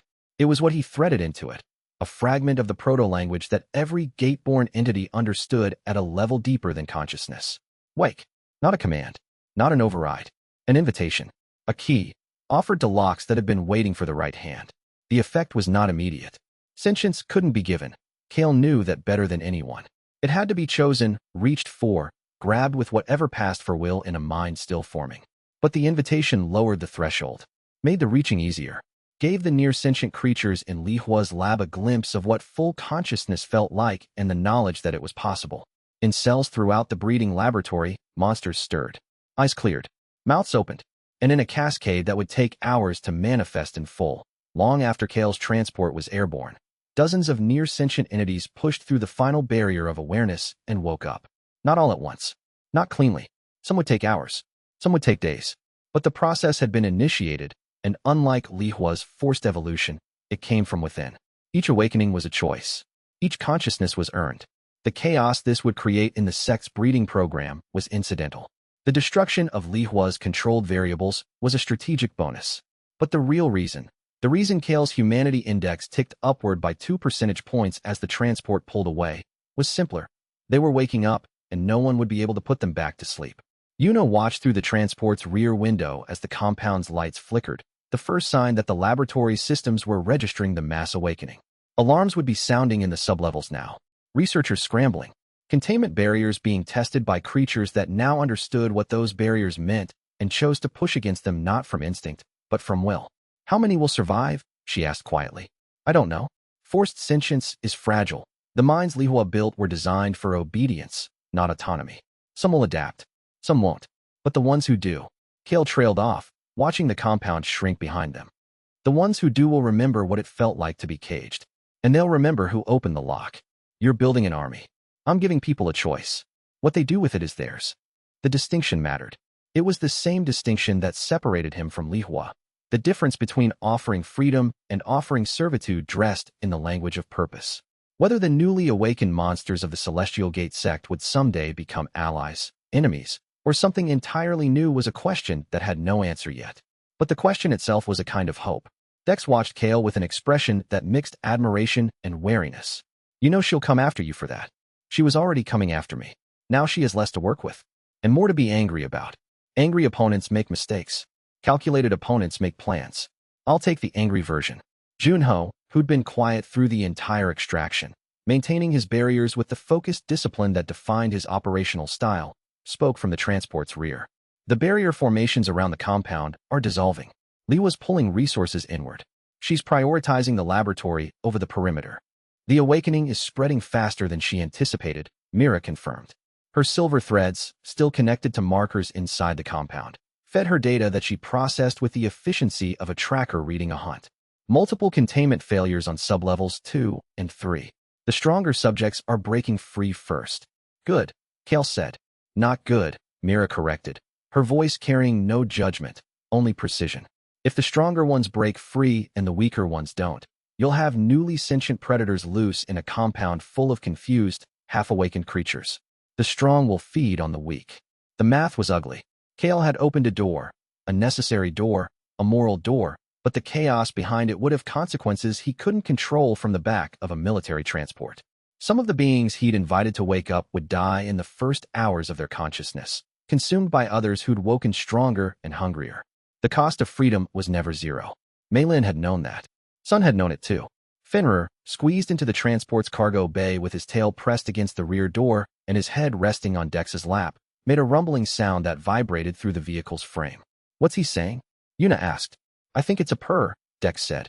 Wolves don't purr, but nobody told him that. The military transport took them to a private airfield. The flight to Seoul was 4 hours, and Kael spent most of it reading Chun Meilin's research notes, the sealed folder Li Hua had given him before the trap closed. Meilin had been meticulous. Her observations about the seed's behavior were clinical, detailed, and terrifying. The parasitic signature grew with each evolution, claiming more of the host's cognitive architecture, replacing human judgment with predator logic in increments too small to notice until the transformation was irreversible. By Alpha Stalker, she'd estimated that the seed controlled approximately 30% of her decision-making processes. She'd projected that by Territory Lord, the 5th rank, the seed would control over 50%. A threshold, the point of no return. Kael was Apex Hunter, 4th rank, 1 evolution away from Territory Lord, and the seed inside him was dormant but present, its influence registering at levels his system couldn't precisely quantify because the system itself was part of the seed's architecture. How much of what he thought was him, and how much was the seed thinking through him? The question had no clean answer. Meilin had wrestled with it for 2 years before choosing to die rather than find out. Her final note, written in handwriting that trembled with the effort of someone fighting for control of her own pen, read, "The seed doesn't replace you. It becomes you. And by the time you realize the difference has disappeared, there is no difference." Kael closed the folder. Through the aircraft's window, the clouds below looked like the ceiling of a dungeon made of water and light. Heavy reading? Yuna asked from the adjacent seat. The previous variable 3 left notes about the seed's progression. At Territory Lord, it takes over half the host's cognition. And you're 1 rank away from Territory Lord. Yes. What are you going to do? He looked at her. The analyst. The anchor. The moral reference point his system had classified as irreplaceable. Evolve anyway, he said. And fight it from the inside. That's not a plan. That's stubbornness. Stubbornness has gotten me this far. Stubbornness and a shadow cat, Sable added from Kael's lap. Yuna didn't laugh, but the corner of her mouth moved, and the tension in her shoulders eased by a fraction, and Kael logged the moment as another data point in the ongoing experiment of learning what it meant to be human, and whether he could hold on to that meaning when the seed decided the experiment was over. Chapter 52, The World Changes Its Mind Soul greeted them with rain and headlines. The Celestial Gate sex breeding program had leaked. Not through Fong Squad. Kael had said nothing to the press, and Park's media management team had locked down all communication channels during the Beijing extraction. The leak came from inside the sect itself, from the newly awakened monsters who'd broken containment during the mass sentience event and fled into Beijing's gate network, carrying with them the visceral evidence of what Li Hua's program had done. 3 near-sentient creatures had emerged from a gate in central Beijing and been captured by Chinese military hunters. Their testimony, fragmented, proto-linguistic, translated by gate scientists who'd never expected to interview dungeon monsters, was devastating. Descriptions of cells, of forced evolution cycles, of pain administered with clinical precision in the name of progress. The global media didn't need Fong Squad's account. The monsters told the story themselves. Breeding terror, Chinese sect's secret monster torture program exposed. That was the Western headline. The Caged Ones, when dungeons fight back against humanity, the Korean version. Monsters as victims. The Celestial Gate sect and the ethics of gate exploitation, the academic take, authored by Dr. Greaves, who'd published a 12-page analysis within 48 hours of the story breaking. and buried in every version of the story, mentioned in every analysis, cited in every editorial, Kael Voss, the gate-born entity who'd been targeted by the sect, the former dungeon boss who'd freed the test subjects, the monster who, by contrast with humanity's worst impulses, was starting to look like the most humane person in the room. Public opinion shifted. Not everywhere, not unanimously, but the tectonic plates of global perception moved, and the direction they moved was toward Kael. Social media campaigns, hashtag Gateborn Rights, hashtag Kael Voss is not a monster, hashtag Cage no more, proliferated with the viral speed of ideas whose time had arrived. Hunter forums that had previously debated whether Kael should be dissected now debated whether he should be given a medal. Academic journals published op-eds about the ethics of forced sentience. Late-night talk show hosts made jokes about Lihua's program that weren't funny but spread awareness. Kael watched the coverage from Moo's noodle shop, where the old man had placed a bowl of broth in front of him with the quiet authority of someone who believed that all problems were more manageable after soup. You're famous, Moo said. I was already famous. Now I'm popular. Different threat profile. Popular is harder to manage than infamous. Infamous people are avoided. Popular people are used. Moo sat across from him. The shop was closed. A sign on the door reading private event. But the kitchen still smelled of ginger and star anise and the specific warmth of a space that had been loved for decades. The question is, will you use the popularity, or will it use you? Park is already planning press events. Park is a politician. Politicians see tools. What do you see? Kael considered. His perceptive field spread through the shop. Moo's steady heartbeat, Sable's purr, the faint pulse of Soul's Gate network beneath the foundations. The city felt different than it had 3 months ago, when he'd walked out of the Abyssal Spire and everything had been noise and confusion. Now it felt like territory. Not his territory. He hadn't claimed it, hadn't activated the system's territorial mechanics, but space he was responsible for. Space that contained people he'd chosen to protect. I see leverage, he said. The breeding program exposure changes the narrative.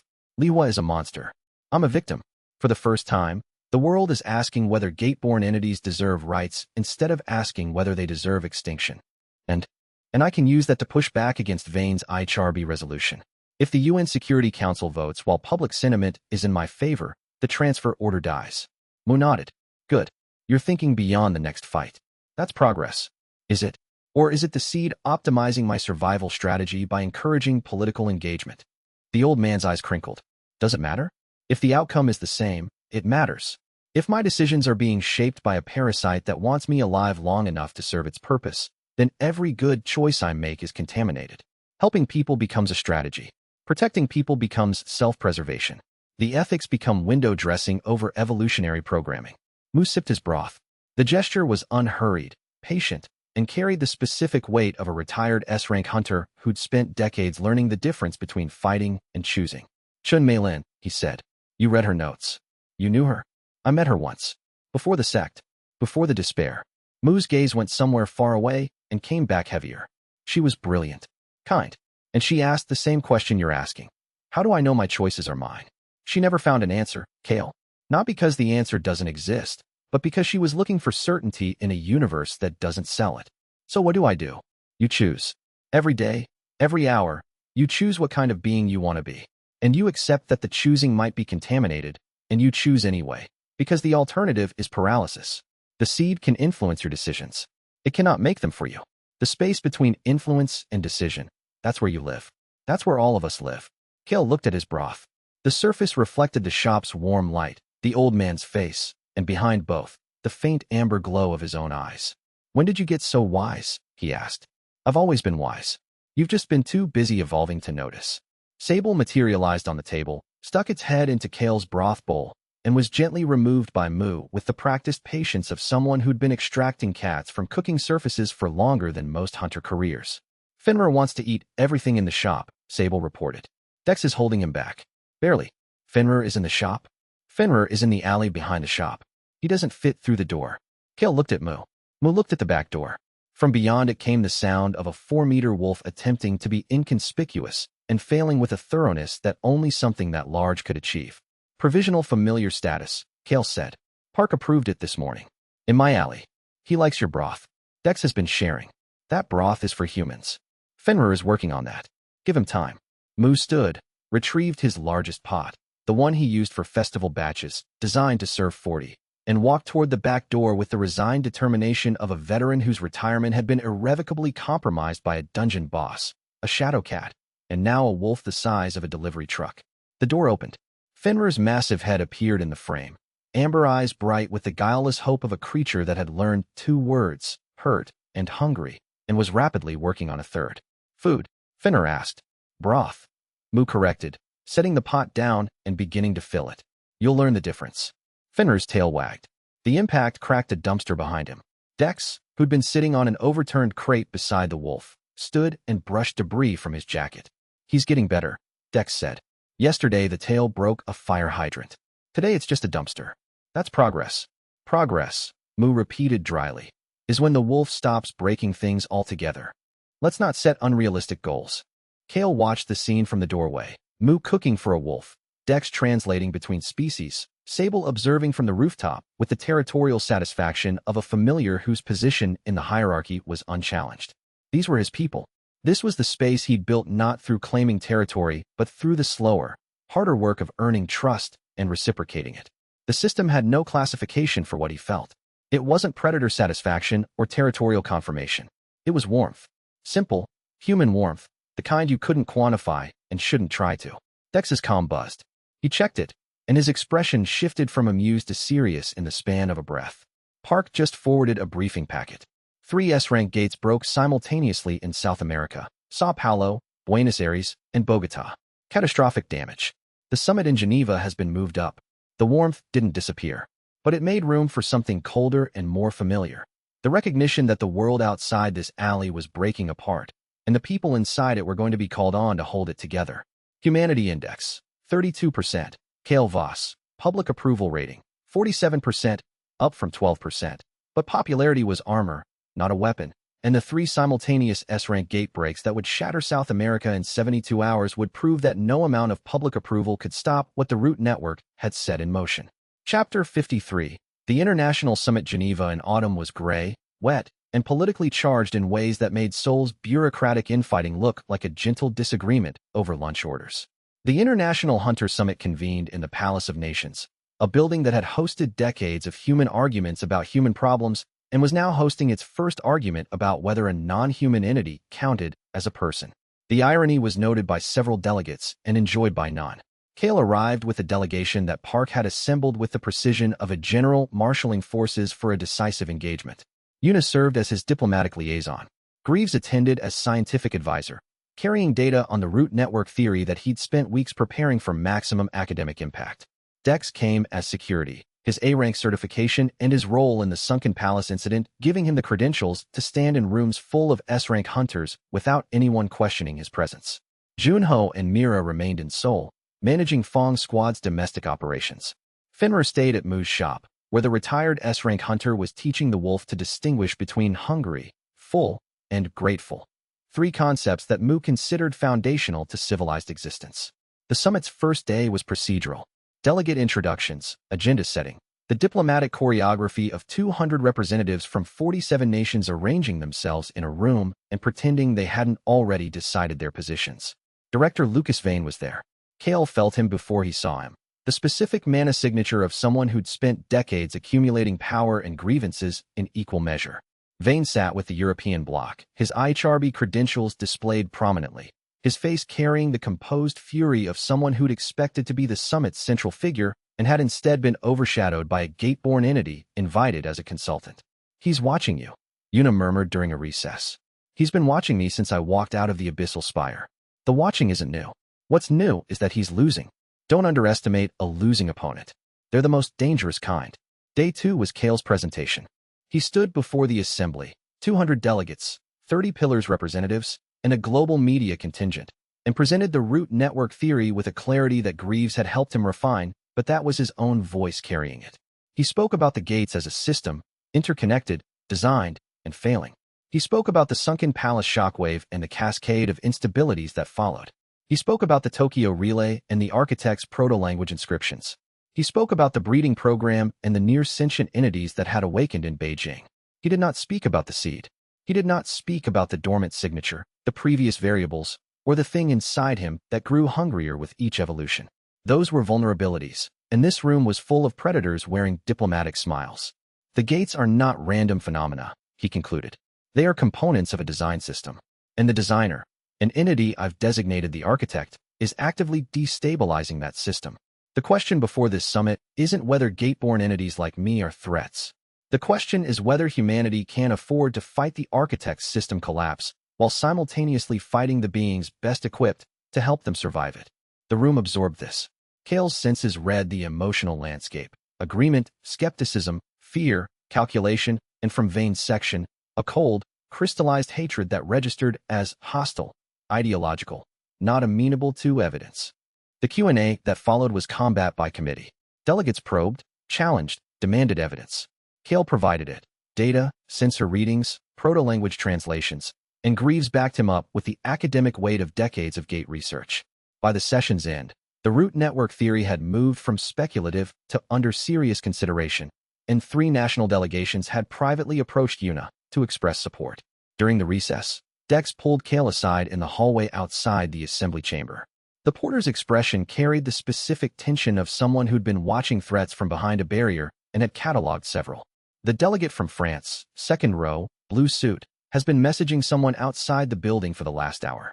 Encrypted, but sloppy encryption. Mira would have cracked it in minutes. You think Vane has allies we haven't mapped? I think Vane has more allies than the 12 nations who openly support him. The ones who vote against his resolution publicly might still feed him intelligence privately. This building is full of people who smile at you and report to someone else. Dex's jaw tightened. Watch the vote count, Kael. If it's closer than predicted, we have a leak. Kael filed the warning. Dex's instincts for human duplicity were sharper than any system assessment. The product of years spent navigating the hunter world's Byzantine politics as a mid-rank operative who survived by reading rooms faster than the people filling them. Vane made his move during the afternoon session. The Omega Initiative, he announced, standing with the theatrical gravity of a man who believed he was history's protagonist. A global mandate to classify all gate-born sentient entities as enemy combatants, subject to immediate containment and study. This includes the entity known as Kael Voss, whose testimony today, however compelling, cannot change the fundamental reality that he is a product of the gate system. A system that, as he himself has confirmed, is designed by a hostile intelligence. The architect designed the gates. Kael responded from the floor. I walked out of one. Those are different things. Are they? Your system was created by the same intelligence that built the gates. Your evolution follows a pattern that the architect established. How do we know you're not a more sophisticated component, a variable designed to infiltrate human society? The question landed. Kael felt it in the room, the shift, the doubt. Vane was skilled at this. He took truths and bent them until they pointed in the direction he wanted, and the direction he wanted was fear. Because a component follows instructions, Kael said, I make choices. The distinction is the only thing that matters. The distinction, Vane replied, is exactly what a sophisticated infiltration unit would claim. Impasse. The philosophical recursion was deliberate. Vane knew there was no way to prove free will to someone committed to denying it. The argument would circle forever, consuming time and eroding certainty, which was the point. But the room's attention had shifted, not to Vane, and not to Kael, but to a woman in the Brazilian delegation who'd stood without being called upon, her mana signature so dense that every sensor in the room spiked when she moved. Valentina Reyes, the Storm Pillar, SS rank, one of the 12 pillars, the 12 strongest hunters alive, each one a strategic asset capable of single-handedly preventing a national-level catastrophe. I've listened to enough, she said. Her voice carried the natural authority of someone who could level a city block if she raised her voice. Director Vane, your Omega Initiative assumes that gate-born sentient entities are inherently hostile. I've spent 30 years inside gates. I've fought every rank of monster from E to S, and I've always suspected that the gates are alive, not hostile, but alive. Kael Voss's testimony confirms what my instincts have told me since I first entered a dungeon. She looked at Kael. Her eyes were the deep brown of old wood, warm, sharp, and carrying the specific weight of someone who'd seen too much to be impressed by anything except sincerity. I want to talk to you, she said. Privately. After the session. Agreed, Kael said. Vane's expression didn't change, but his mana signature spiked with a fury that Kael's senses registered as hostility, escalating, pattern shift imminent. The director was losing control of the summit, and losing opponents with resources and obsession were, as Yuna had warned, the kind that didn't retreat, they transformed. What was Vane's transformation going to look like? And how many people would be standing in its path? Chapter 54. Storm and Stone. Valentina Reyes met Kael on the summit building's roof terrace, where the Swiss autumn wind cut across Lake Geneva and the diplomatic security perimeter ended at the balustrade. She was tall, broad-shouldered, with dark skin and silver-streaked hair pulled back in a braid thick as a mooring rope. Her mana signature was unlike any Kael had encountered, not concentrated and sharp like Lihua's, but vast and diffuse, like standing inside a weather system, which, given her designation, was precisely what it was. Storm Pillar, he said. I hate that name. Makes me sound like a weather report. She leaned against the railing and looked at the lake. Call me Val. Everyone who survived a fight beside me does. We haven't fought together. Give it time. She looked at him sidelong. You're different from what I expected. What did you expect? A monster pretending to be human. What I see is a human pretending to be comfortable. Her smile was warm, genuine, and carried none of the diplomatic calculation that Kael had grown accustomed to in this building. You hold yourself like someone who's still learning where to put his arms. That's not a criticism, it's a tell. Monsters don't have tells. People do. Kael let the observation stand. She was right. 3 months of surface existence hadn't erased the fundamental strangeness of having a body that wasn't designed for standing in open air, of having hands that wanted to grip a Bone Throne's armrests and instead held nothing. You said you've always suspected gates are alive, he said. More than suspected. I've felt it. The same way you feel things through your domain sense, but messier. Less structured. My ability connects me to atmospheric mana, and atmospheric mana carries signals from the gate network the way wind carries sound. She turned to face him. The night the sunken palace was damaged, I felt the shockwave from Sao Paulo. It woke me up. Not from sleep. From a denial I'd been maintaining for 20 years. What denial? That the gates are getting worse. That the breaks are increasing. That the monsters are getting smarter. I've been telling myself it's natural variation, statistical noise. But it's not noise, Kael. It's a pattern. And your root network theory gives the pattern a name. The architect. Tell me about it. Everything you know. He told her. Not the edited version he'd presented to the summit, the full version. The proto-language inscriptions in the Tokyo relay. The message beneath the Geneva Foundation. The architect's words. The variable must be corrected. The dormant signature inside him. The seed and its 7 variables. Chen Malin's suicide on the 3rd rank. The breeding program. Son, who'd existed for 3 weeks and chosen freedom in his last 3 minutes. All of it, laid out beneath a Swiss sky while the wind carried lake water and the faint ozone tang of a woman whose mana felt like the edge of a thunderstorm. Val listened without interrupting. Not once. Not when he described the seed's projected cognitive takeover at higher ranks. Not when he explained that the system inside him was designed by the same intelligence that had built the gates. Not when he admitted that he couldn't be certain which of his decisions were his own and which were optimized by a parasite. She absorbed it all with the stillness of someone who'd survived 30 years of S-rank encounters by learning when to act and when to listen. When he finished, she was quiet for a long time. The wind pulled at her braid and she let it, anchored to the railing by the particular weight of someone processing information that changed the shape of everything she'd assumed about the world. 6 people, she said at last. 6 before you, and the seed killed them all. Or drove them to kill themselves. Malin chose death over losing her identity. And you think you can do what 6 others couldn't? I think I have something they didn't. None of them had a team. None of them had people who knew what the seed was and chose to stay anyway. The seed replaces identity. That's its mechanism. But identity isn't something you build in isolation. It's something you build with other people. Every relationship I have is a structure the seed has to dismantle before it can replace me. Val studied him with eyes that had seen continental-scale destruction and found this conversation more unsettling. You're betting your existence on the theory that friendship is stronger than a cosmic parasite. When you put it that way, it sounds insane. It does. She paused, and the wind off the lake filled the silence with cold Swiss air that carried the faint residue of gate energy from the building below. But I've seen S-rank gates crumble because a porter refused to let go of a teammate's hand. The math never supports human stubbornness, and human stubbornness keeps winning. Every single time. She turned to face him. I'm in. The other pillars, she said at last. Most of them think you're a curiosity. A few think you're a threat.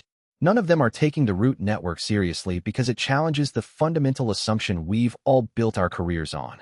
That gates are independent, manageable, and containable. And you? I think we're standing on the edge of something that makes every gate break in history look like a warm-up. And I think you're either the key to surviving it or the reason it happens, and I'd rather find out which by standing next to you than by standing across from you. She extended her hand. The gesture was human, Profoundly, deliberately human, a bridge between species offered through the simplest possible mechanism. Kael took it. Her grip was strong, her mana warm, and the contact generated a system assessment he hadn't requested. Valentina Reyes, SS rank, classification, allied. Welcome to the very short list of people I trust, Val said. Don't make me regret it. I'll do my best. Your best is terrifying. That's why I trust it. She released his hand and looked back at the lake. Now, about the gate beneath this building. Kael stiffened. You sensed it. The atmospheric mana over Geneva has been wrong for 3 days. There's a concentration beneath the summit building that matches pre-emergence patterns I've seen in gate births. Something is forming down there, Kael, and it's accelerating. He extended his senses downward, through the building's floors, through the foundation, into the bedrock beneath. There, a gate signature, dormant, but gathering energy at a rate that his system calculated would reach emergence threshold within hours, he said. Not days, hours. And every SS rank hunter on the planet is sitting in the building above it. Val's jaw tightened. Coincidence. Gates don't do coincidence. Not anymore. The storm pillar's mana signature flared, not with aggression, but with the barometric pressure shift that preceded her ability's activation.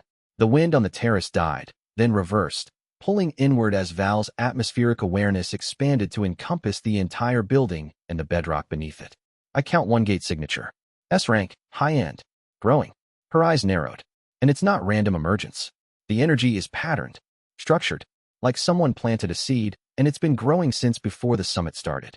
The architect planned this. The architect planned to have every major hunter in the world in one building when an S-rank gate erupted beneath their feet. Val's voice carried a new edge, not fear, but the specific intensity of a weapon being armed. We need to warn the summit. Now. But as they turned toward the terrace door, Kael felt the gate's signature pulse. Not the steady growth it had maintained for days, but a sharp, hungry spike that his system translated as one word: soon. How soon was soon? And would the world's strongest hunters be ready when the floor opened beneath them? Chapter 55. The Geneva break. Kael warned the summit. He stood before the assembly, interrupted a debate on gate classification protocols, and stated with the flat certainty of someone whose domain sense was never wrong about threats. There is a gate forming beneath this building. It will emerge within 4 hours. Every person in this room needs to evacuate or prepare to fight. Vane's response was predictable. This is a manufactured crisis, the director said, rising with the righteous indignation of a director who'd been losing the political battle and saw an opportunity to reframe the narrative. The entity is attempting to create panic to derail legitimate proceedings, Director. Val's voice cut through the chamber like a blade through wet paper. I've confirmed the signature independently. There is a gate forming. It is targeting this location. And if you'd like to continue your political theater while an S-rank dungeon erupts beneath your chair, you're welcome to. But the rest of us will be preparing. The evacuation was partial. Diplomatic staff and non-combat personnel were moved to the perimeter. The hunters stayed. Not all 200, but the ones who mattered. The 12 Pillars representatives. National strike teams. And Fong Squad, because Kael wasn't leaving and his team wasn't leaving him. Yuna coordinated the defensive positioning with the same analytical precision she brought to field operations, turning the summit hall into a fortified zone with overlapping fields of fire and barrier coverage. Junho's absence was felt. His barrier specialization would have been invaluable, but the Pillar's defensive specialists filled the gap with abilities that operated on a scale Junho couldn't match. The gate erupted at 1647 local time. The building's lower levels collapsed as spatial energy tore through the foundation. A vortex of blue-black light, S-rank by Kael's assessment, high S-rank, opened in the basement and began disgorging monsters with the focused aggression of a dungeon that had been given a target and told to kill it. A-rank monsters, dozens of them, not the random ecological mix of a standard gate break. These were a strike force, coordinated, directed, moving with the same construction worker efficiency Kael had seen in Tokyo, except instead of building, they were hunting. Hunting the world's strongest fighters. They're after the Pillars. Kael shouted over the comm. His senses mapped the monsters' trajectories, each group targeting a specific cluster of high-ranked hunters. Surgical, deliberate. Whatever intelligence directed them knew exactly who was in the building and exactly where they were sitting. The battle that followed was the most concentrated display of power Kael had ever witnessed. The Pillars fought, 12 SS rank hunters unleashing abilities that reshaped the building's architecture in their wake. Val's Storm Pillar ability turned the central atrium into a hurricane of focused lightning that arced between monsters with the precision of a surgeon's scalpel. A Japanese pillar, the Stone Garden, Riku Tanaka, the colonel's brother, transformed the collapsing floors into a defensive labyrinth of stone walls and spear-tipped formations. A Russian pillar, Alexei Volkov, whose laugh echoed even in combat, compressed an entire wave of A-rank monsters into a sphere the size of a basketball using localized gravity manipulation. Kael fought beside them. Not at their level. Apex Hunter was powerful, but SS rank was a different order of magnitude. He fought in the spaces between their abilities, using his domain sense to track monsters that slipped through the pillar's combined assault, directing Fong's squad to plug gaps in the defensive formation. Dex was magnificent. Grief's edge carved through monsters with an emotional weight that turned every strike into a eulogy for the people who died in dungeons before him. His blade found seams in armored carapaces, severed tendons and limbs as thick as tree trunks, and opened throats with cuts so sharp the monsters fell before they registered the wound. Yuna coordinated from behind a makeshift barricade, her analytical mind tracking the flow of battle and feeding tactical updates to every team on the comm, and then Kael felt it. The gate's core. Deep below. Pulsing. Not with the mindless energy of a standard gate, but with intent. Purpose. A signal that his proto-language instincts translated before his conscious mind could catch up. The gate had been placed here. Deliberately grown, deliberately triggered, designed to erupt when the summit brought the world's strongest hunters together. This wasn't instability. This was strategy. I'm going in, he told Yuna. Into the gate. The core is the source. If I destroy it, the monsters lose their coordination. Kael, stay with Dex. I'll be back. He dropped through the shattered floors into the gate. The transition from surface reality to dungeon space was a sensation he never got used to, a compression, an expansion, the feeling of stepping from one set of physics into another. The gate's interior was sparse, unfinished, a hastily constructed space that served a single purpose: deliver a message. He found it on the third floor. Not a boss, not a guardian, not a monster. A wall. A carved wall, its surface inscribed with proto-language that Kael read with the fluency of a being who'd been born speaking it. The architect sees you. The variable must be corrected. The experiment has entered terminal phase. All gates will serve the design. His system translated the final line with an addendum. Entity, unknown, source, root network origin point. Threat level, beyond calculation. The gate core sat behind the wall, a pulsing sphere of spatial energy that hummed with frequencies Kael felt in his teeth and bones, and the dormant signature that stirred inside him like a sleeper disturbed by noise. He raised his fist. The predator aura concentrated into his knuckles. Not a technique, not an ability, just raw force channeled through the body of a being that had been the apex threat on floor 47 for decades. The strike landed, and the core didn't crack so much as detonate. Spatial energy erupted outward in a sphere that would have killed a standard hunter. Kael absorbed it, his system drinking the discharged energy like water, converting the gate's death throes into fuel for his own growing power. The gate's internal architecture groaned. Walls split. Floors buckled. The connection to the root network severed with a snap that he felt across his entire perceptive field, a cord cut between this artificial dungeon and the vast intelligence that had grown it. On the surface, the monsters faltered, lost their coordination, became standard dungeon creatures instead of directed strike forces, and the pillars cut them down with the efficiency of 12 of the strongest humans alive doing what they did best. Kael emerged from the dying gate into a ruined building and a ring of faces, some awed, some suspicious, all recalculating. Val was the first to speak. What did you find? He met her eyes. Then he looked at Yuna. Two people he trusted. Two people who needed to know. The architect sent a message. The gate system is entering what it calls a terminal phase. All gates will serve the design. What design? I don't know yet. But whatever it is, the architect considers me a variable that must be corrected, and it's willing to spend an S-rank gate to deliver that message to the strongest hunters on Earth. The implications rippled outward. A hostile intelligence. A deliberate attack. A message that wasn't a warning, but a declaration. The summit had come together to argue about Kael's classification. It would leave with the understanding that classification was irrelevant when the system that created the gates was turning against everyone. The architect had shown its hand. The terminal phase was real. And the only question that mattered now was whether humanity and its unlikely gate-born ally would fight together against the intelligence that had designed the system, or whether they'd die arguing about categories while the dungeons swallowed the world whole and spat out nothing but silence. Chapter 56. The words in the walls Kael told only Yuna about the full inscription. They sat in the wreckage of the Swiss diplomatic quarter, relocated to a hotel after the Palace of Nations became structurally compromised, and he recounted every word carved into the gate's interior walls. The proto-language translation, the architect's designation, the phrase, terminal phase, and its implications. Terminal phase, Yuna repeated. She was taking notes on her tablet, her field analyst mode engaged with the focused intensity that she brought to threats she couldn't punch. In gate science terminology, a terminal phase refers to the final stage of a gate's life cycle before it either seals permanently or breaks catastrophically. The architect isn't talking about one gate. It's talking about all of them. A global terminal phase. Every gate, simultaneously. She set the tablet down. Kael, if the root network enters a terminal phase, every gate on Earth either seals or breaks. The sealed gates remove humanity's access to dungeon resources, cores, and the mana that powers half the world's infrastructure. The broken gates unleash their full populations onto the surface simultaneously. That's an extinction event. That's the architect's design, or one version of it. He stared at the hotel room's ceiling. It was a normal ceiling, plaster, paint, light fixture. No proto-language inscriptions. No warnings from cosmic architects. Just a ceiling. The ordinariness of it felt like a luxury. Why tell you? Yuna asked. Why announce the plan to the one entity that might be able to disrupt it? Because the architect doesn't see me as a threat. It sees me as a variable, part of its experiment. The message wasn't a warning. It was a status update. The architect is telling me what's coming because it expects me to act in accordance with its design. And will you?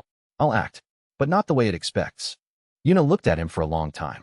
The hotel room was quiet. Sable asleep on the minibar.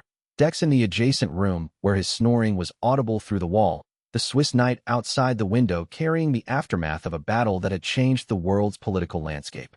You'll need allies, she said. Not just Fong Squad. Not just Val. You'll need the entire international hunter community on your side. The Geneva incident should help with that. Hard to argue that I'm the primary threat when the gate system just attacked a building full of pillars. Vane will find a way to spin it. Vane is a problem, but he's not the architect. No, Yuna agreed. He's just the human version. She pulled up her tablet and began working, not on the official report, but on a parallel analysis that she'd been building since Tokyo. The architect's communication patterns. Every known instance of deliberate gate behavior. The Tokyo Relay's construction blueprint. The Geneva Gate's targeted emergence. The Sunken Palace's role as a network node. She'd mapped them as data points on a timeline, looking for the progression, the escalation curve, the rhythm of an intelligence that was testing its own system. Look at this, she said, turning the tablet toward Kael. Tokyo was a probe. The architect sent a blueprint to see if the root network could transmit complex instructions after the firewalls failed. Geneva was a weapon, a targeted strike against a concentrated group of threats. Each action is more aggressive than the last. An escalation pattern. A test sequence. Like a scientist running trials before the main experiment. The architect is testing its own capabilities, figuring out what the root network can do now that the firewalls are down. She set the tablet on the windowsill, which means the next action won't be a test. It'll be the real thing. How long? I don't have enough data points for a reliable projection. Weeks, maybe. Months if we're lucky. But the curve is steepening, Kael. Each interval between actions is shorter than the last. The weight of that analysis settled over both of them. An intelligence that was probing, learning, accelerating, and they were still trying to understand its first message. She moved to the window, looking out at the damaged Geneva skyline. Emergency lights pulsed in the distance where cleanup crews worked to secure the shattered Palace of Nations. The Swiss military had cordoned 3 city blocks, and the faint crackle of mana sensors testing the sealed gate site carried through the glass. Malin's notes, Yuna said without turning around. The part about the seed's progression. You said at Territory Lord, it takes over 50% of the host's cognition. But there's something you didn't mention. Kael waited. What's the projection for Rift Sovereign? 6th rank? 7th. She turned. Her eyes were dry, analytical, but her hands gripped the windowsill hard enough to whiten her knuckles. Malin's research covers projections through all 11 ranks. You read the full document. What happens after Territory Lord? He'd hoped she wouldn't ask. The answer was in the notes. Malin's handwritten projections, each one more terrifying than the last. Territory Lord, 50% seed influence. Rift Sovereign, 70%. Calamity Fong, 85%. By Abyssal Monarch, the 8th rank, the projection was 95%. The host would be, for all practical purposes, gone. The numbers get worse, he said. Each rank gives the seed more ground. then you need to find a way to change the equation before you evolve again. Not just fight the seed, rewrite the rules. Because stubbornness won't hold at 70%, Kael. Not even yours. He nodded. She was right. And somewhere in the data Greaves was analyzing, in the remnant cores that pulsed with the seed's distributed architecture, there might be a key, a way to reprogram the seed's influence model, or at least to understand it well enough to build defenses that didn't rely on willpower alone. But that research would take time. And the architect's terminal phase declaration suggested that time was the one resource they were running out of. The summit reconvened 2 days later in a hastily secured alternate venue. The mood had shifted. The Geneva Gate break had done what Kael's testimony couldn't, made the threat visceral, immediate, and personal. Delegates who'd arrived arguing about classification left demanding action. The vote on Vane's Omega initiative was held on the summit's final day. Kael watched the proceedings from the observer's gallery, flanked by Dex and Una, his senses mapping the emotional landscape of the assembly hall with predator precision. Delegates rose to speak. Arguments were made, some passionate, some calculating, some delivered with the weary pragmatism of people who'd watched a building collapse around them 2 days ago and had revised their threat priorities accordingly. The Brazilian delegate cited Val's testimony. The Japanese delegate referenced the Tokyo relay operation. The Korean delegate, speaking on Park's behalf, presented a dossier of Kael's operational contributions that ran to 40 pages and carried the implicit message. This entity has saved more lives in 3 months than Director Vane's entire bureau has in a decade. Vane delivered his closing argument with the controlled fury of a zealot who could feel the congregation turning against him. His words were sharp, his logic internally consistent, and his fundamental premise, that gate-born entities could not be trusted, was undercut by the reality that every person in the room owed their survival to one. The vote, 29 nations against, 12 for, 6 abstaining. The margin was wider than anyone had predicted, and the reason was simple. An S-rank gate had attacked the world's strongest hunters, and the person who destroyed its core and stopped the assault was the same person Vane wanted to classify as an enemy combatant. The irony was not lost on the delegates, and Vane's face as the count was announced suggested it was not lost on him either. He left the chamber without speaking, his footsteps echoing down the corridor with the measured cadence of a man who'd already moved beyond the vote and into whatever came after, but the cold calculation behind his eyes, caught by Kael's senses in the fraction of a second before Vane turned away, promised that irony would be a poor shield against whatever he was planning next. Chapter 57, Gort. The Gate Origin Response Team, GORT, was established by unanimous resolution 4 hours after the Omega Initiative's defeat. Its mandate was broad: investigate the root network, assess the architect threat, and develop response protocols for a potential terminal phase scenario. Its membership was narrow: Kael Voss, Valentina Reyes, and 3 other pillars who'd volunteered during the summit's aftermath. Reiku Tanaka, the Stone Garden pillar, Colonel Tanaka's older brother, an SS rank whose ability to reshape mineral matter made him a one-man fortification system.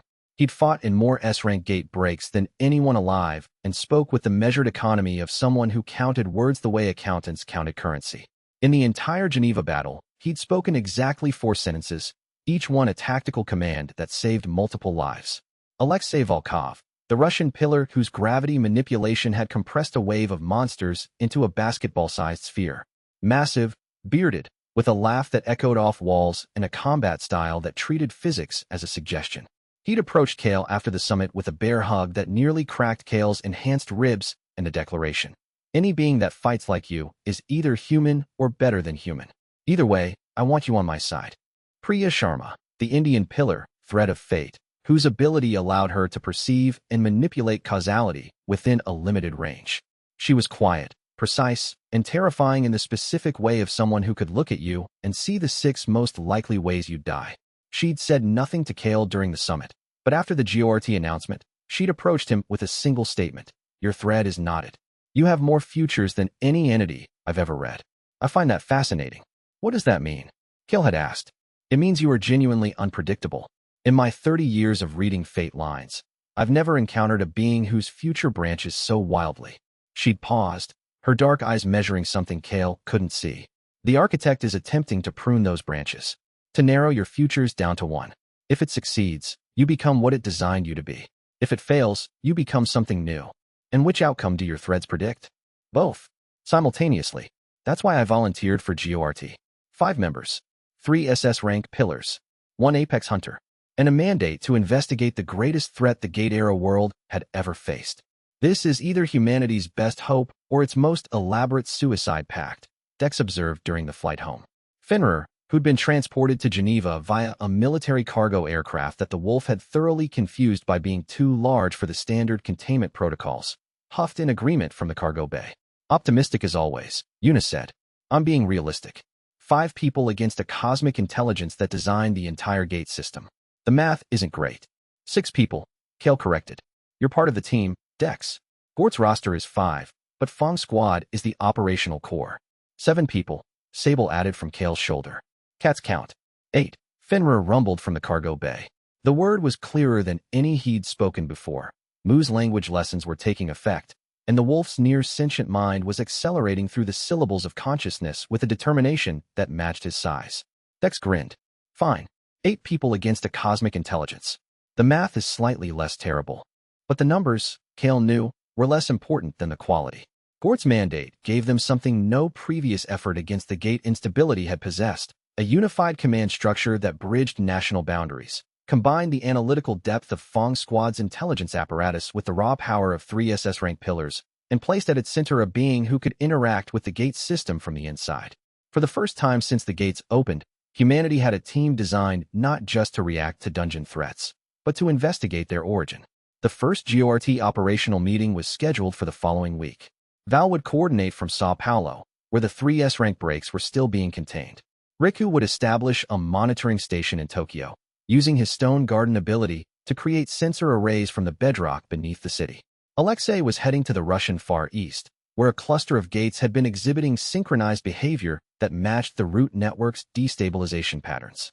And Priya, threat of fate, was returning to Mumbai to attempt something she described with characteristic understatement as reading the future of the gate system itself. If the gates have fate lines, she'd told Kael, then the architect has one too. Finding it is a matter of scale, not ability. And I have both. Whether she could deliver on that promise remained to be seen. But the mere possibility of reading the architect's intentions, of seeing its plan before it executed, was worth the investment. But the day's political victory carried a shadow. Vane hadn't lost and accepted defeat. He'd lost and disappeared. The IHRB's Geneva office was cleaned out within hours of the vote. Vane's personal files, his operational records, and the resources of the Omega Protocol, a black-budget program that the summit's investigators were only beginning to uncover, had vanished with him. Park confirmed it via encrypted call from Seoul, her voice carrying the top precision of a politician whose intelligence network had just reported a significant failure. Vane's gone underground. He took his loyal staff, his funding sources, and at least 2 strike teams of S-rank hunters who are personally loyal to him rather than the IHRB. Our contacts in Geneva estimate he moved within 90 minutes of the vote, meaning he had the exit planned before the ballots were cast. Where? Unknown. Our tracking assets lost him at the Swiss-Austrian border. He's using counter-surveillance techniques that exceed standard IHRB protocols, which means he's been planning this contingency for months. Park paused. There's more. The Omega Protocol's black budget was larger than the Oversight Committee realized. Preliminary forensic accounting suggests Vane had access to resources equivalent to a mid-sized nation's military budget. Weapons, facilities, personnel, all off the books. He built a shadow army. He built an alternative to the IHRB, one that operates on his principles, without the inconvenience of international oversight or democratic accountability. Kael's senses couldn't reach across continents, but his predator instincts didn't need to. Vane was a hunter who'd lost his institutional territory and would now operate without institutional constraints. That made him more dangerous, not less. A predator without rules was a predator without limits, and limits were the only thing that had kept Vane's obsession from becoming action. The institutional framework that had constrained him, oversight committees, international law, the requirement to at least pretend that his crusade against gate-born entities was motivated by security rather than hatred, those constraints were gone now. What remained was a man with resources, rage, and the conviction that he was the last sane person in a world that had chosen to trust a monster. Kael had faced that kind of conviction before. On Floor 47, the heroes who'd come to kill him had carried it in their eyes, the absolute certainty that what they were doing was right. That certainty made them brave. It also made them blind. We'll deal with Vane when he surfaces, Kael said. Right now, the architect is the priority. Agreed. But watch your back. Vane's Omega Protocol had resources that even the IHRB board didn't understand. The call ended. Seoul was visible through the aircraft's window, the city's lights spreading across the landscape like a terrestrial constellation. Home.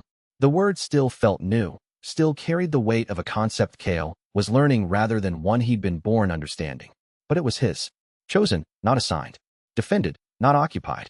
And somewhere beneath its foundations, gates pulsed in a network that was one step closer to something terminal. The architect watched through dimensions, and a vanished director plotted in the dark. And Kael was going to have to face all three threats with the same handful of people who'd chosen to stand beside a monster and call it something else. How long before that choice cost one of them everything? Chapter 58, Resonance. 2 weeks of quiet. Long enough for Kael to resume his routine. Morning training with Fong Squad. Afternoon analysis with Greaves on Secure Link. Evening philosophy with Mu. Long enough for Dex to teach Fenrir 3 new words: friend, safe, and no.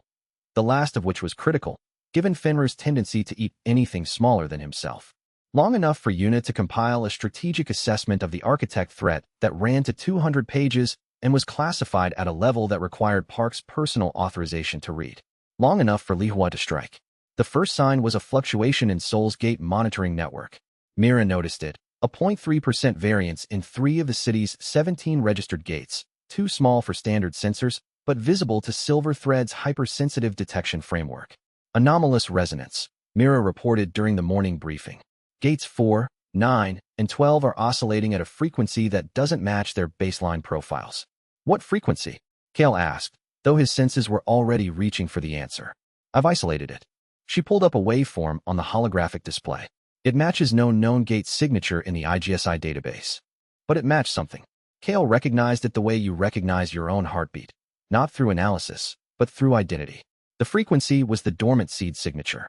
The same frequency that Li Hua had extracted from his system analysis in Beijing. That's my frequency, he said. The room went still. She's using the data she stole. Yuna's voice was tight with controlled fury, the kind of anger that an analyst channeled into precision rather than volume. She's tuned the gates to resonate with your dormant signature. 3 gates. That's enough for triangulation. Greaves's voice came through the comm. He'd been patched in remotely since the Geneva incident, maintaining a constant analytical presence. If she can make the gates resonate at the seed's frequency, she can use them as amplifiers. The dormant signature inside Kael will respond, sympathetic resonance. Like a tuning fork matching a struck note. What happens when it responds? Best case, a surge that disrupts his system temporarily. Worst case, Greaves paused. The dormant seed activates. The seed. The thing that had killed 6 people. The parasitic signature that grew with each evolution, that Mei Lin had warned would consume its host's cognition by territory lord. If it activated prematurely, without Kael's system being prepared, he was already moving. Mira, which gates? Exact locations. Gate 4 is in Gangnam. Gate 9 is near the Han River. Gate 12 is in Yongsan.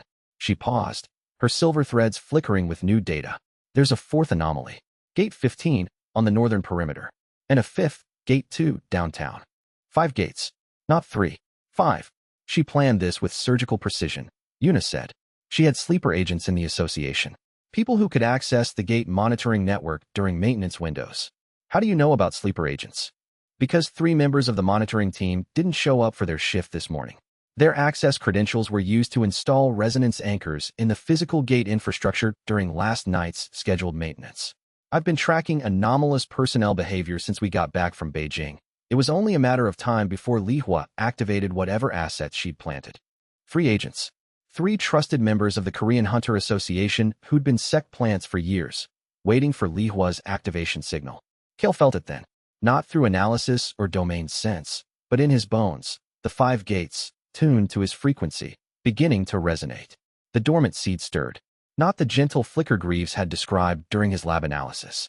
This was a surge, the seed pressing against the walls of its containment with a hunger that Kael felt as physical pressure behind his eyes, a vibration in his molars, a heat in his blood that had no source. And the gates responded. Across Seoul, 5 portals of spatial energy began to bow. Not break, not expand, bow. Their surfaces rippled as if something inside was pressing outward. Not monsters, not energy, but attention.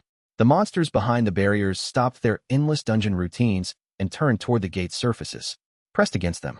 Pushed not with force, but with reverence. The same recognition that the Tokyo floor boss had shown. The same worship that the architect's message had predicted. They were bowing to the seed. to the thing inside Kael that was older than any of them, that had been woven into the gate system's root network before the first portal opened. That was, if Malin's research was right, a fragment of the architect's own design.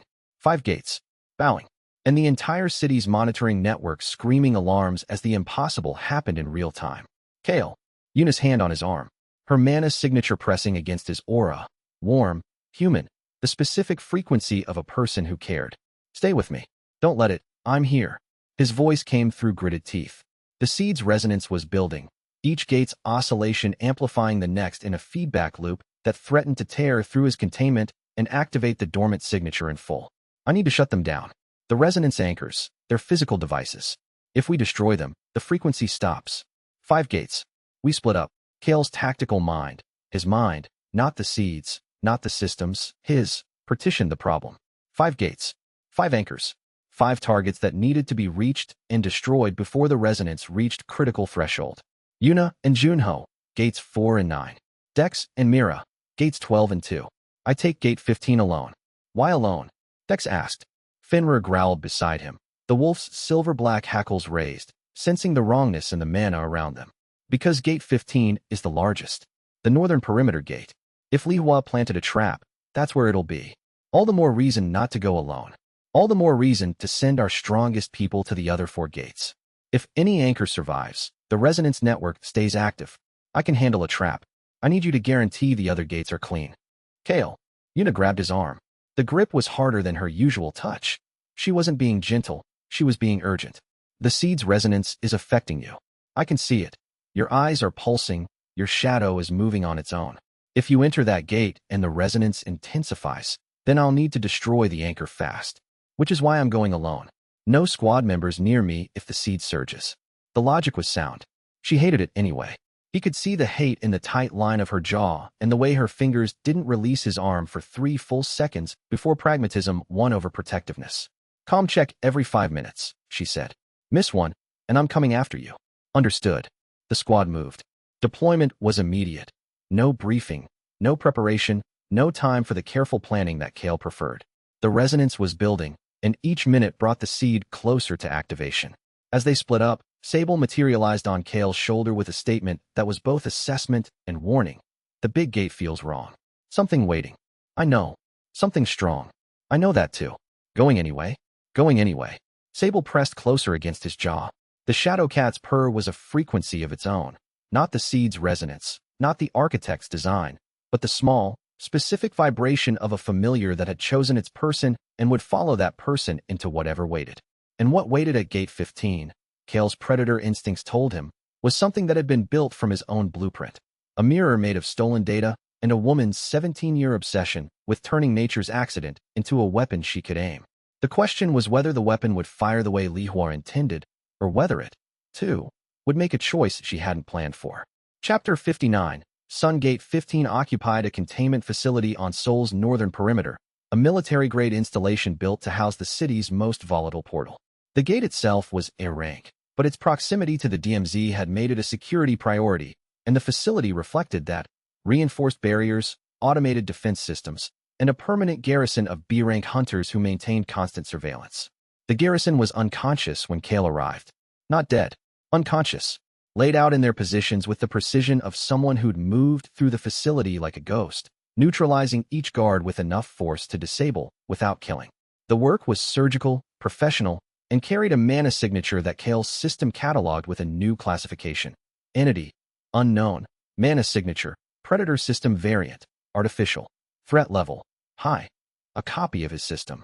Lihua's creation. The breeding program's final product. The gate's containment barrier had been modified. The resonance anchor, a crystalline device the size of a man's fist, was embedded in the barrier framework, broadcasting the seed's frequency into the gate at a volume that made Kael's teeth ache. The gate itself pulsed in rhythm with the broadcast, and behind its surface, the dungeon's monsters pressed against the barrier with the devotional intensity of congregants before an altar. And standing between Kael and the anchor, in the center of the facility's main chamber, was something that looked almost human. Pale, hairless, taller than Kael by a head. Its body was humanoid but wrong in the way that a sculptor's first attempt at a face was wrong. The proportions were close, but not quite right. The movements were fluid, but not quite natural. Its eyes were amber, like Kael's, but a shade lighter, diluted, as if the original color had been stretched too thin, trying to fill a vessel that wasn't quite the right shape. It wore no clothing, no armor, no weapons.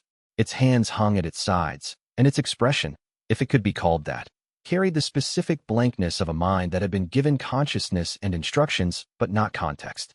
"Hello," it said. The voice was flat, toneless, a proto-language speaker's first attempt at human words. "Mother said you would come." Mother. Kael's senses wrapped around the creature, reading it with the thoroughness of a predator assessing a rival. The copy of his system was crude, functional but unrefined, like a knockoff weapon that could fire but couldn't aim. Its rank equivalent was somewhere between Alpha Stalker and Apex Hunter, and its mana reserves were burning at an unsustainable rate, as if the artificial system was consuming its host to function. "She made me from the data you gave her. The analysis. She used it to build me faster." The creature's head tilted, the gesture uncanny in how closely it mirrored something Kael himself did when processing new information. "I am son. She called me son because she said I was the child of her research." "You're not a child. You're a weapon. Is there a difference?" No bitterness. No irony. Genuine question. A mind so new that the distinction between creation and purpose hadn't formed yet. Liyue stepped out from behind the gate's containment framework. She'd been there, masked by the resonance anchor's mana output, invisible to his senses until she chose to reveal herself. She wore combat gear, not the diplomatic cheap-how of Beijing, and her expression carried the focused intensity of someone who'd prepared for this confrontation with the same meticulous care she brought to everything. "Kael," she said, "I did tell you I'd come when I was ready. The resonance anchors. The sleeper agents. Son, all of this to what? Force my evolution. To prove a point. The international community chose you over me. The summit created GORT with you as a member and condemned my research. The world decided that natural gate-born sentience was acceptable and artificial sentience was abomination." Her voice hardened. "So I'm giving them what they want. Son is the bridge. My research, your system, combined into a being that proves the path I've been walking is viable. The path involves cages. Forced evolution. Suffering. The path involves results. Son exists. He's sentient, Kael.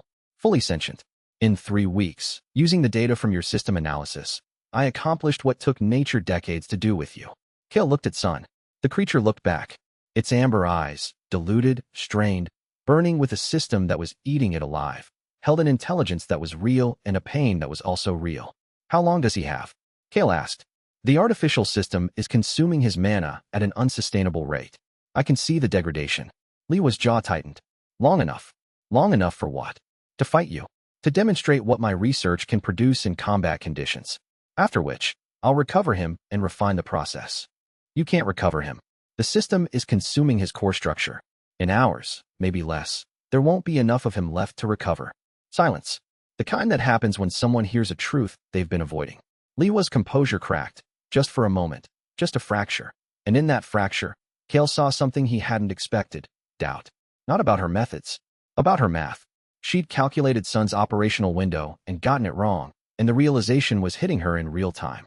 Son watched the exchange with the attentive confusion of a newborn watching adults argue about something it didn't understand but sensed was important.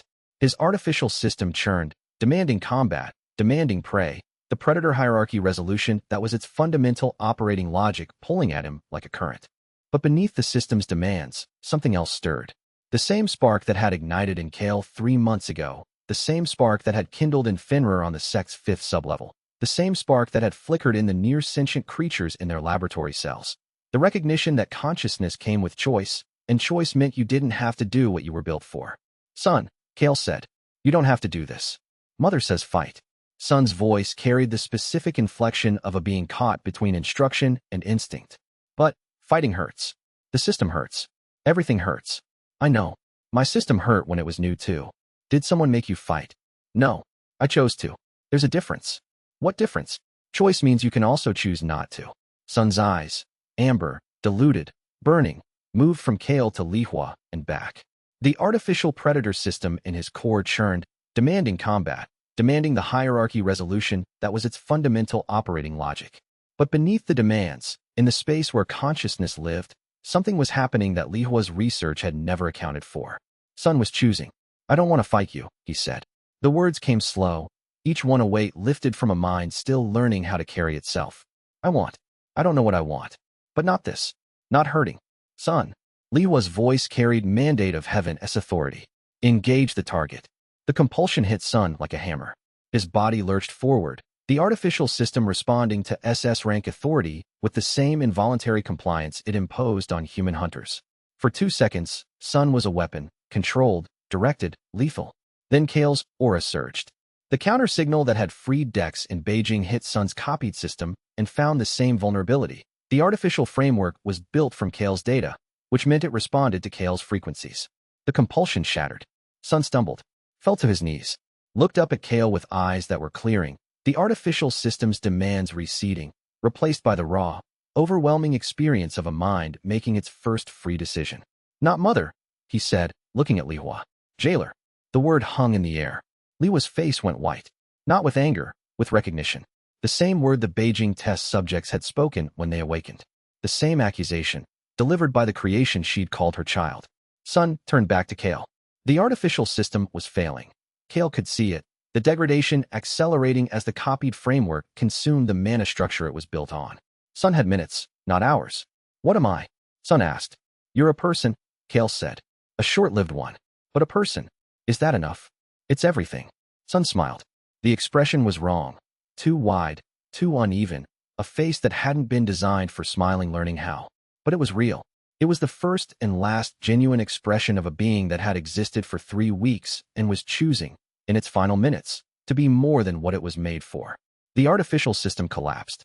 Sun's body dissolved, not violently, but gently, the gate origin matter returning to its base state.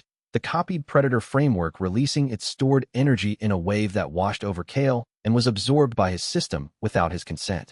Essence absorbed, predator system variant, artificial, evolution threshold, 97%, Sun's essence joined Kael's system. The artificial framework was garbage, crude, unsustainable, disposable. But the sentience that had burned through it for 3 weeks was not garbage. It was real and brief and tragic, and it carried with it the specific weight of a consciousness that had existed long enough to make one free choice.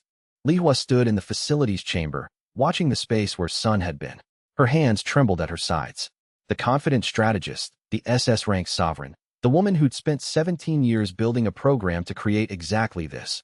She stood in the aftermath of her success and saw it for what it was. A person she'd made. A person she'd used. A person who'd called her jailer and chosen dissolution over service. Leave, Kael said. His voice was rough with emotion he hadn't expected, grief for Sun, fury at Lihua, and the weight of being 3% from an evolution he wasn't ready for. Leave, soul. Leave my territory. If I see you again, you'll what? Lihua's voice was hollow. Kill me? You don't kill. I didn't used to. Don't test whether that's still true. She left. An emergency spatial formation, the same kind of escape tool the Crimson Jester had used, opened behind her and swallowed her whole. The formation snapped shut, and Kael was alone in the facility with unconscious guards, a resonance anchor, and the ghost of someone who'd lived for 3 weeks and died free. He destroyed the anchor with a single strike. The resonance stopped. Across Seoul, the other 4 gates fell silent as Fong Squad destroyed their anchors in near-simultaneous operations. The seed's forced resonance collapsed, and the dormant signature retreated to its baseline. But the damage was done. Sun's essence had pushed Kael to 97% of the territory Lord evolution threshold, and the 3% remaining wouldn't take long to accumulate through normal operations. The next evolution was coming, and with it, the risk that Mei Lin had warned about, 50% cognitive influence. The point of no return.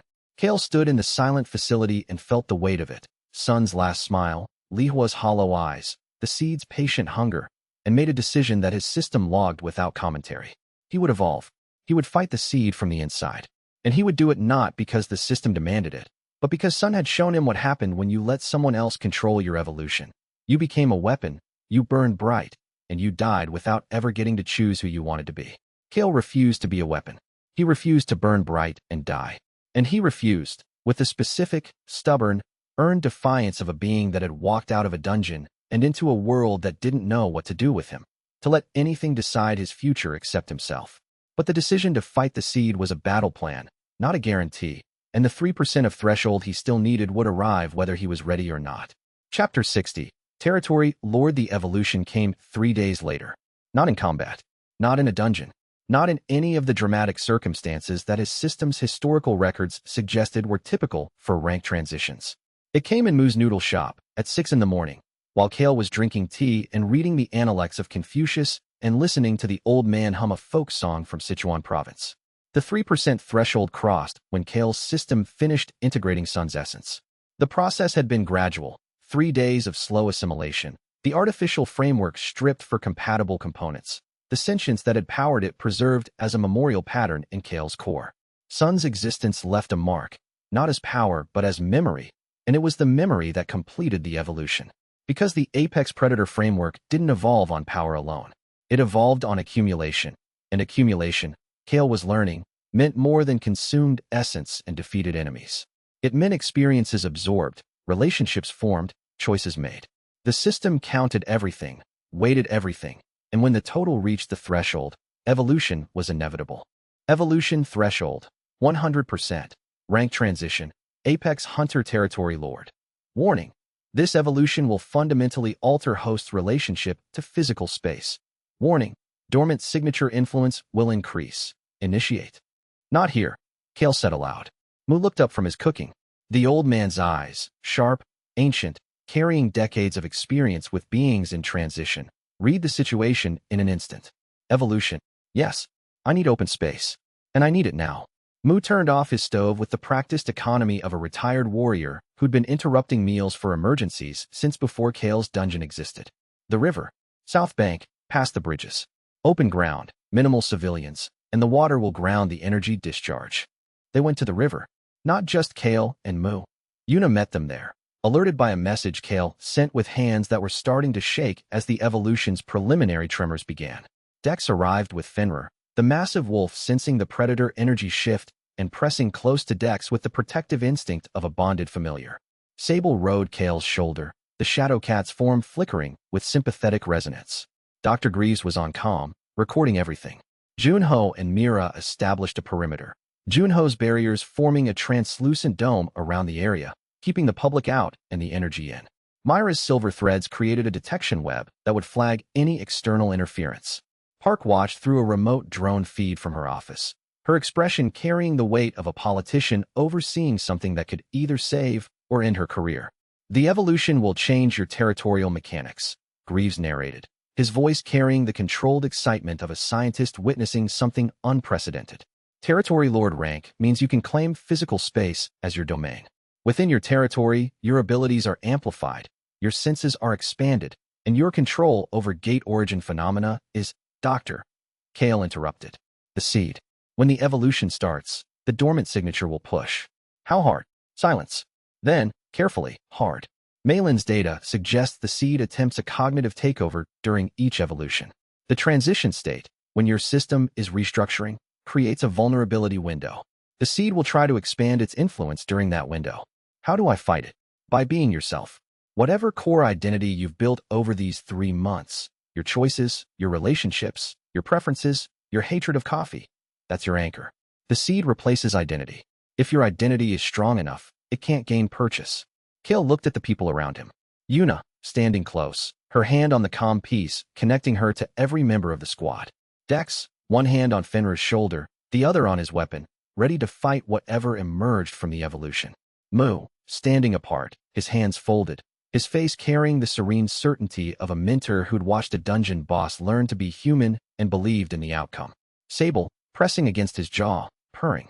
Junho at the perimeter, barriers steady, his eyes watchful, the man assigned to contain Kael if things went wrong, choosing instead to protect him while they went right.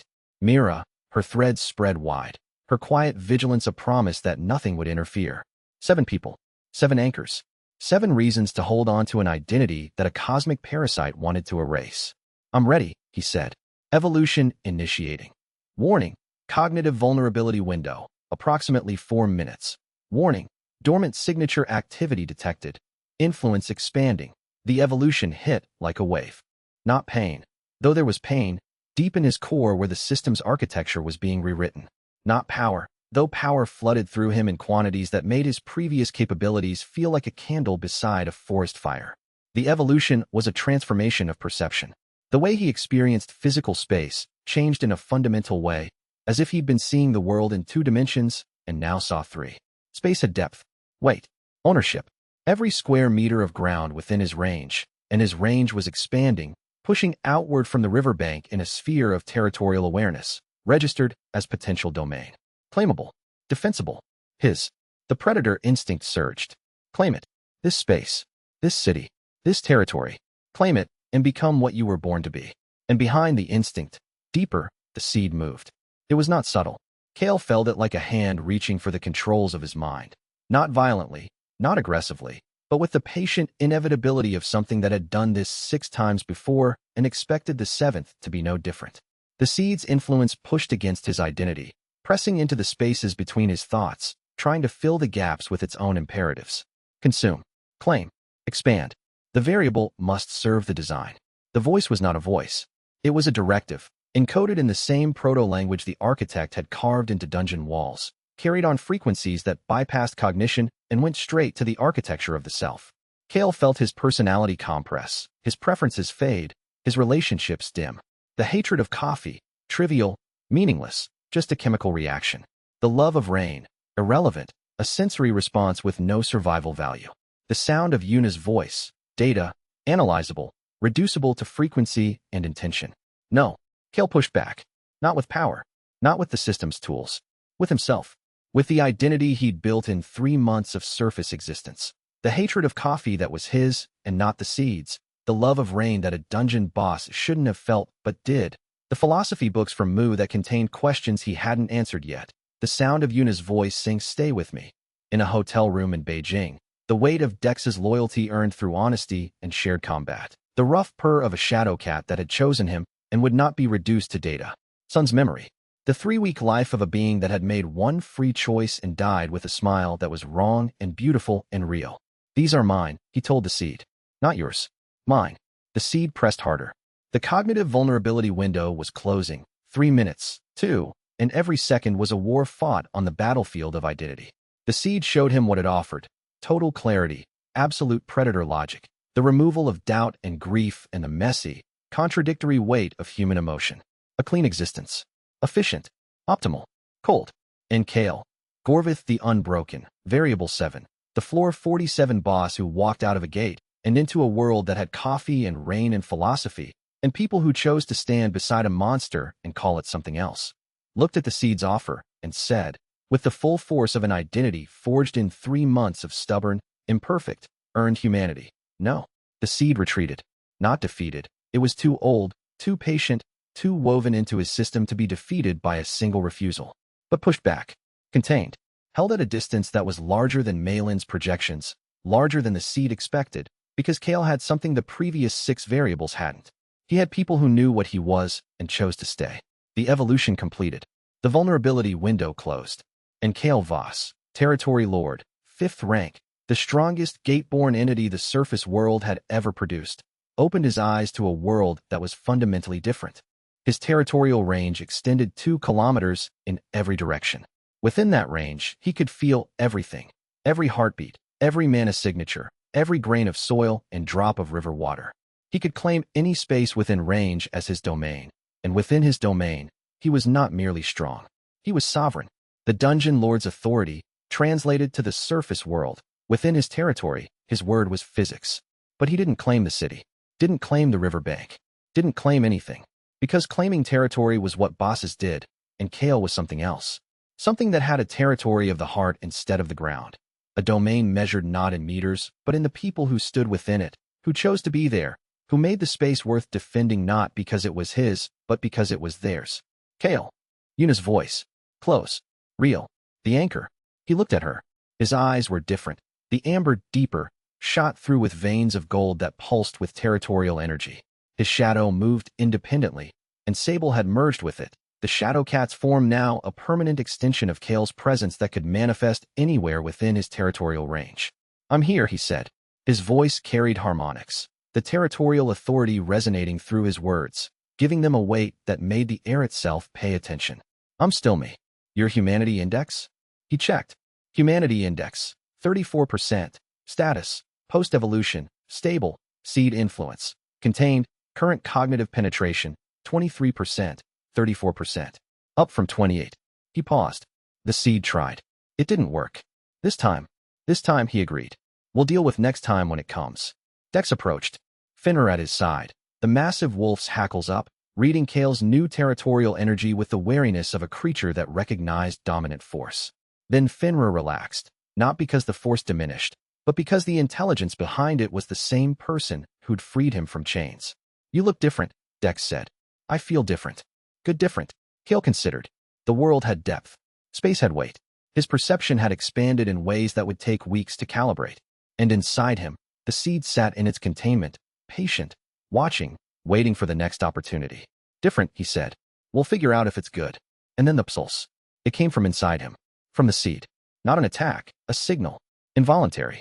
The Territory Lord evolution had generated a burst of energy that his new territorial mechanics broadcast across every frequency Kael could sense, and some he couldn't. The pulse reached the root network. The root network carried it across continents. And every gate on Earth, every portal, every dungeon, every spatial anomaly, felt it simultaneously. In Tokyo, the rebuilt Shibuya Gate shuddered. In Beijing, the Celestial Gate sect's domesticated portal flared. In Geneva, the sealed site of the summit break cracked.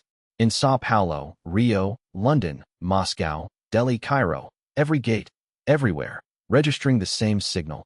A territory lord had been born on the surface. The fifth evolution had been reached. And the thing that the gates recognized as their kin, their sovereign, their ancestors' design was growing stronger. Across the world, dungeon bosses on their highest floors looked upward. Not at the sky. They had no sky. At the root network signal, carrying a message that resonated through the substrate of reality itself. And in a gate that didn't appear on any map, in a space between dimensions that had been occupied since before the first portal opened, the architect processed the signal and spoke. The variable has been located. Evolution trajectory exceeds parameters. Terminal phase timeline. Accelerated. A pause. The vast intelligence considered, recalculated, adjusted. Initiate corrective sequence. The gate hummed. The root network trembled. And somewhere in Seoul, standing by a river with the people he'd chosen, Kael felt the tremor and knew, with the certainty of a predator sensing a predator, that the thing beneath the gates was done watching. It was coming. Rank. Territory Lord. Territorial range. 2 kilometers. Humanity index. 34%. Seed influence. Contained. Protected list. Active. 7 entries. Status. The architect has initiated corrective sequence. Query. What does correction look like when applied to a variable that refuses to be corrected? Chapter 61. The weight of territory. 2 months after the Seoul resonance incident, Kael stood on the rooftop of the GORT Task Force headquarters and watched the city breathe. Not metaphorically. He could feel it. Every pulse of mana within his 2-kilometer territorial range registered against his senses like a second heartbeat. The hum of electrical grids, the slow churn of the Han River, the footsteps of 11,000 people going about their morning routines. 3 gates sat within his domain. 1 C rank near Yudo, 1 B rank beneath the old subway tunnels, and 1 A rank that had formed in the basement of an abandoned department store 6 weeks ago. All 3 were suppressed. Within his territory, their spawn rates had dropped to near zero. Their spatial instability flattened to baseline. The monsters that did emerge were sluggish, confused, as if the dungeon energy that animated them had been drained of purpose. This was what a territory lord could do. Not fight gates, govern them. You're brooding again. Yuna's voice came from the stairwell door behind him. She crossed the rooftop carrying 2 paper cups, steam curling from both. I brought tea. Before you ask, no, I didn't bring coffee. I don't brood. You stand on elevated surfaces and stare at the horizon with your jaw clenched. That's the dictionary definition of brooding. She handed him the cup and leaned against the railing beside him. The bracelet on her wrist, the one with the tracking charm she'd given him, which his predator system had classified as territory marker, mutual claim, caught the morning light. Kael took the tea. His territorial sense mapped Yuna automatically, heartbeat steady at 62 beats per minute, mana signature A rank, and climbing, body temperature 0.3 degrees elevated from baseline. She'd been training before dawn again. The Jakarta gate broke this morning, he said. 37 hunters dead. B rank gate that escalated to A rank mid-clear. I read the report. That gate was B rank 4 months ago. Before I walked out of the Abyssal Spire, it was C rank. He gripped the railing. His shadow rippled, and Sable's luminous eyes blinked open within the dark mass at his feet before closing again. The shadow cat had learned to read his moods. Tension meant alertness, even when the threat was internal. Every gate on Earth is 10% more active since my evolution pulse. The one I sent when I became Territory Lord. The one you didn't choose to send. The one I broadcast across every root network node on the planet, waking up dungeon infrastructure that had been dormant for decades. He turned to face her. They're right to blame me, Yuna. Who's they? The UN delegates who've never set foot near a gate? Director Vane's replacements at the IHRB, who are rebranding his kill-on-site policy with better PowerPoint slides. Yuna's voice sharpened. She'd changed in the 2 months since Beijing, harder edges, less patience for political theater. Her promotion to the GORT liaison role had put her at the intersection of a dozen competing agendas, and she'd discovered that international diplomacy was just combat with worse catering. You didn't choose to pulse. The seed did. And you're the reason Seoul has had 0 gate breaks in 8 weeks, while every other major city is averaging 3. Seoul is stable because I'm sitting on it. I can't sit on the entire planet. Nobody's asking you to. The death toll says otherwise. She set her tea on the railing and turned to face him, arms crossed. The wind caught her hair, and for a moment Kael's territorial sense registered nothing but her. The warmth of her presence, the quiet steel of her resolve, the way she occupied his domain not as prey or hunter, but as something the system had no classification for. You know what Dr. Greaves found in the Jakarta Gate's mana signature? She said. I read his preliminary. Then you know it's not random escalation. The difficulty spike correlates with proximity to root network nodes. Gates near major nodes are escalating faster. Gates far from nodes are barely changing. She met his eyes. This isn't your fault, Kael. This is the architect's corrective sequence. It's punishing the planet because you refuse to be reset. Before he could respond, the comm unit on Yuna's belt chirped. Junho's voice, crisp and professional. Agent Shin, Director General Reyes, is requesting all senior GORT personnel in the briefing room. Priority Alpha. Yuna picked up her tea. Come on. Valentina doesn't call Priority Alpha unless something's burning. The GORT briefing room occupied the 3rd floor of the repurposed association building. Walls lined with holographic gate maps, a central table that could project real-time dungeon topology, and enough chairs for 30, but rarely more than 12 filled. Today, every seat was taken. Valentina Reyes stood at the head of the table, her pillar-class aura held tight, but leaking tension at the edges. The Argentine Stormcaller had aged 5 years and 2 months. The weight of commanding humanity's first multinational gate response force showed in the new silver threading her dark hair. Sit, she said. Her gaze found Kael, held, moved on. 40 minutes ago, the International Gate Science Institute confirmed something we've suspected for 3 weeks. Dr. Greaves. Greaves stood. The British researcher looked worse than Valentina, hollow-cheeked, eyes ringed with the bruises of chronic sleep deprivation, but burning with the manic focus of a man who'd found the question that would define his career. He tapped a holographic display, and 3 objects appeared, crystalline structures the size of fists, each pulsing with a different color of light. 3 weeks ago, our salvage team recovered these from the sunken palace dungeon in the East Sea.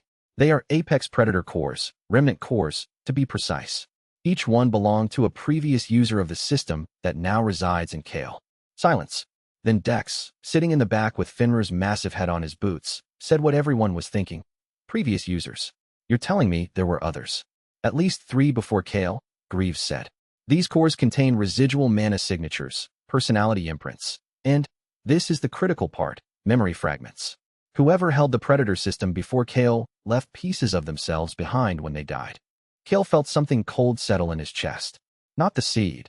That influence sac contained at 23% cognitive penetration, patient and watchful. This was something more human, dread. You're saying my system has had other hosts. And they're dead. Terminated, Greaves corrected. The mana decay patterns don't match natural death or combat fatality. They match what I can only describe as systemic shutdown, as if the system itself was switched off, taking its host with it. Valentina cut in. We're activating the 1st core tomorrow. Kael, you'll need to interface with it directly. Your system is the only thing that can read the memory fragments. And if the memories are hostile, then we'll have Dr. Malin monitoring your humanity index the entire time, and I'll be standing by with enough storm energy to flatline every electronic system in the building. Valentina's expression didn't change. We need to know what happened to the others, Kael, because whatever killed them is the same thing that sent the corrective sequence signal 2 months ago. The meeting dissolved into logistics, deployment schedules, gate monitoring rotations, the endless bureaucratic machinery of keeping the world from unraveling.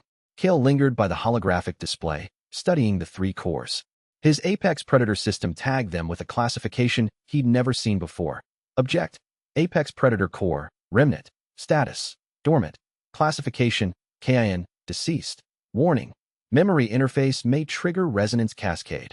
Recommendation, proceed with caution, or not at all, kin. The system called them kin. Sable materialized from his shadow, the cat's form flickering between solid and translucent as it perched on the holographic projector and stared at the cores with unblinking amber eyes. Bad smell, Sable said. Old. Sad. Kael touched one of the cores through the holographic projection. His fingers passed through the light, but something inside him, deep in the system's architecture, in the space where the seed sat dormant, reached toward the remnants with a hunger that wasn't about power. It was about knowing. What happened to you? He thought. What happens to me? That night, in the small apartment above Moo's noodle shop that had become his unofficial home, Kael couldn't sleep. He lay on the narrow bed and stared at the ceiling while his territorial sense painted the neighborhood in invisible detail. The couple arguing 3 buildings over, the stray dog sleeping beneath the dumpling cart on the corner, the steady pulse of the B-rank gate 2 kilometers southeast, suppressed and dormant within his domain. Yuna's heartbeat. Her apartment was 4 blocks away, outside his territorial range, but he'd memorized its rhythm well enough to imagine it. 60 beats per minute at rest. She was sleeping. Good. Someone should be.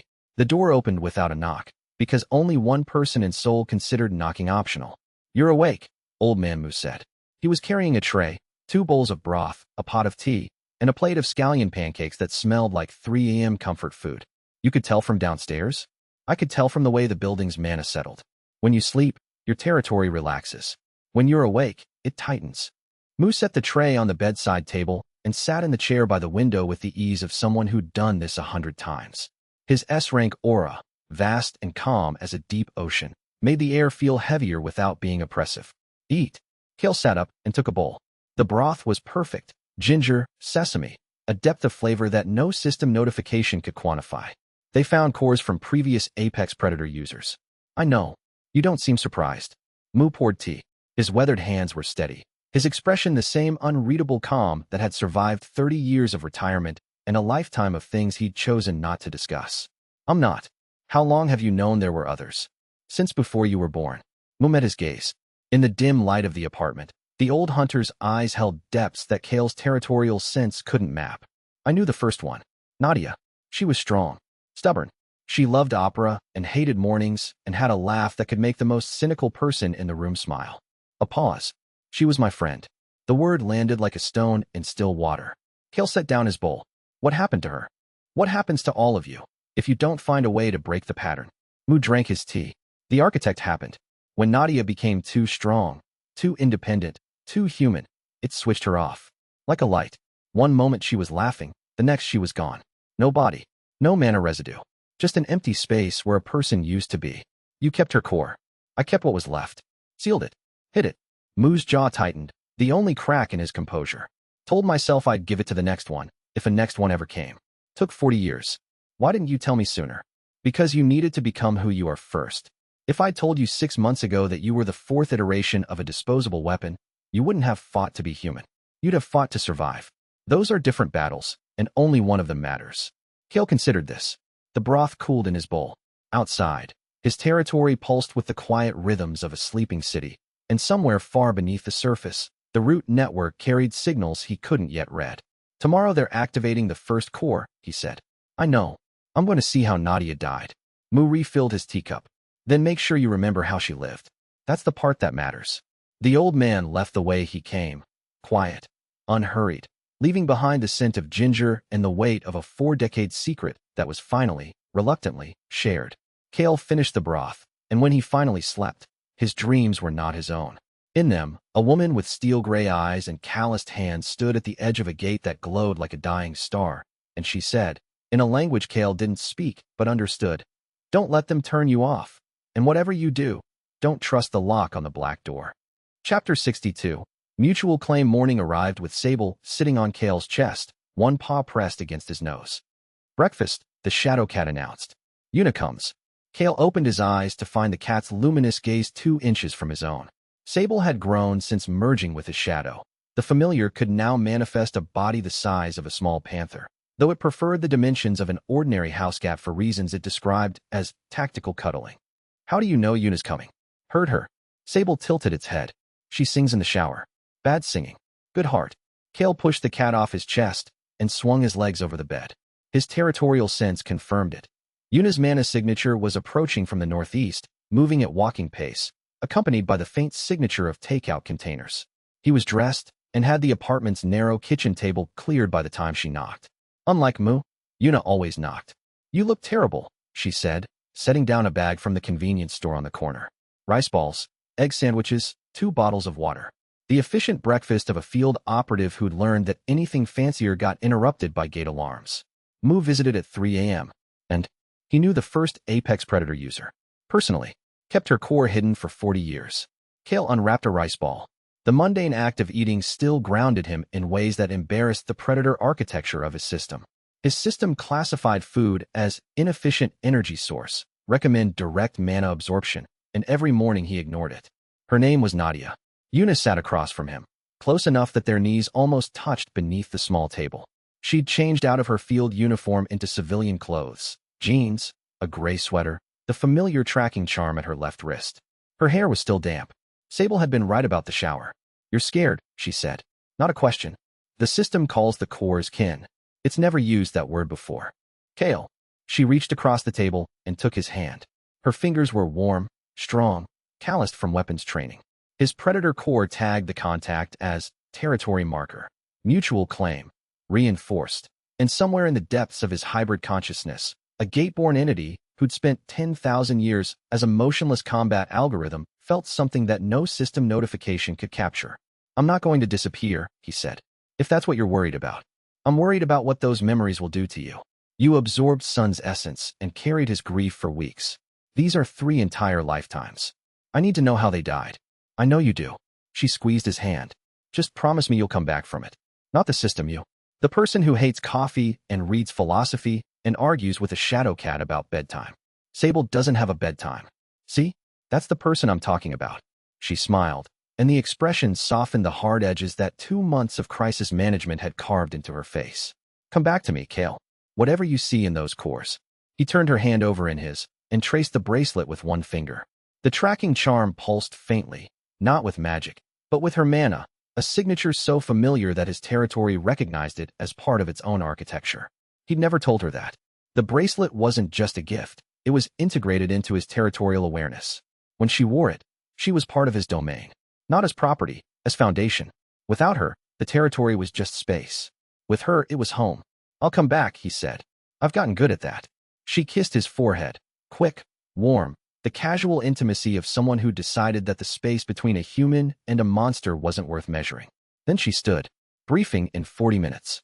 Dr. Greaves has the first core prepped in Lab 7. After she left, Kael sat at the table and finished his rice ball.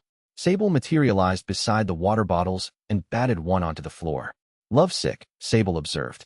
"I'm not, are." Sable sees. The cat's tail swished. "Good. Sick is okay when medicine is close." Kael decided not to argue with a shadow cat about romance. He cleaned up breakfast, checked his territorial readings. 3 gates suppressed, 11,000 heartbeats steady, 1 root network node pulsing faintly beneath the city, and headed downstairs to face the ghosts of his predecessors. The walk to GORT headquarters took 8 minutes. Kael moved through Seoul's morning rush like any other commuter, hands in the pockets of the jacket Yuna had bought him, gait unhurried, deliberately invisible.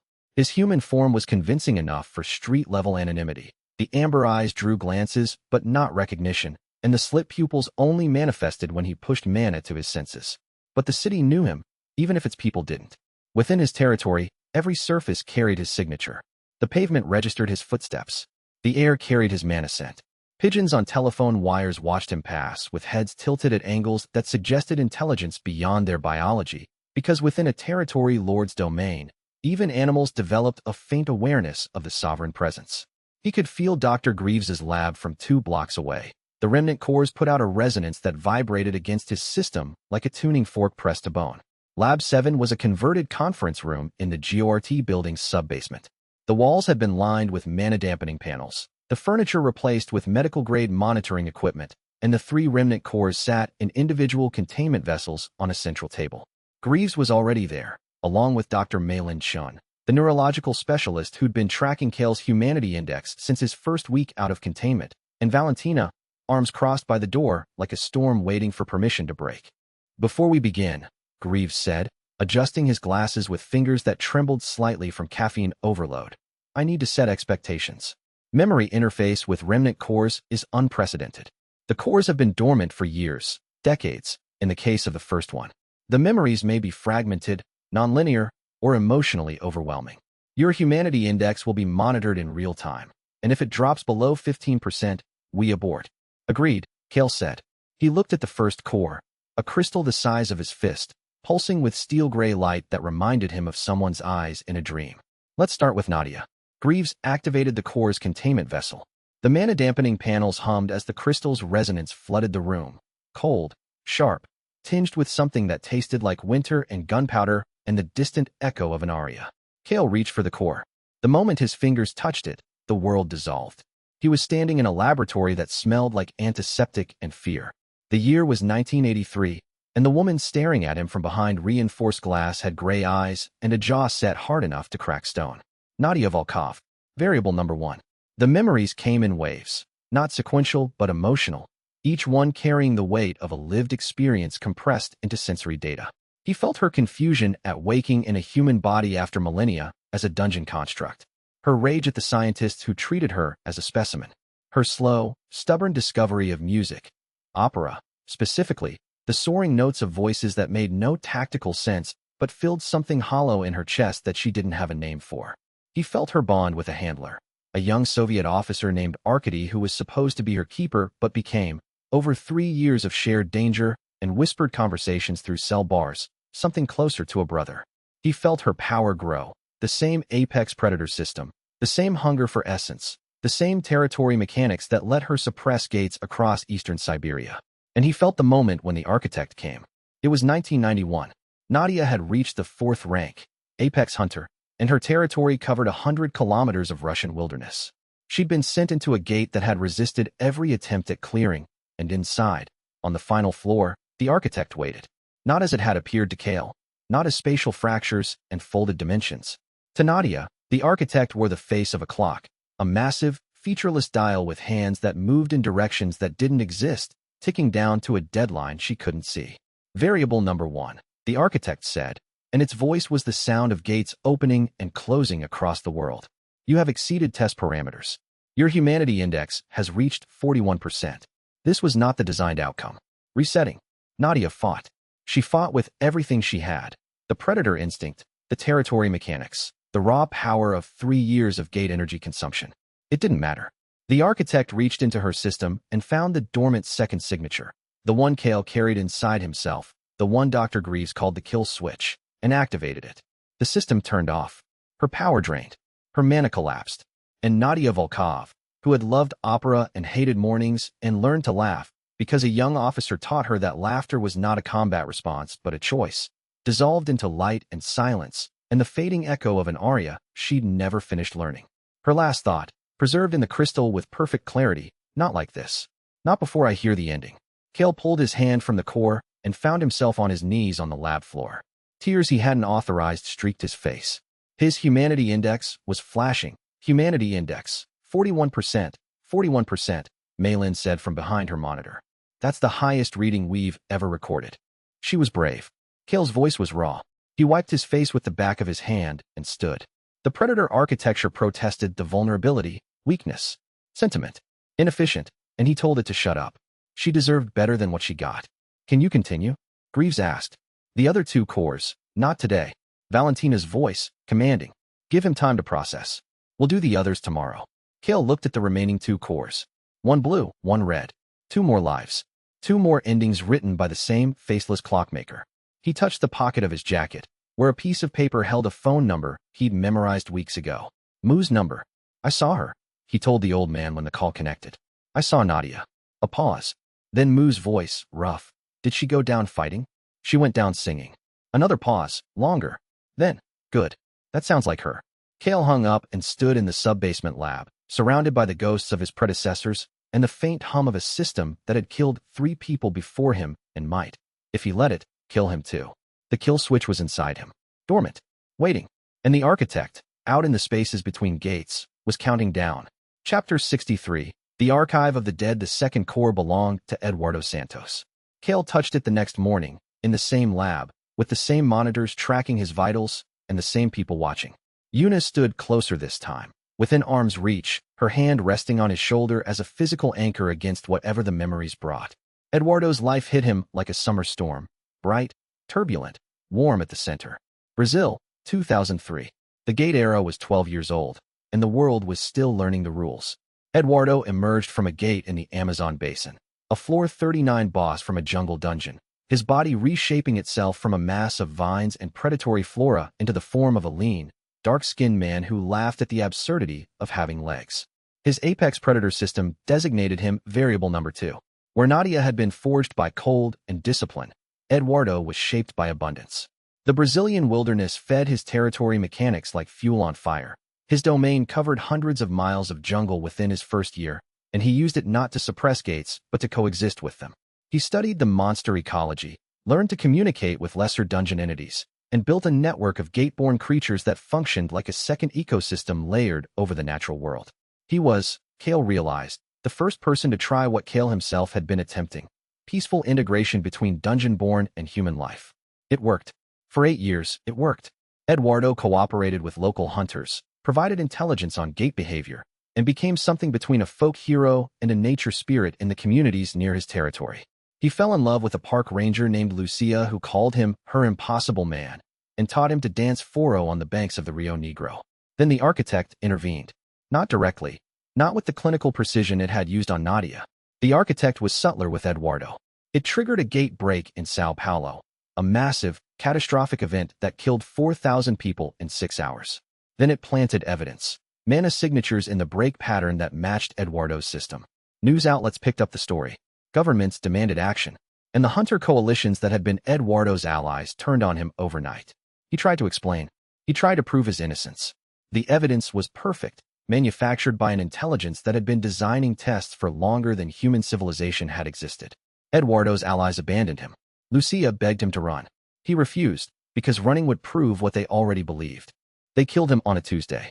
A coalition of 40 hunters, including 3 S ranks, ambushed him in the jungle he'd spent 8 years protecting. He fought, not to win, not to survive, but to buy Lucia time to escape. The kill switch activated mid-battle, when the architect determined that the experiment's conclusion was no longer in doubt. Eduardo's last thought: she's safe. That's enough. Kael released the core and sat in silence for a full minute. His humanity index read 39%. Yuna's hand tightened on his shoulder. He was framed, Kael said. The architect framed him, triggered a gate break, and made it look like Eduardo caused it. Greaves pulled up the historical data. The Sao Paulo incident of 2011.